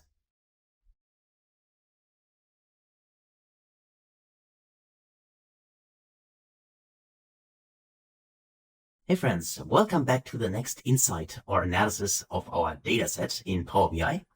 Now, just one thing, if you have not done for quite some time, press Ctrl+S to save your report, and then let's continue together. So I already created a new page, which is called page number 1 here, and let me go to it, and then let's explore, for instance, how many unique customers we had for, let's say, each of the weekdays, right? Could be an interesting insight. Maybe on specific weekdays, we had more customers than on others, right? Or, for instance, how many customers, unique customers, bought a specific category from us. That could be insights which we might be interested in, or our superiors might be interested in, or our colleagues. So let's do that. Because this is quite easy for a DAX expression, we just need to do the following. We could right-click on the measures table and then create a new measure. And for this measure, we simply do a so-called distinct count. So in here, we could say this is the unique, let's call this unique clients or unique customers. Let's say unique clients is equal to, and I go to new line. And then in here, I simply say distinct count. So there it is, distinct count. And then you can see what it does, but probably this is self-explanatory. It counts the number of distinct values in a column. So it just removes the duplicates. And in our case, we would like to have a unique list, right, of, in this case, our client base, which is the customer company. So I can simply say distinct count of the customer company from the orders table, our original table. So let me close this. And that's actually all there it is to this formula, right? We simply do a distinct count of our customers. So let me press enter to evaluate it. So here we go. We got our measure, and now we can use it in any kind of visualization. And one more time, I'm starting with the table. So I would like to see if I have my weekdays, which are actually located inside my dates table here. There's a so-called day of week name, which is this column. And by the way, if this is too small for you, you can always go here and just make it bigger if you want. If you have a long column name, that might be helpful. So let me just select the day of week name. Here it is. And let me also go to the formatting of that. Let me go to the formatting option here and also increase the values already and make this maybe, let's say 14. So we can see that bigger. And now let's just add here the value we had. So we calculated the unique clients just a few seconds ago. So let's actually tick this option. And now we can see here are the unique list of clients. So that just means also if I deselect it and I click maybe on the client one more time, I can see here a bar, and I can either go to suggest a type to turn it to a simply KPI card, or I can also click on a card directly. Now, what this tells us is that in total, we got 89 unique clients, which bought from us during this sales period, which we analyze here. So our data set. And this is also the same value as for the total, which we would expect. And then here we have the unique list of clients for each of the weekdays. And you can clearly see, in this case, they're also not only the weekends are also included. They're not all 7 days, because obviously there are some days where we have not generated any sales. In this data set, that's the case. This is why you don't see, for instance, here a Tuesday, which is missing here, for instance, right? Or Wednesday is also missing. So it just means that those days have not been, sales days in the data set. But you see also that there we can see numbers like 70, 70, and so on. And of course, these values do not add up to 89, simply because we have maybe one client, which is a unique customer appearing on Friday, could also be a unique customer appearing on Monday if he or she has bought on Fridays and Mondays, right? That's why those values, of course, will not add up to the total here, because it's simply a distinct count of customers. But we could see here, for instance, that on Sunday, actually, we got the most customers who bought on Sunday, right? Unique customers we had. That could be an insight here. Also, one thing what I like to mention is if you have something like that, where you have missing data, right? We have not all sales dates. There is actually an option to handle that. The way it works is you click on this little icon here, and then you can go to the unique, the day of week name, this one here, and there's an option to right click on it. And then you can see here, there's an option to show items with no data. So if you have a use case where you don't have data for a specific item, like in this case for weekdays, but you still want to show them, then you would have the option to click on the show items with no data. If I tick it, you now see I have also these days included, even though we had no customers on those days. So just a little trick or hint for you. If you have a use case for that, then this would be an option to still show it, but then of course with blank values. And of course, you could also extend this to a DAX function, or with a DAX function, then something like if it is blank, then return a 0, just in case this is required. That could also be possible. But yeah, that's it for just seeing, okay, or having an insight in when actually did our clients order and how many clients did order each weekday, right? Not the total amount, but really the unique clients. If you want to have the total amount, you would just do a count, right? Instead of a distinct count. And of course, this can be used in other kinds of visualizations as well. For instance, for the products, right? Or in this case, the categories. That's what I mentioned at the beginning. So if I would say, I'd like to see actually something else, just show me the categories. So there are my categories. And I like to switch this not as a table. In this case, I'm going with here, for instance, a bar chart. Click on a bar chart. And then here I could say, well, I'm also interested in here, the unique list of clients. So let's just take a look at our scroll up. Where is it? Make this smaller here. Unique list of clients. Here it is. And now that gives me a view of how many clients, unique clients, ordered actually a specific product. Right? And of course, I could also go here and just double click here and then right click here, add labels. And now I can see, for instance, at least 85 of our 89 customers ordered fish during the time period. And fruits, on the other hand, only in quotes, because it's still a lot, considering the total amount, our total base, but only 63 of our clients actually ordered fruits from us. There's also an insight we can directly see in here. And of course, we can switch this to any kind of visual we want. We just need to go in here and then just choose something else. For instance, if I go here and I'd like to see this as another visual, what do we have here? For instance, the tree map. Then we would have a tree map, which tells us here the same insight as a tree map. Or of course, you can switch to another visual up here, or go in here and also choose what you want to see. I will go back to my default bar chart in this case, but it's up to you. And you can of course feel free to try other visuals. So that's how easy it is to get this insight. And then of course, just swap the different kinds of, in this case, columns to have it, for instance, here for the categories or for the weekdays or any other kind of analysis you want to do, right? Just choose inside the data, the specific, in this case, the dimension you want to slice and dice the measure, in this case, unique clients by, and then just visualize it the way you want it. Total flexibility, all up to you. And you can even, like we've done before, just Control C to copy it, Control V to paste it here, and then choose it like that, and then choose a different visual here. Go donut chart here, and then you can see it like that, right? So you don't have to create it from scratch. You can even copy it and change it, different type. So let me press the delete key, get rid of it, just as an example. The last thing I'd like to do here and show you is how do we handle here the wrong order, right?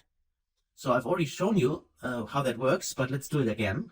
So it's better for learning purposes here. We can see it starts here with Friday, then Monday, then Saturday, Sunday, and so on. So obviously currently it is not sorted correctly. The way it's currently sorted is alphabetically here. And you know that if you want to sort this correctly, you can try to go to the 3 dots here.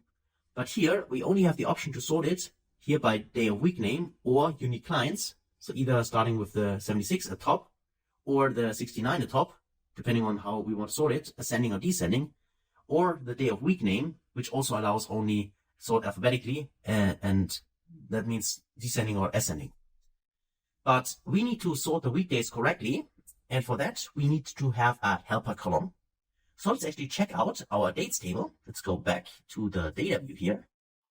Deselect that one, make this smaller, and let's select our dates table. Click on, where is it? Make this smaller here, and this smaller, and there's our dates table selected. And we can see that what's inside here. We have here our day of week name, and we also have here our sorting column. So the sorting here, because now it's based on US, started with Sunday. Sunday is 0, and then Monday is 1, Tuesday is 2, and so on. Right? So we have here a so-called mapping table or a helper column, which allows us to sort the weekdays based on this column. So we just need to select the day of week name, and maybe we'll go one more time. This is the current sorting here. And now if we go in here and just say day of week name, and then we use the option under the column tools and say sort by column. And then we search for day of week, this one here. We can check it. Now this is done. And now if we go back to the report, now we can see we started Sunday, then Monday, Tuesday, Wednesday, Thursday, Friday, and Saturday, right? So now we have the correct sorting according to our helper column.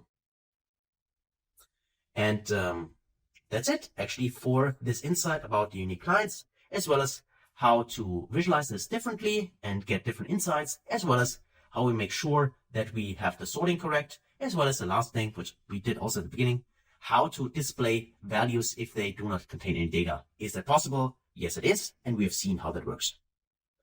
Okay, so that's it for this video. Hopefully that was helpful and you enjoyed it. Again, as always, I encourage you, try this out yourself, play around with it. Also feel free to change a few things. And beside this, I hopefully see you in the next video. Until then, best guys.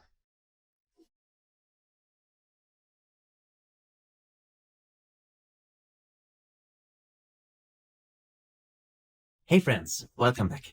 Now let me ask you a very important question. DAX or no DAX? That is the question. So in this case, we are not Shakespeare, sorry for that, but I want to show you that we can get the same result as we have achieved in the last video using no DAX at all. Just the Power BI functionalities which are already there for us. So let's explore that. When we created the table, we used the distinct count function. And it's good that we used it because that you have learned a new function in DAX. But we can also get the same results if we let me just copy this table, Control Z to copy it, Control V to paste it. So I have it already here. So let me just drag it from here like that. And then let me just go in here and remove the unique clients. So the measure we have created together. Let's get rid of it. And then let's just add data in here.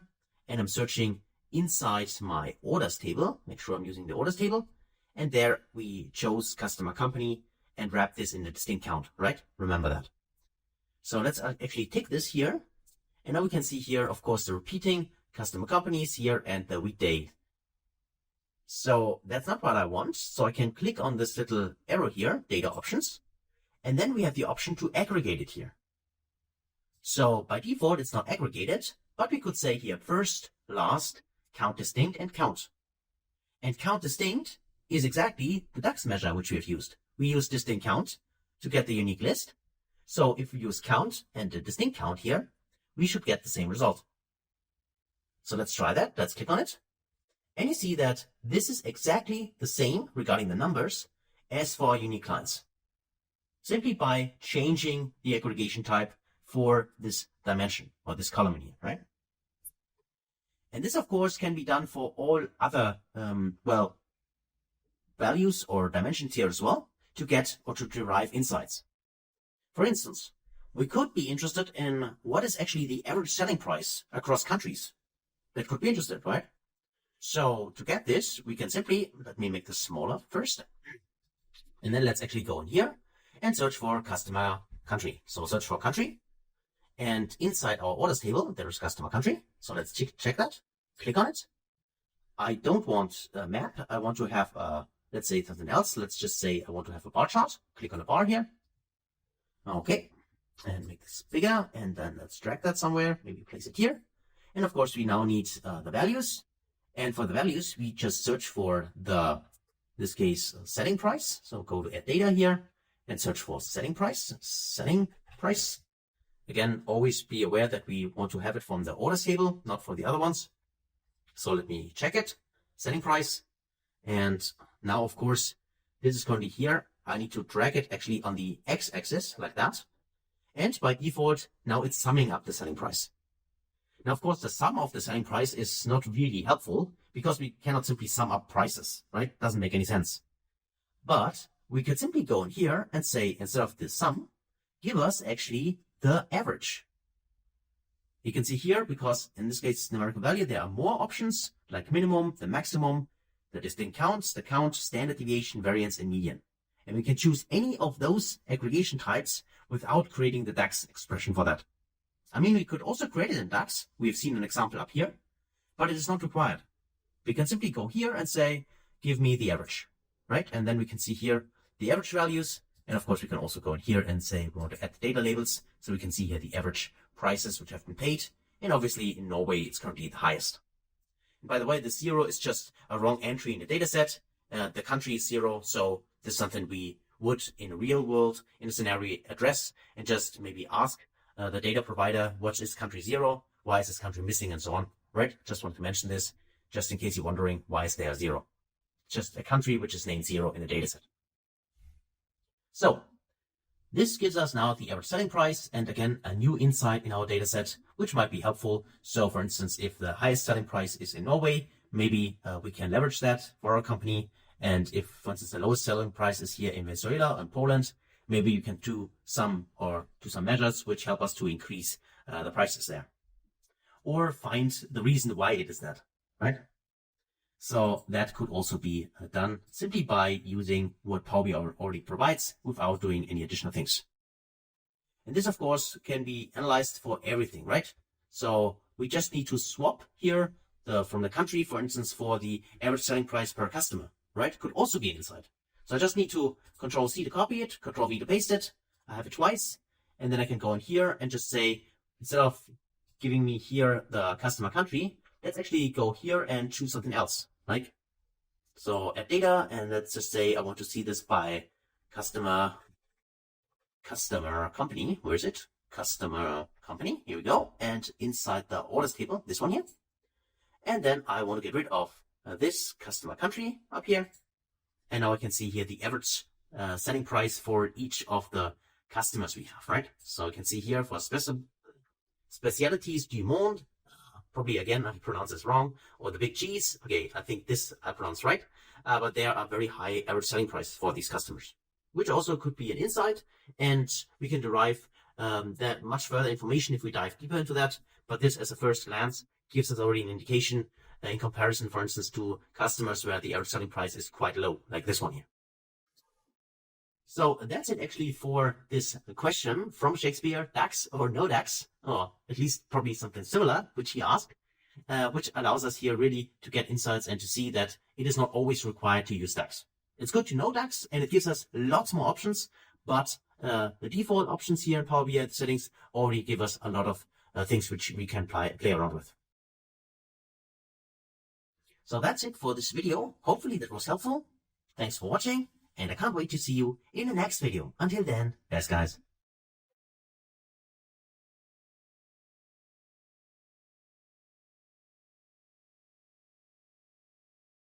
Hey friends, welcome back. Now in this video, I'd like to give you an introduction to quick measures. So quick measures, you might have seen them already, are next to calculations here in the ribbon bar. And they help us to create DAX expressions more easily, especially if we are not too familiar with DAX yet. And also in an age, in the rise of AI, there is more and more the option to actually only ask Power BI to create a DAX expression for us. And I'm going to show you how that works. So let's explore that. Let's first go into the plus symbol here, and then let's go in here and just say, in this case, we would like to see, for instance, go in here under the dates table, and then I'm displaying here the date like that. And what I would like to see is only the day, the year and the month. So let me first create a table like that. And here's our table. So that's just our, in this case, our scaffold, which I'm going to use. Let me just also go to the formatting option, go to view and go to format in here. And then let me just click on the value section here and then make this bigger, like 14. Okay. Now, so far what we did then was simply going to modeling, for instance, and create our new measure, or right click on the measures table to create a measure. But this time we're going to dive into the quick measure options. The first option, let's go to click on quick measure here, select it. You'll see that now the quick measure window appears here. The first option, which we can use, is these calculations. So these are built in, a few DAX expressions in here. You can see that quite a lot, which we can use for also time intelligence in here in order to create an expression. So with the help of this editor. So for instance, we could be interested in year-to-date total. So let's tick this option. And then what the quick measure needs is simply that we provide the base value as well as the date. So let's try that. Let's go to the cylinder here and then actually go to the quick measure here. So we just add it like that, click on add, and then just search for, in this case, for the base value. Let's say we would like to see the total sales. Okay, this is our base value, the measure we have created. And now for the date itself is referring to the dates table. So from the dates table, in this case, not the order table, but the dates table, we'd like to have the date. So this one here. So now we have added here our information. And just in case you want to learn or read more, just hover over this icon here. It gives you a few additional informations. We specified the kind of calculation we want to do. So we want to do a year-to-date calculation for the base value based on the dates. And now if we click on add, now you see that a new measure has been created, which is called here, total sales year-to-date. It looks like that. And now if I go to the cylinder here, you would also see it. This is the total sales year-to-date, which has been created. And now if I go inside my visual here and just try to use it, total sales year-to-date, let's click this. Then we can see it gives us a running total. And let me just show this to you that this is actually the case. Let's actually also take the total sales as a comparison. So we can see this is the total sales. This is our newly created quick measure. So this is the sum of those two. This is the sum of those three, and so on. And what we would expect is that the end of 2022, or 2021, gets started here, it restarts. And this is actually what happens, right? So in January, for our new measure, we have the same value as the total sales. And then it continues to accumulate, so do a running sum until the end of 2022 in here. And then we would expect it to reset, which happens, right? So here we have the original value, and then in February we have the sum of January and February, and so on. So it's the same as our cumulative total function, but this time it's done on a yearly basis. So each year it resets, and then it accumulates the values for this year again, right? That's what would happen here. And of course, we could also create the same measure in DAX using the total year-to-date function, which exists in DAX. But in this case, we just leveraged the quick measure, right? Which is also available and gives us already, simply by just drag and dropping the fields there, this expression here. And there you can also see it's total year-to-date, which has been used in here. Right? So this would be also a way to leverage quick measures inside your Power BI reports. Next to this option in here, there are also other options in the quick measure. I can show them to you, but it might be the case that they are not available for you. I just wanted to mention this before I show it to you, which is the second option, which has been introduced at the end of 2022. If I click on new quick measure here, there is this option, suggestions with Copilot.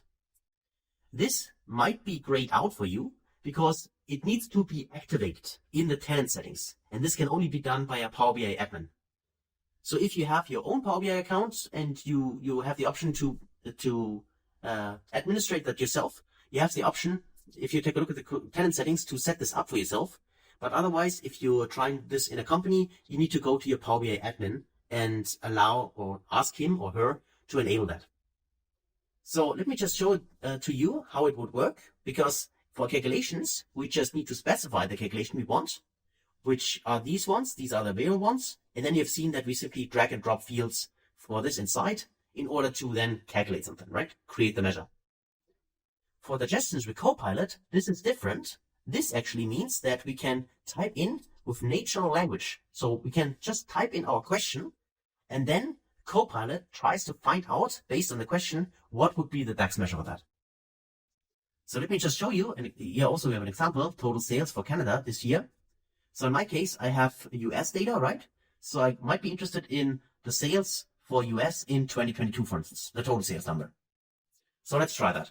Let's say, give me the total sales. So total sale, spell it correctly, total sales. Now for US in 2022, like that. So that's my question. So click out. It gives me also some proposals, but that is my question. Give me the total sales for US in 2022. And now if I click on generate, let me click on generate. And now we have here a preview value, which is this one here. And then we have a DAX measure, calculate, measures total sales in this case. And if you take a look, close more, keep years, filter, orders table, 2022. So this returns, in this case, the value of sales in 2022. This is true. But right now I cannot see US here. There's no filter for US. So obviously my question here is wrong. So maybe my dataset is USA instead of US. Let's try that. Yes, it looks like that. Okay, so I need to add an A here. Total sales for USA in 2022, like that. So let's just generate this again and see. And here we can see, okay, this value is smaller. And we can see calculate, measures the total sales. And let's click on more. And the customer country is USA. This is correct. And the year order table is 2022. Okay. So let's click on add. Add. Okay. And there's our measure. And that should also be available. Currently it's called measure. So we would like to rename this probably. Let's call this US sales. US 2022 sales. Like that. Let me press enter. And then let's just go back to our data view here. And there's our measure created by the Copilot and the question we asked the Copilot. And now if I go in here, let me just visualize that. Let's click on here. Okay, that is the value. Let me just see the value in here. Okay. And now let's actually test whether this is correct. So let's actually create maybe a table visual just to check that out. So let's go in here and choose, I'd like to see this here, a table. So let's go with table, where it is. There's the table. And for this table, I'd like to see the countries. So search for customer country. There it is from the orders table. Then let's also display the total sales. So total sales. Okay, here we go. And now let's also filter this data to the year 2022. So we can do that also by going here and search for year. And where is it? There's the year, for instance. So I could go in here and tick this option and then, for instance, use this as a slicer. So where's the slicer? There it is. And let's just choose here, this is a drop down. So go to the formatting option here, and more options. And I like to see this slicer settings as a drop down. So not between, but a drop down like that. And now let me choose a year. Let's just say 2022. And let's have a look at the values in here. And if I search for USA, there you can see it's 121,223 and 83 cents or pennies. And if we take a closer look at this value, this seems to be exactly the same value. So obviously the measure which the Copilot in this case and the quick measure has produced for us is the correct value. So, and this proves it because we filtered it, and just take a look at it to make sure that this is really the case. So that's it actually for an introduction to quick measures. So you see that they're quite powerful. The calculations either by these options here, which are available. Of course, not all the DAX functions you might want to do and apply in the dataset are available there, but a lot of them are. So you can try them out and just drag and drop fields, because this option is available for all of you. The second option, this suggests with Copilot, so to write your own question in here, this is something which the admin, your Power BI admin, or he or she has to enable for you. Otherwise, this will be grayed out and not available. But I still thought it is, helpful for you to see that this is possible. And you might want to work with this and explore this deeper in the future. And now you know how to apply it. I just want to give you one hint here, and as a tip, that you really need to be careful to describe exactly what you want. Because you have seen, if you make a small mistake, like I used here US instead of USA or anything else, then you might not get the result you want. But still, I think it's a really, really powerful feature, and it will be more and more important in the future. That is why I think it's good that you see how that works. And of course, if you have the option, then please give this a go and try this out yourself. Okay? So that's it for this video. Hopefully that was helpful. In the past, this quick measures was not part of the course, but as I said, with the rise of AI in our current age, it's very important to have this in sight, and also to help you get started with DAX, because if you learn it from complete scratch, it's not that easy. And if you can use and leverage quick measures in this case, then you should do it. Okay? So that's it for this video. Thanks a lot for watching, and I can't wait to see you in the next video. Until then, best guys.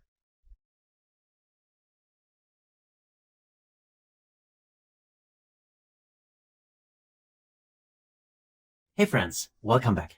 Now in the last video we explored the quick measure, and now we're gonna dive deeper into really advanced DAX calculations. So what I'm trying to find out here, or actually we trying to find out here together, is how to classify customers into, in our case, 3 categories. So I'd like to figure out what are the best customers, what are the, let's say, medium customers or middle customers, and what are the bad or worst customers. And of course, we need to somehow classify this based on a KPI. And we could do that by the total sales, for instance. Now, the idea is to rank the customers based on their sales, and then say, for instance, the customers with the top 5 highest sales, these are the great customers or the top customers. The ones between, let's say, 6 and 20 are the average customers, and everything above 21 or including 21 should be the bad customers. Something like that, right? Just a classification. So to do this, we need to actually at first create a helper table for that, and then we create our advanced DAX formula. So let's get into that. At first, let me just click on a new page here, and then in here, I call this, for instance, customer classification. So let's call this customer classification, like that. Okay, and here we get our table. Control S to save it, just in the meantime that my report is up to date. So, okay. Now, the first thing, as I said, is we need to create a kind of helper table. We can either create this table in Excel and import it, or we could also directly create it in here with enter data. So for this, I just name the first column, that's my classification. Then the second column is the minimum, and the third column is the maximum, like that. And then I need to specify here a name for my different kinds of customers. So how do I want to classify them? In this case, let's just say these are my top customers. Then I have my, let's say, average customers. These are average customers. And then I have, let's say, bad or worst customers, or whatever you want to call it, right? It's just some naming I'm going to use here now. So then I need to define what is the minimum value. So in this case, for the ranking is 1. And the maximum value could be, for instance, 5. That's what I said, right? So if the customer regarding their sales value are in the top 5 based on the sales, or another KPI, if you want another KPI, then they should be classified as top customers. If they are between, let's say then 6, if they have a sales ranking of 6 up to, let's say 20, they are the average customers, and everything above 20, so let's say starting with 21, up to a very high number, so let's say 1,000, these are actually the bad customers for us, right? Something like that. Here, just specify a value which is very high, bigger than the amount of customers you have. Remember when we did the unique list, or distinct count of customers, we realized that we have actually 89 unique customers. So 90 would also be already enough as a maximum value because we only have 89 customers. But maybe our data set gets updated and we got additional customers. So if I use a value like, for instance, 1,000, I make sure that I include all the customers in one of those classification options. Now, the last thing is I need to name this table properly. So let's call this, for instance, customer classification, and then TBL, right? Like that, TBL, an abbreviation. And then I click on load. Click on load. And then this table gets created for us and also added in here to the model. So let's just see, measures table gets smaller, make the dates table smaller. And there's our customer classification table, this one here. And if we go to the data view, we can see that if we select it first, let's make it smaller and go to the, where is it, customer classification here, we can see exactly what we created manually. So we can see here the name, we can see the minimum, we can see the maximum. And by the way, if you just like to know how to update this table, because you can still update it, but in order to do this, you would have to go to home and then go to transform data, because in the query editor, we can modify this table later on. So if you would like to, for instance, add additional bins here for other kinds of classifications, or you'd like to change the values here, this can be done. You don't have to remove the table, but you have to do it inside the query editor. And let me quickly show this to you maybe. Go to transform data. And then if you select the table in here, you see there's the table. And if you go to the source, here, click this little wheel icon here, you see that then this table opens. And here you can edit it again. I can double click here and change this value if I want. But this is the only way to change the data itself. You cannot change it inside the Power BI view, so not outside actually the query editor, right? That's the only way to do it. But I just want to mention this because sometimes you might have this use case that you need to recreate the table or change the table. And then people often ask, okay, how can I do that? Because here I cannot change anything. You can, but you have to go to the query editor. Okay. So this is that. And now let's actually explore the advanced DAX calculation, which we need to create to classify our customers. And for that, let's actually right click on the measures table. And this time we create the measure ourselves. So we don't use the quick measures here. The default ones would also not support that.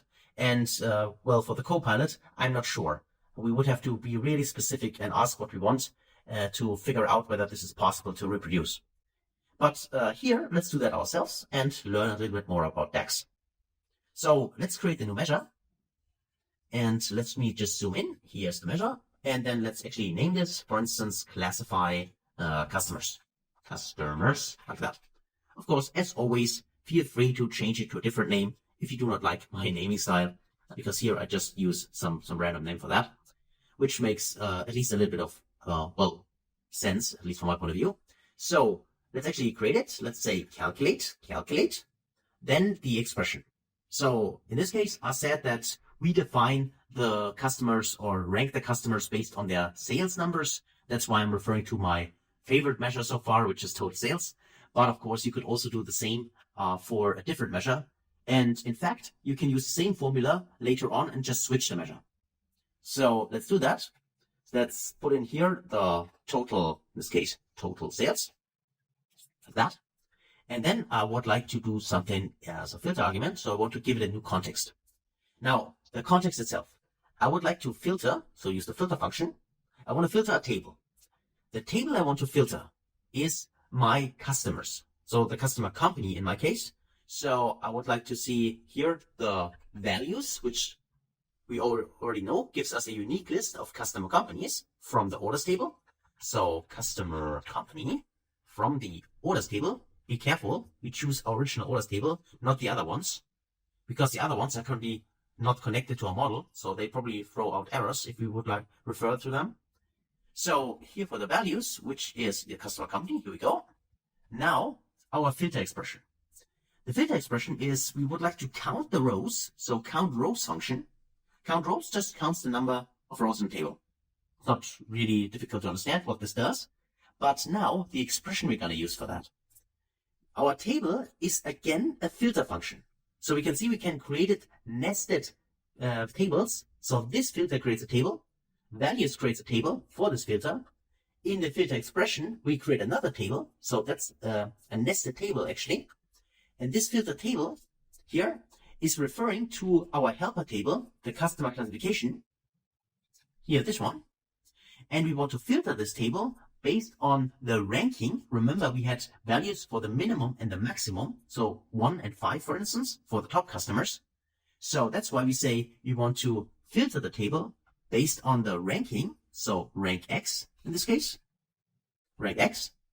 Now, remember what I said, that when we use ranking, we most often want to use the all function in combination to avoid any kind of filter context, to remove the filter. We refer to the customer company. So customer, because I need to spell it correctly, customer company. Here we go, from the orders table, this one. And this is the ranking we will do, so the complete table here.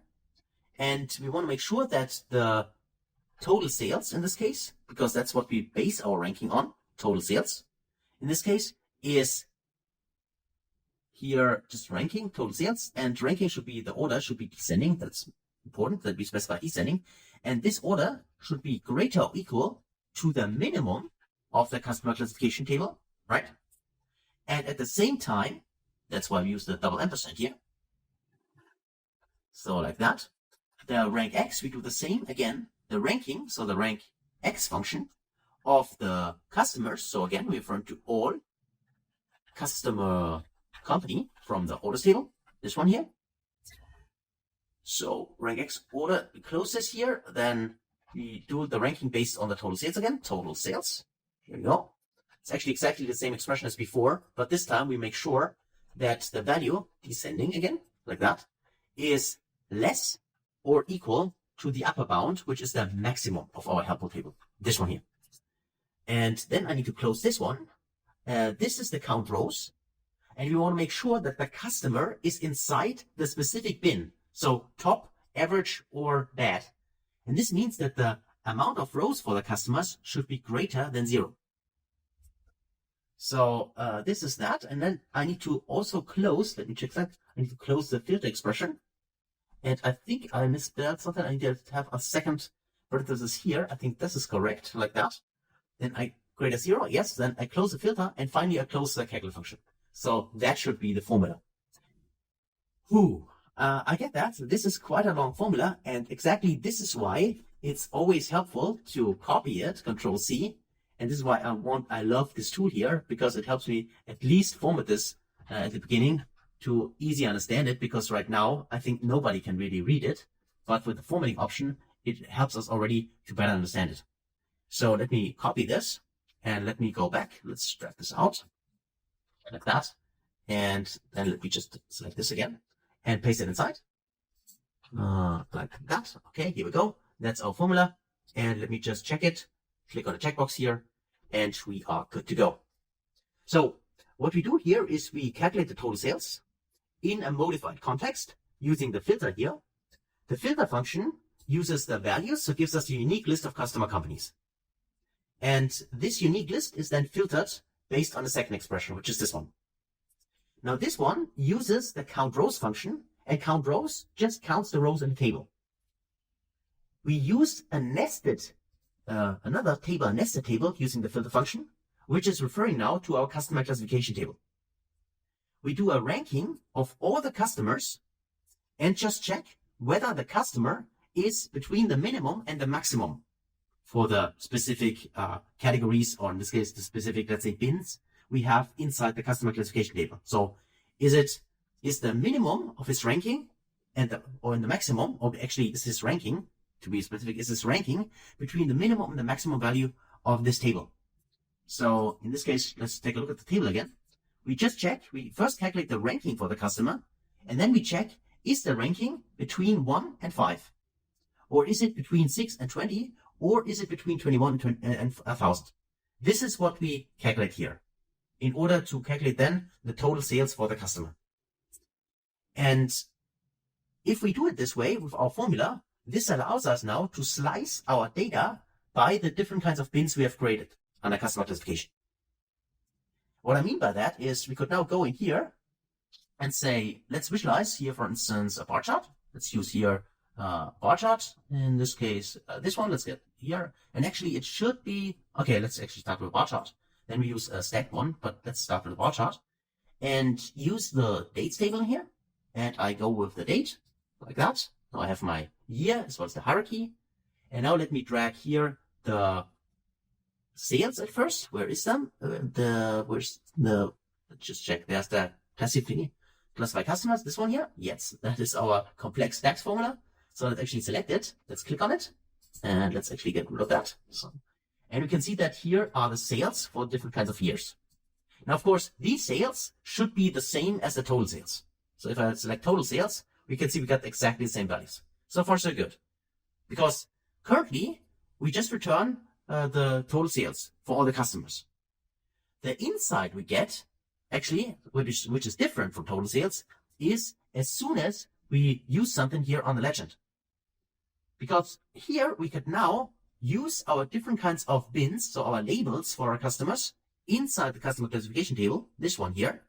So the top, the average, and the bad. And we can drag this here to the legend. And as soon as we do this, we now get our values based on the different kinds of classifications we have. So that means, for instance, in 2021 here, the top customers, so we need to be a little bit careful with these values here. So the average is the dark blue, this one. Maybe we switch. It's easier to see actually to a different, it's this one. I think that's easier, at least here. But I do not really like it. So let's go to a different one. I don't like this at all. This is fine. Okay, I keep this one. But you can see that the average customer contributed this amount to our total sales in 2021. And the bad customer is this amount and the top customer is this amount. So this is here for the normal bar chart. And of course, we could go in here in the formatting option and also add the data labels if you want to do that. So we can see here, these are the values. But I could also Control C to copy this, Control V to paste it. So I've had it a second time. And which insight I personally prefer is to see this as percentage numbers. So that's why I just go inside the visual here and just change it to a stacked. Where is it? I need to have the stacked one. And I would like to have the stacked, this one here, 100% stacked, and select this one. And now you can see here the percentage, so the amount of sales for each of the different groups which we have created. So this gives me here an indication that, for instance, my top 5 clients in the year 2023, for instance, here, contributed more than a third of the total sales. This is an insight I can get from this advanced DAX expression, which we've created together. And this is something I cannot get with the normal total sales measure, right? This was just helpful to see that in total, across all the different kinds of, classifications we have, of course, the value needs to be the same as the total sales. But now if we use our helper table to slice the data, we get new insights into our customer base. And this can be quite interesting. It's like the Pareto analysis, if you're familiar with that, right? To figure out, for instance, 20% of our customer contributed 80% of sales, right? You can also create something like this in Power BI. And this, for instance, this analysis here goes in the same direction. It gives us insights about our client base and how many clients contributed actually, what kind of percentage to the total sales in this case. Now, I totally get that the formula we've created is really advanced. It's complex, I get that. But the great thing here is not only that, of course, we go through it step by step to better understand it, but also that you can treat this as a scaffold. So there is no need to reinvent the wheel. Instead, if this analysis here is helpful to you, so all you need to do is actually to use it in your report, creating the helper table, define the helper table the way you want it, and then just make sure that you swap here, for instance, the measure to the measure you want to analyze. And then you can use actually this as a scaffold and just apply it again and again in your own reports. Okay, so that's it for this video and this DAX expression. So it was advanced, but we have done it together. And thanks a lot for watching, and I hopefully see you in the next video. Until then, best guys.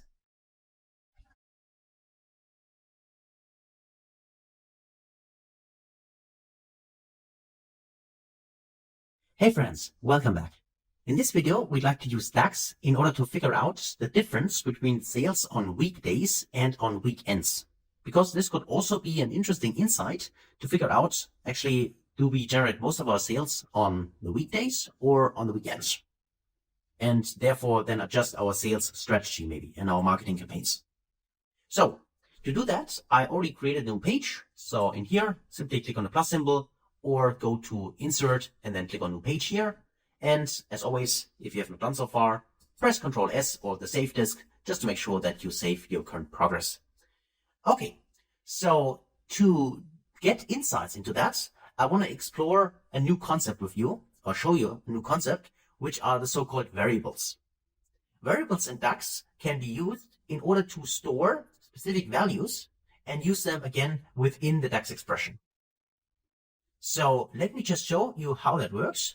For that, as I said, our use case here is to figure out the sales or the difference between the weekday sales and the weekend sales. So if I go to my data view, let's actually first take a look at the dates table, because the dates table is required here. We need to know the day of week. So the day of week will be used in our DAX expression. So it's required to know that, for instance, Sunday is 0. And in this case, where is it? The Saturday is 6, right? So Sunday is 0. Let me just check that actually. So if I go in here and just choose the number 6, just to see that 6 in here, this is Saturday. Okay. So 6 and 0 are the numbers for the weekend. And the other ones are, of course, then the numbers for the weekdays. So Monday to Friday. So let me just remove this filter, clear filter, and go back to our report. That's the first thing we need to know. Now let's actually create our total sales on weekdays and the total sales on weekends. So let's right click on a measures table, create a new measure. And there's our measure. And let's call this total sales and then on weekends. Okay, like that, equals. And now the new concept. Variables in DAX always need to have a keyword which is called var. var, like that. This is a keyword, so whenever you use it, then Power BI knows, or DAX in this case knows, okay, you here want to define a variable. Each variable in Power BI always needs a name. So that means you type in var, then you can give it a name. For instance, weekends. And you can also see that whenever you use variables, Power BI automatically formats them in a different color, which is this green color. This is a kind of visual indication that this is treated as a variable. Now for that, I want to store actually, in this case, my dates, and only the dates which have been weekend. So where the day of week is either 0 for Sunday or it's 6 for Saturday. That means I can use the filter function because I want to filter a table. The table I want to filter is a dates table. So I can refer to dates here. So the dates table, where is it actually? Dates TBL, there it is. That's my dates table. And for the filter expression, I can simply use the OR function, you're probably familiar with from Excel, for instance. And then I simply check whether the day of week is 0 or 6. So that means that the day of week, say day of week, this one here, dates table day of week, this should be equal, in this case, to 0, which is Sunday. Or the second argument would be that the dates table, dates TBL, and then day of week here, this one is equal to 6, right? So it's either 0 or 6, and this is the filter which gets applied to the dates table. So that means only keep the rows where the day of week is 0 or 6, and this just means that keep only the Saturday and Sundays. So Sunday 0, Saturday 6. Okay. So this is now stored as a table because filter returns a table. Remember that, we have seen that. And the table is stored in weekends. Now we would like to use this table in our expression. And whenever you use variable, you need to use another keyword, which is called return. Return is required when you define variables, because this gives Power BI then the indication that this is now what should be returned. This is what we would like to calculate. So in this case, the return will be the sum x. Sum x will iterate, in this case, over the weekends. So like that. Just to make sure I open this, I need to close the filter function. That's probably the issue here. Okay. So we want to return the weekends. You can see I can select it. So I can refer to the variable, to the table I've stored in weekends. And I want to sum up the values in this table for our measure, which is total sales. In my case, total sales. This one here. Okay, close this, and I'm good to go. So that's basically the measure I want to create, and I do this here based on variables. That's what we introduce here. And of course, as always, I can select all of this, Control C to copy it. I go to my DAX formatter and just see whether it can make it better. Not always the case, but sometimes. So let's try that. Go to Format. And let's just see, that looks maybe a little bit better. So let me copy this and let's go back to my report in here. And then just paste it inside like that. And I'll press enter. And I got my total sales on weekends. Now I need to do something kind of similar for the weekdays. So a good way for us to practice what we have learned here, to define variables and then to return something. So var return. So let's do that. Let's right click on the measures table, go to new measure. And we say these are our total sales on now weekdays is equal to, go to new line. And for the weekdays, I can define var weekdays. So not weekends, var weekdays. And I want to use the filter function again. So the syntax will be kind of similar. We are referring to the dates table. So dates TBL. But this time, of course, we define this case with the AND function. So instead of OR, we use AND. And this time, our logical test is that the day of week should be not 0 and it should not be 6, right? So say AND and then day of week, here this one, dates table of week, should be unequal simply by those indications, unequal to 0, so it's not Sunday. And at the same time, the day of week in here, day of week, should be unequal to 6. Then I close this and I close the filter function. And that we store this table in the weekdays. And the reason why we need to use AND instead of OR here is for the weekends, it should be either Sunday or Saturday, right? So there we use an OR. But here for the weekends, it doesn't have to be. So it should not be 0 and at the same time should not be 6, right?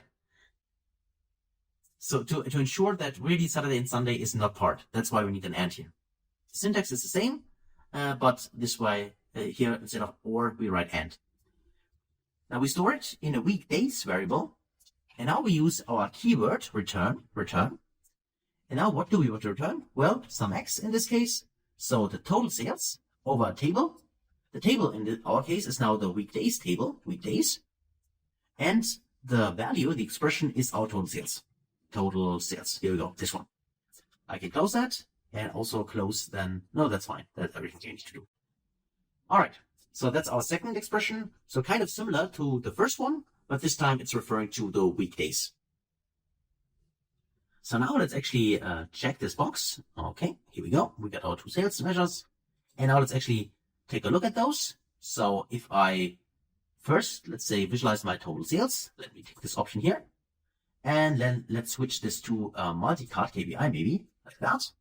And also go to the formatting option, more options, and make this a little bit bigger. So call out values, and let's say here, for instance, let's say 15. Make it also bold, so we can see that clearly, hopefully, on the screen. Of course, you can format this later on the way you want it.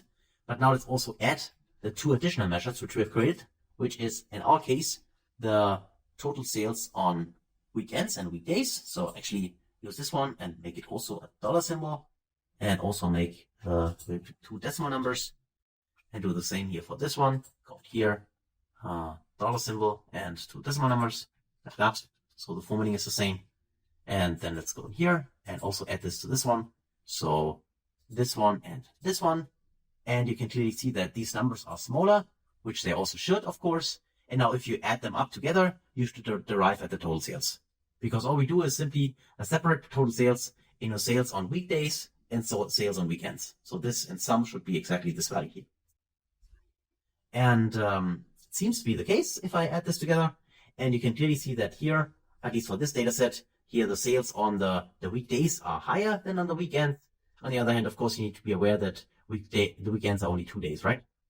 And the weekdays here are actually 3 to be precise, because remember, we have 2 days during the week in our data set where we do not create any sales for this specific case. Just want to mention this as well. But in total, you can see that this gives us already insights in when the sale is actually taking place. And of course, you can create another visual, for instance, simply showing the weekdays. We have done this as well. And then just display the sales amount and see and figure out, for instance, how many sales have been generated. And is there an important difference between weekdays and weekends. You can also visualize this in a bar chart.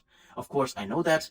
But the main purpose here was not necessarily to see how we can create different DAX measures for weekday sales and weekend sales, but rather to introduce the concept of variables. And you've seen that they are actually quite easy to do or to create. All you need to do is make sure that you use the var keyword, give it here a name, and then you store any kind of expression inside. In this case, we store in here a table, because the filter returns a table, but I could also store a value inside. So I can also, for instance, say var sales equals total sales, so the measure. I could also store a measure in a variable. So it doesn't matter if it's a table, if it's a measure, you can store actually everything inside a measure, inside a variable. You just need to be aware that when you do this, then you always need to use the return keyword as well to then return something. Also, please keep in mind that, or you need to know that you are able to define as many variables as you want. So in our case, we use here one variable, but I could go in here and say, here, create my next variable, var, like that. I should spell it correctly, var, and then ABC, and that's my next variable, and I can store something inside. And also, all the variables I create here, I do not have to use them in a return. So even though I specify a variable like this one, here ABC equals, for instance, 10, right? I store a value inside, I can do that, but I don't have to use this value in my return keyword. Probably most often I will use it in some way, but I don't have to. So that's actually an introduction to the variable itself. So as a takeaway from this lesson, you can create variables inside your DAX expression. They can help you, easily define your code, maybe make it also easier to read. They could also improve performance in certain ways. You can store anything you want in a variable, either a table or a simple value, like for instance 10 or total sales, so a measure. And whenever you define variables with the var keyword, you always need to use return keyword to return something. So that's the takeaway for variables. And that's actually it for this video. So let me just remove this for now. Then let me store it. And this is actually also then available later on in a report if you want to download it from the resource section. So that's it for the introduction. Hopefully that was helpful and you were able to understand that. Also, feel free to try this out yourself. And otherwise, as always, thanks a lot for watching. And I can't wait to see you in the next video. Until then, best guys.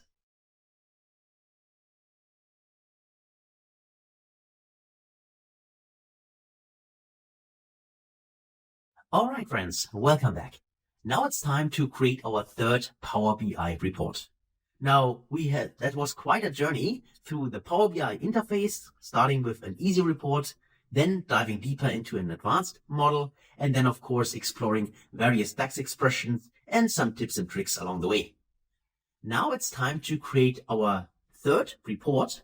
And in this case, I'd like to show you again a few tips and tricks which might be helpful later on as well when you create your own reports with your own data. The first idea I would give you here is to use templates. And what I mean by that is, I mean background templates. You can use external tools, like for instance, PowerPoint, or you could also use Figma and other tools to create a background for your report, which you can then import into Power BI, and you don't have to create it yourself. You have already seen, I've shown this to you, that you can import wallpapers. And instead of doing this, we just import an image, which I personally have created in PowerPoint. you can use the same template because I provide it in a resource section, but just as an example. And of course, maybe you'd like to style it in a different way and just do that. Feel free to do that later on. But to get started, let's actually explore how that works. I have a blank report here. I can click somewhere in here, don't select anything, and I just go to the option here, to the formatting option. If you don't see the window, go to the view here, remember, and then just tick the formatting option here. And in here, I have canvas background and I have wallpaper. So let me just get rid of the wallpaper here. I want to go to the canvas background. Now, what kind of background do I want? I can either change the color. I could say I'd like to see this dark color here. I would have a dark background. But I could also just go back to white here, import an image. So I go here to browse, and then I'm choosing my template here. That is the template I've created. And you can, as I said, find it in the resource section. You can also use it. So if I click this and click on open, you see that now I have a template imported. And just in case you can't see it, that's probably because transparency is by default, I think, at 100%. Then it's empty. So just reduce it to 0. And then you can see it here in the background.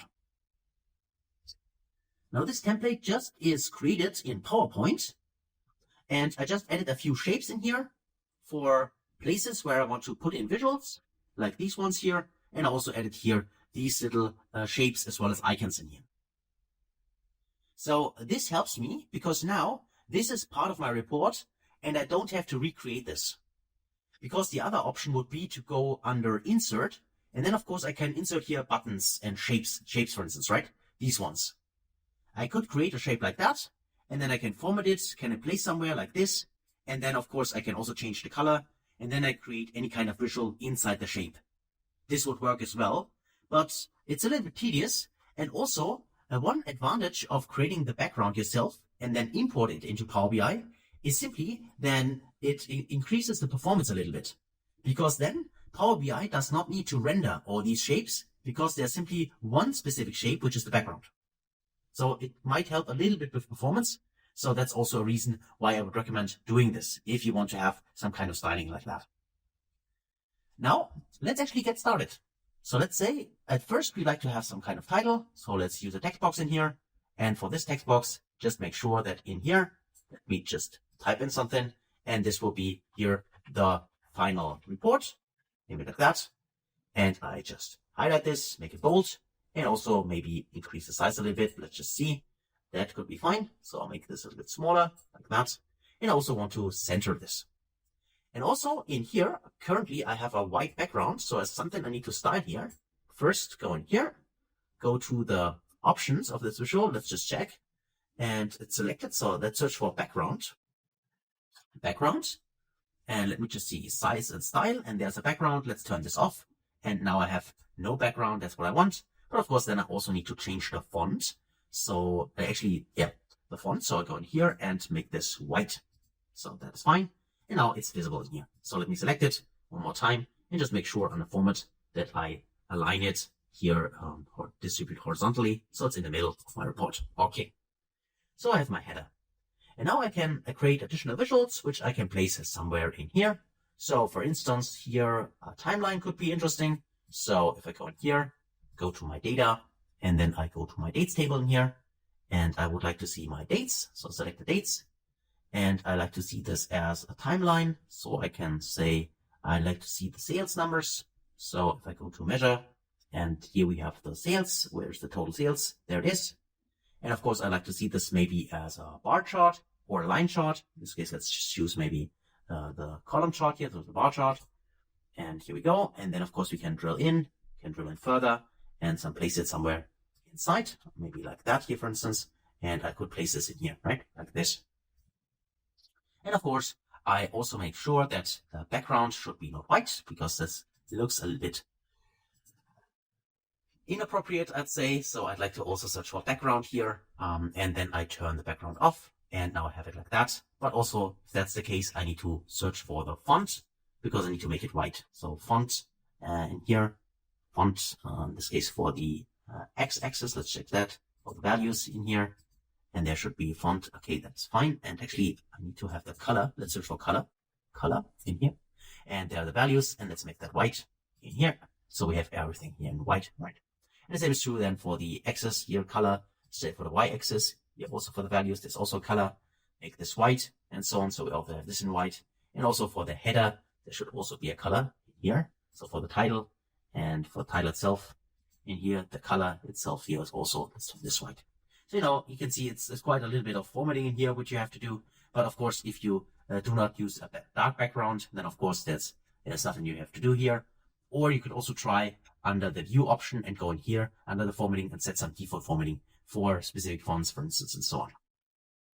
So this is that for the color and so on. So that's fine for me now. What else do I want? Well, beside this, I'd like to have some kind of KPIs here. So let's go back in here and choose one of the KPIs. Let's say total sales. And for this one, I'd like to have this as a KPI card. That is fine. And I make it a little bit smaller. It's quite big actually. So go in here, go to the formatting, and then choose remove the color here. And let's search here for the callout value and make this maybe, let's say 35. Let's try that. Still too big, I think. Let's actually choose 25. Okay, that should be fine. And then I also, whether I need to have the value itself, the name, I can remove it for now. For instance, like that, and I can place it somewhere. That could be the case. And I can drag this and place it maybe in here, for instance, like that, right? So make this even smaller, like this. And let's just see whether this is already small enough, or I need to adjust this further. But for now, like that. And let's just search for background here. This is currently white. So actually, let's just turn this off. Or let's say the transparency should be 100%. Okay. And then for the color here, not the background color, but the font color, let's search for color here, and just choose here a different color for the, is it the callout value? Here it is, callout value.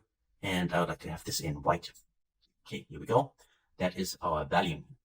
And of course, I could now Control-C to Control-V to copy it. So if I'm done, as soon as I've done this, I can place it down there, somewhere like this.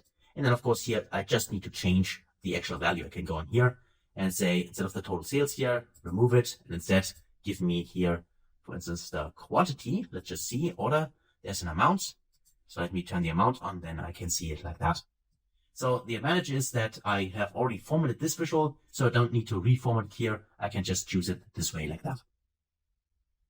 And of course I can copy this a few times. So third and second time here. So fourth time, this one here.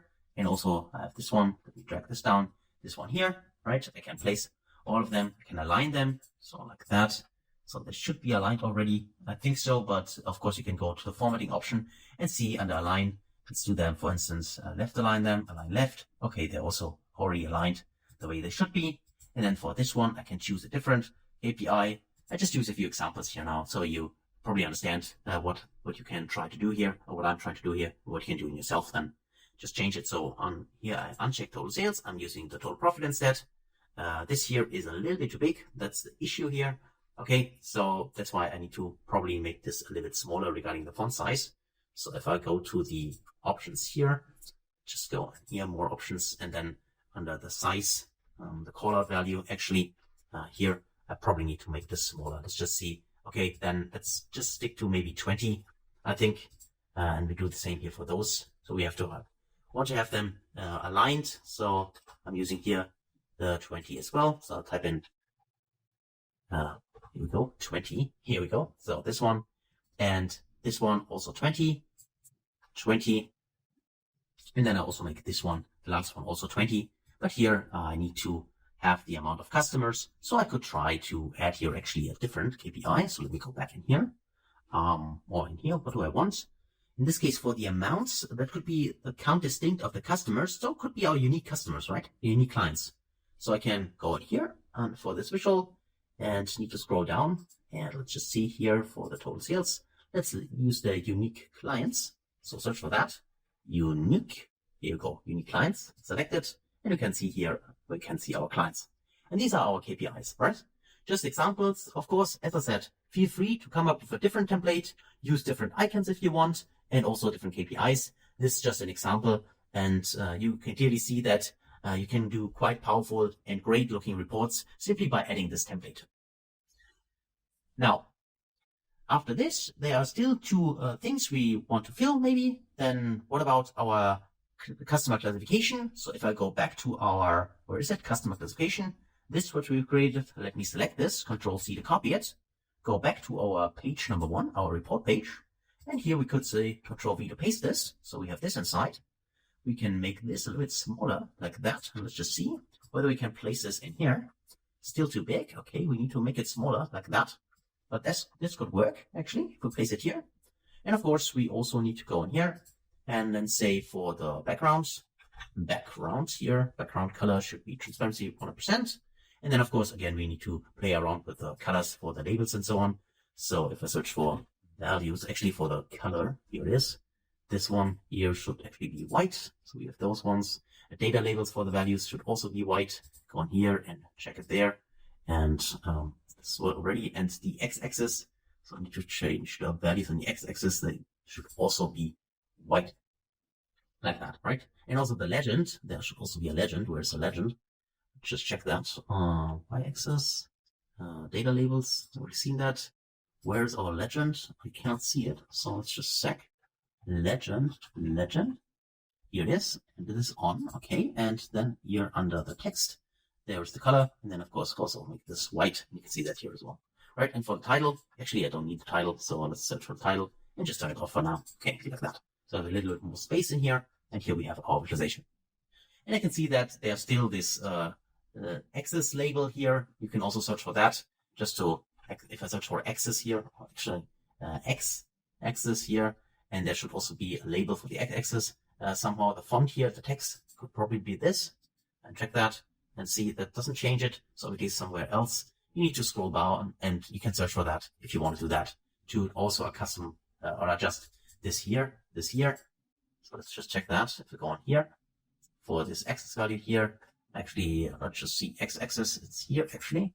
And let's just see values. Oh, the title. There it is, the title. And here it is. As you can see, they can check this as white. And now you can see it's white as well. So you can see it takes a little bit of time to figure this out, at least for me. Normally, I don't know exactly where to find it. That's why I always use the search bar to search for a specific item. But you can see that you can style everything here in white. And let me just fill this as well. The other one here, I leave this for you because you already know how that works now. You just need to take a look at this. And it's also a good practice because then you figure out and take a look for yourself where you find the different kinds of styling options. And also always keep in mind what I'm doing here, I'm providing here is only an example. Of course, I highly encourage you and hopefully you do this on your own, create your own report, right? Style it a little bit different, try out different things because that's what it's for here, right? The course should give you inspiration, should get you started. And then of course you can create exactly the report you want to build. And also with time and practice comes perfection, as I always say. So of course you need to train it on your own. You need to work a little bit with it, but you get better the more you do it.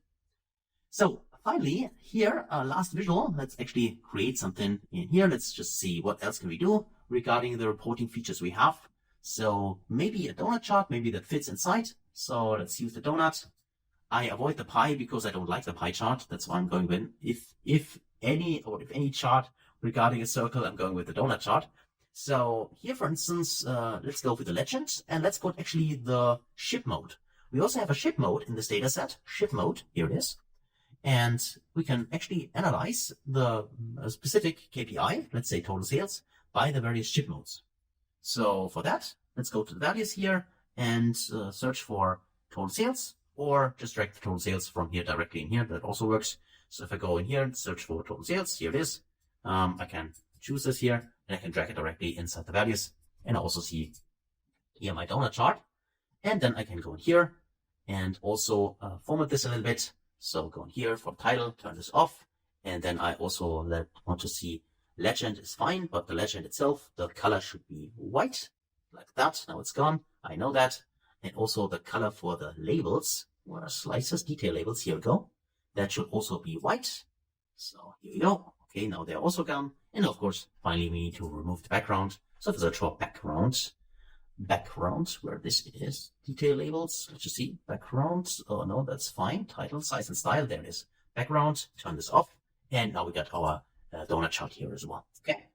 So that is now my example, as I said, my example for the final report. And now this, of course, feel free to adjust this further, play around with it, use also maybe your own Power BI template. So if you want to create something in PowerPoint, as I said, or in Figma or any other kind of tool you are familiar with, you can do that. Then import this as a background, and then of course create your report and just place your visuals exactly in the shapes you have created up front. And this makes your report already much more stand out, and from my point of view at least, much better than just using the default options available in Power BI. So that's it for this video. Hopefully that was helpful and you got some inspiration, and of course are now able to create your own report, which certainly looks much better than the example I'm going to show you here. But still, I really hope you got some inspiration and some tips and tricks regarding report creation, which you can leverage on your own reports in the future. So thanks a lot for watching and for participating, and otherwise, hopefully see you in the next video. Until then, best guys.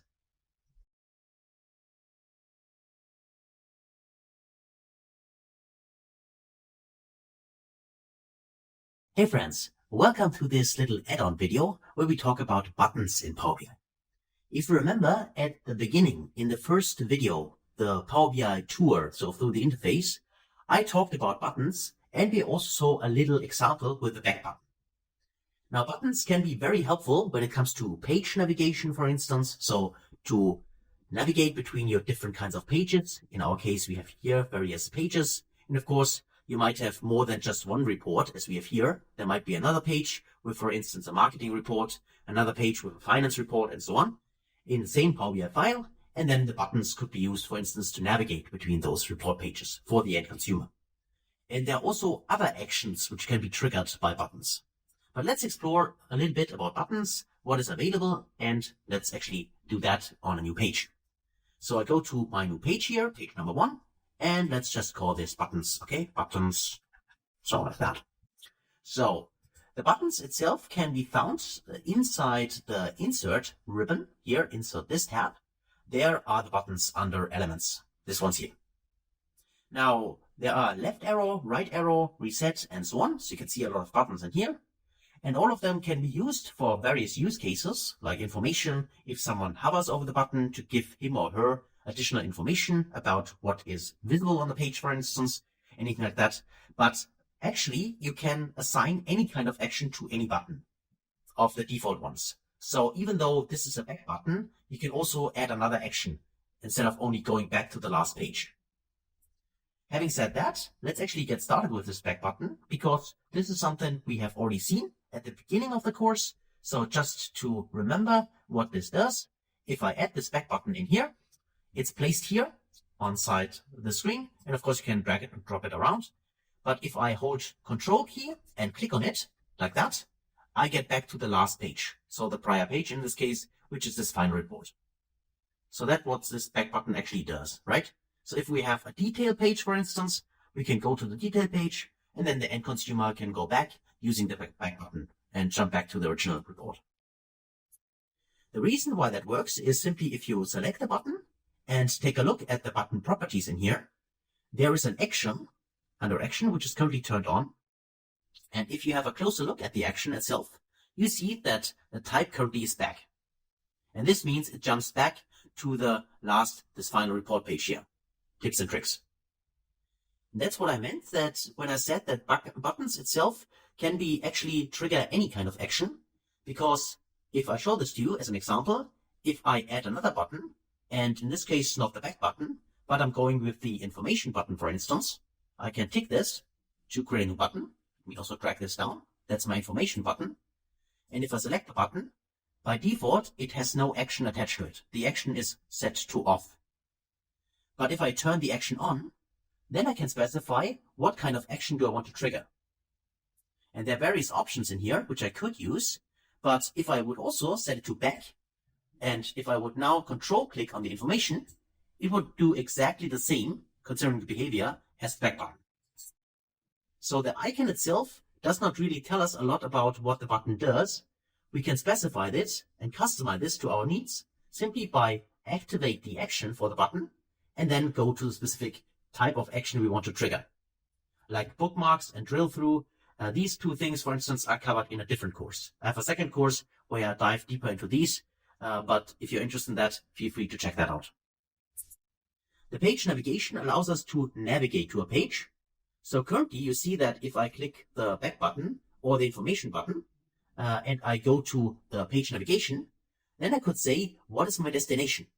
So I could say, instead of going back to the previous page, which is in this case, this final report page, I could say, if someone clicks on a button, he or she should actually be navigated to a different page. And here I can see all my pages. So if I say I would like to go to the customer classification page, I can check this here. Now it's selected. And now if I go in here and control click on the information, I will navigate to this page instead of the final report page. So that's why I said that buttons can also be used as navigation option in Power BI. Simply by going there, specify it as a page navigation, and when someone clicks on a button, he or she should go to a specific page, which can be set here by us, right? We can specify what kind of page you want to go to. So this is an option to use regarding the buttons, here simply by activating different actions. Next to the page navigation, there's also the Q&A. Q&A allows us, or the end consumer, to ask questions about the report and also to get a visual response. So that's quite helpful. And I would like to show you this. So because it's an AI visual, here the Q&A, and you can trigger this with a button as well. So let's first get here and trigger it with a button. So let me actually maybe add a new button. And let's call this button Q&A. Use this one directly. You can also use another button and change the action to Q&A, or you use the Q&A button with the specific icon, which by default has under actions the Q&A activated. So here you do not need to specify it, it's directly activated. For other buttons, you would simply go to the action tab and specify you would like to see Q&A. So how does it work? Well, you can see if you hover over it, it asks you to control click to activate it. And please always remember, the control click is only required as long as we are here in the Power BI desktop and we create our report. If we publish the report to the Power BI service, then the end user only needs to click with his or her left mouse button. No need to control click. But for us now, we need to control click. Let's do that. Control click. And now you see I got this Q&A window which opens. And here I can ask a question about my dataset. So maybe you have created a stunning report. It is absolutely awesome, but you might find one of the report consumers who has a specific question which you have not addressed. But the underlying data could answer the question. So why not providing this option, this Q&A feature, and then give him or her the option to simply ask the question he or she has. So in here, for instance, I could say, for instance, show me the sales for each, here, let's say the total sales, that's our measure. Show me the total sales for each country, like that. Now you can see by default, I get a bar chart here. And if I would like to say, I want to see it as a map, I could say as map. I can also specify the chart type here, as you can see. And this gives me here now a view, so a visual, where I can see, okay, these have been sales by each country as a bubble chart, right? On a map. So you can really give here the end consumer simply the option to ask his or her question and then visualize that and see the result. This is not part of your original report. This is just active as long as he or she can ask his question here, then can take a look at the result. And if you're done, just close it in here. Either close this one to ask a new question or use one of the suggested questions here. Simply click on it. Show me total cost for the last year, like that. And you can see the value. Or if you're done with that, simply close it by simply clicking here, close this here, and then you can see you're back in your normal report. All this can be achieved with this little button here, right? With the Q&A feature. And of course, this can be easily placed. If I take a look at this one, our report, I could easily place this maybe here in the right corner and give the option to the end consumer, instead of only showing this one, here ask a question using the Q&A feature, right? So that's one use case for this button, for instance. Besides the Q&A here, we also have the option to, because we covered it here like that, to use the Q&A feature directly in Power BI. So this means that you can click here, Q&A, and then here you can see if you have this enabled, you can simply ask a question here. So you could say here, for instance, again, show me top, or show me actually the total sales. That's what we asked, total sales for each country. And now as map, again, as a map visual. And if you do that, make this bigger, you can see that is the visual which gets created. Now the difference here, if we use it directly like that, and this is during report creation. This is not like the button, which is simply enabled and just show the visual for a little bit of time and afterwards it gets deleted. This can be asked by us during the report creation. And then we can simply say here, turn this Q&A into a standard visual. And if I tick this option here, now this is simply a visual created by us. So this is how you can use the Q&A visual directly in here. It's also available, by the way, if you go here, there's also a Q&A visual in here, there, the AI visual, to create a visual directly in here. And this visual is now the same as the other ones, like these ones, for instance, right? Normal visual, just showing here the map. So it's not directly linked to the button, but because we covered here the Q&A button, I just thought it makes sense to also show you here the Q&A visual, which is available here. Okay, so let me just remove it. And by the way, this visual now is a normal visual. So you cannot convert this back to Q&A and ask a different question. That does not work. That only works as long as you do not convert it to a normal visual, or if you just don't use it as a visual at all, but still stick to this one here with the button where you can always control click here and ask a question. But this does not create the visual. It's just there as long as you ask your questions. And if you're done with it and close it, then everything is gone. Okay. So this is also one of the buttons, and beside these we have various options on the buttons. There are also here the navigator, let's go there, where we have a page navigator and a bookmark. Now, as I said, the bookmark is a separate topic, which I do not cover in this course, because it's quite, well, a lot actually to understand and to implement. This is why it does not really fit here. But as I said, if you're interested, feel free to check out the other course. So for the page navigator, this is something we can explore here. If I click this, then by default, I get here a navigation window with all the pages I have in my report. So currently we are on the button page. And if I control click, I could go to the variable section, for instance, control click, go here, and we navigate here to the variables. And if I go back to buttons, if I go to the rolling 30 days, click this, control click, I navigate here. So the difference is between the normal navigation, which we attached, for instance, to this button here, under action and page navigation, where we specify the specific page. This navigator, which is also available in here under the buttons, gives us simply all the pages we have in the report. And of course, we can customize this further, because here, if you take a look at the pages option, there are also various options for the visual. Just select it. And then if you go to pages, there you can specify what kind of pages do you want to include, for instance. So if I say, I don't like to see the basic measure, here, this one, for instance, I can simply uncheck it. And you see that now it's not part of this navigation bar. This would be one option to select what you want to see and what not. Also, if you hide a page, so let me show you this as an example. I right click on the variable page here and I say I would like to hide the page. Click on hide page. You can see that now we have a little page, a little eye icon, which is crossed out.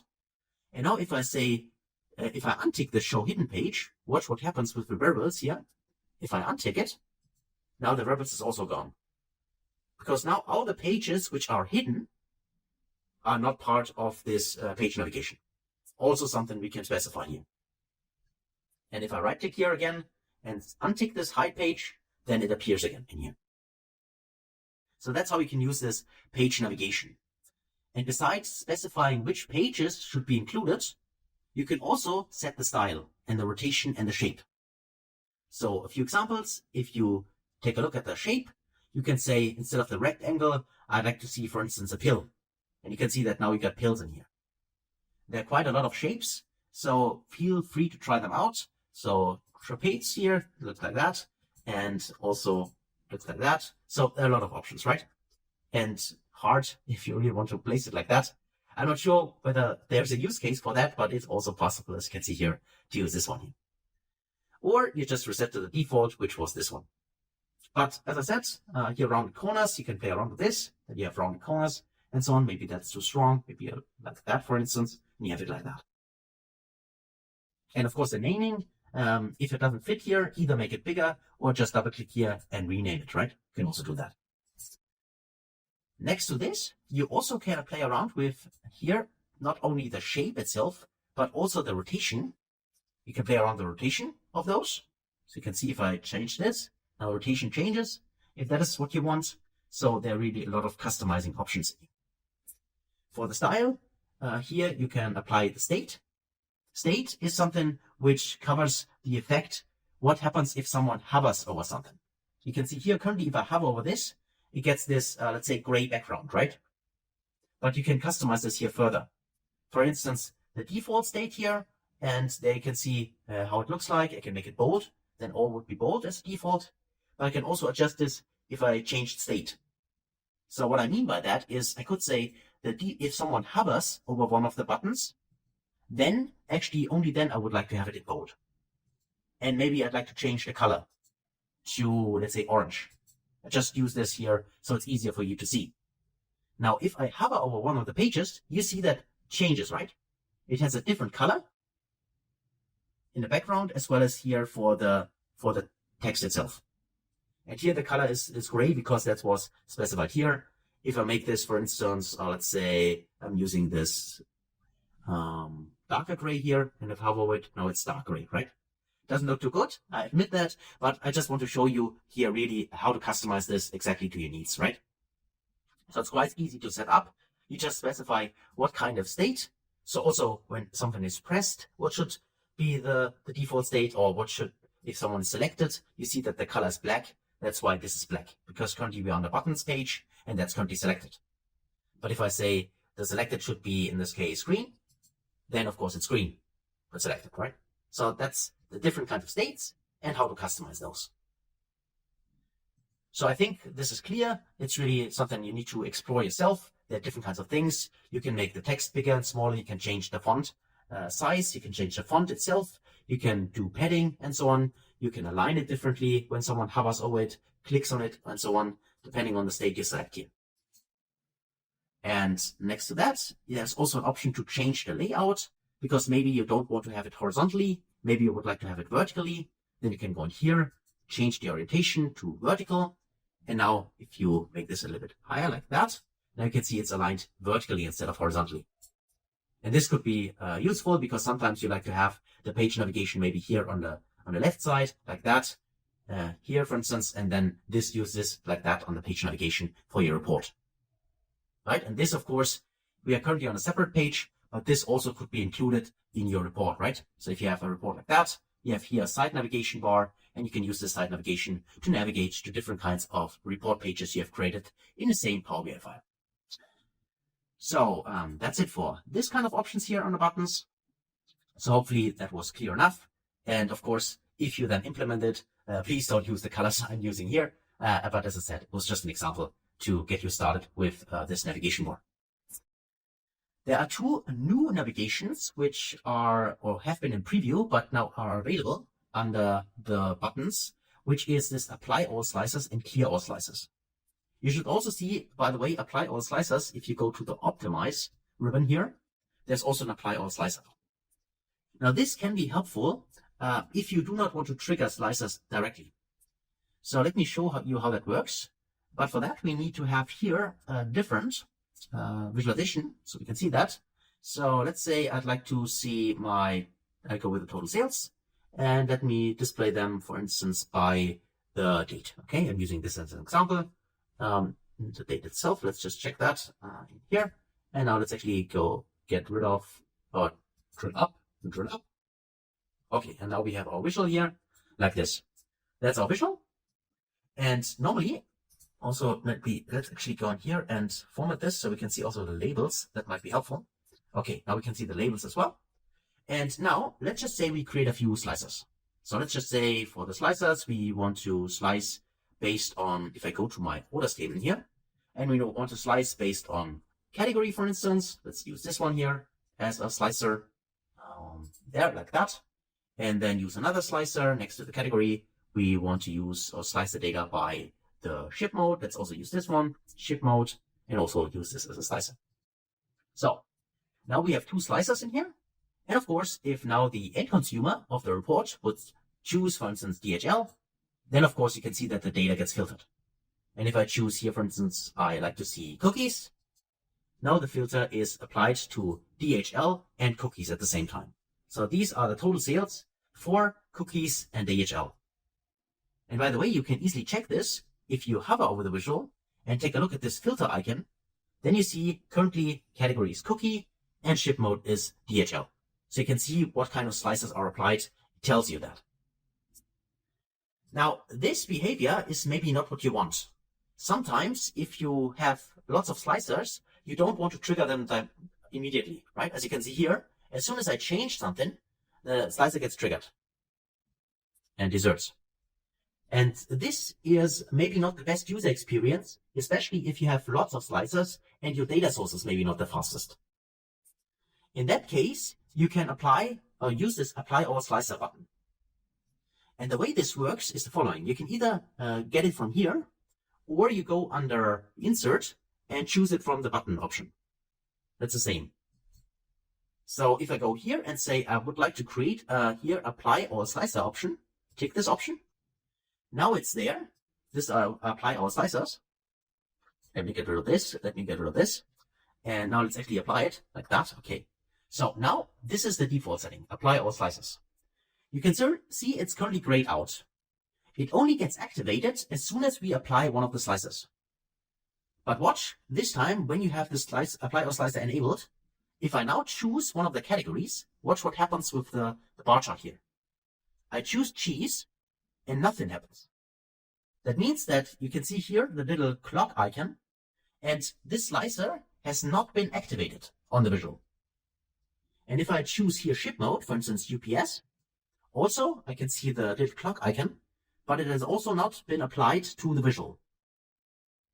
In our case, we only have one visual, but the same would be true if you have multiple visuals on the report page. Now, only if we click apply all slicers, control click apply all slicers, only then those slicers get activated and applied on the visual. So that is the difference between having those enabled apply all slicers and not using those. Either you trigger the slices directly, or if you want to have this option to first select from various slicers specific selections, and only after all of those has been selected, trigger the action, then you can use this apply all slices. Sometimes that's very helpful for performance reasons, and that's why it's also available under the optimize ribbon here, and there's apply all slicers. Next to the apply all slicers, there's also then the option under, where is it? Under insert and under buttons, there is a clear all slicers. So if you take this option here, you see that that is the button. Let me drag that here. And currently it's activated already because we have slicers enabled. So it's actually the opposite of apply all slicers. I can control click it. Now all slicers have been removed and all slicers have been cleared, right? So like that. And then of course I can restart here, select something, nothing happens, go to apply all slicers. They have been triggered. And if I want to clear them, clear all slicers, and I can see the default. So this is how you can apply those two new options in Power BI, which is apply all slicers and clear all slicers. And sometimes it makes sense, especially if you have created a report with lots of slices. Okay, so that's it actually for those options in here. So that's actually an introduction to, buttons in general. Hopefully you understood what we covered here. I think it was a good insight, at least from my point of view, to get started with the different kinds of options for the buttons. And you can see that you can customize really them the way you want it. You can do different effects when someone hovers over them, when someone clicks them. They can be helpful regards to page navigation, which you can set up and also add to your final report pages. So it's easier for the user to navigate between those. You have the Q&A scene, which is also, at least from my point of view, a very interesting visual because it uses AI to interpret the language and then figure out a visualization which fits to that. So it can give you additional information which you might not covered on your report, and also how to apply or use these apply all slicers, clear all slicers, using these options in here. So that's it for buttons. Quite a long video, but again, it was meant as an add-on, and I really hope it provides value to you and you can apply this in your own reports. So thanks a lot for watching, and wish you all the best, and I'll see you in the next video. Until then, best guys.